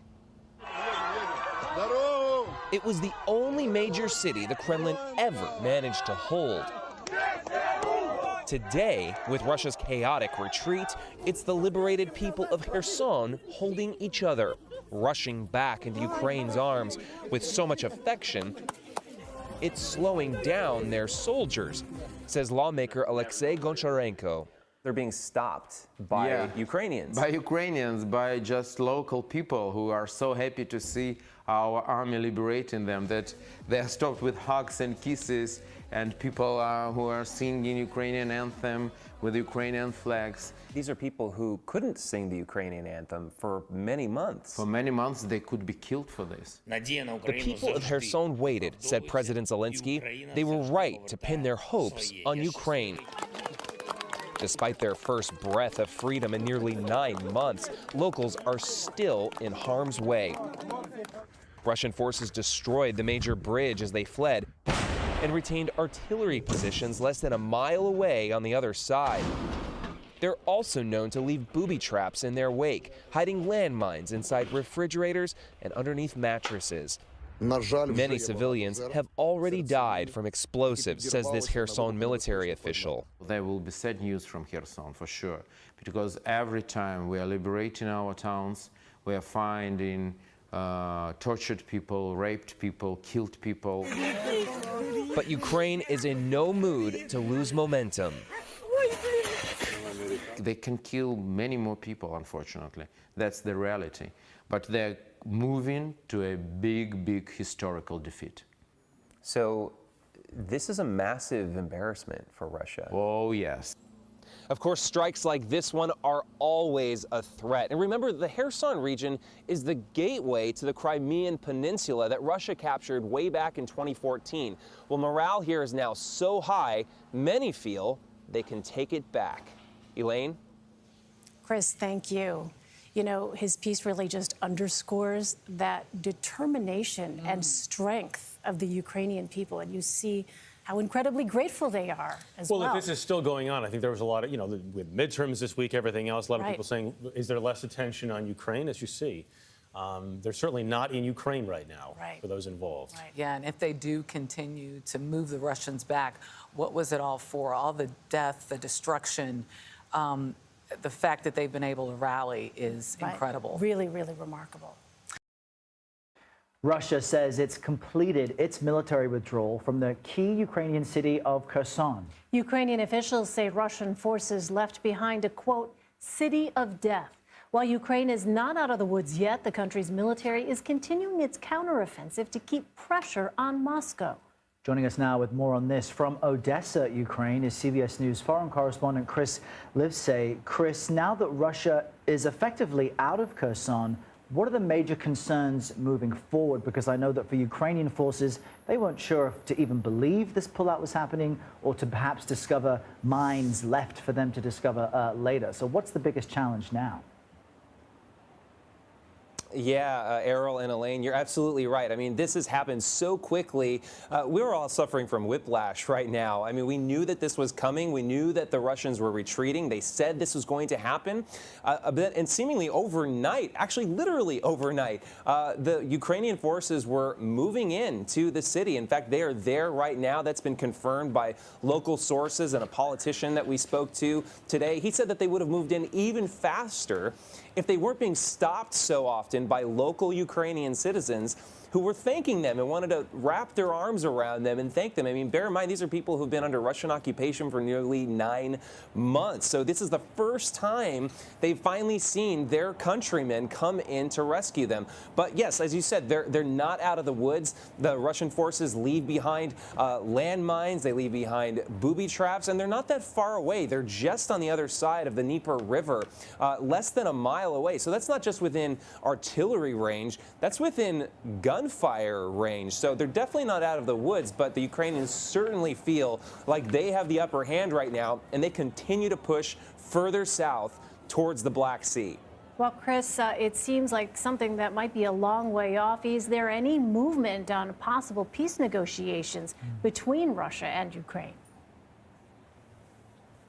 Well, now that Ukraine feels like it has the upper hand, they don't feel like they want to negotiate for anything, because not only are they getting back the territory that they had taken away from them when this war began on February 24th, they feel like they might have enough momentum to get back the other territory that was taken away from them all the way back in 2014. So that includes the eastern Donbas region, as well as the Crimean Peninsula, which is just south of here on the Black Sea. So they're in no position right now to say, okay, let's stop and, talk about a peace. Now, things might change, of course, down the road. You have a winter right around the corner. Things are probably going to slow down because of the grueling conditions outdoors. But there's not a single Ukrainian you talk to who will say now is the time to sue for peace. Not until they have what they call territorial integrity restored, which basically means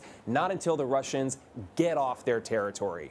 All right, Chris Livesay in Ukraine for us. Chris, thank you. Turning to Ukraine now, and military, the war in Ukraine, just think about that story. Me too. I can't really too. move That on was without just hard to read. Unfortunate. All right, we are going to turn to Ukraine, though, and the war overseas. Russia says a military withdrawal from the important southern city of Kherson is complete. An advisor says that Ukraine's president informing the troops left behind a, quote, city of death. Ukraine's forces are wary of potential ambushes as they liberate the region, but they do continue to keep pressure on the retreating Russians. And Chris Livesay is in Ukraine for us with a look at the latest fighting. Russian forces flee the west bank of the Dnipro River, once their stronghold, now among the 41 settlements Ukraine has recaptured in the occupied Kherson region. These soldiers, just a few miles from enemy lines, are using drones to hone in on Russian positions. Here is Russians. Here is he going to the trench. You see? They're now marked men. Oh, you can see the Russians over here. That's incoming. But the Russians can also see the Ukrainians. Further back, the artillery takes aim.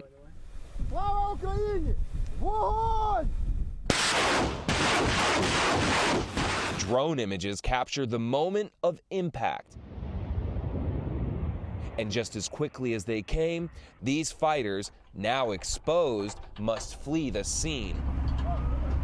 But not the region. After nearly 9 months of occupation and atrocities beyond the southern front, it's the Russians who are finally doing that. Russian forces now leave behind a deadly trail of landmines and booby traps. Ukrainian civilians have been killed when they found a landmine hidden inside their washing machine or underneath their bed. So Ukrainian forces are now proceeding with extreme caution. For CBS Mornings, Chris Livesay, Uman, Ukraine. Russia's military on Wednesday announced it's withdrawing from the city of Kherson in Ukraine. Kherson links to the Russian-occupied Crimean Peninsula. It's also the only regional capital Russia has been able to capture.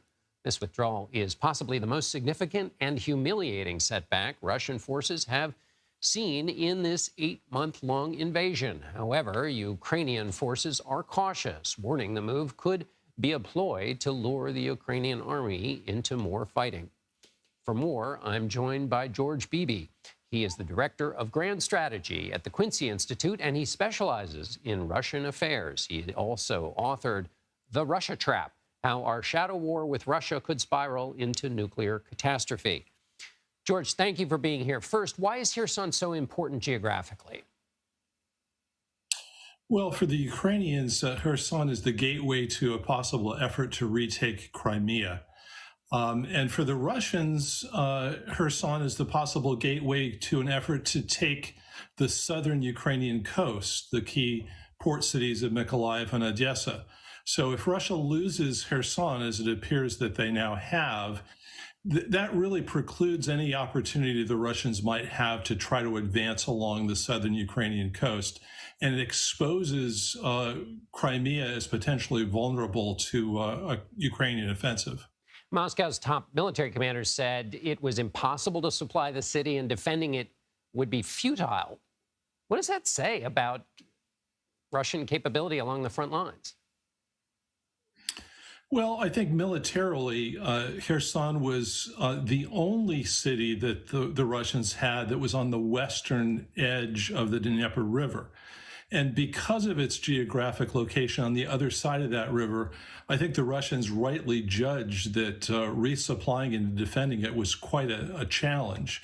The Ukrainians had destroyed the bridges that connected the city to Russian forces on the eastern edge. So it was a genuinely difficult military challenge to defend it. But they seem to be running into genuinely difficult military challenges everywhere they send their military. So if they're backing out of this, I guess what I would love is your general assessment of their capacity and capability now that we've seen 8 months of Russian military behavior. Does this render a verdict or give you a further sense of what their capacity is? Well, I think what this tells us is that Russia's ability to go on the offensive and capture large amounts of Ukrainian territory is quite limited. It doesn't tell you a lot at this point about how well they can play defense for what they already hold in Ukraine. The Russians are really digging in right now. They're preparing defensive fortifications to prevent the Ukrainians from going much farther. They've thrown a lot more troops at the lines. They've built a lot of fortifications. So I don't think that this means they're in imminent danger of losing this war altogether. But it does mean that they're ratcheting back their ambitions quite significantly in Ukraine. So if this is truly as I saw one description, the greatest battlefield loss for Russia since the collapse of the Soviet Union, and I don't know if you agree with that characterization, but one of the things we've been talking about for months is that if Putin is backed into a corner, that he could lash out in any myriad of frightening ways. This seems to be backing him further into a corner, and if so, where do you think we are in terms of that conversation? Or was this idea of him lashing out kind of a part of the mythology that he surrounds himself with as a way to kind of bully his opponents? Well, I think Putin is under a great deal of pressure right now. The loss of Kherson, coupled to several of the other recent losses that Russian forces have suffered in Ukraine, has provoked an awful lot of criticism of Putin from his political right, from a part of the political spectrum that he would ordinarily enjoy a lot of support from. They're questioning his competence, his leadership, his decisions in all of this. So he's not yet backed all the way into a corner, but I think he can certainly feel the walls behind him. And if Russia suffers real assaults on Crimea, then I think we're really in a phase where he could start to lash out quite dangerously. And just very quickly, do you have a sense of what that in fact means, to lash out dangerously? Well, I don't know that you can predict exactly what that might look like. There are an awful lot of things that the Russians could do to escalate this war. The big concern, of course, is the use of nuclear weapons. I don't think the Russians would resort to that early on if they really felt their backs were against the wall. They could do other things that I think would really escalate this first. But sure, ultimately, if Putin faced a choice between losing Crimea and using nuclear weapons, I think there's a decent chance that he might, in fact, contemplate that. Frightening notion. George Beebe, thank you so much for being with us. You're welcome. Iran acknowledged for the first time that they provided military drones to Russia. They've become a key part of Russia's arsenal. Ukrainian forces have already shot down hundreds of them. We get more on the war from CBS's Holly Williams in Ukraine. Vladimir Putin suggested yesterday that he was forced to invade Ukraine. Confrontation with the Nazi regime was inevitable, said Putin, referring to the government of President Volodymyr Zelensky, who's Jewish and whose grandfather fought against Nazi Germany. On Russian state television, they now claim Russia's fighting not just Ukraine, but the West and its corrupting liberal values. This commentator says the TV series Friends is a good example of it. On the battlefield, Russia suffered a string of embarrassing failures as Ukraine's recaptured swaths of its territory, and Moscow's been forced to mobilize 300,000 reservists. Yesterday, President Putin even authorized the conscription of convicted criminals. Perhaps in desperation, Russia recently began targeting critical infrastructure, including the power grid, with airstrikes. With a harsh winter looming, Ukraine says 40% of its energy infrastructure has been damaged. This week, G7 nations, including the US, said they'll help with reconstruction. The next major battle could be for the southern city of Kherson, which is crucial strategically.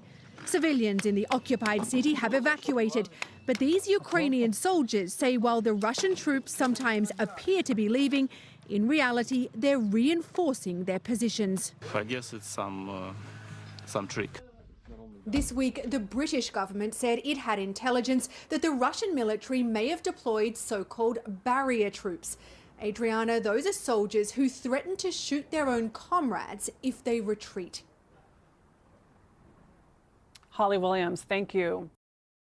Now to the war in Ukraine, where President Volodymyr Zelensky says Russia's attacks on his country's power grid have left 4.5 million people in the dark. Meanwhile, the threat of nuclear weapons being used in Ukraine still looms. Today, Chinese President Xi Jinping and German Chancellor Olaf Scholz condemned Russia's threats to use nuclear weapons.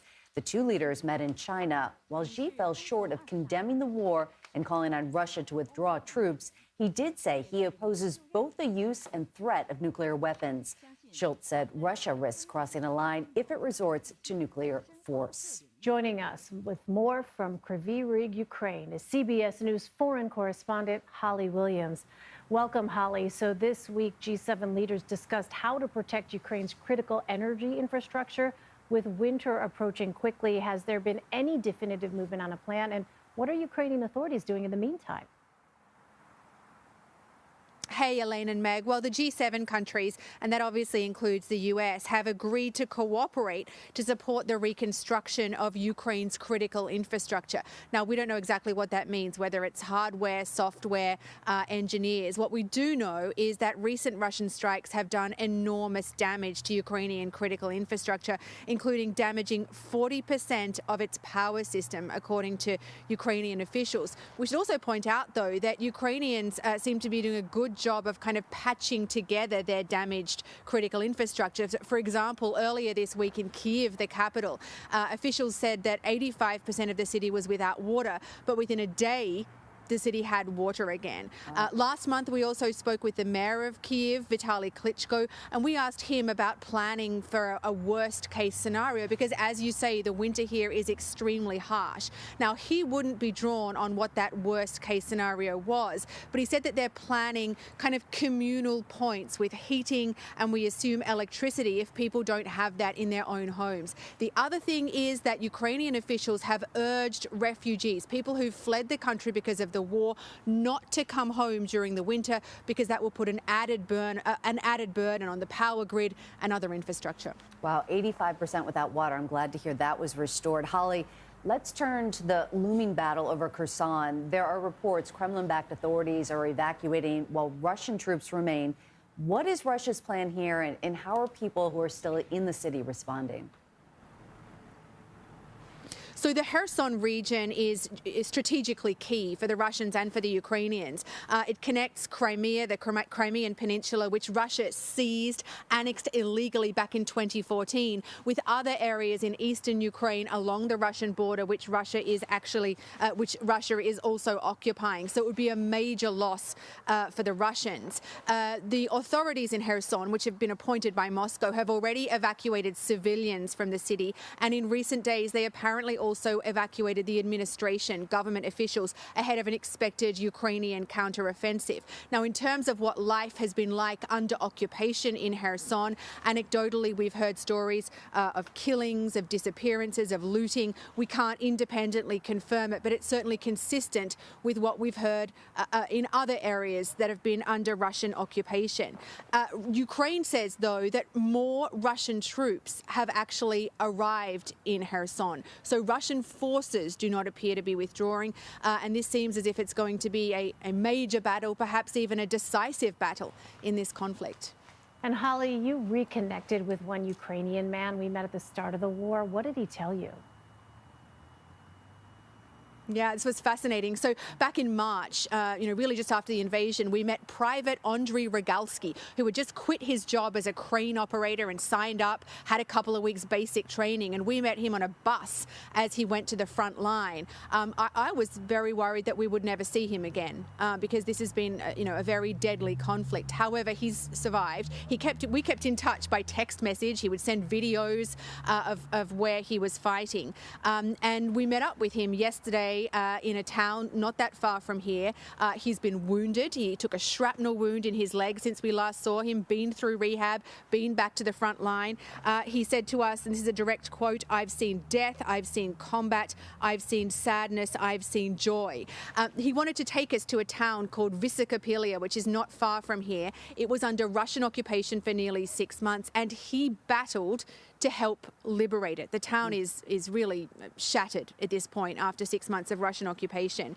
We met an elderly lady in Vysokopilia, a lady named Nadia. She was so happy to meet one of the soldiers who had helped liberate her town. She said, "I want to bow to Ukrainian soldiers. We're so proud of them." Now, Private Andriy Regalsky lit up on hearing her words. And he said that was really the whole reason that he'd signed up. He said, "I heard a call from the heart. I want to help people.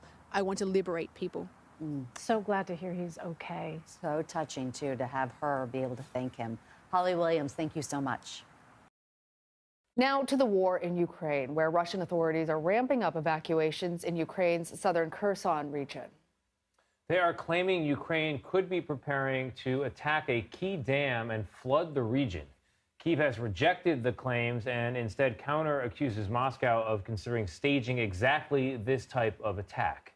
Meanwhile, Ukrainian officials say Russia fired 4 missiles into the southern port city of Mykolaiv overnight. An apparent building and school were hit by the missiles. At least one person killed. The attack happened a day after Russia rained missiles down on several other cities in the country, including Kyiv. Joining us now for more is Holly Williams. She's in central Ukraine for us.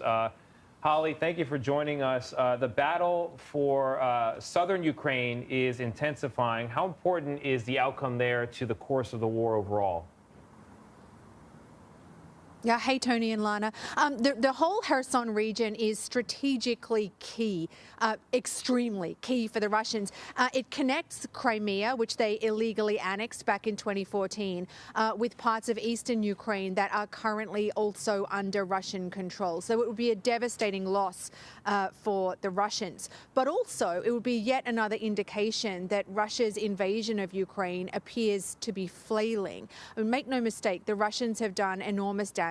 They've killed civilians, they've laid waste to cities, but they've also suffered this string of embarrassing failures. At the start of the invasion, their assault on Kyiv, the capital, was an abject failure. They were forced back across the border by the Ukrainians. It then seemed that this would turn into a kind of long-running, grinding war of attrition, but then the Ukrainians launched this surprise attack, surprise offensive in the northeast, and recaptured swaths of territory.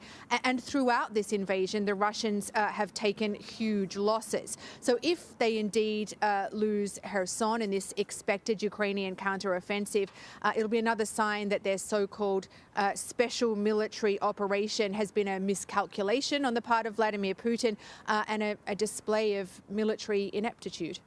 You know, Holly, as you were describing that, we were looking at some images, and there was an image of a little boy holding his pet cat that just sort of reminds you of the people behind all of this. And as you say, as Russia has been flailing, they're ramping up their missile strikes on infrastructure around Ukraine, including in Kyiv. With winter approaching, do people have what they need to survive? What are the plans on that front? You know, it's interesting. I mean, the Ukrainians seem to be doing a surprisingly good job with this, of coping with this assault on their infrastructure, on their, energy and water supplies. Yesterday, officials in Kyiv, the capital, said that 80% of the city was without water, but they set up these kind of communal places, these spigots, where people could still access clean water. And today, a day later, they say that the entire city now has its water supply restored. There have been blackouts across the country, but most of them have been only for a few hours at a time. We spoke with the mayor of Kyiv, Vitaly Klitschko, a few days ago, and we asked him, what was the worst case scenario for the winter? Because it's a very harsh winter here. We wanted to know what was the planning for the worst case scenario, if people's homes are without heating or without electricity. Now, he wouldn't be drawn on what the worst case scenario was, but he said that they were planning things like, once again, communal places where people could be warm if their homes were no longer habitable. The other thing to point out is that Ukrainian air defenses seem to be doing an extremely effective job. The Ukrainians claim that they are managing to shoot down 85% of the weaponized drones that the Russians are sending their way. And there's more help on the way in the shape of more air defense systems from some of Ukraine's friends. Hey, Holly, I've got a final question here about grain exports from Ukraine. I'm not sure I understand exactly what's going on, but there are reports, according to the BBC, of vessels with grain leaving Ukrainian ports as of today with the backing of Turkey and the United Nations. Is there movement to reestablish, or does this reflect a reestablishment of a Black Sea grain export deal with Russia? Yeah, Tony, look, it's a complicated situation. There are still grain ships in the last couple of days leaving Ukrainian ports, but a deal that was done between Russia and Ukraine to allow the safe passage of grain ships, Russia has pulled out of that deal, and as far as we know, there is no movement on that. Just to remind you of the background, Russia and Ukraine agreed that deal to allow the safe passage of grain ships back in July after grain prices spiked around the world as a result of the war, bringing more hunger to some of the world's poorest countries. But Russia claims that on Saturday, a swarm of Ukrainian drones attacked its Black Sea fleet, and it says it can no longer guarantee the safety of civilian ships. However, the United Nations says that there were no grain ships in the corridor through the Black Sea that was agreed under the deal at the time of the attack, completely kind of undermining Russia's argument there. The fear now, though, is that there could be fewer shipments, that grain prices could spike around the world. And in fact, Ukraine's President Volodymyr Zelensky accused Russia of, quote, blackmailing the world with hunger. All right, Holly, thank you for staying on top of all of it. And a wave of Russian strikes damaged critical infrastructure in at least 4 Ukrainian regions overnight, and Russia is weaponizing grain after a weekend attack. Holly Williams has more from Kyiv now. Holly, good morning. Good morning, Anne-Marie. Today, this city woke up to air raid sirens as Russia again targeted critical infrastructure, including Ukraine's energy and water facilities, according to authorities here. Ukraine says Russia fired a barrage of more than 50 cruise missiles, claiming it managed to shoot down most but not all of them, with parts of the country experiencing blackouts. Here in Kyiv, officials say 350,000 homes were left without power. Ukraine's foreign minister said, quote, instead of fighting on the battlefield, Russia fights civilians. Targeting critical infrastructure appears to be a new tactic for Russia after its forces suffered a string of embarrassing failures, allowing Ukraine to recapture swaths of its territory. On Saturday, Russia said its Black Sea fleet was attacked by a swarm of Ukrainian drones. In response, Russia suspended a deal which allowed ships carrying grain to leave Ukrainian ports, with Moscow claiming it couldn't guarantee the safety of civilian ships. This war has already caused grain prices to rise globally, increasing hunger in some of the world's poorest countries. And now there are fears they could spike again. Ukraine's President Volodymyr Zelensky accused Russia of, quote, blackmailing the world with hunger. Anne-Marie. Holly Williams, thank you so much, Holly. Russia has suffered a number of setbacks in its war against Ukraine. One of the most glaring, its recent big call-up of more troops, a plan which does not appear to be working.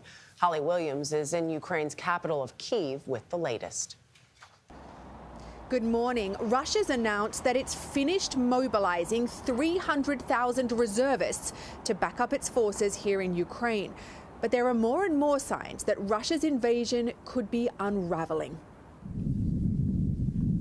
Russia's mobilization has caused anger at home, forcing the old and inexperienced into uniform, with claims they're short of even basic equipment. The call-up followed weeks of embarrassing setbacks for Russian forces, as Ukraine has retaken swaths of its territory. On Russian state TV, at times the tone seems close to despair. Russia miscalculated its strength and for 8 straight months can't win, says this commentator. And perhaps another sign of Russian desperation is its new tactic, targeting the Ukrainian power grid. It's led to blackouts here in Ukraine, but no collapse in morale. As Russia's nuclear forces started annual drills this week, President Putin repeated his government's allegation that Ukraine could detonate a radioactive device, a so-called dirty bomb. Some fear Russia's planning a false flag operation, staging an incident and blaming Ukraine, perhaps as a pretext for using a nuclear weapon. I'm not guaranteeing you that it's a false flag operation yet. Don't know. But it would be a serious, serious mistake. Ukraine's defense minister told us Russia's exhausted and trying to force Ukraine and the West to negotiate. I mean, what you're describing is sort of nuclear or radioactive blackmail. Yes, this is a blackmail. In a bizarre speech this week, President Putin railed against the West, including gay pride parades and so-called cancel culture. But he also said that it would make no sense for Russia to use a nuclear weapon. President Biden's response to that was, quote, if he has no intention, why does he keep on talking about it? Michelle. All right, Holly, thank you.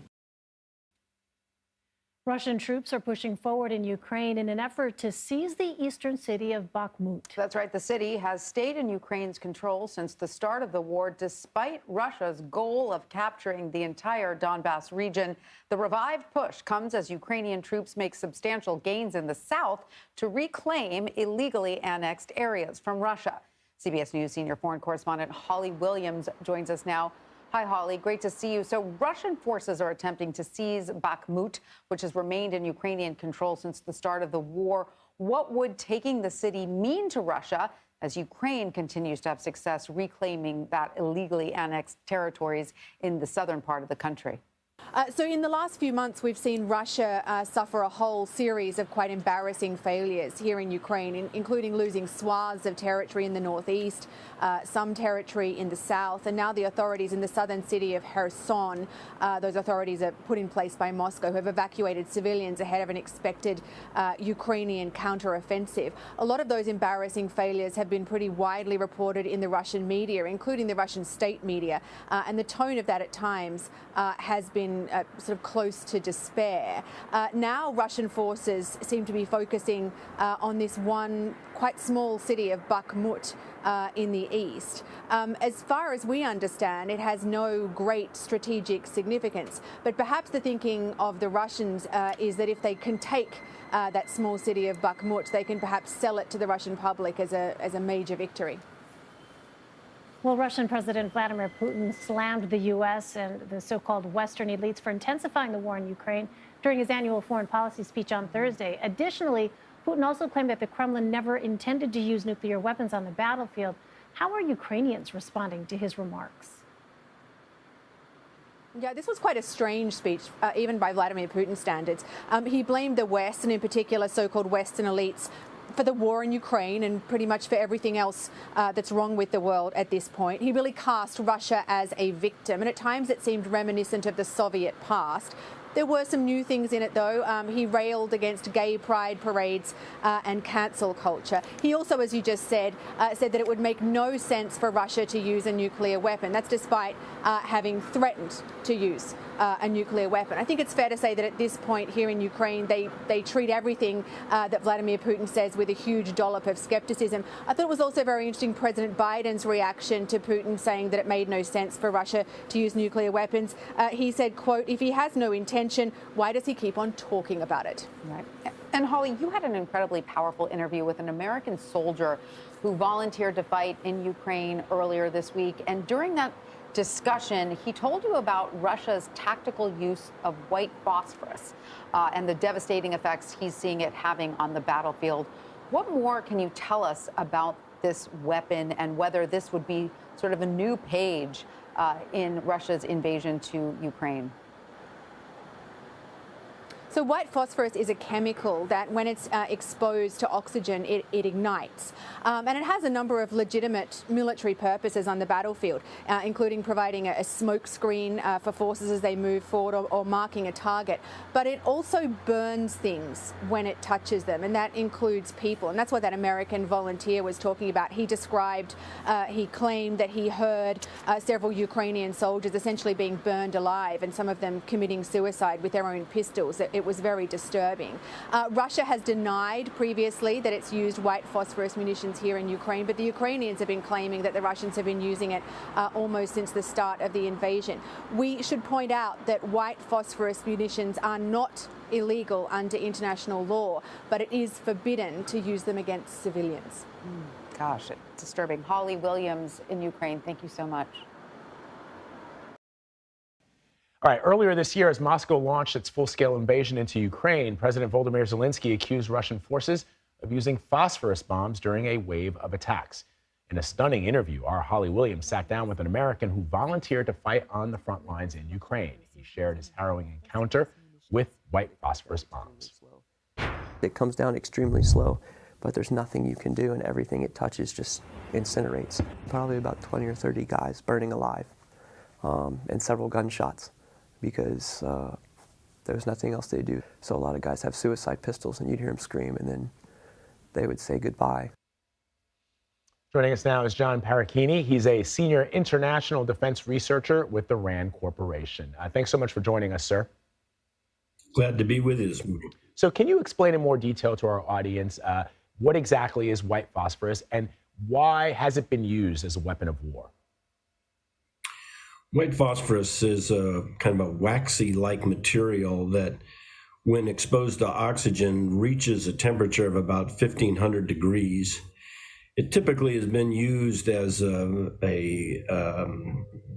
way to hide troops. It creates a white smoke, and so that's really its historic purpose. In recent years, it's been used essentially as a way to incinerate everything below it. And it's, as the individual who you just interviewed referred it, as an incredibly deadly material when it lands on the ground. The Russians used it on Snake Island essentially to burn a piece of territory that they left, and the United States has used it at different times in 2017 on ISIS in Iraq and Syria, essentially to incinerate where they may have had a chemical weapons lab. Can you give us some more detail? We heard from that soldier, that volunteer fighter who's an American fighting in Ukraine, his firsthand account of seeing human beings under attack from white phosphorus. But how does the chemical affect human beings? I mean, we know that it burns. And can you take shelter from it before being affected? I mean, presumably you can see it coming, and would there be an opportunity to take cover or shelter if you can? Well, you would certainly want to try and do that, but a material that burns at this high heat can burn through metal. So the places where you could take cover are likely not going to be cover for very long. It is horrific to know that if it can burn through metals, clearly, as we see here in this quote, what hope does human flesh have?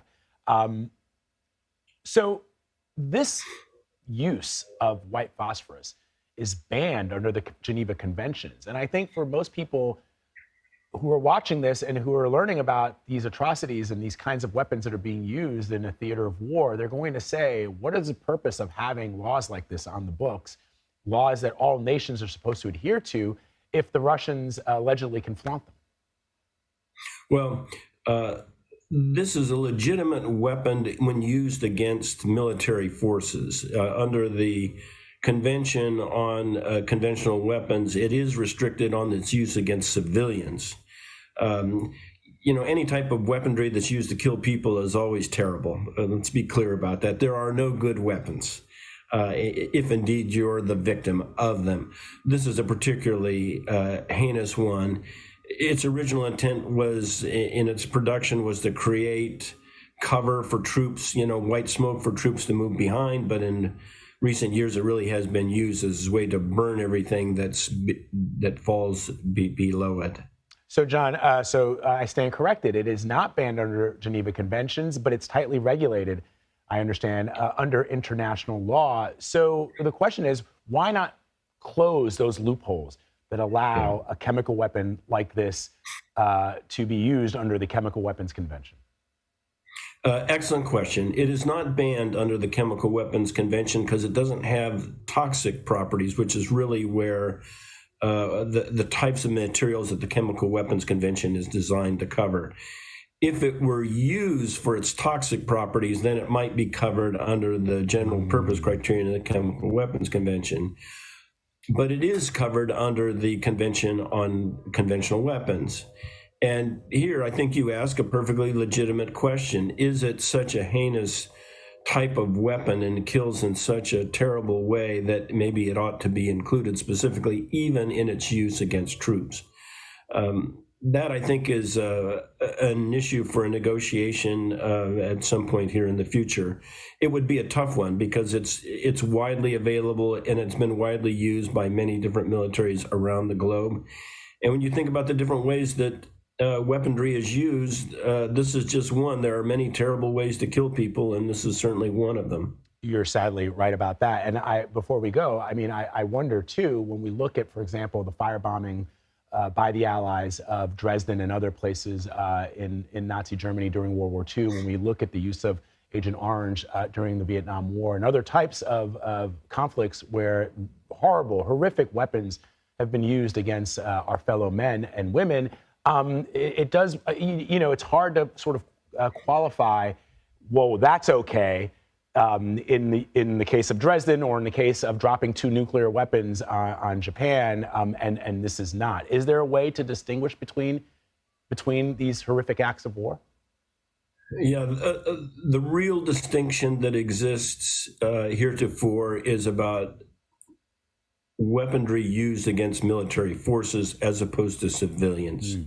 The tragic thing about the Russian invasion of Ukraine is that they have used all sorts of weaponry against civilians, and specifically so. They haven't just really been attacking Ukrainian military forces. As we saw last week, they launched drones to all sorts of civilian areas, hospitals, schools, playgrounds, apartment buildings.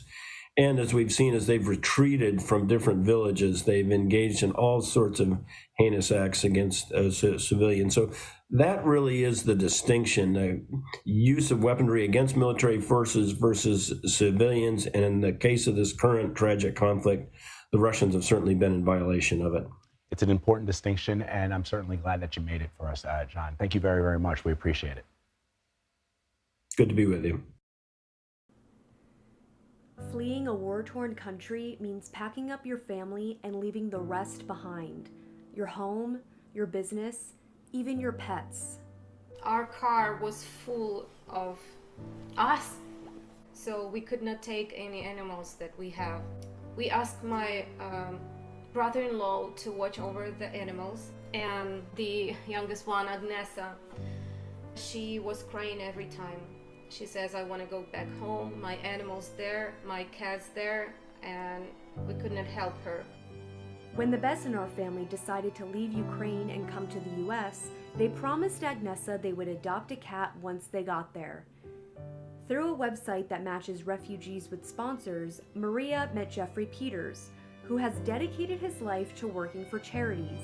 Helping a family from Ukraine move to the US was his new mission. Can you imagine your life being turned upside down and you have to leave a country you've never left before, ride on an airplane you've never done before, arrive in a new country, learn a language? I mean, it's like from starting from scratch, only it's on steroids. It's like everything moving 100 miles an hour. When they arrived in Cloverdale, California, they realized Jeff wasn't the only one there ready to give them a warm welcome. The house was an empty house. And so we contacted all of our friends in the community here in Cloverdale, California. And literally they furnished the entire house from top to bottom, beds for every person in the family, kitchenware, utensils, plates. My grandchildren actually went to the airport and greeted them as well. In Cloverdale, there wasn't just a new home waiting for them, there was a new family. I can't find the words. Like, when we saw them, they become like our father and mother. Like, I call him like adopted father. Since coming to the US, the family has made many changes. They've gotten their California driver's licenses. The girls have enrolled in school, the 2 eldest in junior college, and Alexander is working to restart his career selling and installing wallpaper. They even adopted a new cat, but Agnesa still felt one thing was missing, their beloved cat Arseny. But as fate would have it, Maria befriended a flight attendant on the way to the US who knew people who could help. And I asked her if she knows something about the cats, how cats can fly and what documents cats need. And she says, I don't really know about this, but my friend who is another flight attendant from Hawaii, she must know everything about that. That flight attendant knew people who worked for an animal rescue. They contacted someone from the rescue who was already in Europe on vacation. She volunteered to tack on some extra travel to pick up Arseny and bring him all the way to California. She brought the cat back to Greece, and from Greece to Montreal, and from Montreal to Seattle, and from Seattle to San Francisco. It was an act of kindness that made their family whole again. as they work to rebuild their lives. We are surrounded by good people here. That was much easier when somebody is welcoming you and say, like, feel here like you are in your own home. That was really unbelievable for us. Ukraine's army is preparing for an attempt to reclaim the key southern city of Kherson. It is the largest Russian-occupied region in the south. The effort comes as fighters in the northeast are defending against Russia's ongoing attacks.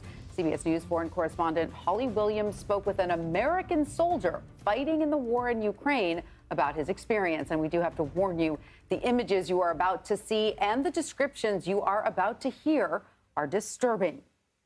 You could hear shooting, but then you could also hear grunts and people like fighting to the death with their bare hands. It's a very unique sound when you hear that many death rattles.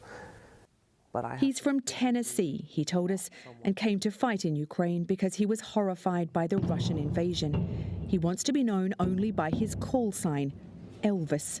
The carnage you're describing sounds like something out of World War II. Yeah. This is nothing like any conflict in the past 70 to 80 years. This war is not sustainable for either side. On the front line in southern Ukraine, he says he repeatedly witnessed Russian forces using white phosphorus munitions. It comes down extremely slow, but there's nothing you can do, and everything it touches just incinerates. Including this incident. Probably about 20 or 30 guys burning alive, and several gunshots, because there was nothing else they do. So a lot of guys have suicide pistols, and you'd hear them scream, and then they would say goodbye, and then blow their own heads off. So you actually heard 20 to 30 soldiers being burned alive by white phosphorus? Yes, ma'am. And some of them committing suicide with their own pistols? Yes, ma'am. Elvis, that must have been horrific. It's war. At least that's what I tell myself. He admits that he's traumatized and fears one of his former comrades could commit suicide because of what they went through together. Do you still think this is a righteous war? Yes, absolutely. We're fighting pure evil. Anybody in the West that asks Ukraine to just do peace talks, they need to go through these villages. They need to see what's been done to these people.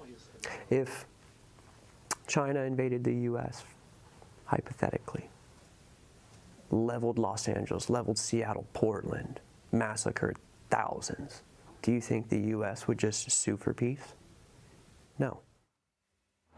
Russia has previously denied using white phosphorus munitions here in Ukraine. Elvis told us that if other Americans are thinking of volunteering with Ukraine's military, they should know that the odds are stacked against them and they'll be fighting for their lives. Tanya and Lana. Wow. Holly, such a compelling interview, and hearing what you have to say about him talking about other Americans that may be thinking about it. How many foreigners are fighting in the war in Ukraine? Well, we don't have official numbers for how many, individuals have come from overseas to fight with Ukraine's military. But anecdotally, I can tell you just from our time covering this war, there seem to be a lot of them because we run into them the whole time, all over the place in Ukraine, and they come from all over. People have volunteered to fight coming from the US. We know that several Americans have died here, the UK, Europe. I've met a fighter from Israel, a frontline medic from New Zealand, and even from Taiwan. They've come here all the way from East Asia. They come here for a variety of reasons. Some people have family ties to Ukraine.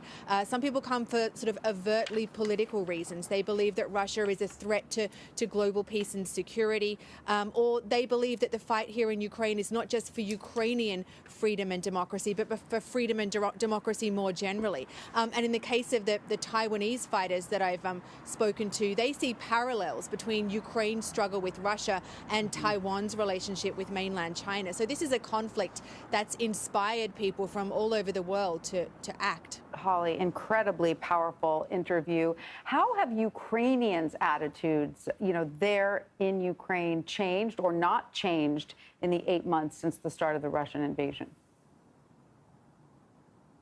Well, when you speak to people who are living sort of on the front line or right near the front line, they're exhausted. In a lot of those places, there's constant shelling. It's incredibly dangerous. They go to bed at night not knowing if they're going to live until the morning. But I think more generally, and this is borne out by polling numbers, Ukrainians are determined to fight.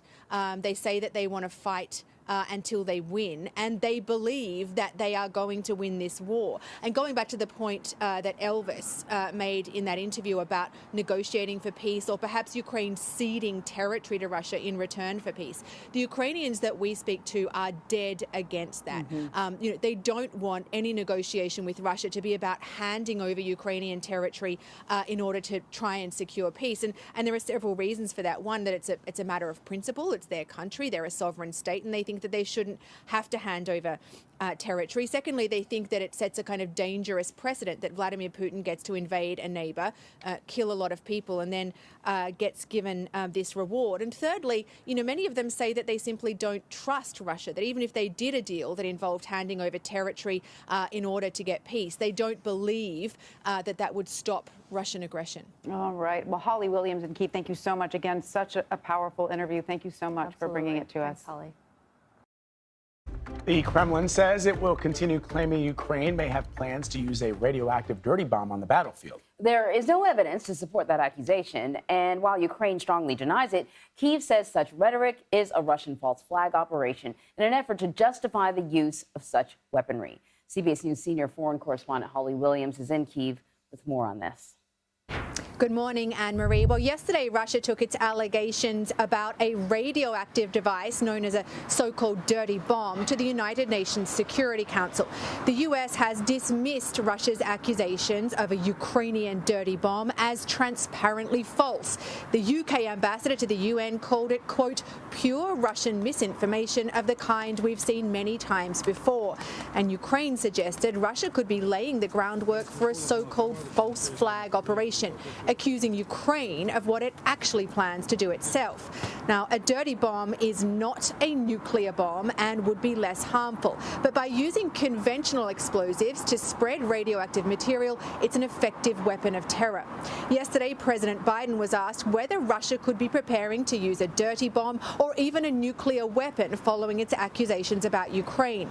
I'm not guaranteeing you that it's a false flag operation, he said, but it would be a serious mistake.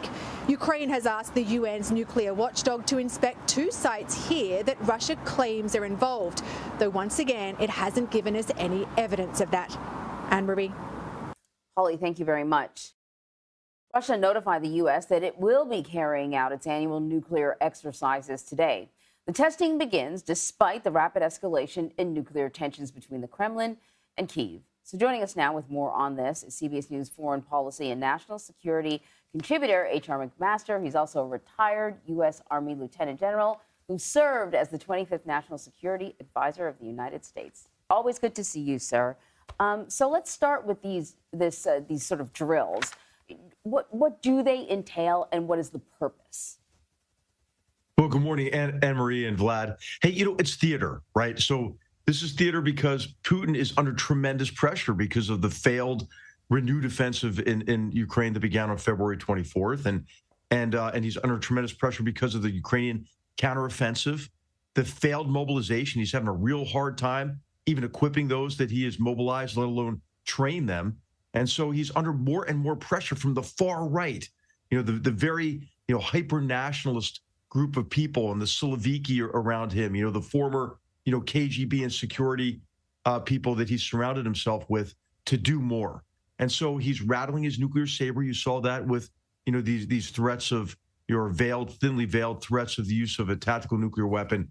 And now this kind of dirty bomb, scenario, as well as these nuclear tests. And, he just completed these tests, and you see him sitting behind, his desk as if he's in control. Well, he's really not in control of what's going on in Ukraine. So he's trying to create this image that everything's okay. So, General, as you know, this is an annual drill, but it does come at a time of great uncertainty and escalated nuclear rhetoric in the East. What are the risks of doing this test now? I wonder if you can remind me and our viewers what it was like during the Cold War. Were these tests more common back then? Well, of course, there were drills and tests and so forth on both sides with more frequency. But we test our systems, they test their systems. This is nothing that is highly unusual. But the timing's important, Vlad, again, because this is really theater. And there's been a lot of nuclear saber rattling from Putin even after the Cold War.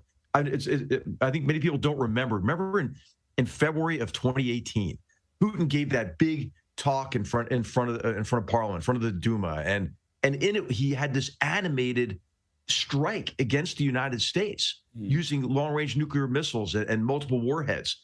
And the target of that strike was like Mar-a-Lago, Florida. I mean, it was like right toward.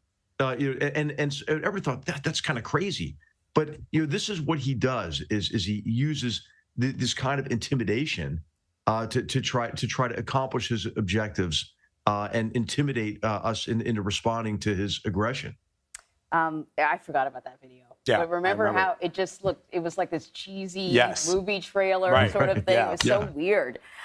So let's talk about this suggestion of a dirty bomb. And Russia is saying, Ukraine's planning it. Ukraine is saying that's absolutely not about it. It invited the UN to search certain sites to prove transparency, that they're not interested in any sort of dirty bomb plan. But this kind of false flag operation that many people are suggesting this is what Russia is doing. We've seen Russia do this before, something along those lines. I'm thinking about in Syria. How do you advise President Biden to navigate this situation? Well, I think what he said about that there being devastating consequences for Putin if he were to use any kind of a nuclear weapon or a dirty bomb, and I think the National Security Advisor's statement just a few weeks ago was quite strong on this. When he was on Face the Nation, he said that there would be very severe consequences, and Russia has to know that the United States has a broad range of options available for response. And it doesn't have to be a nuclear response for a nuclear use of a nuclear device or a dirty bomb. It can be a conventional response, and a conventional response, I think, that would could strike maybe all the military sites that we can identify, that we've identified in Crimea. It could involve striking all of their their Black Sea Fleet, for example.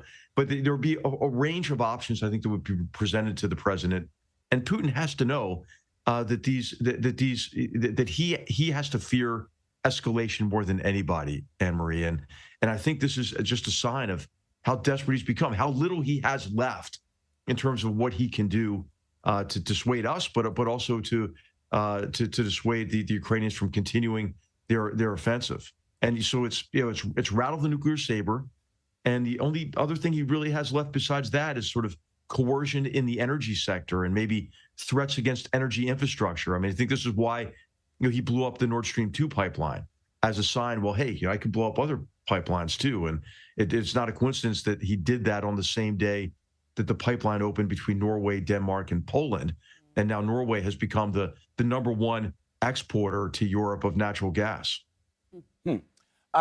So I know you're not a politician, General, but let me ask you about this letter that the House Progressive Caucus withdrew, which called on President Biden to engage in direct diplomacy with Russia. And that letter sparked outrage from other Democratic Party members. So the question for you is, did it show weakening of American resolve? And more importantly, how might Vladimir Putin interpret it? Well, he could interpret it as weakness, and that's why it's unfortunate. But, hey, we have a democracy, and I think what you saw there is democracy at work.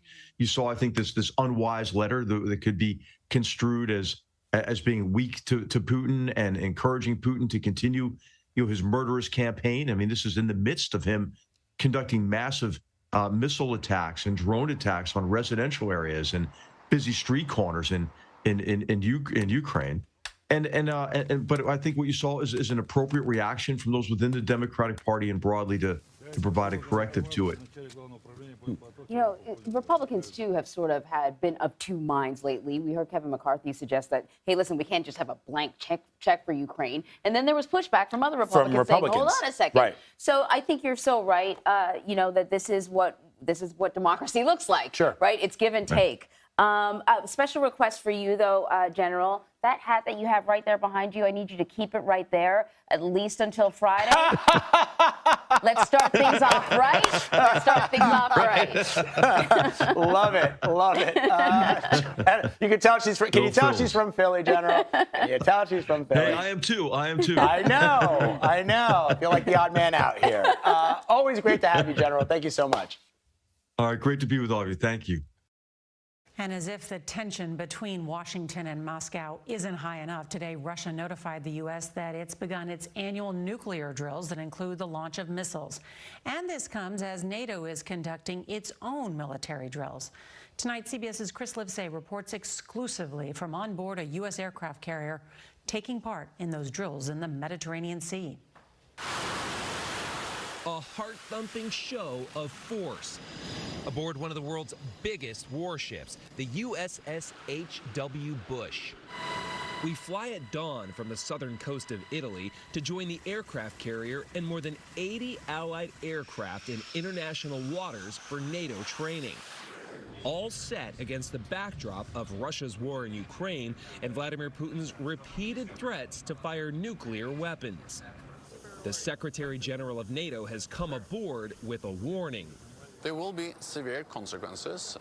It will be absolutely wrong if I went into the exact way we will react, but Russia knows that there will be severe consequences. For now, NATO says its best weapon is deterrence. With an overwhelming display of firepower, from fighter jets and helicopters to unparalleled surveillance, all within striking distance of the Russian military, with tensions in the region at a fever pitch. This may only be combat training, but if called upon, these fighters say they're ready to strike. You're the Secretary General of NATO aboard a U.S. aircraft carrier. Are you poking the bear? It's even more important that we send a clear message that we are there to defend all allies, because that's the best way to prevent an attack and preserve peace.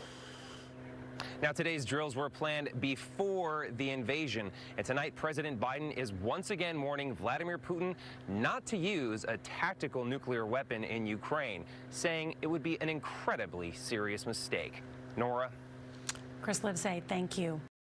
There are fears tonight that Vladimir Putin may be preparing to unleash a radioactive dirty bomb in Ukraine.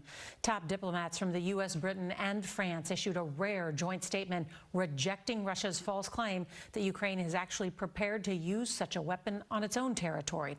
CBS's Holly Williams reports tonight from inside Ukraine. Today, Russia's general in charge of nuclear defense claimed that Ukraine's in the final stages of building a so-called dirty bomb and could use it against its own people. A dirty bomb has never been used before, is not a nuclear bomb, and would be far less harmful. But by using conventional explosives to spread radioactive material, it's an effective weapon of terror.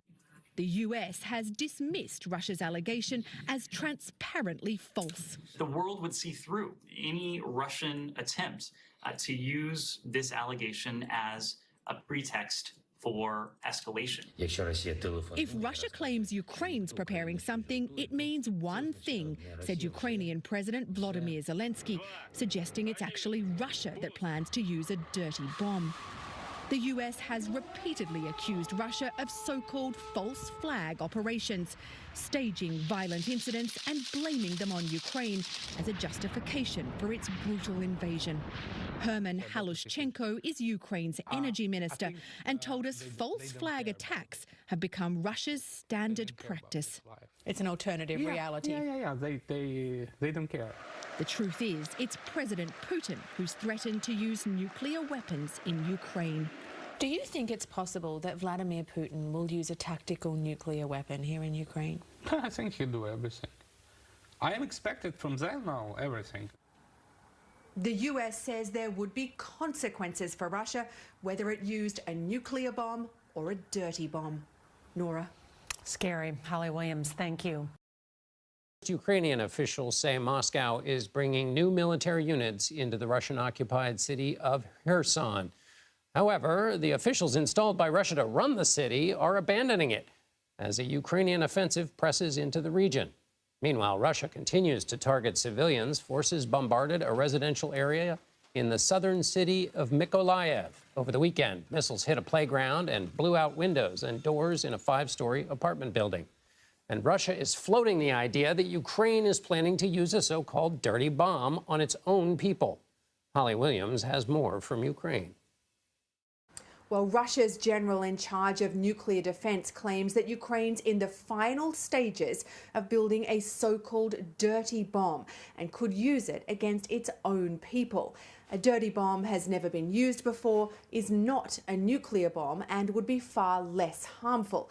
But by using conventional explosives to spread radioactive material, it's an effective weapon of terror and would contaminate the area. The US, along with the UK and France, has dismissed Russia's allegation as transparently false, saying the world will see through any attempt by Russia to use it as a pretext for escalation. Ukraine's President Volodymyr Zelensky said, quote, "If Russia claims Ukraine's preparing something, it means one thing," suggesting it's actually Russia that plans to use a dirty bomb. The US has repeatedly accused Russia of so-called false flag operations, staging violent incidents and blaming them on Ukraine as a justification for its brutal invasion. In reality, it's President Vladimir Putin who's threatened to use nuclear weapons here in Ukraine. The US says it hasn't seen any indications the Russians plan to deploy a nuclear weapon, but says there would be consequences for Russia, whether it used a nuclear bomb or a dirty bomb. John. Holly Williams, thank you. For more on this, I want to bring in Mason Clark. He is a senior analyst and Russia team lead at the Institute for the Study of War. Mason, what's behind what Russia is up to with this dirty bomb theory? So this unfortunately tracks with a lot of claims the Russians have made, and not just in the war in Ukraine, but in the past. The Russian Defense Minister Shoigu, who called a number of his Western counterparts on Sunday to deliver this false claim, has actually made similar allegations throughout the war, even as far back as last December, making claims that Ukraine was preparing some sort of dirty bomb. Throughout the course of the conflict, the Russian invasion, various Russian officials have claimed that Western states are assisting Ukraine with developing either a nuclear weapon or a dirty bomb, which, as the previous report noted, is not a full-scale nuclear weapon, as well as other forms of chemical and radiological weapons, and claim that they're going to be used against Russia. Now, all of these have not been borne out, but the Russians continue to claim this in order to, in some ways, rally their own base, as well as rattle the saber of a possible threat in retaliation. But this is likely much more meant to intimidate Ukraine as well as its Western supporters, rather than being an early indicator of the Russians actually using a dirty bomb of their own. So should we think of it, Mason, as a kind of a psychological weapon? And if so, does that lead you to draw any conclusions about how desperate the Russians are if they're engaging in this kind of psychological effort? Certainly. I do think that it's very unlikely that the Russians use such a weapon or nuclear weapons, though we unfortunately can't fully rule it out, but I doubt it's imminent by any stretch of the imagination. Yes, I do think this shows how on the back foot the Russians are, and they're likely trying new methods to intimidate and divide the Western alliance that is supporting Ukraine as they suffer further battlefield setbacks. They're likely going to lose that crucial city of Kherson by the end of the year, though it still may be a couple of weeks or months, and are facing further setbacks in northeastern Ukraine as well. They're certainly not throwing in the towel and looking for an actual ceasefire or an end to the war, but likely trying to manipulate diplomatic processes to pause the fighting and give Russian reinforcements time to actually enter the battlefield. So even accepting for a moment that this is really a psychological tactic, isn't one of the reasons that most analysts, and what's your view on this, think that it's unrealistic that Russia will either use a dirty bomb in this false flag operation or use a tactical nuclear weapon, is that you don't want a lot of radioactive material blowing around on the Russian border or making the areas you've just been trying to grab uninhabitable.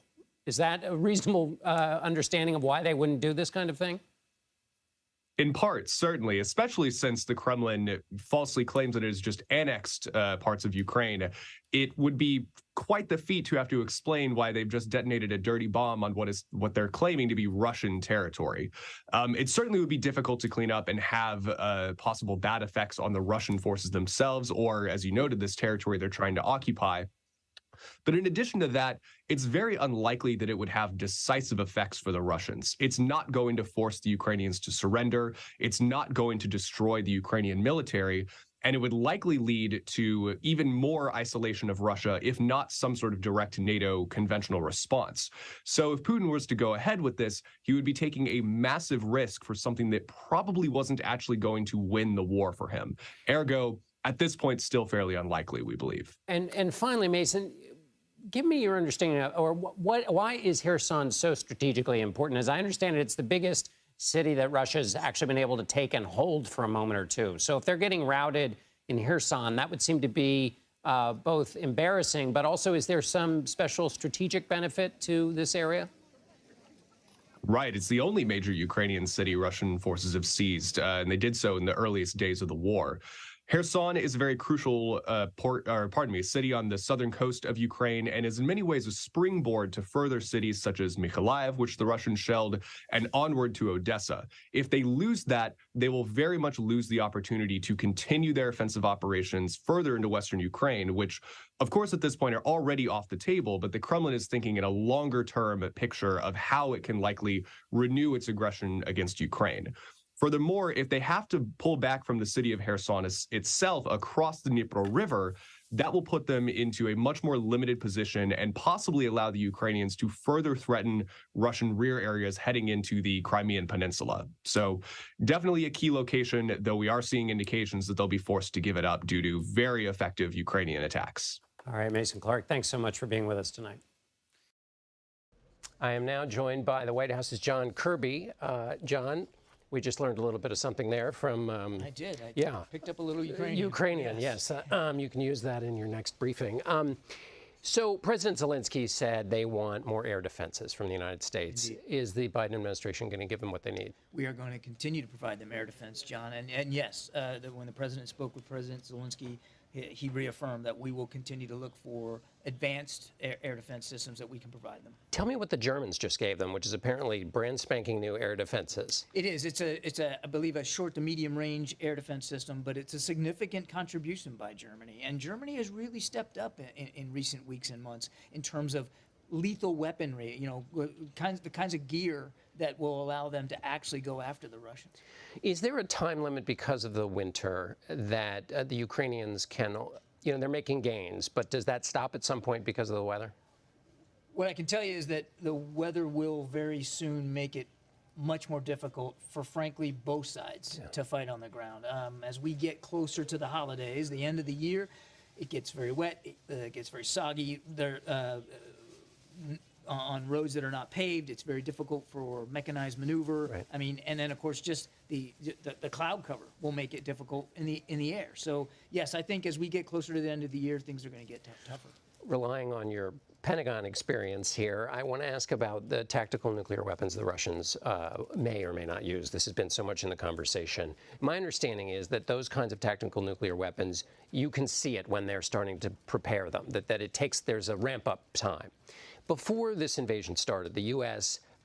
Issued all the intelligence, or not all of it, but a lot of intelligence saying, watch what the Russians are doing, they're going to invade, was very transparent about that.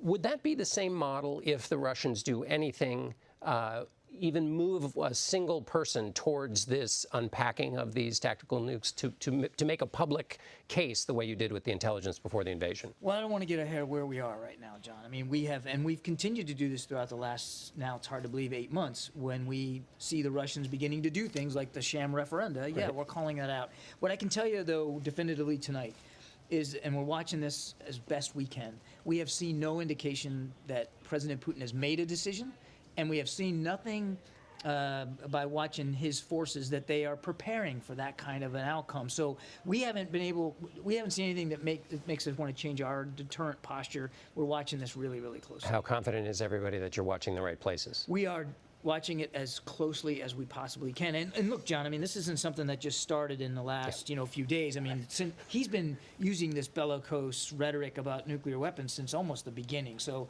we've been taking this seriously from the get-go. And the U.S. has had its eyes on Russia for quite a while now.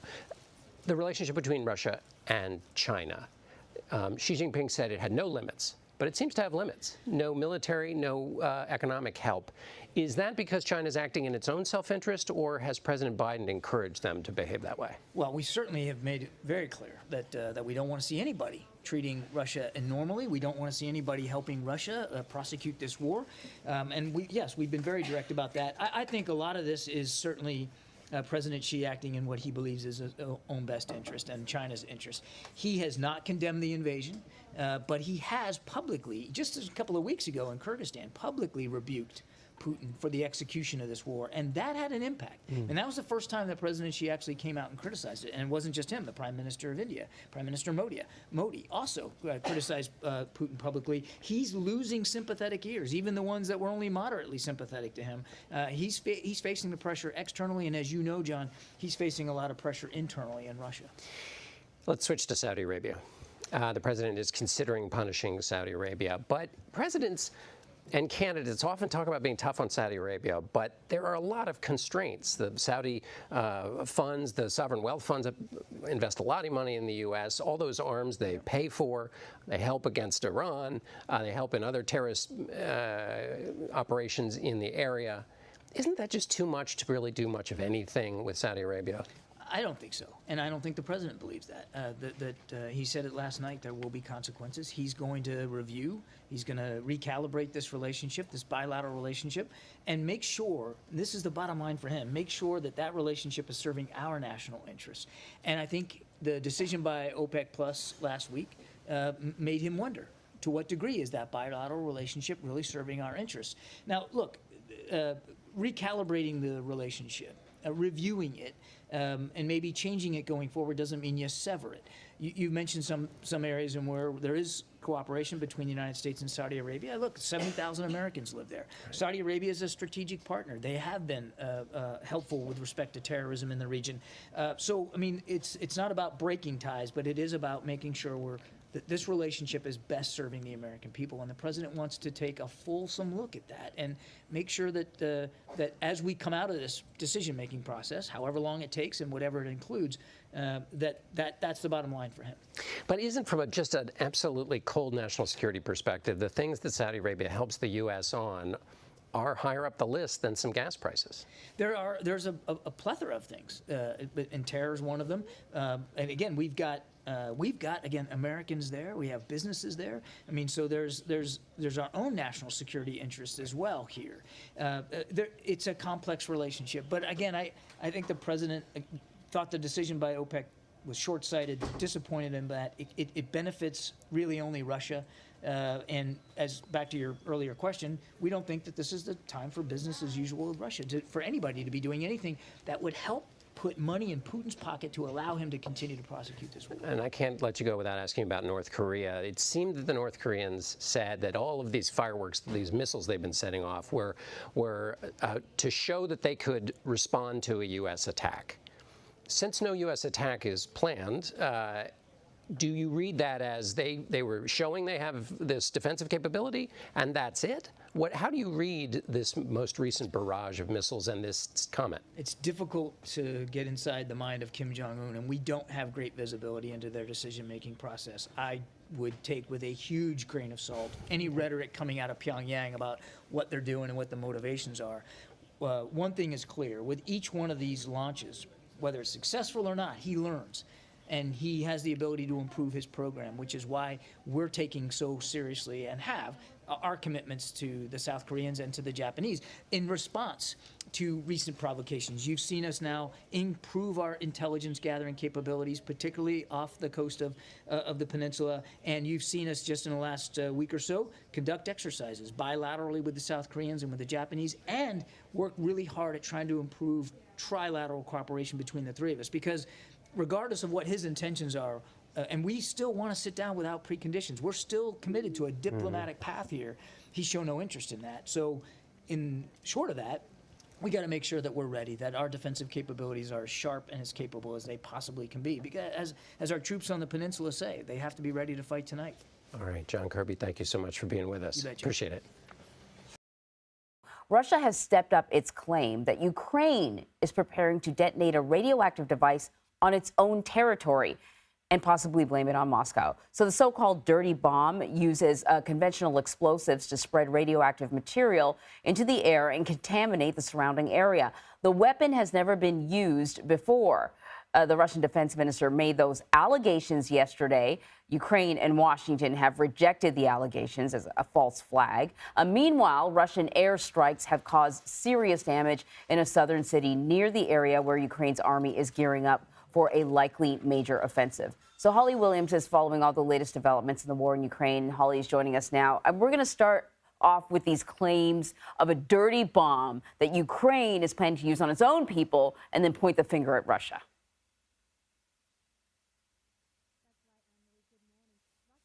The extraordinary claim that Ukraine could detonate a radioactive device on its own territory, an allegation with apparently no evidence to back it up that's been dismissed as false by the US. Meanwhile, here in Ukraine, it's instead sparked fears that Russia could itself be about to use a radioactive weapon. In a phone call yesterday, Russia says its defense minister, Sergei Shoigu, told Secretary of Defense Lloyd Austin that Ukraine could be preparing a so-called dirty bomb. A dirty bomb has never been used before, is not a nuclear explosion and would be far less harmful. But by using conventional explosives to spread radioactive material, it's an effective weapon of terror and could contaminate an area for years. In a joint statement, the US, the UK and France rejected Russia's transparently false allegations, saying the world would see through any attempt to use it as a pretext for escalation. If Russia claims Ukraine's preparing something, it means one thing, said Ukrainian President Volodymyr Zelensky, suggesting it's actually Russia that plans to use a dirty bomb. The US has repeatedly accused Russia of disinformation and so-called false flag operations in Ukraine, staging violent incidents as an excuse for its brutal invasion. All of these are consistent with the playbook the Russians have used before, to set up a false justification to act against Ukraine. And in reality, it's Vladimir Putin who's threatened to use nuclear weapons. The Ukrainian energy minister told us that in this country, they believe him. Do you think it's possible that Vladimir Putin will use a tactical nuclear weapon here in Ukraine? I think he'll do everything. I am expected from them now everything. Russia's warning that the situation in Ukraine is trending towards, quote, uncontrolled escalation. In truth, though, Russian forces appear to be under pressure. They've rapidly lost territory and they recently switched tactics, targeting Ukraine's power grid. Anne-Marie. Holly, let's talk a little bit more about this idea of a dirty bomb. It's not the first time that Russia has been accused of using a false flag sort of strategy. I'm thinking about it in Syria, something similar. How devastating would something like this be?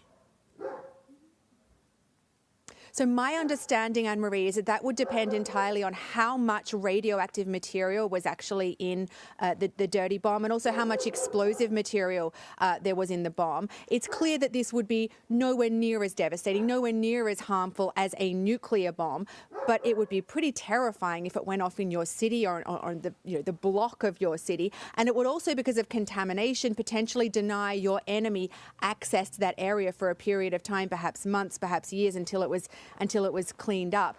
Interestingly, until now, when dirty bombs have been discussed, it's generally been in reference to terrorist groups. It's been thought that a terrorist group might use a dirty bomb, not a nation state. And then how are Ukrainians responding to this threat? Well, they're making it clear that they think it's possible or even extremely likely that this is a so-called false flag operation by the Russians. That is, where the Russians stage an incident or even carry out a violent attack and then blame it on the Ukrainians. We heard from the Ukrainian foreign minister who said that Russia's allegations were lies, absurd as they are dangerous. All right, now onto one of the annexed areas at Kherson. Russia has installed sort of its own officials to kind of run Kherson. They have offered to evacuate civilians, except they have to evacuate to Russia. What more do we know about what's happening there? Well, they've actually now ordered civilians from that area to evacuate away from the front line ahead of an expected Ukrainian counteroffensive, because we know the Ukrainians are taking more and more territory back from the Russians. There have been reports that the Russian military has actually begun withdrawing from that area, but we can't confirm that at this point. It's not official as far as we know. And then the Ukrainians are also claiming that the Russians could be planning to blow up a massive hydroelectric dam in that area. And they're saying that the Russians have actually already laid the mines to do so. Now, we cannot independently confirm that allegation, but the Ukrainians are saying if that actually happened, if the Russians blew the dam, it would impact hundreds of thousands of people, and it could even leave a nuclear power plant without water for cooling. It has now been 8 months since the fighting began. I'm curious about what has been like for your own reporting. When I think about it right now, it almost seems like we are back to where we were in the beginning, reporting on mass evacuations and a shifting front line or a blurred front line. Where exactly is it? Is it in Kyiv? Is it, along these annexed areas? How has your reporting evolved and shifted over the course of the war? It's really interesting you say that, Anne-Marie, because from my perspective, things now, although there's still this obviously very clear threat to Ukraine, they have Russian invaders in their country, things are really different. When I was here at the start of the invasion, the Ukrainians never panicked. That doesn't seem to be something that they do very easily. But there was such tension when the Russians first arrived in the country. Suddenly, the country was kind of mobilizing to head off this invasion. There were checkpoints suddenly on roads everywhere. Outsiders were sometimes treated with suspicion.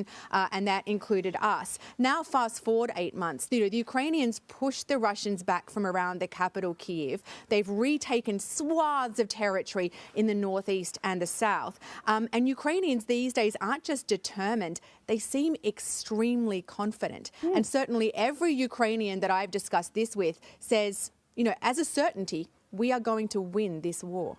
Oh, that is so interesting, Holly. Thank you very much. Today, a senior U.S. government official rejected a new claim by Russia's defense minister. He claimed that Ukraine is preparing to detonate a radioactive dirty bomb with Western help on its own territory. Well, bombs did, in fact, target Ukraine today. They were Russian. This aftermath in the southern city of Mykolaiv. Right now, the United States has about 100,000 troops in Europe. CBS's Charlie D'Agata is with some of them along Romania's border with Ukraine. U.S. F-18 fighter jets take flight off the deck of the USS George H.W. Bush in the Adriatic Sea, taking the lead in NATO exercises dubbed Neptune Strike in support of European allies.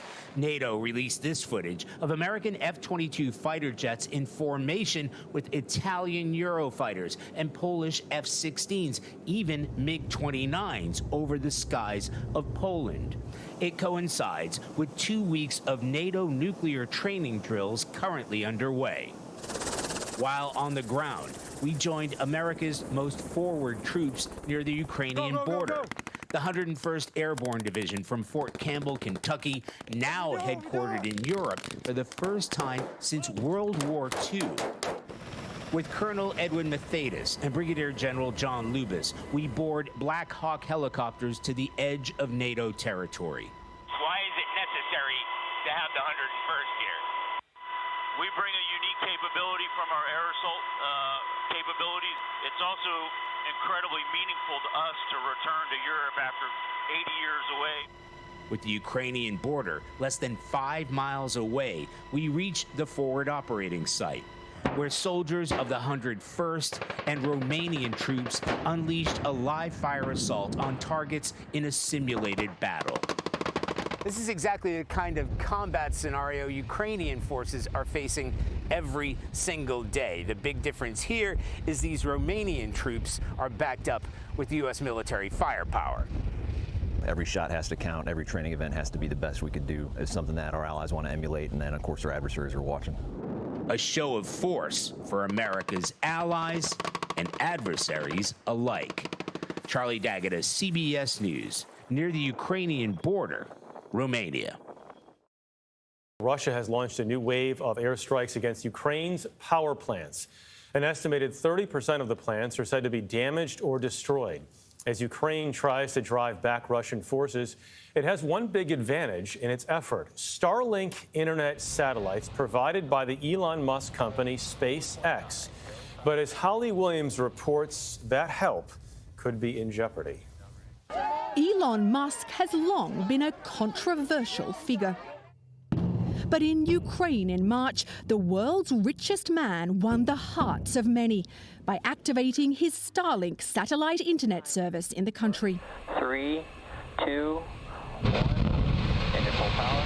President Volodymyr Zelensky even thanked Musk personally. So if you have time after the war, you're very welcome. I invite you. Around 20,000 of these ground units have been sent to Ukraine, many paid for by the US government.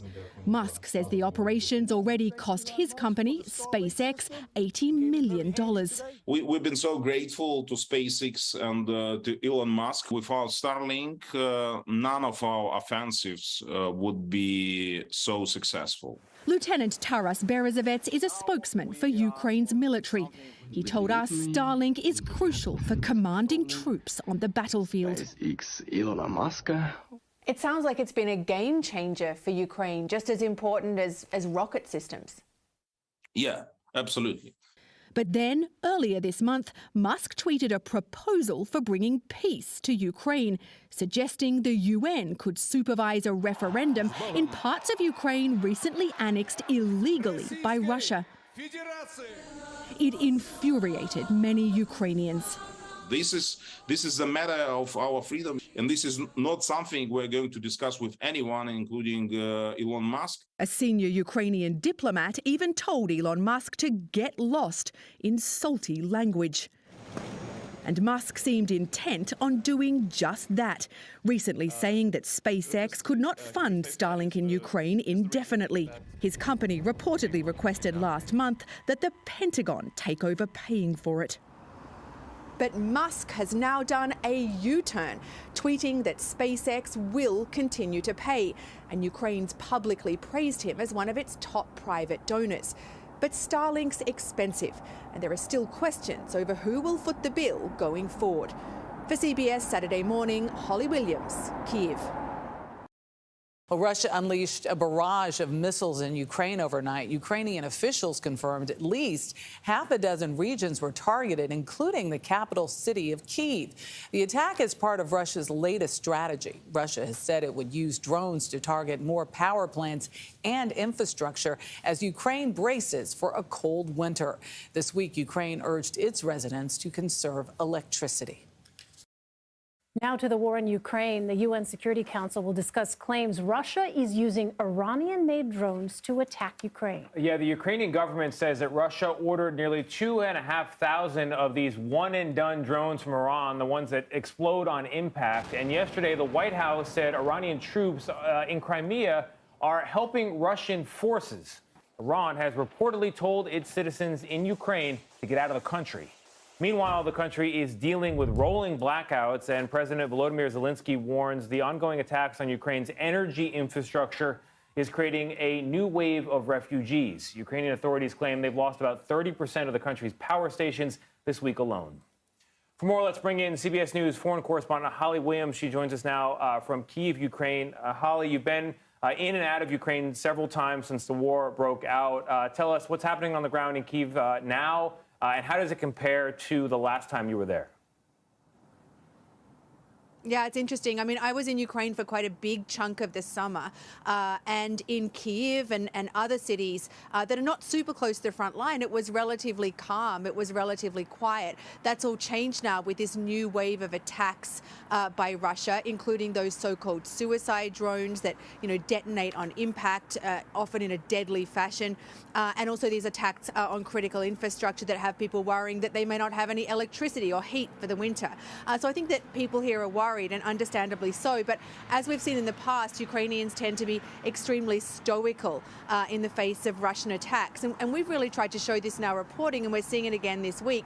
You know, we were out today in a park here in Kyiv. People were out walking their dogs. You know, municipal workers were out with the leaf blowers, you know, keeping the gardens neat. And then just down the road from here today, there was a farmer's market. We've seen that over and over again. It's as if for Ukrainians that sort of keeping going, living life as normally as possible is an act of resistance and defiance. It's remarkable to think about those images of a farmer's market juxtaposed with the images that we were just showing and the war-torn images there. So President Zelensky claims that Russia is plotting a large-scale disaster in Ukraine. Holly, what can you tell us about that?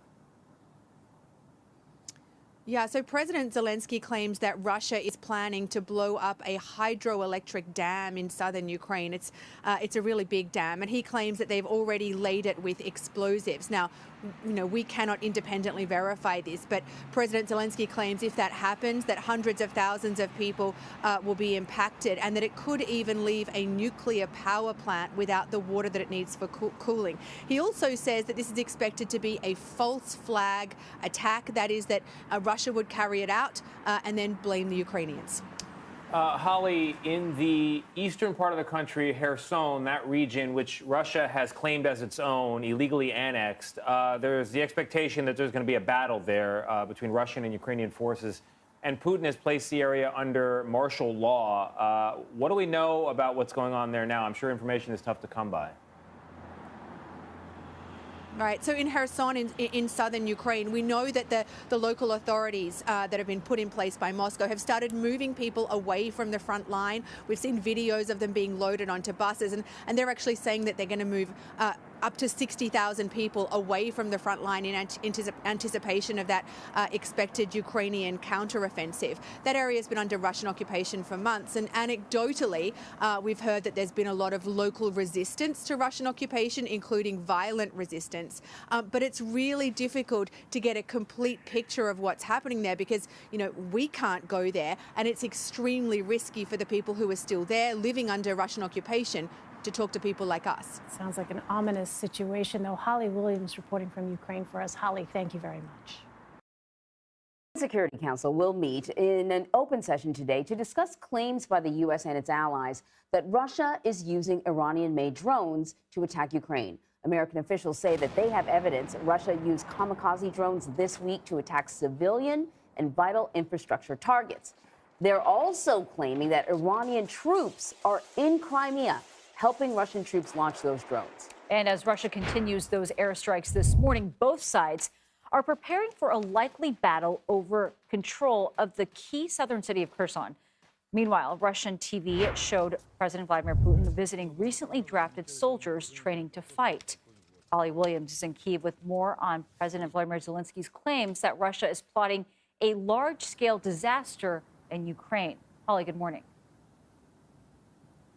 Good morning. Yes, President Zelensky claims that Russia is planning to blow up a dam in southern Ukraine and has already laid mines. He says it would impact hundreds of thousands of people and could even leave a nuclear power plant without water for cooling.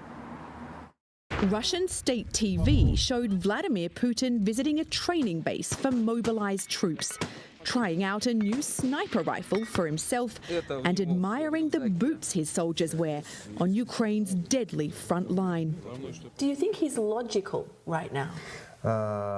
My personal opinion, he's unhealthy.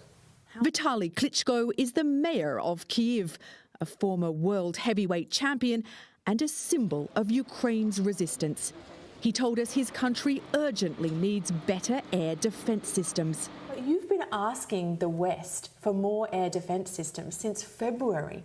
You must be frustrated. I don't want to complain. I just tell, please, please, please, we need that. He's begging for help because of this.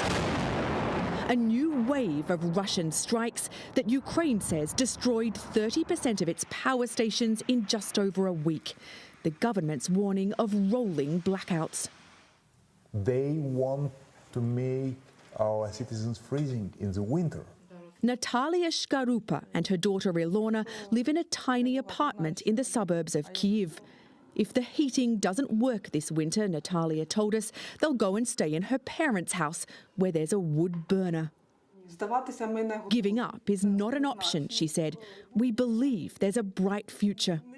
What did you learn from boxing that has been useful to you during this war? It's not important your size, much more important, will to win and spirit. The US says it has information that troops from Iran are on the ground supporting Russian drone attacks here in Ukraine.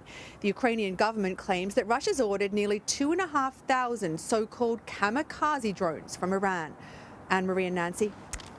Holly, can you talk a little bit about how things are on the ground there this morning? We've seen so many different situations in which the civilians there have been affected. Yeah, I mean, look, Kyiv and a number of other Ukrainian cities had a relatively calm, relatively quiet summer. I mean, the security situation had improved somewhat. Now we've had this new wave of Russian attacks, including here in Kyiv. And obviously, when you speak to people, they're worried. I mean, it's frightening. Who wouldn't be frightened when their air raid sirens sort of singing out overnight and during the day? You know, I think that people are frightened, but millions of Ukrainians have decided to stay in their country despite the invasion, come what may, and they've kind of dug their heels in. And I think it's really interesting for our viewers to see, and we've tried to reflect this in our reporting, that the Ukrainians who've stayed put are really trying to live their lives as close to normal as possible, almost as an act of resistance. You know, you were just talking about those kamikaze drones, and at least what the U.S. and its allies are saying is not only is Russia being provided with these drones, they're also being provided with personnel, Iranian personnel, to help them learn how to fly these things, because obviously there's some specialized skill that's needed to do it. What is it about these drones? They're kamikaze drones, so I presume they're one and done. When they go down, then that's it. You can't use it again. Why are they so effective? Well, it's a really good question. Look, they're very small. They're apparently quite difficult to track on radar for the Ukrainians, but they're packed with explosives, and they detonate on impact with a kind of devastating effect for people on the ground. They are also extremely cheap. The drones that Iran is believed to be supplying to Russia apparently go for around $20,000 each. That is the fraction of the price of a guided missile. And many experts believe that Russia had been running low on munitions. Now, Ukraine says that it's had quite a lot of success in shooting down those so-called kamikaze drones, but it hasn't shot down all of them. And those that have hit cities like Kyiv have sometimes had a deadly impact.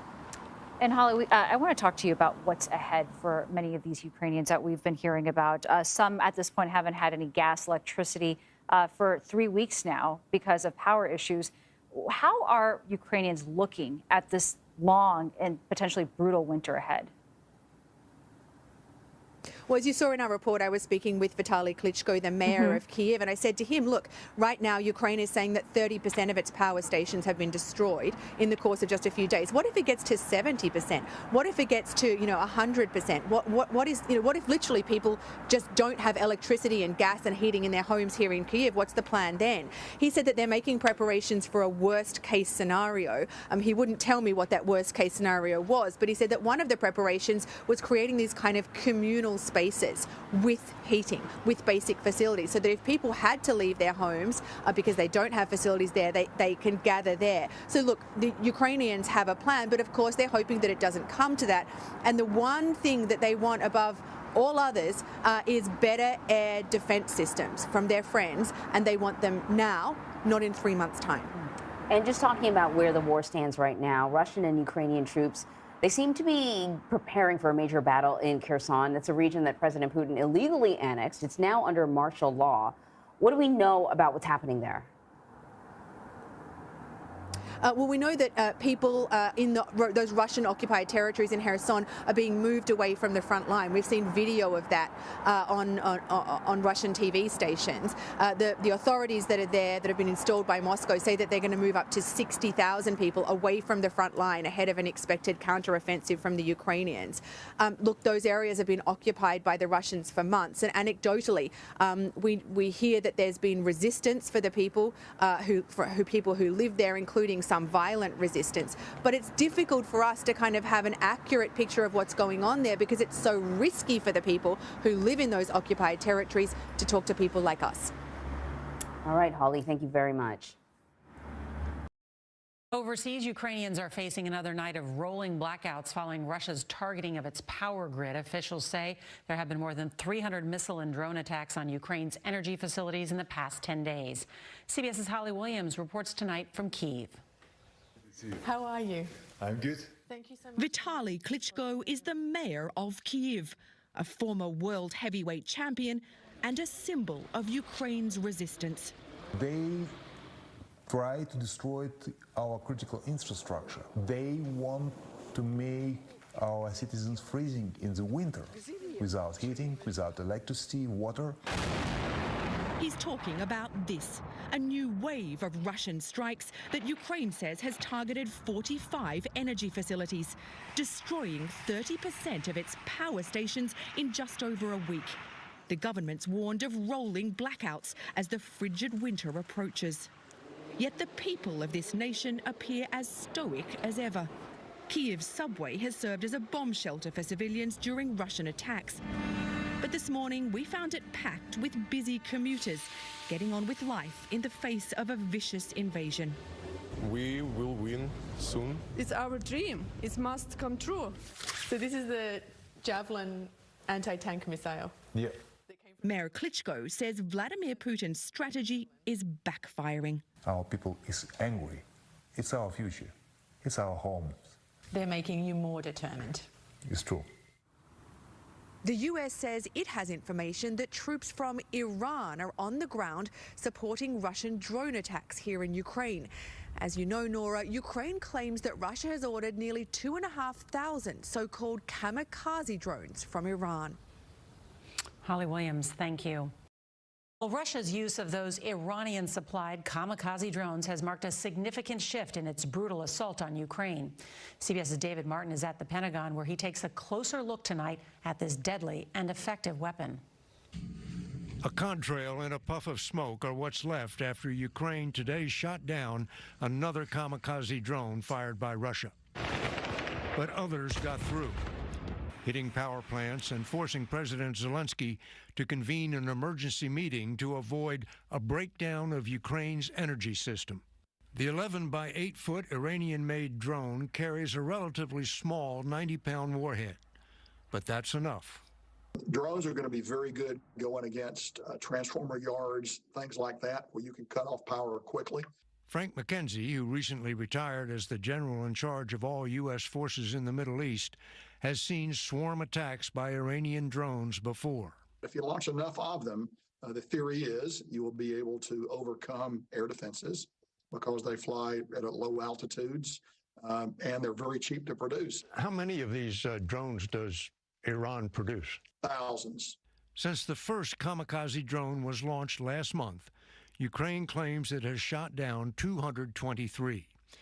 U.S. officials estimate Ukraine has a roughly 50% success rate, which would mean Russia has launched nearly 450 kamikaze drones. That's a high volume. That's a high volume. A 50% rate also means more than 200 have gotten through, even though the Ukrainians use everything from guided missiles to small arms fire to try to bring them down. They don't necessarily fly a straight line. They can do dog legs, different route to try to avoid where they think you have your own air defense. So you set your air defenses up that can shoot at them. Russia's drone attacks only seem to make Ukraine more determined to fight on, but there's no denying they're having an impact. Tonight, the Ukrainian official announced electricity restrictions will go into effect on Thursday in an attempt to avoid blackouts. Nora? Wow, really interesting. David Martin, thank you. But first, parts of 4 regions in Ukraine are now under Russian martial law. The same 4 regions the country illegally claimed to have annexed last month. Vladimir Putin issued the orders Wednesday. They give regional governors in Donetsk, Kherson, Luhansk, and Zaporizhia a suite of new emergency powers, which could include restrictions on travel and public gatherings. But Ukrainian forces have been taking back territory in those regions, meaning the martial law orders stop at the front lines. CBS News senior foreign correspondent Holly Williams has the latest from Kyiv. Today in Kherson, one of the regions occupied by Russia, the authorities installed by Moscow started moving tens of thousands of people away from the front line, ahead of an expected Ukrainian counteroffensive. The Russian general in charge of the invasion admitted the situation is tense, as Russian troops battle to hold on to land they've seized. He made a massive mistake by annexing, so-called annexing these regions, because he cannot defend them. Andrei Zagorodnyuk is Ukraine's former defense minister. He told us Vladimir Putin may no longer be thinking rationally. He is capable of making desperate mistakes and desperate measures. Ukraine's military has made stunning progress in recent weeks, reclaiming swaths of territory from Russian forces. Russia's retaliated with swarms of so-called suicide drones and attacks on the power grid as a harsh winter looms. But Ukrainians have responded with stunning resilience. Last week, this playground in the centre of Kyiv was hit by a strike. Now they've filled in the crater and they're busy rebuilding. I'd rather sit in the cold with no water and electricity, laughs this woman, than be in Russia. Ukraine's reportedly made a formal request to Israel to provide it with new air defense systems, including Iron Dome. But Israel's consistently said that it won't give weapons to Ukraine. John. Holly Williams in Kyiv. Thank you, Holly. For more, I'm joined by former ambassador at large to the former Soviet Union, Steven Sestanovich. He's a professor of diplomacy at Columbia University. So the first question is, what does martial law mean in this context? Well, for the occupied territories where Russian troops already are present, it may not mean terribly much. The military has been pretty much in charge of the areas that it has controlled. It may give them new powers to deport people and move them around, and that may be preparatory to a big new move, particularly related to Kherson, which is the area where they're militarily most vulnerable. The implications of martial law beyond the occupied territories that they've claimed to annex in the rest of Russia may even be more far-reaching and important. So what do you mean by that? Well, Putin obviously is laying the groundwork, giving a legal basis to governors and to his own representatives for putting the economy on a war footing, for further conscription, for moving deportees, also for blocking any protests or negative media, opposition activity. He may also be thinking about the importance of blocking any actions or movements by military police or paramilitary units that are not approved by the Kremlin. You know, people have been very casually saying, well, could Putin be brought down by a coup? The odds are really against that, but they're against it in part because Putin has many powers of the sort that he's enhanced this week with martial law to stop it. Let me follow up on that. That's fascinating. So I know you've written recently about the pressures he may be feeling at home from the most nationalist forces. Do you think he's feeling any kind of real pressure, or that these are just preparatory moves that he's making because he's always thinking ahead? I don't think he's feeling a whole lot of pressure because these critics have, any real political base. But he's feeling pressure because the things that they're saying are true. That is, the Russian military situation is deteriorating in Ukraine. It's gone from bad to worse. This evening on Russian state TV, one of the talk show commentators sort of interrupted one of their military analysts by saying, well, why didn't we think of this back in February? That's the sort of question that Putin fears is going around Moscow, around the Russian elite, and in the Russian military, too. So how should we think wisely about this move on martial law and some of the other consolidating moves he's made? Is it a sign of desperation? Is it the kind of thing like, you know, with a wet bar of soap, the harder you squeeze it, the harder it is to hold on to? You know, Putin's actions can be the first step toward a lot of different implementation of several different strategies. It could be preparation for a long slog in the next phase of the war. It could be preparation for downsizing of the effort. A kind of, certainly a withdrawal from Kherson seems to be likely, but it may be that there's a pullback in store from other positions. It could be a prelude to a diplomatic initiative, looking as though he's, scared the hell out of the Ukrainians. It may be the first step toward many more severe weeks of this kind of attacks on civilian infrastructure. Putin is prepared to be totally brutal here, but he also doesn't want to lose. And if he thinks he's only going to make things worse, he's got to face the facts. And finally, Stephen, the World Health Organization suggested that a humanitarian crisis could be unfolding in Ukraine this winter after Russia destroyed key power plants and other infrastructure. How bad could it get? And does it require a different kind of response from the West on this humanitarian question? It can get super bad. I mean, Ukraine is, I've been in meetings in Ukraine in January when there wasn't heat on in the buildings and it was really, really cold. People had to stamp their feet. And it's going to be a lot worse than that in lots of cities across the whole country. Ursula von der Leyen, the head of the European Commission today, said, what is happening in Ukraine, it amounts to acts of pure terror, war crimes. But the consequences of that can't be avoided just by calling them out. There's going to have to be more humanitarian aid, more economic aid, more military aid. Ambassador Stephen Sestanovich, thank you for walking us through all of that. We appreciate it. Pleasure. Martial law begins tomorrow across 4 Russian regions of Ukraine that Russia claims to have annexed. Russian President Vladimir Putin made the statement during a speech to his Security Council earlier today. Putin illegally annexed parts of southern and eastern Ukraine after holding staged referendums, despite not controlling the regions politically or militarily.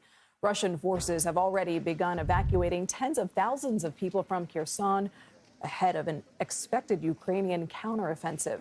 Meanwhile, Russia continues its air assault. Ukrainian officials say they shot down more than a dozen drones and missiles so far today. For more on this, let's bring in CBS News reporter Mary Elishina. Mary, Russian President Vladimir Putin has declared martial law in those illegally annexed regions of Ukraine. What do we know about how people there are going to be impacted?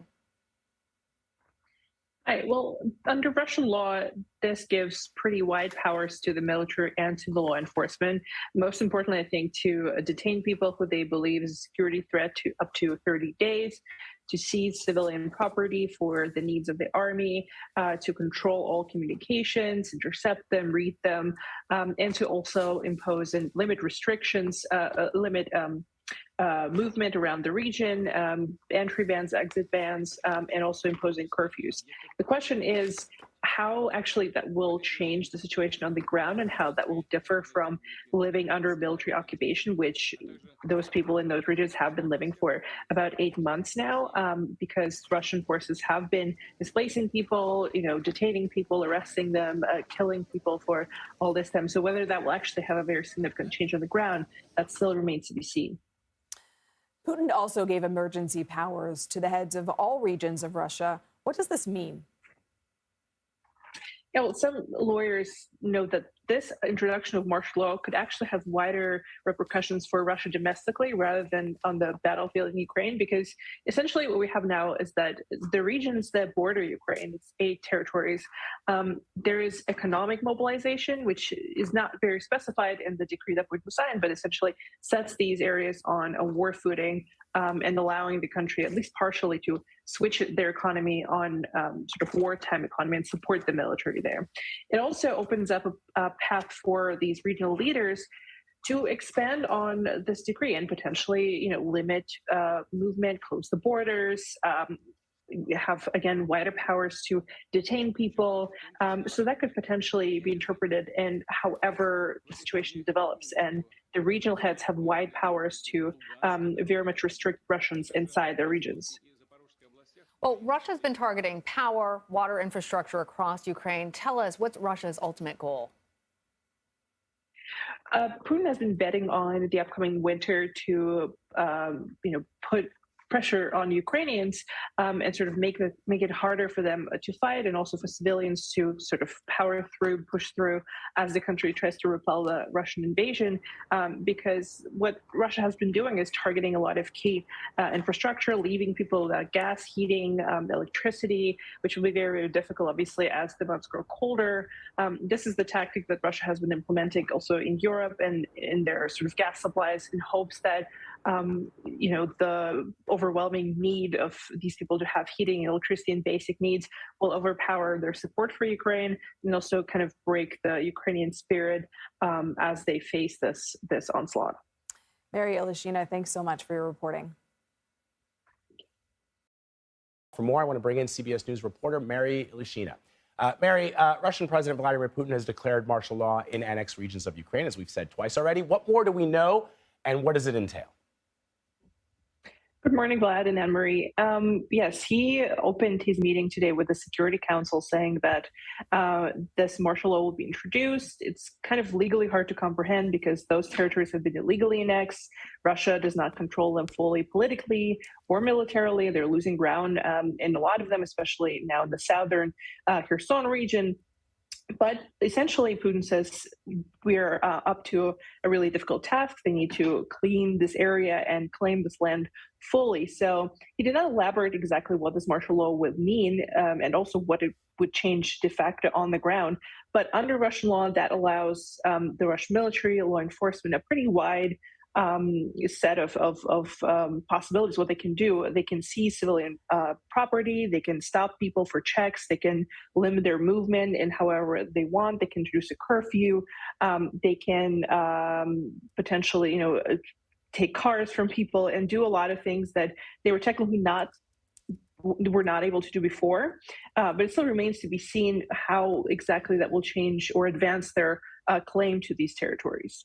So, Mary, this sort of latest spate of Russian strikes, the strikes and the drone sort of attacks, though they appear indiscriminate at times because civilian targets have certainly been hit, it's clear that Russia is also focusing on infrastructure, in particular power infrastructure. How concerning is this for Kyiv and other cities as we head into the winter?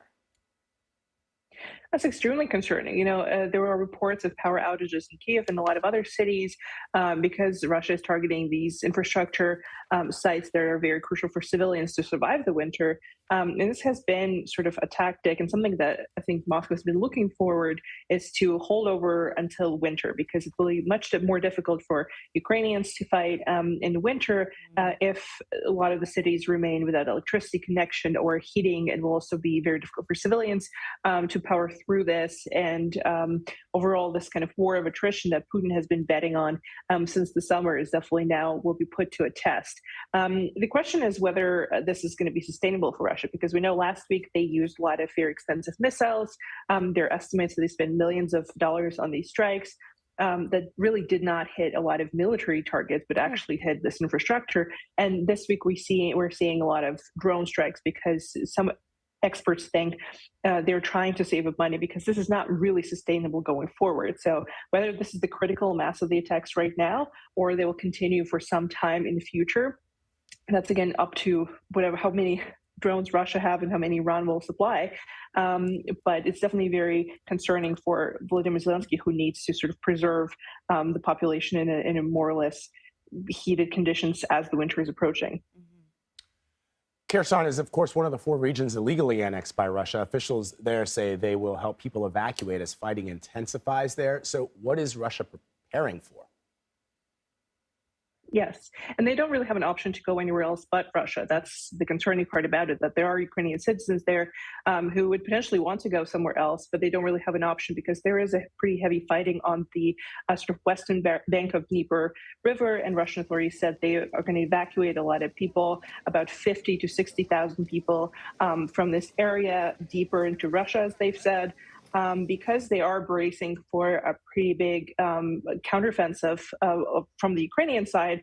And this is what the Russian newly established sort of overall commander, Sergei Surovikin, said yesterday, that the situation is really tense and they might have to, take really unpopular decisions, which could signal that Russia will withdraw potentially, but they will put up a fight before that happens. All right, Mary Ilyushina, thank you so much, Mary. A fresh wave of Russian airstrikes have targeted key energy facilities and more residential sites across the country. The new attacks have left hundreds of thousands of Ukrainians without power or water ahead of the harsh winter. And officials say nearly 1/3 of Ukraine's power stations have been destroyed in strikes this past week. Ukraine's capital came under attack yesterday by a swarm of suicide drones, killing at least 4 people. The city's mayor called Russia a terrorist state, accusing the Kremlin of targeting civilians. Meanwhile, in Russia last night, a bomber plane crashed into a residential building during a training exercise, killing more than a dozen people, and several more were hurt. Initial reports say one of the engines caught fire during takeoff. Russian authorities say they are investigating. For more, let's bring in Tomasz Juwachewski. He's a journalist, author, filmmaker, and expert in Central and Eastern Europe studies. He has spent several months in Ukraine covering the war. Just thank you for joining us, first of all. And I just want to get right to it. How will Russia's shift in using these drones change, I guess, the overall course of the war? It's such a different strategy. Hello, thank you very much for having me here. And taking into consideration the recent attacks with drones, supposedly Iranian drones, against critical infrastructure and residential buildings all around Ukraine, it is quite apparent that currently Russia is unable to reverse the course of the warfare in the eastern and southern front line. The Ukrainians are regaining more and more of occupied territories. In the past few weeks, they have managed to liberate great swaths of territory close to Kharkiv in eastern Ukraine, but also they've managed to liberate a bunch of villages close to Kherson. And also, finally, Ukrainian forces managed to target infamous Crimean bridge that is connecting Crimean Peninsula with continental Russia. So right now, Russia is trying to destroy the critical infrastructure. It is also trying to intimidate civilian population. However, from what I've learned during the last months, I can say that Ukrainian people are extremely courageous and determined to protect their homeland. I even noticed that the behavior has changed. As at the beginning of the war, when I was there in March, of course, people were panicked. A million of Ukrainians fled to neighboring countries, including my homeland, Poland. Currently, they are behaving in a different way. This is something horrifying, but they got used to Russian airstrike, drone strike, missile strikes. Tomasz, I'm wondering, though, does that change as civilians appear to be more targeted, as critical infrastructure and the ability for Ukrainians to even live their daily lives separate from what's happening on the battlefield? Does all of that change? And then what type of air defenses is needed then, especially as we're looking at the harshness of winter, to be able to help the Ukrainian people? Actually, Ukrainians right now need anti-missiles, Western anti-missile systems that are capable of destroying not only kamikaze drones, this loitering munition, but also cruise missiles and also supersonic missiles, because Russia can also use such a weaponry in the future. Like the dreamlike scenario is to provide Ukraine with Patriot anti-missiles and anti-aircraft systems. However, it is rather possible next year because the US is quite reluctant to provide it currently. It is also because it needs Patriot systems to protect NATO member states. So in fact, right now, in the NATO member countries, munition and weaponry factories are trying to produce more anti-aircraft systems. That's right. Yeah, that's another phase of this war. This war proved us that, in fact, I'm talking about the NATO member states, we don't have enough air defense systems on stock because apparently we haven't been prepared for such a full-scale invasion and the war between a superpower and another state. We're preparing rather to fight with non-state actors like in Afghanistan and Iraq. And currently we need to switch to the reality in which there are states or even superpowers that are fighting each other. And it needs all of us to be prepared for such a full-scale war that is going on in Ukraine.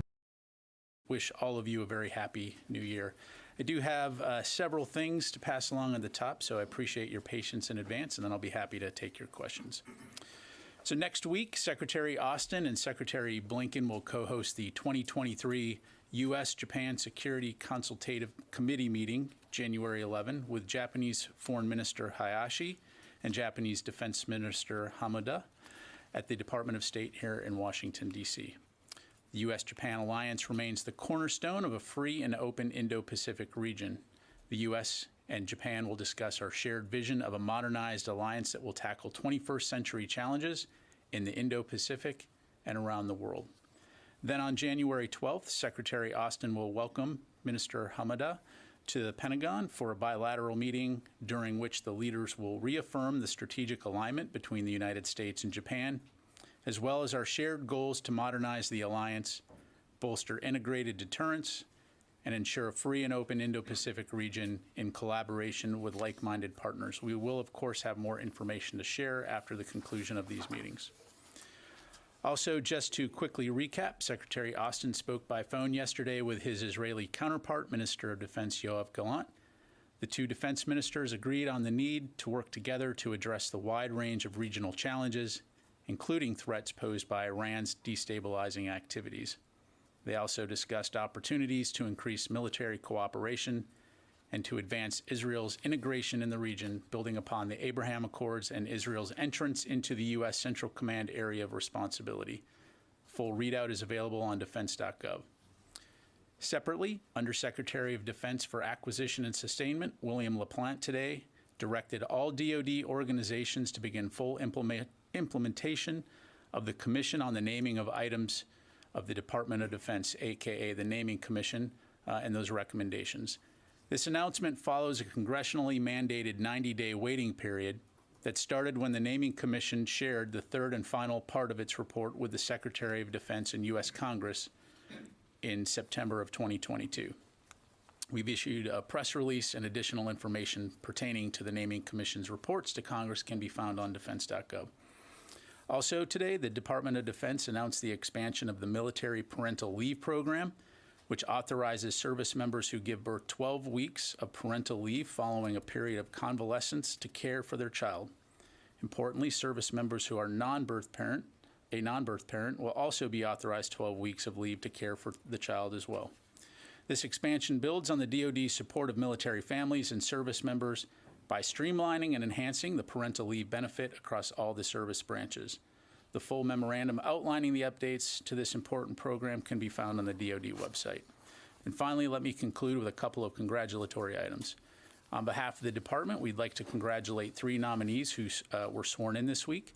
Ms. Bilincy Harris was sworn in as Deputy Undersecretary of Defense for Intelligence and Security. Mr. Russ Rumbaugh was sworn in as Assistant Secretary of the Navy for Financial Management and Comptroller, and Dr. Agnes Schaefer was sworn in as the Assistant Secretary of the Army for Manpower and Reserve Affairs. Also, and on behalf of the Secretary and the entire department, I would like to extend our congratulations to Major Katie B. Lunning of the Minnesota Air National Guard. This coming Saturday, January 7th, Major Lunning will be awarded the Distinguished Flying Cross for her extraordinary actions as the Critical Care Air Transport Team nurse while deployed with the 379th Air Expeditionary Wing at Al-Udeid Air Base, Qatar. On 26 August 2021, Lunning and her Critical Care Transport Aeromedical Evacuation Team mobilized in response to a mass casualty event caused by the suicide bomber at Hamid Karzai International Airport in Afghanistan. This represents the first time in history that an Air National Guard flight nurse has received this honor. So congratulations to Major Dunning and the Minnesota Air National Guard on a job very well done under very trying circumstances. And with that, I will take your questions. We'll start with AP. Lita. Thanks, Pat.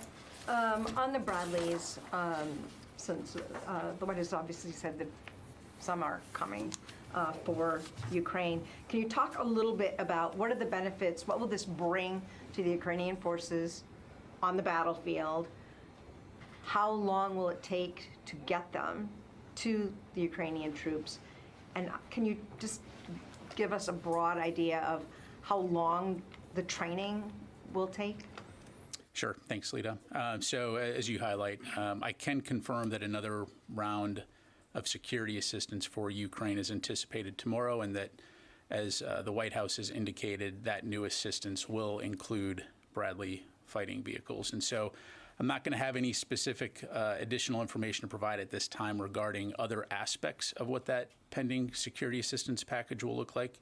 But as always, we'll be sure to keep you updated. In terms of what the Bradleys bring, it is obviously an armored capability that can transport mechanized infantry into battle in support of both offensive and defensive operations, providing a level of firepower and armor that will bring advantages on the battlefield as Ukraine continues to defend their homeland. Timelines? In terms of training timelines, again, we'll have additional updates to provide in the coming days. I'm not going to go into that now. Again, once we have an official announcement, other than to say that training both on the operations side and maintenance side will be part of that effort. Thank you. Liz. Thank you. On a separate topic, we heard from Mike Gallagher, Representative Mike Gallagher this morning, that he was unable to attend a meeting with General Milley because there's no Speaker of the House. He doesn't have a security clearance. What's the impact of not having a Speaker of the House on national security? Yeah, thanks, Liz. So I'm not going to comment on the proceedings of the legislative branch, but I can assure you that the DoD continues to conduct operations to safeguard and protect the nation, and our operations continue unimpeded worldwide. To follow up on that, DoD has commented on the past on legislative proceedings when it hasn't passed the NDAA. So what's the impact of not having? Well, I think your question was in terms of, given what's going on the Hill, in terms of internal proceedings, and again, I'm just not going to comment on that. Thank you. Janie? Thank you. Happy New Year's. Happy New Year to you. I have two questions. On the North Korea's drone provocations, how are the U.S. and South Korea cooperating to respond to North Korea's drone provocations? And has the United States detected any North Korean drones that have invaded South Korean airspace recently?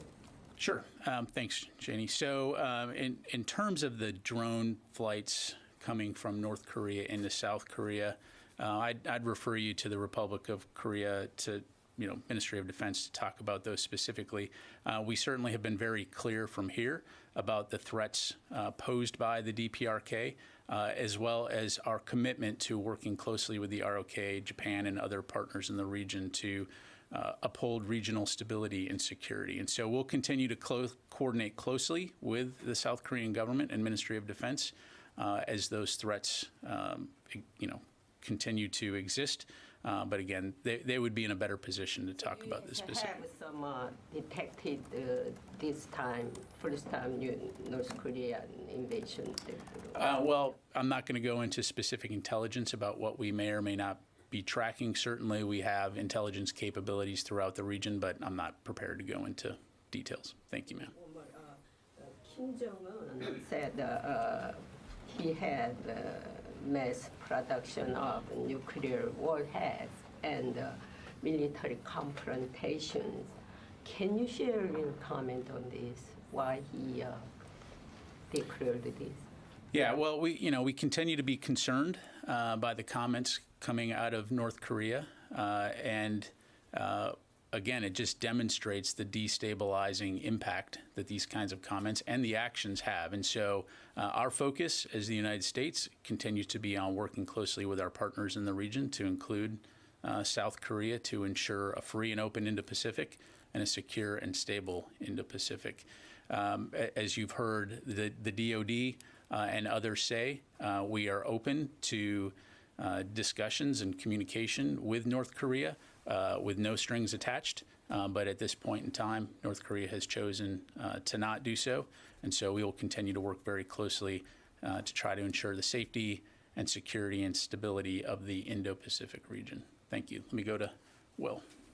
So, two questions, if I may. On the Bradleys, I understand that most of the details are going to come out tomorrow, but is it possible to say at this point how they're going to be armed? Will they have the 25 millimeter cannon, the toes, all that, or?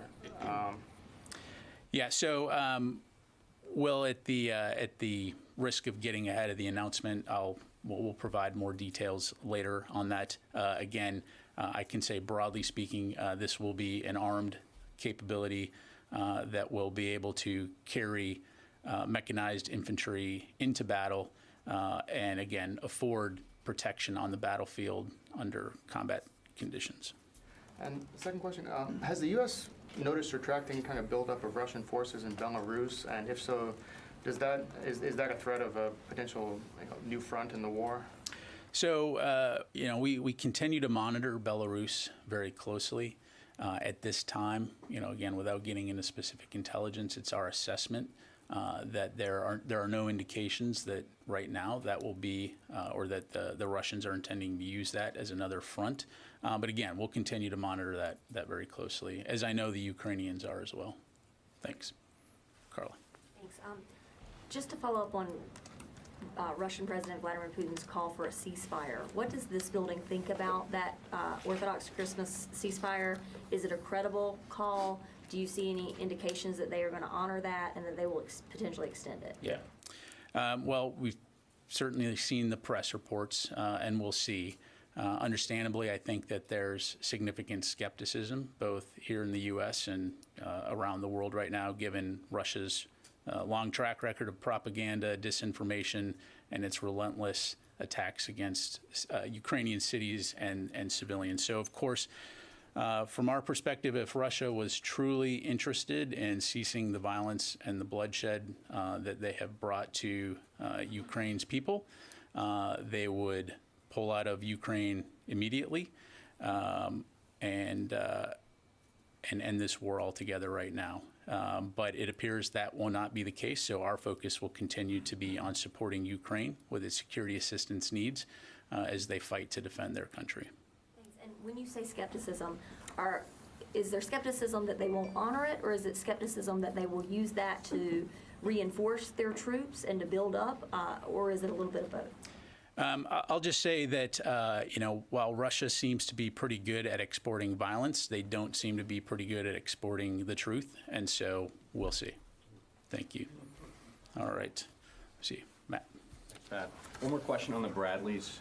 U.S. officials in the past have cited potential logistical challenges that might come with providing advanced armored capabilities.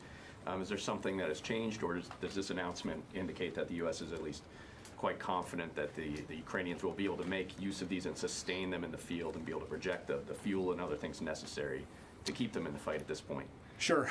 Well, we've said all along that we're going to continue to work closely with Ukraine and our international allies and partners to discuss Ukraine's needs as the situation on the battlefield evolves. And we've also been clear that we're going to continue to adapt to the challenge and keep all options on the table, both in the near, medium, and long term when it comes to Ukraine's defense.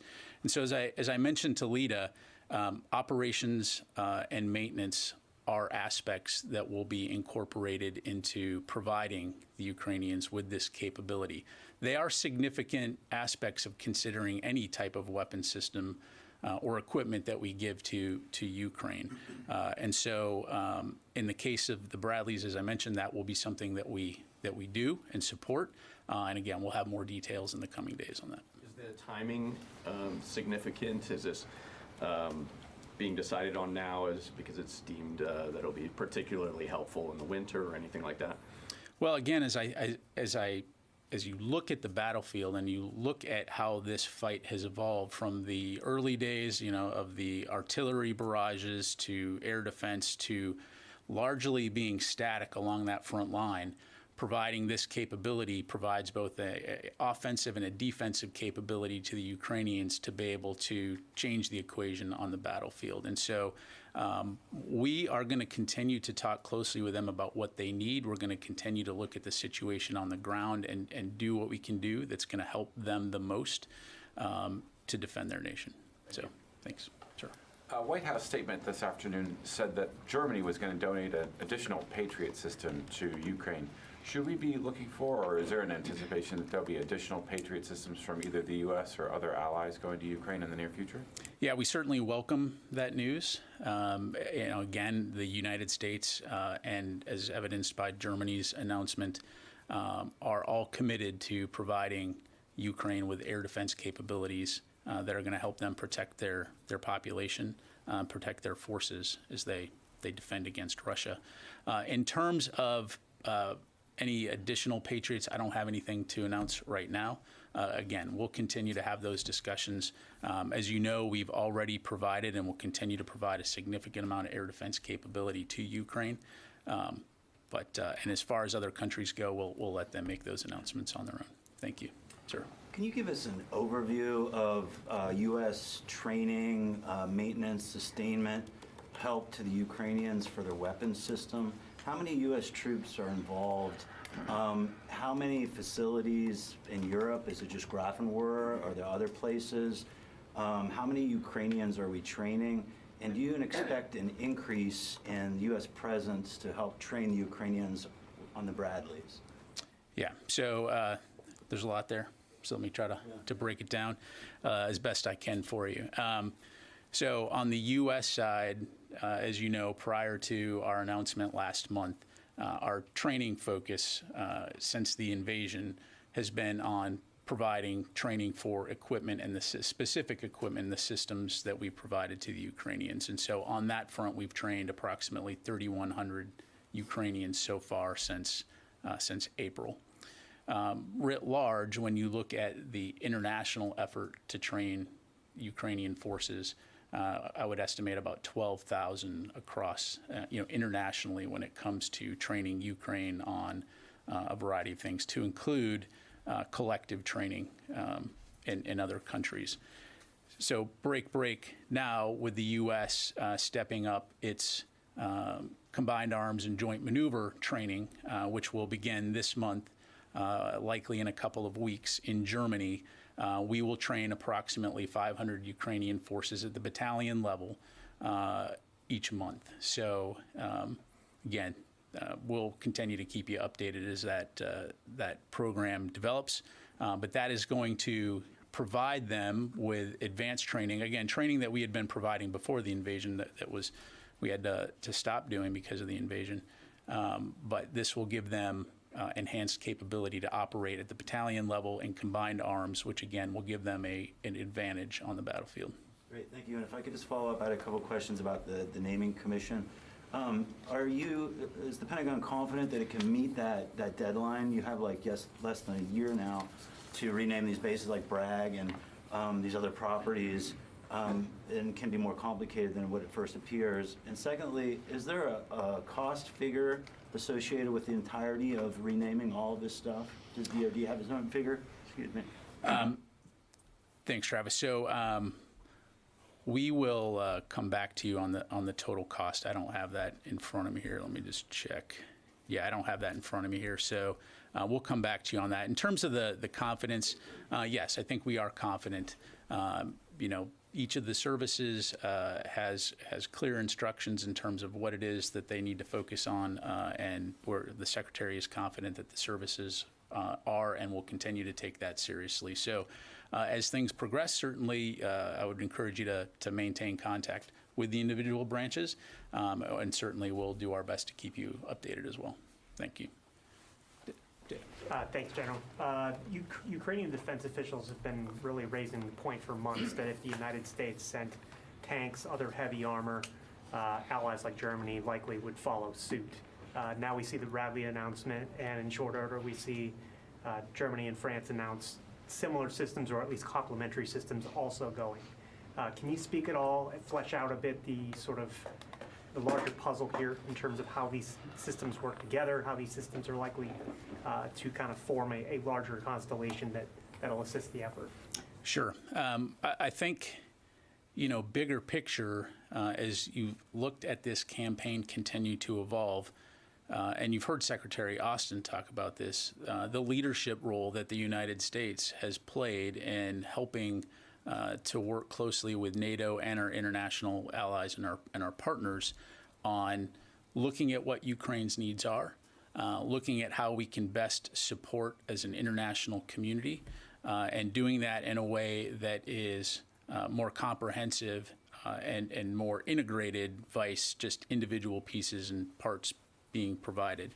And so the Ukraine Defense Contact Group has played an important role in that regard, which brings nearly 50 nations together on a near monthly basis to look at Ukraine's needs, to figure out what are the most urgent needs in the near term, but then also, as I mentioned, discuss in the medium to long term. And so all of this at the end of the day, when we're talking about the Ukrainian armed forces, comes back to, in addition to the air defense aspect, but also the combined arms capability to be employed on the battlefield. So integrating ground and air capabilities to not only defend, but also to take back territory. I think a logical follow-up question that a lot of our readers have is what took so long? Not to put too fine of a point on it, but can you explain a bit like what the inflection point is here in terms of why now, when this has been sort of a standing request for months? Yeah, well, I think if you go back, understandably, if you look at the requests, we're going to continue to work closely with Ukraine on the situation, based on the situation on the ground, what are the most urgent needs, and what can we as the United States and the international community get to them. Things like the Bradleys, things like the Patriot, which are complex systems, are going to require a training and an operations tail.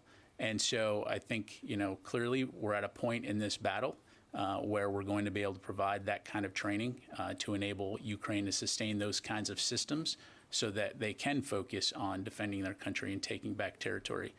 Early in this campaign, when Russia was on the doorstep of Kyiv, a much different situation. Things like long-term sustainment and logistics would be a much more complex undertaking.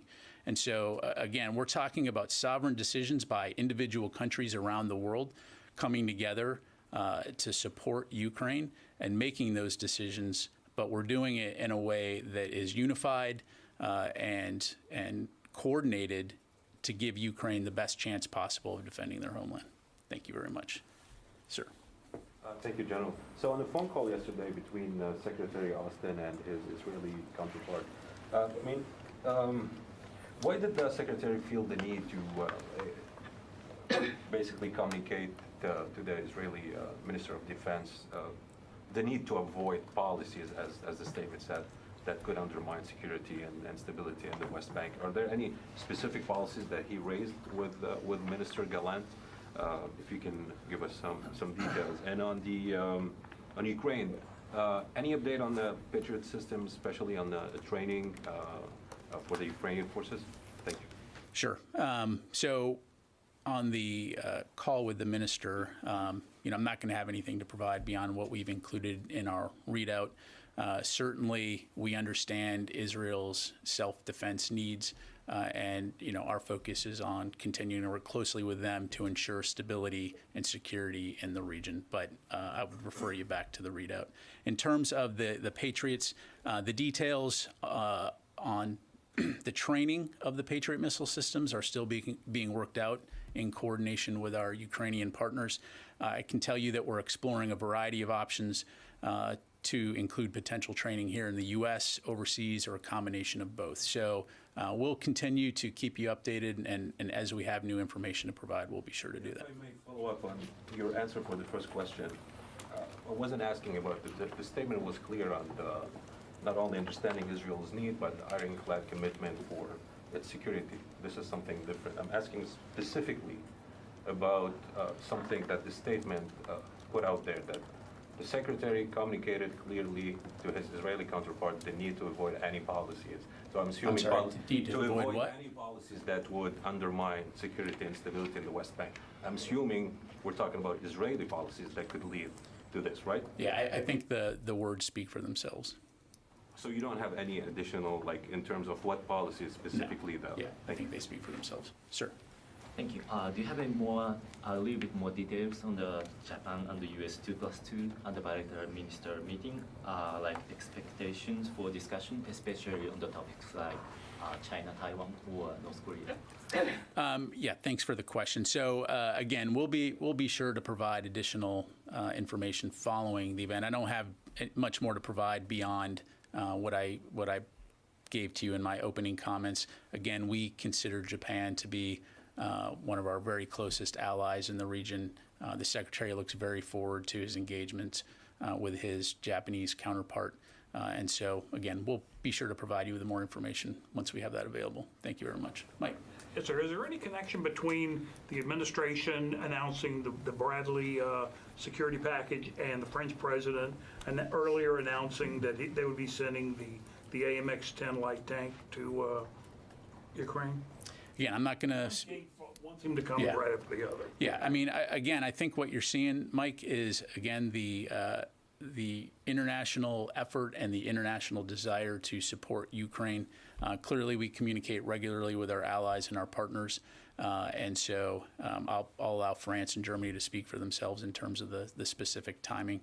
And again, more to follow in terms of our security assistance package announcement. Thanks very much. Let me go to the phone here. I've been remiss in talking to our friends on the phone here. So let me first go to Jamin Anderson from Radio Free Asia. Thank you for taking my question. I'd like to ask if there's an update on North Korea selling arms to Russia. Has any further transactions been observed, and is there any new activity? Thank you. Yeah, thanks. No updates to provide beyond what we've already talked about. Again, we have seen Russia's intent to acquire artillery and ammo from North Korea, but no new updates to provide on that front. Thank you. Let me go to Ryo Nakamura, Nikkei. Hi, thank you very much for taking my question.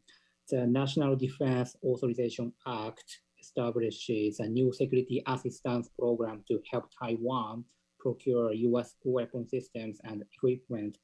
Are you confident that the U.S. can deliver new weapon systems and equipment quickly and in a timely manner, despite the fact that there are many items that have not been delivered to Taiwan yet, even at this moment? Thank you very much. Thanks, Rio. So in terms of the specifics and timelines on foreign military sales or foreign military financing as it relates to Taiwan, I'd refer you to the State Department for that. We do at the DoD appreciate Congress working closely with us to support Taiwan and its self-defense in line with our longstanding commitments under the Taiwan Relations Act and our efforts to reinforce deterrence across the strait and build Taiwan's resilience in meaningful ways. As you highlight, the NDAA and the Omnibus Appropriations Bill do reflect that support for Taiwan remains rock solid and bipartisan. So we'll continue to keep you updated in the days ahead, but beyond that, I'm not going to have any additional information. Let me go to Laura. Just going off of Dan's question earlier, how much of this is a reaction to the concerns that Russia is preparing a second wave of mobilization and a new assault on Kyiv in the coming weeks and months? And then related to that, can you just comment on those concerns? Is that something that you've seen evidence of? So I would say we just need to take a step back and look at this is in response to Russia invading Ukraine, and we said all along that we were going to support Ukraine in their fight to defend their territory. And so this is another step in a very long series of actions, or a large number of actions rather, that we've taken to support Ukraine. In terms of offensive operations on the part of Russia, I mean, the offensive operation that they took, again, was that invasion of Ukraine. And so they've been very clear that their goals remain, and they're going to continue to try to take and hold Ukrainian territory. So until they decide to depart Ukraine, we will continue to support Ukraine in their fight. So just to follow up and to press you on that, it's been a lot at once in the last couple weeks. I mean, you have the Patriots, you have the Bradleys, you have the AMX-10s that the French are sending, you have the German vehicles. It's a lot at once, whereas before we were sort of doing this incrementally. So can you speak to that shift? I mean, I guess that's just a matter of perspective, right? So again, we are going to continually look at what their needs are. We're going to look at the situation on the ground. We're going to look at what's available in our stocks, what's available throughout the international community, and we're going to make decisions based on a variety of factors and how best we can support them. So sometimes you're going to see those security assistance packages fluctuate in terms of the level of equipment or the quantity of equipment that we provide. So thanks. Oren. Two different questions. First, although there's no Congress quite yet, Republicans have made it abundantly clear they intend to investigate the Afghanistan withdrawal, Ukraine aid and oversight there, and other topics. What steps is the Pentagon taking to begin preparing for these investigations? And do you intend to comply with subpoenas from the oversight committees? And then completely separately, has the administration's position shifted on tanks, on Abrams, given the Bradley announcement? Yeah, so on your last question first, again, I don't have any additional announcements to make right now. Again, when we're ready to announce the security assistance package tomorrow, we'll certainly have more information to provide. We're going to keep all options on the table, again, both in the near, medium, and long term. In terms of efforts to prepare for congressional oversight, as you highlight, I would tell you that the DoD respects Congress's important oversight role, and always, as always, will continue to work closely with Congress and respond appropriately to legitimate congressional inquiries. But beyond that, I'm not going to have anything else for you. Time for a few more. Yes, ma'am. Thank you for taking the question. I'd like to follow up on the upcoming US-Japan 2+2 meeting. So last month, Japan released new strategic documents, including adopting counter-strike capability and establishment of a new joint command in Japan. So during the US-Japan 2+2, what kind of discussions do you expect in order to modernize the US-Japan alliance and integrate US force and Japan's self-defense force? Sure. Again, we'll have much more detail in the days ahead. I think, as I highlighted, the focus will be looking at where we can work closely, as always, with Japan to modernize the alliance, to take into account the regional security situation as it relates to China, but also as it relates to working closely with other partners in the region. As we have said many times before, our focus is on a free and open Indo-Pacific region and working with like-minded nations like Japan to ensure that countries can sail the seas, fly the skies, and operate wherever international law allows. And so, again, much more to come in the coming days, but we look very forward to those discussions. All right, let me just do a couple more, sir. On the F-35, deliveries of both the aircraft and the engine have been halted after the mishap in December. And additionally, this is the second time in a couple months deliveries have been halted. on the F-35. So does the Pentagon have any readiness concerns about your ability to reliably procure these aircraft without issue?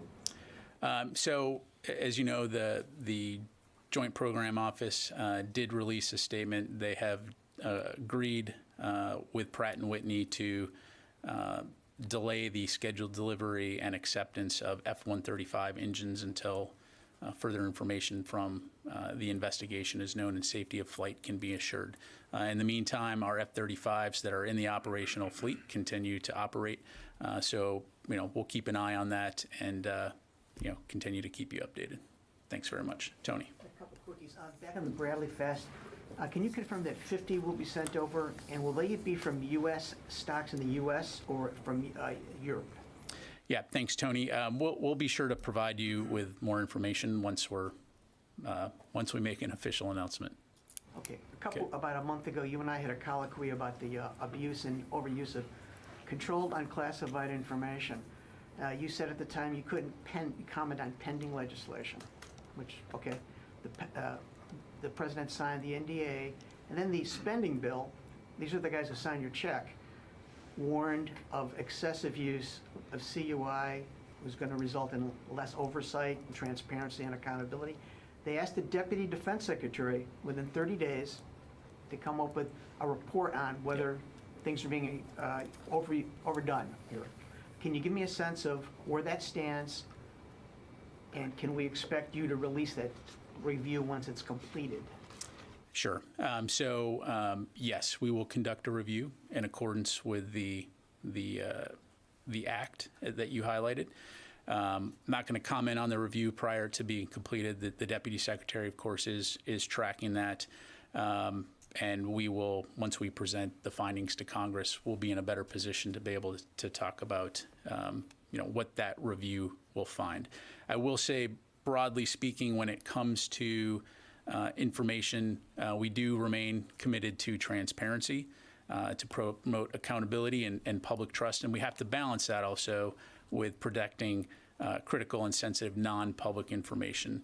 And, again, reflecting back on our previous conversation, now that it is not pending legislation, I would just point out a couple of things just to put this into broader context. So first of all, the classification of CUI, as you know, is not something new. This was actually enacted in 2010 by executive order.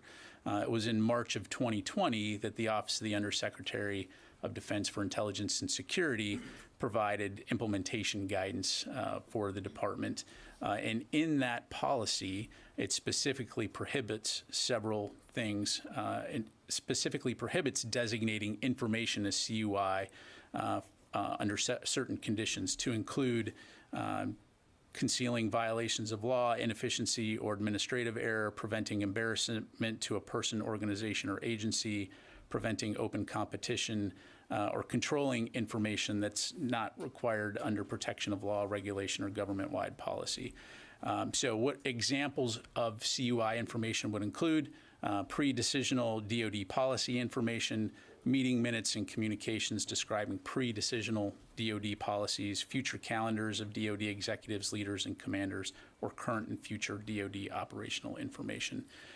We work very hard every day to try to be as transparent as we can, again, while balancing sensitive non-public information.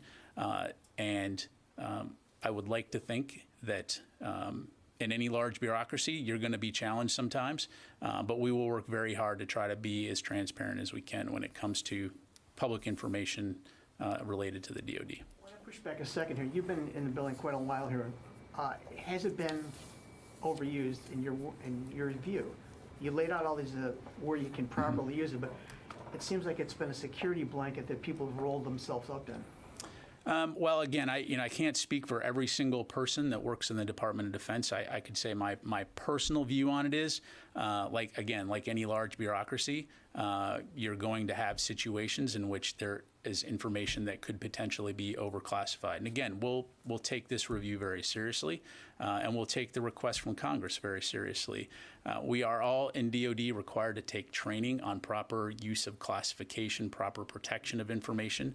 And so I would say that, again, the points that I outlined in terms of when classifying something as prohibited, I would say throughout my own career has been a waypoint, a North Star in terms of whether something can or cannot be classified. But again, you know, it's a large bureaucracy. We're not perfect, and we're going to continue to try to be better. Thank you. All right, take a couple more. Let me go to the phone here real quick. We've got Jeff Schogel, Task and Purpose. Thank you. At the risk of opening up Pandora's box, could you please describe the difference between a Bradley fighting vehicle and a tank? Thank you. Sure. So, you know, I won't attribute it to a certain name, but I saw somebody on in the media who I thought did a pretty good job describing it. It's not a tank, but it's a tank killer. A Bradley is a armored vehicle that has a firepower capability that can deliver troops into combat. So again, it will provide a significant boost to Ukraine's already impressive armor capabilities, and we're confident that it will aid them on the battlefield. All right, sir, last question, and then I'll go to Courtney. Thank you, sir. First of all, Happy New Year. Just two quick questions. One, how dangerous is TikTok for the DoD? And second, as far as Afghanistan or Taliban are concerned, according to many experts and also people in Afghanistan, Taliban have failed what they promised to the U.S. and to the global community. Okay, so I think your first question was how dangerous is TikTok to the DoD? You know, I'm not going to make a blanket statement about whether it's dangerous or not. We're certainly aware of some of the security concerns associated with TikTok when it comes to official government networks. And so, you know, I think we've been very clear in terms of what our policy is in regards to that. And then, I'm sorry, your last comment was that? Afghanistan, the Taliban, if they have failed, according to many experts here in the U.S. and also people in Afghanistan, what they promised to the global community and to the U.S.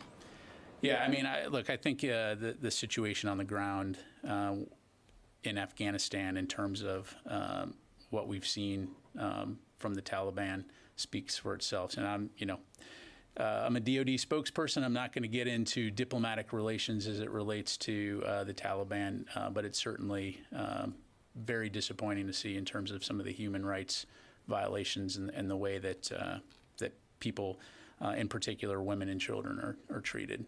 So I'll leave it at that. Courtney. I'm sorry. Let me go on. Sorry. Let me go on to Courtney. Just a quick one on the COVID vaccine mandate repeal for the NDAA. So can you, number one, is there any guidance on that yet? And can you clear up, Congressman Waltz last night at a press conference said that it's his understanding that the National Guard this doesn't apply to guardsmen and women. Can you clear that up? Is it your understanding that this is going to apply to all service members, active duty, Guard, Reserve, everyone? So on your last question, Courtney, let me take that back because I'm not aware of the comment. So I don't want to necessarily misspeak.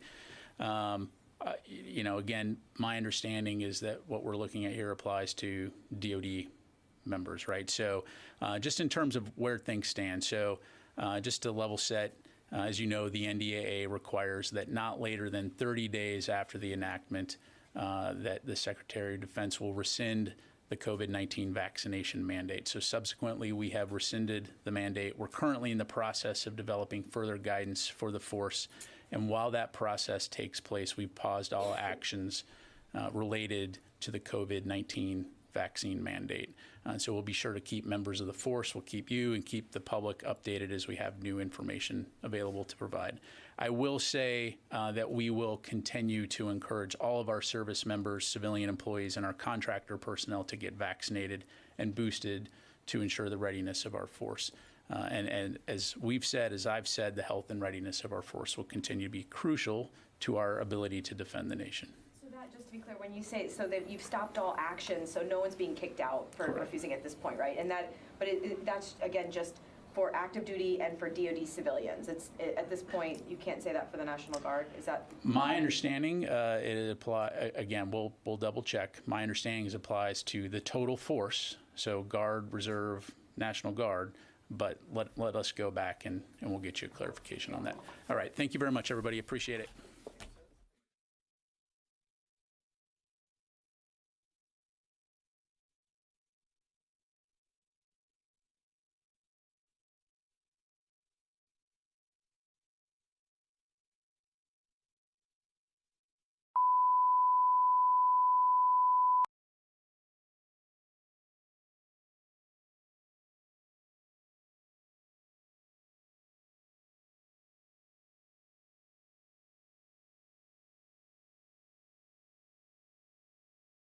This week, South Korea's president said it was increasingly difficult to convince his country the U.S. would protect it with nuclear weapons, as the U.S. has promised for 7 decades.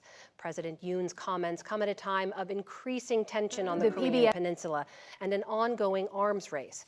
Nick Schifrin examines South Korean calls for the U.S. to do more to protect Seoul as North Korea launches an unprecedented number of missiles and vows an exponential growth of its nuclear capability. At the stroke of midnight, North Koreans ushered in 2023 by launching a massive show of pyrotechnics.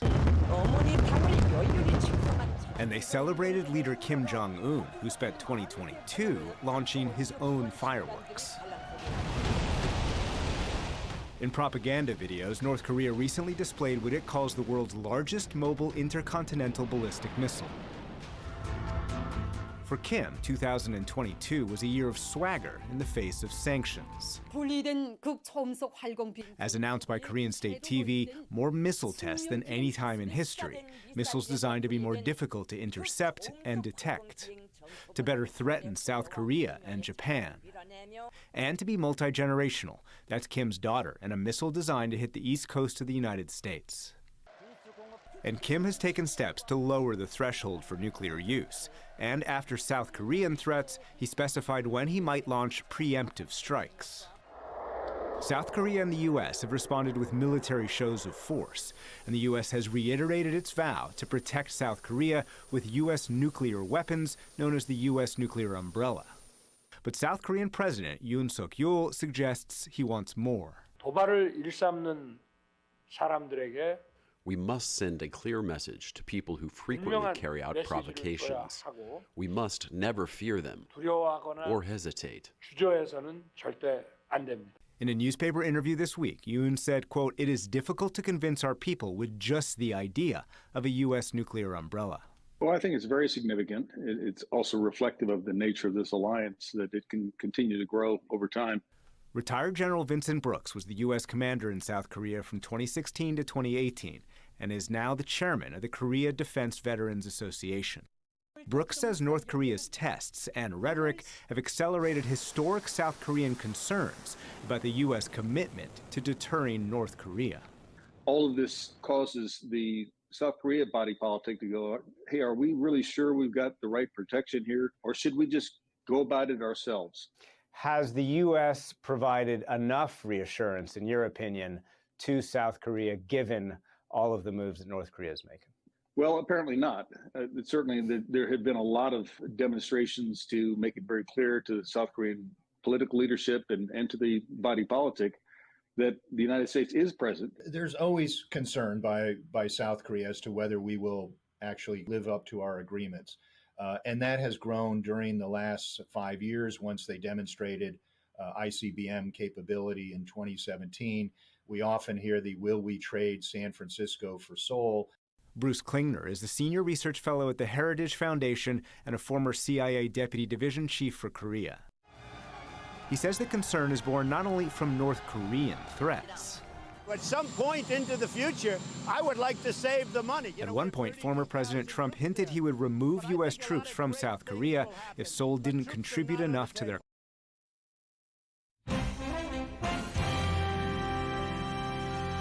Good evening and welcome. I'm Amna Nawaz. And I'm Jeff Bennett. On the NewsHour tonight, Russia bombards critical infrastructure in Kyiv, while in the east, Ukraine carries out one of the deadliest attacks against Russian forces since the war started. Pakistan struggles to recover from his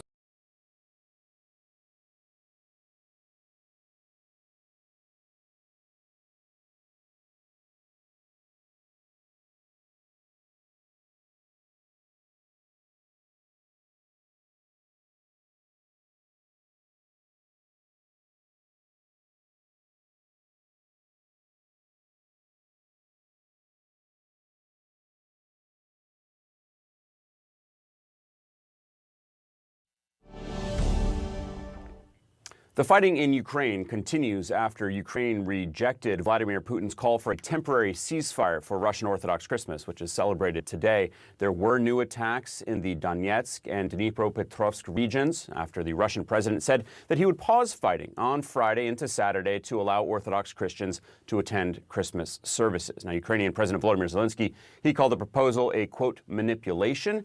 As he met with 2 U.S. senators in Kyiv, he said that Moscow wants to use Christmas as a cover to pause advances by Ukrainian troops and bring in more men and equipment for the Russian side. Joining us now to discuss this and more is retired Army Major General James Spider Marks. He is a CNN military analyst and a head of geopolitical strategy at Academy Securities. General Marks, thank you so much for joining us this morning. I want to start with that proposed 36-hour Christmas ceasefire, that proposal made by Russia, of course. Do you agree with Ukrainian and Western officials that call this a ploy, a PR stunt, and a tactical move by the Russian president? Yeah, yes, I do, Alex. I mean, let's be frank. It's very easy to be cynical about what Putin says and then what Putin is going to do. But what's interesting is that in the history of warfare, it's not unusual to have these Christmas temporary ceasefires, giving both sides an opportunity to rest. But really, during this period, is you can rest, you can refit, you can reposition, which is clearly what the Russians are doing right now. So it's an honest assessment to be a tad cynical about what Putin said he wanted to try to achieve with this temporary ceasefire. Yeah, rest would certainly benefit the Russians who've been on their heels for quite some time now. General, I want to ask you about this huge new aid package, almost $3 billion in direct aid to the Ukrainian military.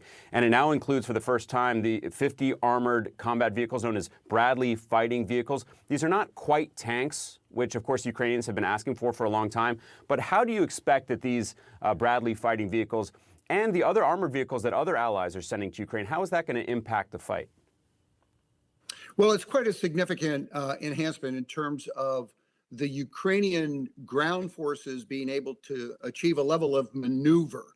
Now, there's a difference between mobility and maneuver, and we don't need to get into that type of inside baseball discussion, but maneuver allows forces to eat up large swaths of terrain, but they need to be used. This maneuverability is achieved through a combination of ground capabilities, air capabilities, long distance, deep fires, great intelligence. All of this needs to be synchronized. So a single piece of equipment like the Bradleys is wonderful, but it needs to be used in conjunction with all those other enablers.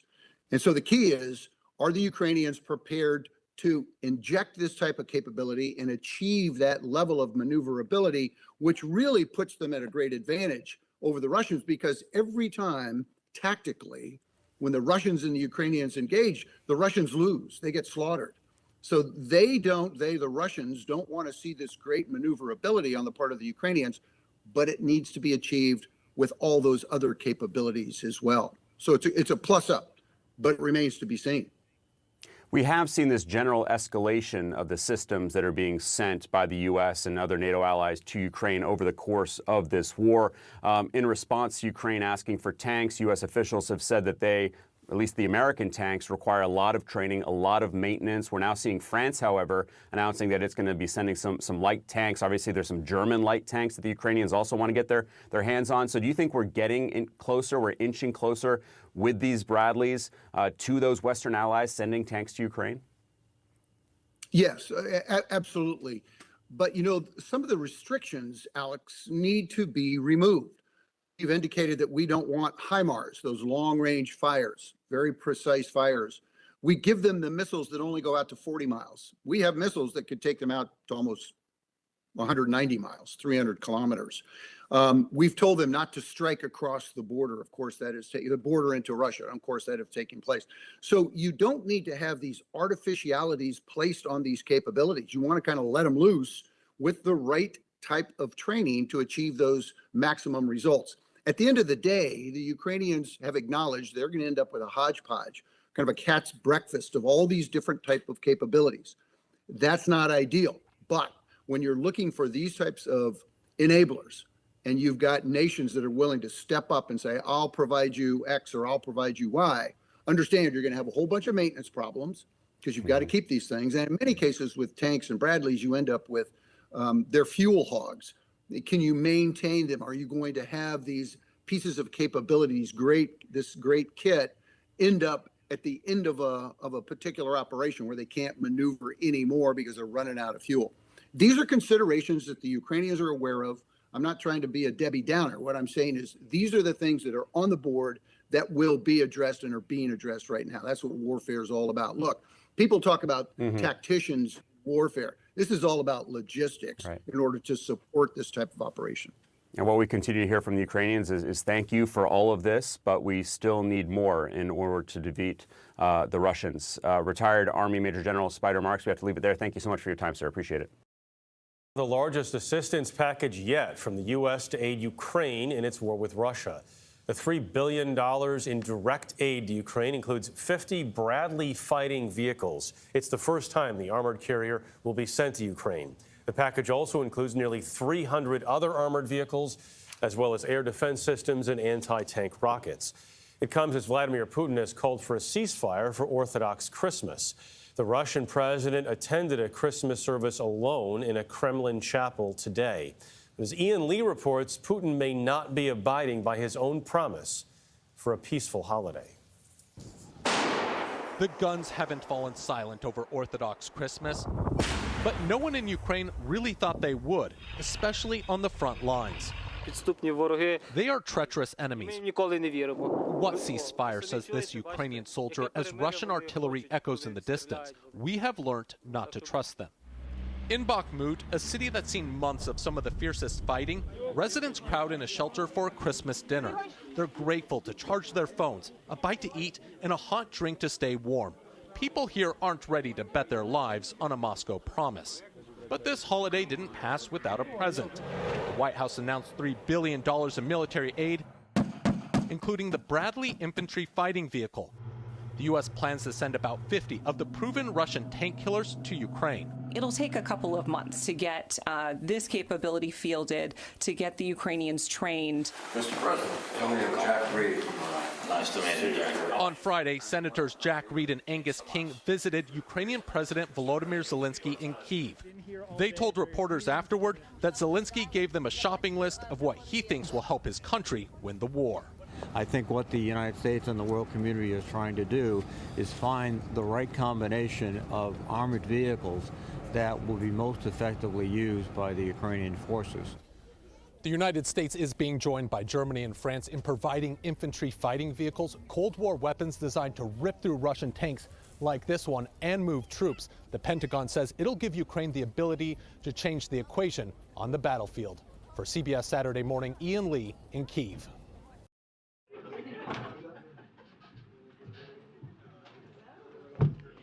Today, the United States will demonstrate our continued enduring commitment to Ukraine's ability to defend itself with the announcement of over $3 billion in new military assistance to Ukraine, including $2.8 billion drawdown for Ukraine, the largest yet. Colleagues at the Department of Defense will brief on this in further detail later this afternoon, but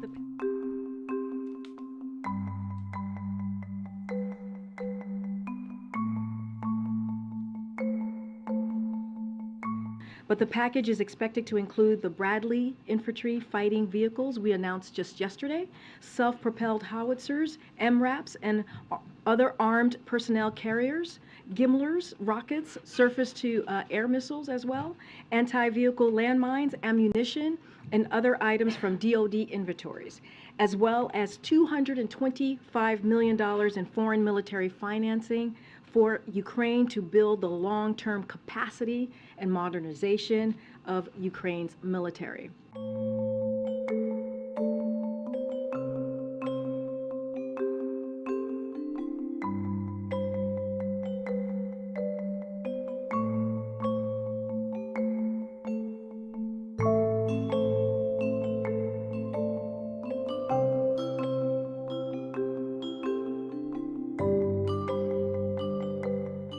In that area of Ukraine, a lot of farmland, a lot of open ground, and it lends itself well to the kinds of capabilities that are in this particular PDA package. And the Bradley fighting vehicles are very significant in terms of being able to do what we call combined arms maneuver warfare. You might remember the Pentagon just recently said they're going to start training at a battalion level Ukrainian troops outside the country on combined arms maneuver, because that's really what they need to help continue to improve their ability in that area of Ukraine. So it's very much tied to the war that we're seeing on the ground right now.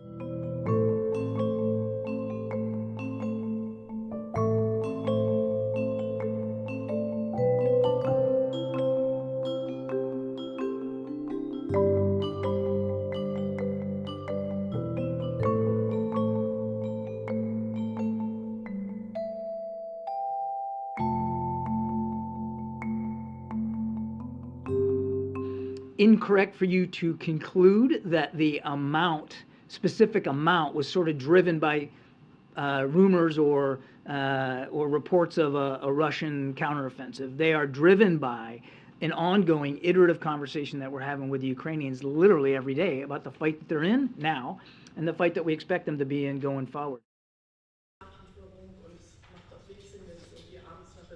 Bei den Mardern geht es jetzt in erster Linie etwa um, also wir wollen ein Bataillon bestücken. Ein Bataillon ist je nach Ausführung etwa 40 Fahrzeuge. Diese 40 Fahrzeuge sollen noch im ersten Quartal bereitstehen, um dann in die Ukraine auch übergeben werden zu können. Die Ausbildung an diesen Geräten wird von den Fachleuten auf etwa 8 Wochen terminiert. Insofern, die soll zuvor in Deutschland stattfinden.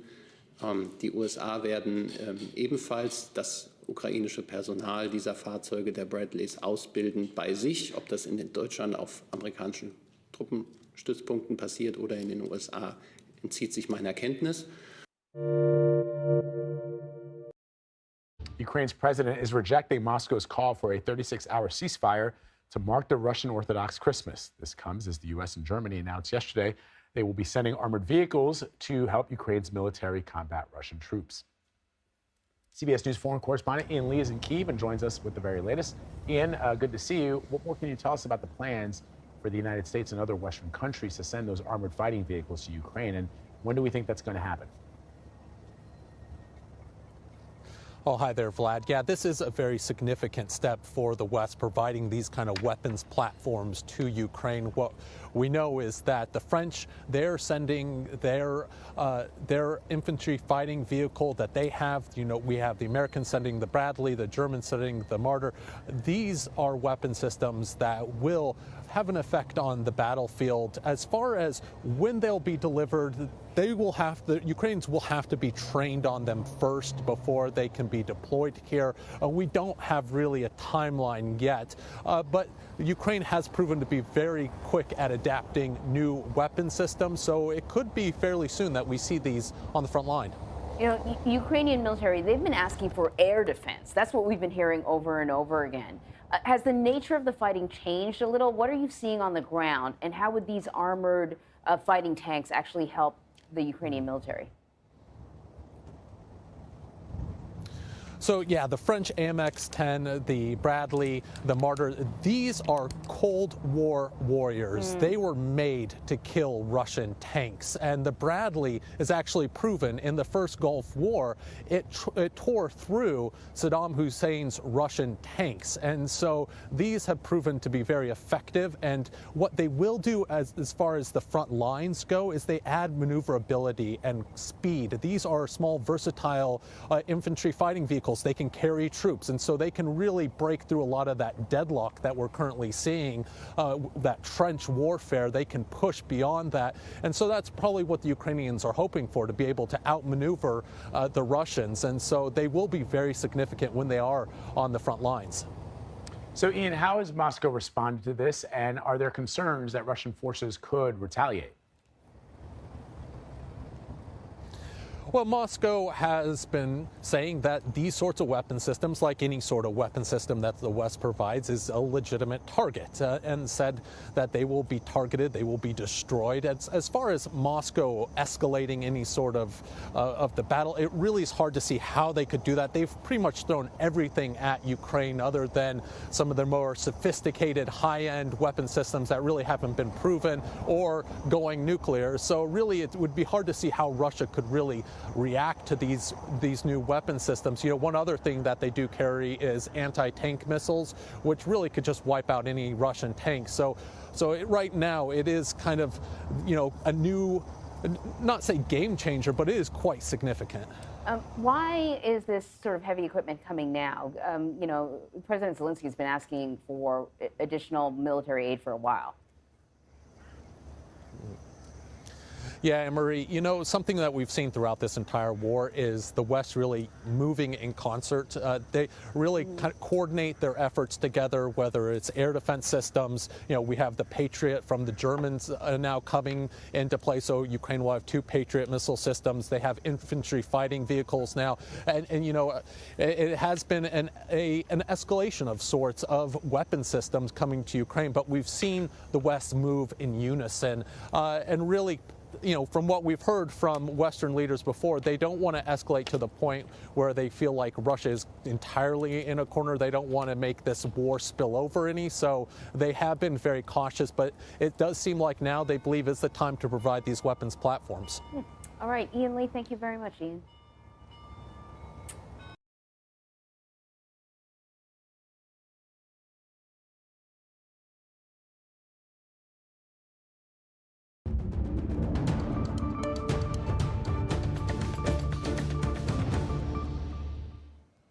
Hi, everyone. I'm Catherine Herridge in Washington, and thanks for streaming. After 4 days, the House has finally chosen its leader. Here's Chanel Call. Breaking news from Capitol Hill this hour. Representative Kevin McCarthy has now been elected Speaker of the House in the 118th Congress. This comes after 15 rounds of voting since Tuesday. It's also the first time in more than a century that a nominee for Speaker failed in the first round of voting. And this comes after a tense exchange on the House floor after that 14th vote. A group of Republicans had this heated moment with Gates, leading to this scene where Alabama Republican Mike Rogers lunged at Gates and had to be pulled back by colleagues. Republicans then requested the House adjourn until Monday at noon, but moments later, several Republicans changed their vote, leading to a 15th and successful Speaker vote. The concessions McCarthy made are still unclear now. The slim majority of 222 to 212 give these Republicans very little wiggle room to govern. With an elected House Speaker, a divided Republican caucus now taking control of the House of Representatives for the first time in 4 years. Once again, breaking news from Capitol Hill this hour. After a record 15 votes, California Representative Kevin McCarthy has been elected Speaker of the House. Our coverage continues on your local CBS station and on CBS Saturday morning. I'm Chanel Call in New York. My colleague Catherine Herridge picks up our coverage with more on The Weekender. It's been 2 years since a mob of President Trump supporters stormed the U.S. Capitol to stop lawmakers from certifying the 2020 election results. 5 police officers died in connection with the attack, and 140 were injured. So far, hundreds of people have been charged for their involvement in the riot. Nancy Cordes reports from the White House, where President Biden marked the solemn event. The chaos of January 6th, 2021 was marked by a moment of silence today and a tribute to the officers who died protecting the Capitol. Officer Billy Evans. 140 officers were seriously injured that day, beaten, crushed, and kicked by Trump supporters intent on disrupting the electoral vote count going on inside. 2 years later, nearly 1,000 Americans have been charged with crimes, including assault and seditious conspiracy. America owes you all. Today, President Biden chose to focus on the heroes, awarding Presidential Citizens Medals to 14 Americans. Officer Caroline Edwards still has fainting spells after being hit in the head. Ruby Freeman and her daughter Shay Moss, election workers in Georgia, got death threats after former President Trump and his allies targeted them with false conspiracy theories. And Arizona's former House Speaker Rusty Bowers, a Republican, refused to decertify the state's election results. Many times since we've said, what would have happened if? What would happen if I didn't do that? And I think, oh, my stars. As for the former president, who egged on the rioters that day, We're going to walk down to the Capitol. he still insists he was in the right 2 years later. But he is still facing several investigations and civil suits, including one filed just this week by the family of Capitol Police Officer Brian Sicknick. They argue that Sicknick's death was caused directly by Trump's actions, and they're seeking more than $10 million. Catherine? Nancy Cordes, thank you. Buffalo Bills safety Damar Hamlin is breathing on his own and able to speak. His breathing tube was removed 4 days after he suffered a life-threatening injury on the field. In a tweet Friday, the Bills said Hamlin joined players and coaches for their daily meeting via FaceTime and said, quote, "Love you boys." One of his teammates said he's happy to see Hamlin making strides in his recovery. It has given us so much energy, so much, bright, high spirits, whatever you want to call it. It has given it to us to see that boy's face, to see him smile, see him go like this in the camera. It was everything. So, and then to hear him talk to us, it was literally everything, and that's what we needed. Hamlin went into cardiac arrest and collapsed after a tackle during Monday night's game against the Cincinnati Bengals in Ohio. The game was suspended, and the NFL said it will not resume. And we're learning new details about the evidence police say led them to a suspect in the murder of 4 college students in Idaho. Omar Villafranca has more. Tonight, investigators were seen removing mattresses from the crime scene, loading 2 of them onto the back of pickup trucks. This, as newly released documents show, police were hot on the trail of the suspect, thanks to a digital web investigator say entangled Brian Kohberger. Everybody's driving around with a GPS tracker. Mark Rosh is a former DOJ cybersecurity expert and says every day people leave a trail of digital debris. People don't realize that when they're using any kind of a device, that they're leaving a track of what they're doing. And even if they're just driving in a car, there are automated license plate readers that are capturing their license plate. Investigators say they were able to ID Kohberger as the owner of a white Hyundai Elantra that was seen speeding from the crime scene, which then led to his cell phone number.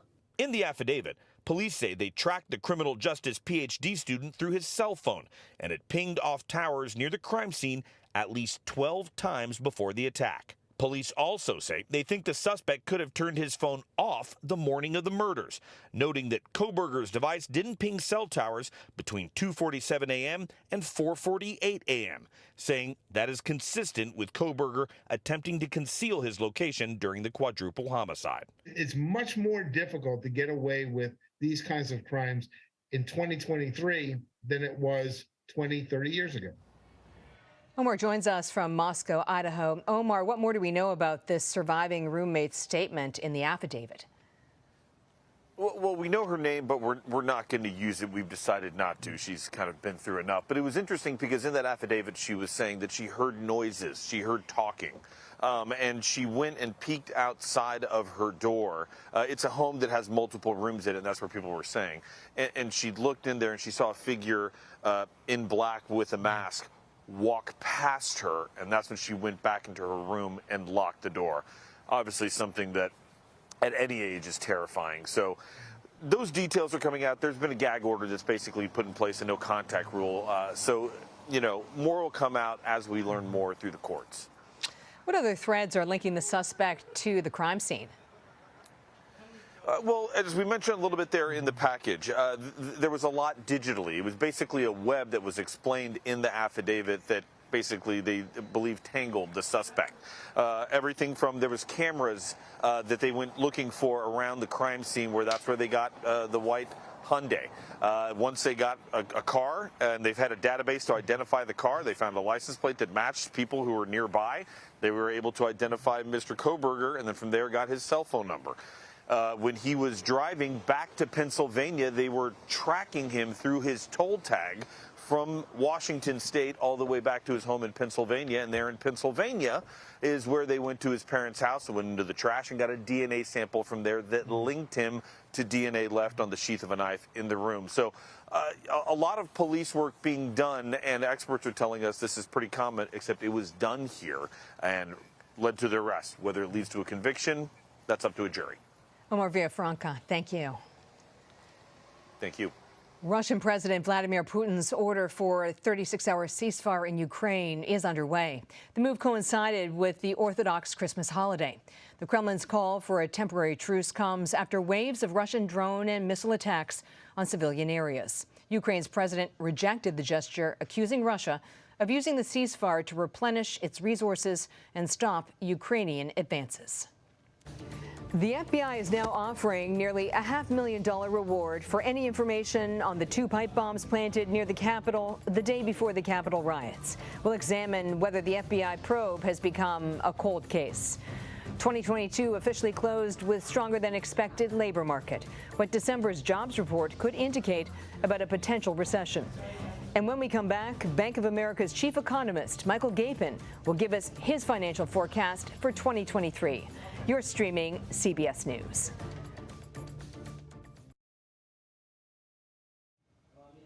A humanitarian crisis is unfolding in Florida, where hundreds of migrants from Cuba and Haiti have been arriving by boat. Florida Governor Ron DeSantis has activated the National Guard to help address the influx. Manuel Bojorquez reports.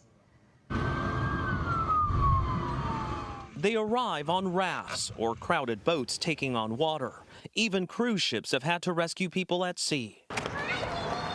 All hoping for a reunion with family in the U.S. like this.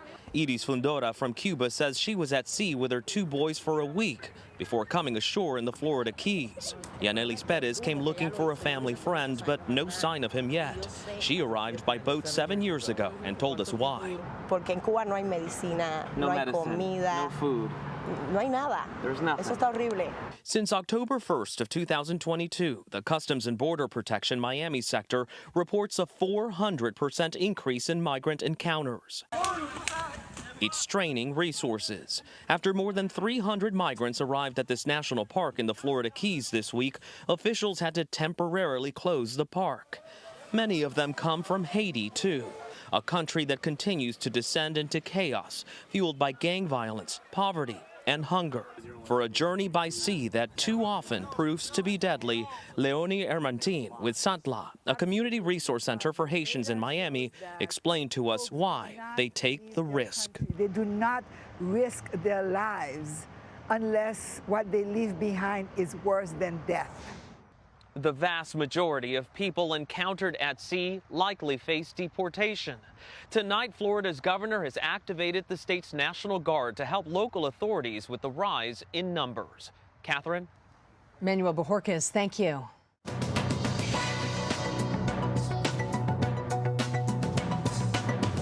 The U.S. economy added a solid 223,000 jobs last month, coming in above expectations. The unemployment rate also fell to 3.5%, matching a 5-decade low. This caps off a strong year for the labor market, which saw jobs numbers bounce back to pre-pandemic levels. Let's bring in Bank of America's chief economist, Michael Gapin. Michael, what do these numbers tell you about the state of the labor market? Well, thank you for having me on. I think the numbers tell us that the labor market is still quite hot. The unemployment rate number that you mentioned is the lowest we've seen since 1968. So it's about a 5-decade low. 223,000 jobs added in the month of December. That pace has come down, but that's a robust number in any normal expansion. So I think job seekers right now are probably still meeting with a lot of success, and I think labor demand remains exceptionally strong.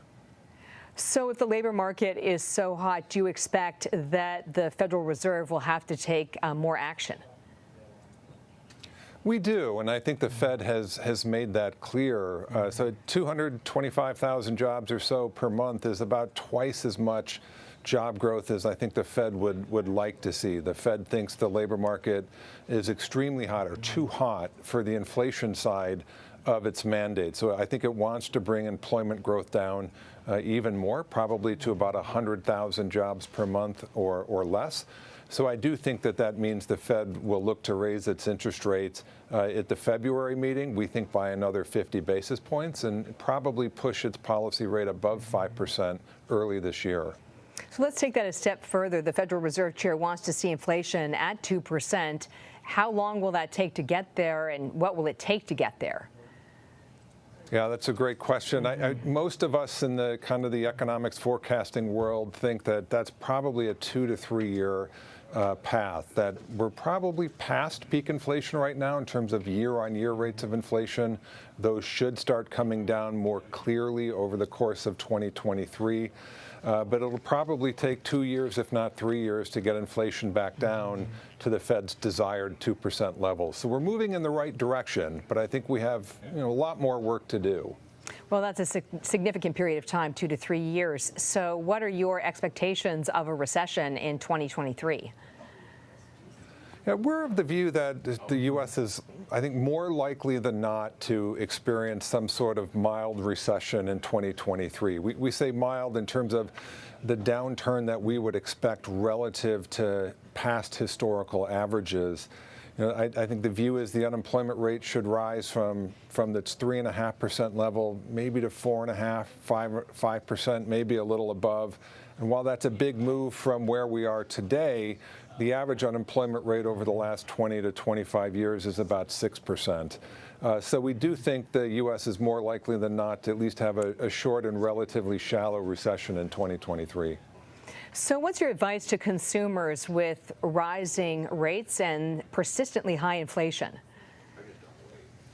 Yeah, I think our message here would be that, I think the term in 2023 is probably going to be some belt tightening. I think households are going to find that their employers are doing that there's more emphasis now on cost control than there was previously, and I think households should probably do the same. And so I think the average household may see some of its pandemic level savings have dissipated and say, hey, maybe we need to cut back on expenditures a bit, push the savings rate higher, and engage in some belt tightening. Michael Gapin, thank you. Thank you. More than 10,000 nurses in New York City are preparing to go on strike Monday. Nurses are asking for more staff to help prevent burnout and to provide better health care for patients. They also want higher pay. The nurses union announced Thursday it reached a tentative deal with 2 hospitals.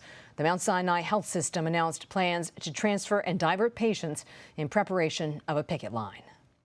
Widespread power outages, catastrophic flooding, and heavy snow in California.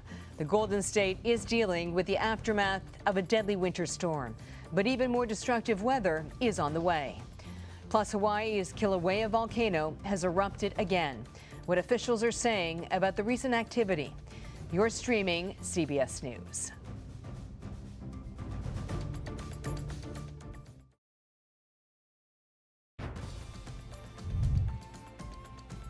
Welcome back to CBS News. I'm Catherine Herridge in Washington. Here's a look at our top stories.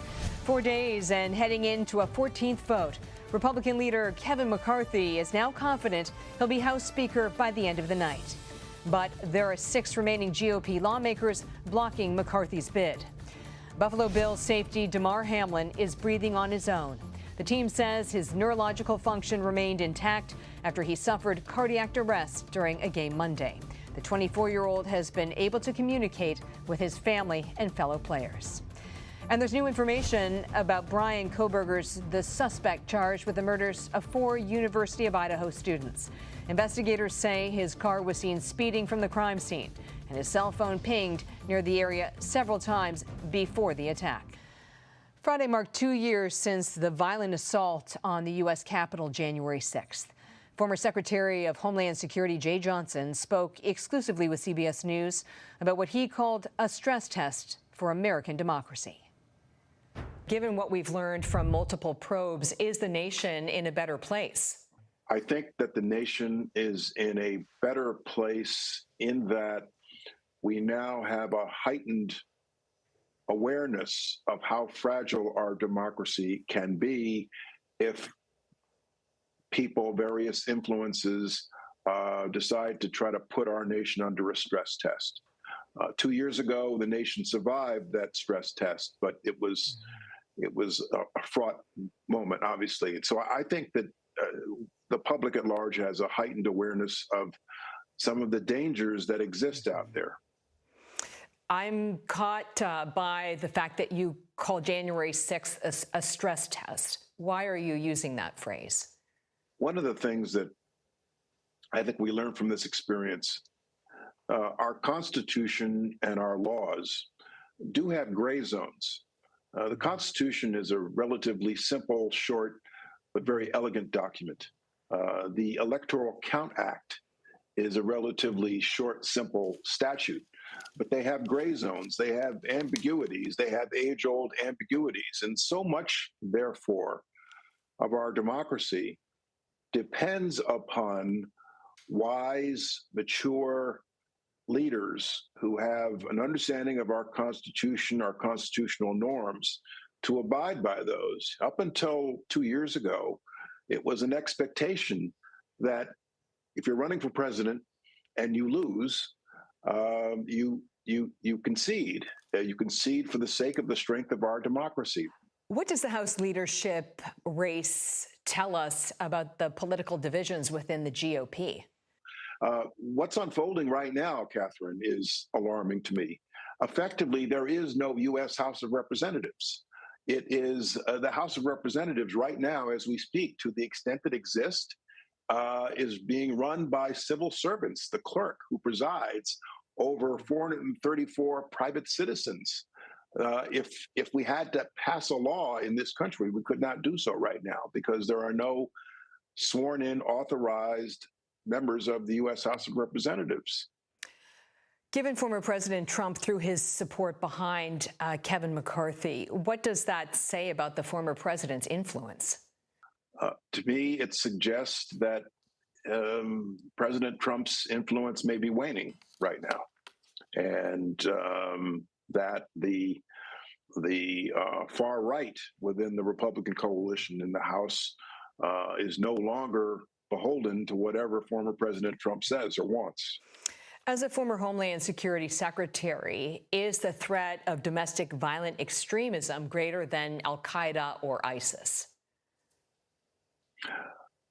I would say basically, yes. Domestic extremist violence is now outpacing violence inspired by, directed by foreign terrorist organizations in our homeland. That's been the case for a few years now. And January 6th, I fear, was the tip of the iceberg.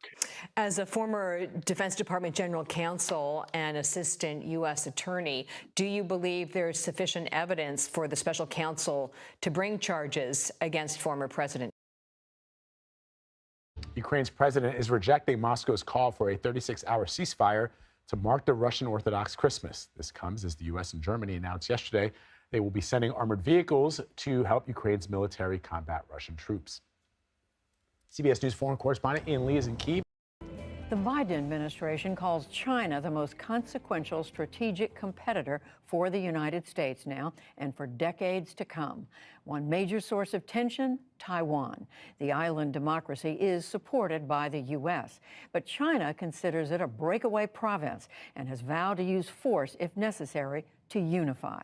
Nick Schifrin recently traveled to the American Military Command in the Pacific, tasked with preparing for any future conflict with China. 300 miles off the coast of Hawaii, the shooters and the F-18 are ready. Pilots fly off the U.S.'s oldest operational aircraft carrier to try and guarantee what the U.S. calls a free and open Indo-Pacific, an area that covers half the planet's surface. We flew here on a cargo plane designed to land on carriers, invited by Indo-Pacific Command to see what the military calls the Joint Force, how each military service contributes to the fight. I consider the aircraft carrier and the strike group the cornerstone of the Joint Force, frankly. Navy Rear Admiral Christopher Sweeney commands the USS Nimitz Carrier Strike Group that typically deploys with a half-dozen ships. It's one of the U.S.'s most visible projections of power that could one day help deter China from attacking Taiwan. Hopefully the Chinese Communist Party, the CCP, recognizes that, and that we're just making them think like this is not the day that they want to do that. The USS Nimitz has more than 5,000 sailors, 70 jets, including F-18s. But the Chinese have made sure that this carrier is vulnerable by producing some of the most advanced missile systems on the planet. In 2021, the People's Liberation Army tested more missiles than the rest of the world combined. China's arsenal is designed to make the U.S. think twice before defending Taiwan and to keep U.S. ships away. A Defense Department map shows anti-ship missiles with a range of 1,200 miles. A Chinese state-owned aerospace company even created a propaganda animation showing its missiles destroying an aircraft carrier. I think about it each and every day, every second, because when I left the pier, I told my wife the only thing I cared about is that I brought every sailor back safe. There's a lot of people who worry that carriers are sitting ducks. What do you think? Yeah, so I would say I can maneuver, right? I just don't sit in one spot in the ocean. It's a pretty big ocean. It's pretty hard to target something in the ocean. I hear that a lot, like the carrier's at risk. Air bases don't move very fast the last time I checked. So that's sort of a joke, but not. That's a reference to U.S. Air Force bases. Today, there are 9 main Pacific bases. The Air Force plans to use more small bases in the future because a more distributed footprint could complicate Chinese war planning. Colonel Jared Pasley is the Pacific lead for a program designed to execute that plan. I think carriers, aircraft, everything is vulnerable. No bones about it. We're tied to the ground. And if you only have so many main operating bases forward, especially in host nations and partners, that makes the targeting calculus way too simple for an adversary. So we've got to get out, we've got to get distributed. Protecting those distributed bases would be the job of the U.S. Army. On this day, these soldiers practice lifting and moving 9,300-pound artillery. In the Pacific, the Army will have to be able to island hop with their weapons, be able to set up quickly, and fire. The Army is developing longer-range missiles than it currently has that could better target Chinese ships, airfields, and command centers. And the Army deploys missile defenses to protect U.S. bases. It's only the Army that provides those ground-based air defense capabilities at scale and at capacity. Major General Brian Gibson leads the Army's 94th Air and Missile Defense Command. Last year, for the first time, his unit conducted the U.S.'s first live-fire exercises from Australia and Palau. The ability to operate over greater expanded geographical distances is essential for the Joint Force and essential for us. You know, we live in a dangerous neighborhood. How vulnerable are U.S. bases across the region? Oh, they're all vulnerable to Chinese missiles. Michael Swain directs the East Asia program at the Quincy Institute, a think tank that advocates restraint, and is a former senior policy analyst at the RAND Corporation. He says the U.S. in the Pacific is more vulnerable than it admits and needs to move faster to protect its bases. He also fears the U.S. is increasing its capabilities and capacity in the Pacific could lead to the very war it's trying to deter. There is no magic bullet, no new technology that is going to be developed that will ensure that the United States can, without question, deter the Chinese from attacking Taiwan purely militarily. You need to have some level of real, credible reassurance on the one China policy. America's continued commitment to the notion that it's open to a peaceful, uncoerced, possible unification of China with Taiwan. Swain is not alone in his skepticism. I think we have to be quite careful about our actions because you can stumble into things. Retired 4-star Navy Admiral Michael Fallon was the commander here at Indo-Pacific Command from 2005 to 2007. The current commander, Admiral John Aquilino, invited him and every living former commander to celebrate the command's 75th anniversary. Should the U.S. and China cooperate more? In many ways, I think that's the right answer. But I think there's, from my view, far too much war talk, if you would, particularly around Washington. Taiwan is increasing its defense spending and expanding its conscription, but many experts believe it's not doing enough, and Fallon questions whether the U.S. should come to Taiwan's defense until Taiwan proves it can defend itself. In my opinion, there's a lot more they could do, and that would be helpful if their actions matched their aspirations, let's say. A key part of the U.S. strategy to deter China is bolstering alliances with Pacific allies. Those allies are increasing their defense spending, and U.S. officials say they're more willing to discuss coming to Taiwan's aid. Retired Admiral Thomas Fargo was the commander here from 2002 to 2005. The international community is what is going to deter China from taking action. The U.S. military here wants to move faster to improve its capabilities to deter the People's Republic of China, or PRC. Retired Admiral Harry Harris was the U.S. ambassador to South Korea from 2018 to 2021 after serving as the commander here for 3 years. As the PRC continues to improve its capabilities, improve its weapon systems, influence its partners, then we have to do the same and more, because we have to stay ahead of the PRC in all mission areas related to warfare. In the waters of Pearl Harbor sits perhaps the best example of the U.S.'s staying ahead of the People's Republic of China in warfare. With a quick salute to the ship's namesake, Navy Commander Carlos Martinez walks me on board the USS Missouri. He leads the crew of a nuclear-powered fast-attack submarine that costs more than $3.5 billion to procure, and it's named for the battleship that hosted Japan's surrender. This piece of teak here is a piece of teak that the Pearl Harbor Naval Shipyard got for us from the battleship Missouri. The crew shows how they get a torpedo ready to launch. Weapon entering tube. Besides torpedoes that can attack ships, these Virginia-class submarines can carry cruise missiles to attack targets on land. It is the one system that experts agree is the most difficult to detect, and it can sail through what for the Chinese are the most sensitive waters. If the operational commander tells me as a ship that he wants me to go to a certain area via a certain route that's international waters, then that's certainly within our right to do so. Does that include the Taiwan Strait? The international waters of the Taiwan Strait are available for navigation. The U.S. calls China the only country with the intent and power to challenge U.S. influence long term. And so, regardless of any debate, the U.S. military is accelerating its posture in the Pacific. For the PBS NewsHour, I'm Nick Schifrin in Honolulu, Hawaii.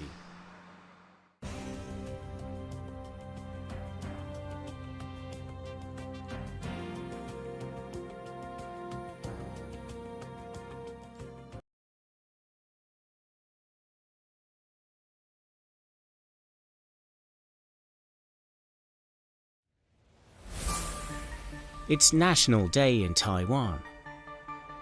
Outside the presidential palace in Taipei, this is more than just a parade. It's a show of defiance against an existential threat. China's military has just mounted its biggest show of force in a generation. A test run for a blockade or even invasion of Taiwan, a place China says is its own. Taiwan's president says no, and her people must be ready to fight. 台湾人民和朝野政党的最大的共识，就是捍卫主权以及我们民主自由的生活方式。这一点，我们没有妥协的空间。 1,000 miles away in the Great Hall of the People in Beijing, Xi Jinping is making Chinese Communist Party history. With a third term at the top, and making his promise and his threat that one way or the other, Beijing will take control of Taiwan. 我们坚持以最大诚意，尽最大努力，争取和平统一的前景，但绝不承诺放弃使用武力。 His words echo across the Taiwan Strait. The Chinese government is adamant that it wants to, as it puts it, reunify with Taiwan. And yet a growing majority of the people in Taiwan are equally adamant that they don't want that. Now this simple but profound tension looks to be reaching breaking point. The US is preparing for conflict in this strategically critical region, with Joe Biden saying America would come to Taiwan's defense. And that would mean a very big war. The escalation would almost be immediate. A general war involving at least 3 or 4 or 5 countries, including the 3 largest economies in the world.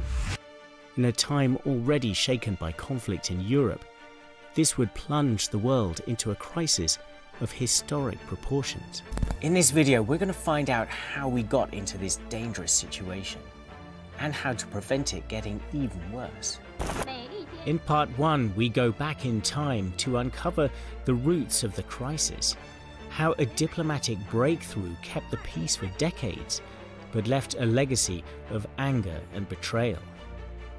Everybody, all 3 angles in this triangle are permeated with distrust. That is a consequence of the process we have used to get to where we are today. In part 2, tensions begin to boil. They fired missiles to the waters near Taiwan. They conducted very large-scale air and sea exercises. They conducted cyber attacks against Taiwan. The Chinese seems to be preparing for a war against Taiwan. And in part 3, we project the dynamics in China, the US, and Taiwan into the future, to see where this dispute is heading, and to find out what, if anything, can stop it breaking out into war. I think the danger is greater today than it has ever been before. The US and China are in this spiral of threat and counter-threat and counter-counter-threat, and Taiwan is caught in the middle.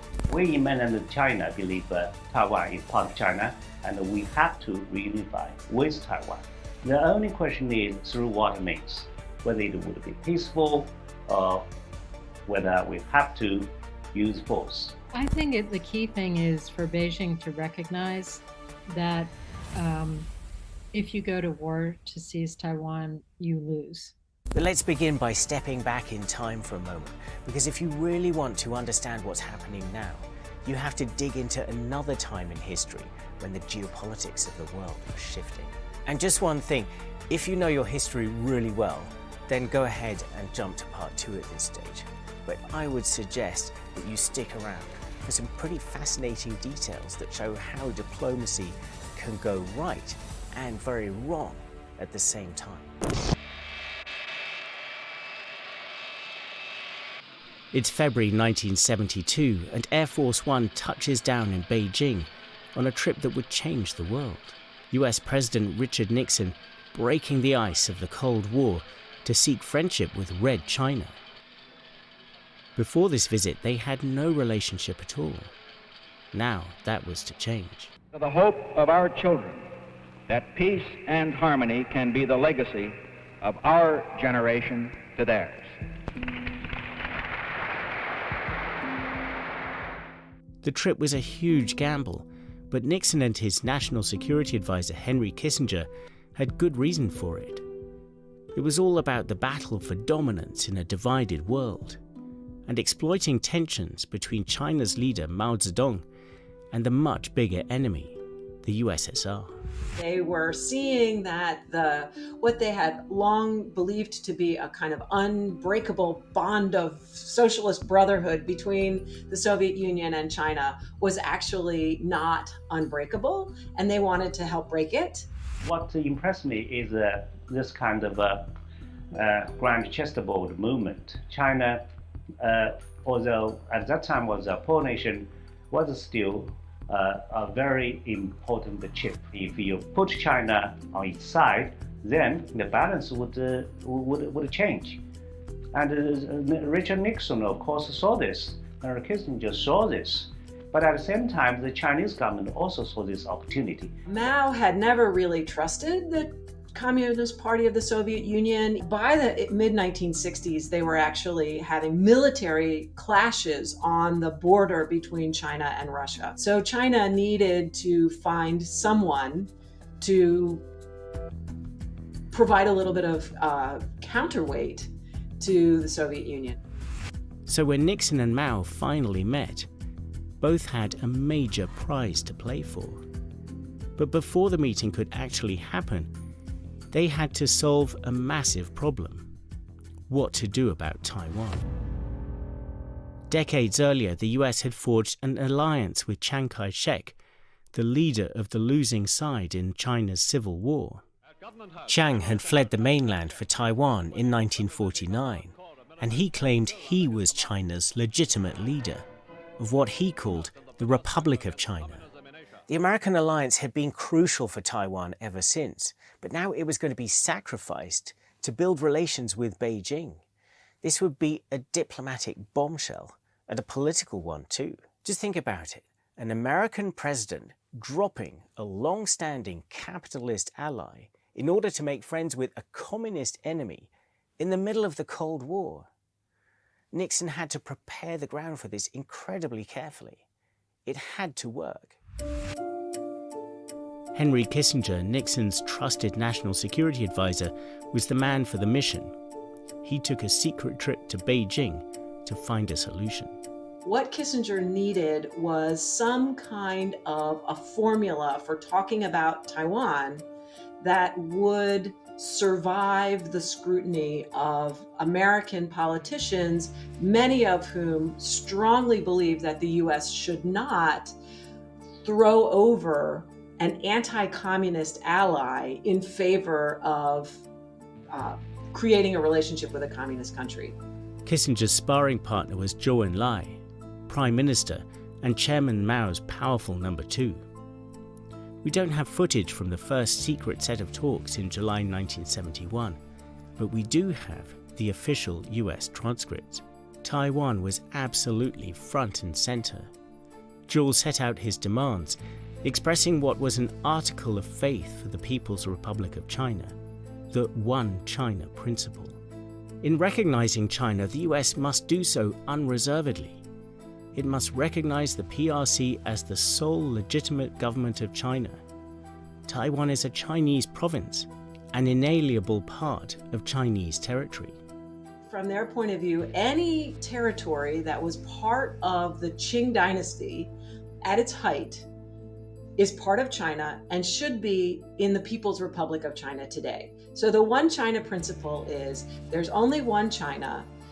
Everything that was part of the Qing at its largest extent is part of that China. And the capital of that China is Beijing, and the legal government of that China is the People's Republic of China. But over in Taiwan, Chiang Kai-shek also claimed to be the rightful leader of One China. A China not led by communists, but by nationalists. So Kissinger had to find a formula to satisfy Beijing without completely enraging both Taiwan and its American supporters. So the fig leaf that they came up with was for the US side to say, look, we get it. We just recognize the claim held by both sides of the Taiwan Strait that Taiwan is part of China. And all we want is peace and stability. Solve the problem however you choose between the two of you, but solve it peacefully. This fig leaf meant that Kissinger was establishing a version of One China that was very different from Beijing's. At the same time, Kissinger gave Zhou Enlai a hint that the Chinese would get their way in the long run. One's prediction would have to be that the political evolution is likely to be in the direction which Prime Minister Zhou Enlai indicated to me. But Kissinger's hint was not in tune with the political reality back home in the US. So basically, Kissinger told Zhou Enlai, don't worry about it. You'll get what you want. Knowing that other people in the United States government would see to it that it was not that easy. Still, Beijing went along with it, and Nixon's visit the following year produced the decisive steps towards establishing full relations, which Jimmy Carter and Deng Xiaoping would eventually formalize in 1979. This process left Taiwan looking very lonely on the world stage. It lost its seat at the United Nations, and many other countries followed the US lead in switching recognition from Taipei to Beijing. Some had already done so. But that fig leaf that Kissinger had produced to get Zhou's acceptance was also the beginning of a blurred, ambiguous US position towards Taiwan and China, with different parts of the US government pulling in different directions. US officials had to go back to Washington and tell Congress, we are going to recognize the People's Republic of China, and we are going to end our mutual defense treaty with Taiwan. And entirely predictably, those American politicians, especially again in Congress, said, oh, hell no, you're not abandoning Taiwan. We're not letting that happen. So Taiwan supporters in Congress came up with a law to soften the blow, the Taiwan Relations Act. So they wrote legislation that requires the US to treat Taiwan as if it were a country that we recognized, and to continue to offer Taiwan the capability to defend itself. Now, America's commitments in the Taiwan Relations Act are very carefully defined. They don't go as far as an alliance. That would clearly be a breach of the pledges to Beijing. Instead, they walk a kind of blurry line that's become central to America's position on Taiwan ever since, known as strategic ambiguity. By saying to Taiwan, you don't know for sure that we would support you if you provoked Beijing to attack you. And by saying to Beijing, you don't know for sure that we won't go to war against you if you attack Taiwan without provocation. So both sides are uncertain what the US response to their own actions might be. That's strategic ambiguity. Despite all those hedges, the Taiwan Relations Act's commitments went too far for Beijing, which saw it as contradicting the deal they'd just agreed. Between 79 and 82, Beijing was complaining constantly about US arms sales to Taiwan. Like, we thought we were getting Taiwan back. By this time, Ronald Reagan was in the White House, and he looked for new ways to keep all sides happy, with a new communiqué to satisfy the Chinese leadership. In response to Beijing's complaints about arms sales, the Reagan administration said, okay, look, as long as things stay peaceful, we can reduce the amount and the lethality of the arms we sell to Taiwan gradually over time. Reagan tried to balance this out with a set of promises not to abandon Taiwan any further, called the 6 Assurances. This was quite a bit of diplomatic gymnastics by any standards. It did seem to settle things down for the time being, but in the long run, it couldn't stop problems with trust from mounting up. If they agree that Taiwan is but a part of China, so why would they keep on selling more and more arms to Taiwan? This kind of internal conflict or seemingly discrepancy is actually a purposeful collaboration between the Congress and the White House. Washington's rejoinder is, you guys are not acting peaceful. And while the Taiwanese were happy to receive the 6 assurances, they also have this permanent concern that, eventually the US is going to decide that protecting Taiwan is not worth it. And they're going to wake up one morning and find that they're on their own.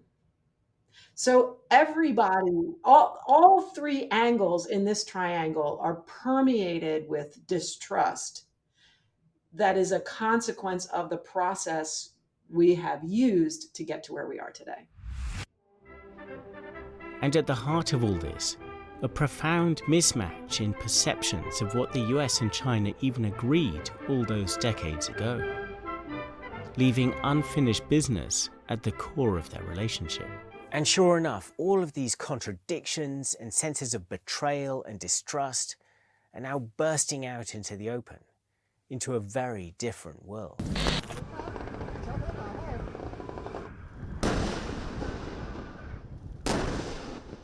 After nightfall in southern Taiwan, the Taiwanese army is holding live fire exercises, testing its strength to resist an invasion by China, and determined to show that it's ready for the fight.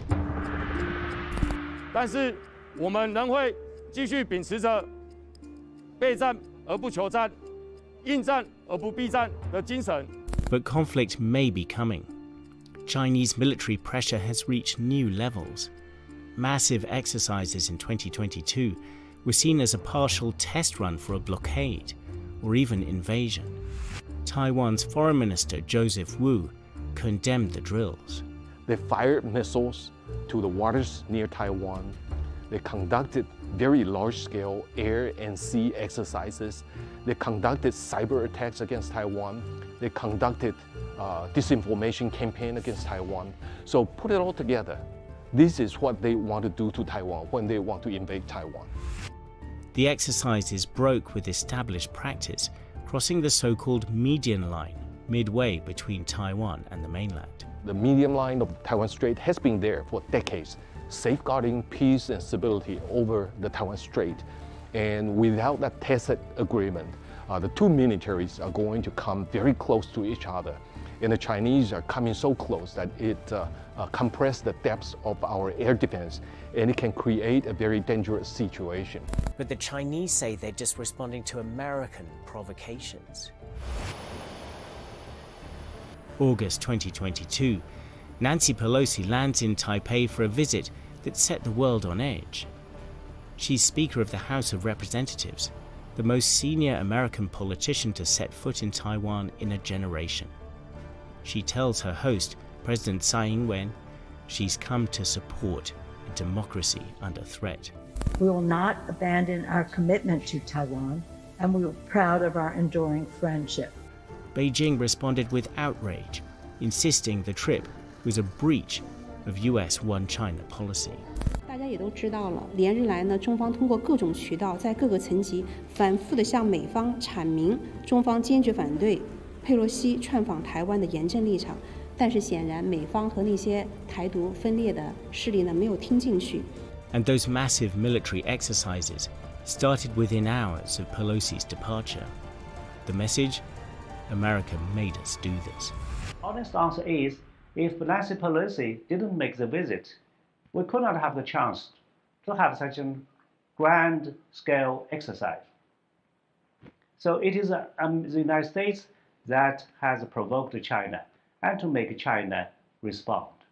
We just let the world know that we would not tolerate this kind of behavior. And we, PLA, would stand ready to even use military actions. But the Taiwanese say the Pelosi visit really wasn't such a big deal. If they can find Speaker Pelosi's visit to Taiwan as an excuse to launch such large military scale exercises, I think they can find many more excuses. The Chinese military threat against Taiwan will not stop Taiwan from making more friends. And at the same time, it will not stop international friends to come to Taiwan and show their support to us. Sure enough, Western lawmakers have been streaming to Taiwan, including 2 delegations from Germany soon after Pelosi's visit. One participant told us that the trips were fully in line with Germany's version of One China. It's no breach of the policy we have for many, many years. It would be a change if we would hesitate visiting Taiwan in these times, and that would be an important negative sign for Taiwan if we wouldn't go there anymore in these times where China is threatening Taiwan. Halfway around the world, the war in Ukraine is also a major factor. Russia's invasion is increasing the sense among Western politicians that they need to look out for Taiwan. Germany's Foreign Minister Annalena Baerbock draws a direct connection between Russia's invasion and the Chinese threat to Taiwan. That this fundamental breach of international law by Russia against Ukraine cannot be tolerated, because otherwise it would be an invitation to other countries like China to also invade Taiwan. Russia's invasion of Ukraine has been a giant wake-up call for Taiwan, and not just for political leaders or the military, but for ordinary people too. they're confronting the reality that if it can happen there, it could probably happen here too. NGOs have been holding training sessions across Taiwan to try to get the public better prepared. The biggest lesson from Ukraine is that it's a sharp reminder that peace is so fragile. It's a sharp reminder that our world can change overnight. Here in the city of Taichung, people are learning basic skills that they might need in a conflict. What we're doing is we're training civilians in crisis response. So that means teaching communities how to do first aid, how to treat severe trauma, how to do search and rescue, how to do emergency communication when our phones don't work, how to manage shelters, essentially how to keep communities running. People come to spend their Saturday afternoon preparing for something they hope will never happen. With the Ukraine war, things kind of changed. I think there's a little bit of more awareness and sensitivity towards how vulnerable our situation can be. I think it really helps on creating these scenarios on where help us think that, okay, we are actually not in a place that is, that is safe, and we need to know how we're going to protect ourselves when things happen. Yeah. This reflects Taiwan's growing sense of itself as distinct from China. Surveys show that a large majority of the population now identifies as Taiwanese rather than Chinese, and only a tiny minority want to reunify with China. We elect our own president, we have a constitution, we have a standing army, we have citizens, we have the right to vote. We know that Taiwan exists. And economically, Taiwan has become a global force to be reckoned with. Its semiconductor industry is the most advanced in the world and critical to global supply chains. The DPP party of President Tsai Ing-wen is known for championing Taiwan's autonomy and pushing back vigorously against Chinese pressure. 台海周边的情势紧张，威胁日益增强。国军各级部队在这段期间都加强戒备。Tsai announced a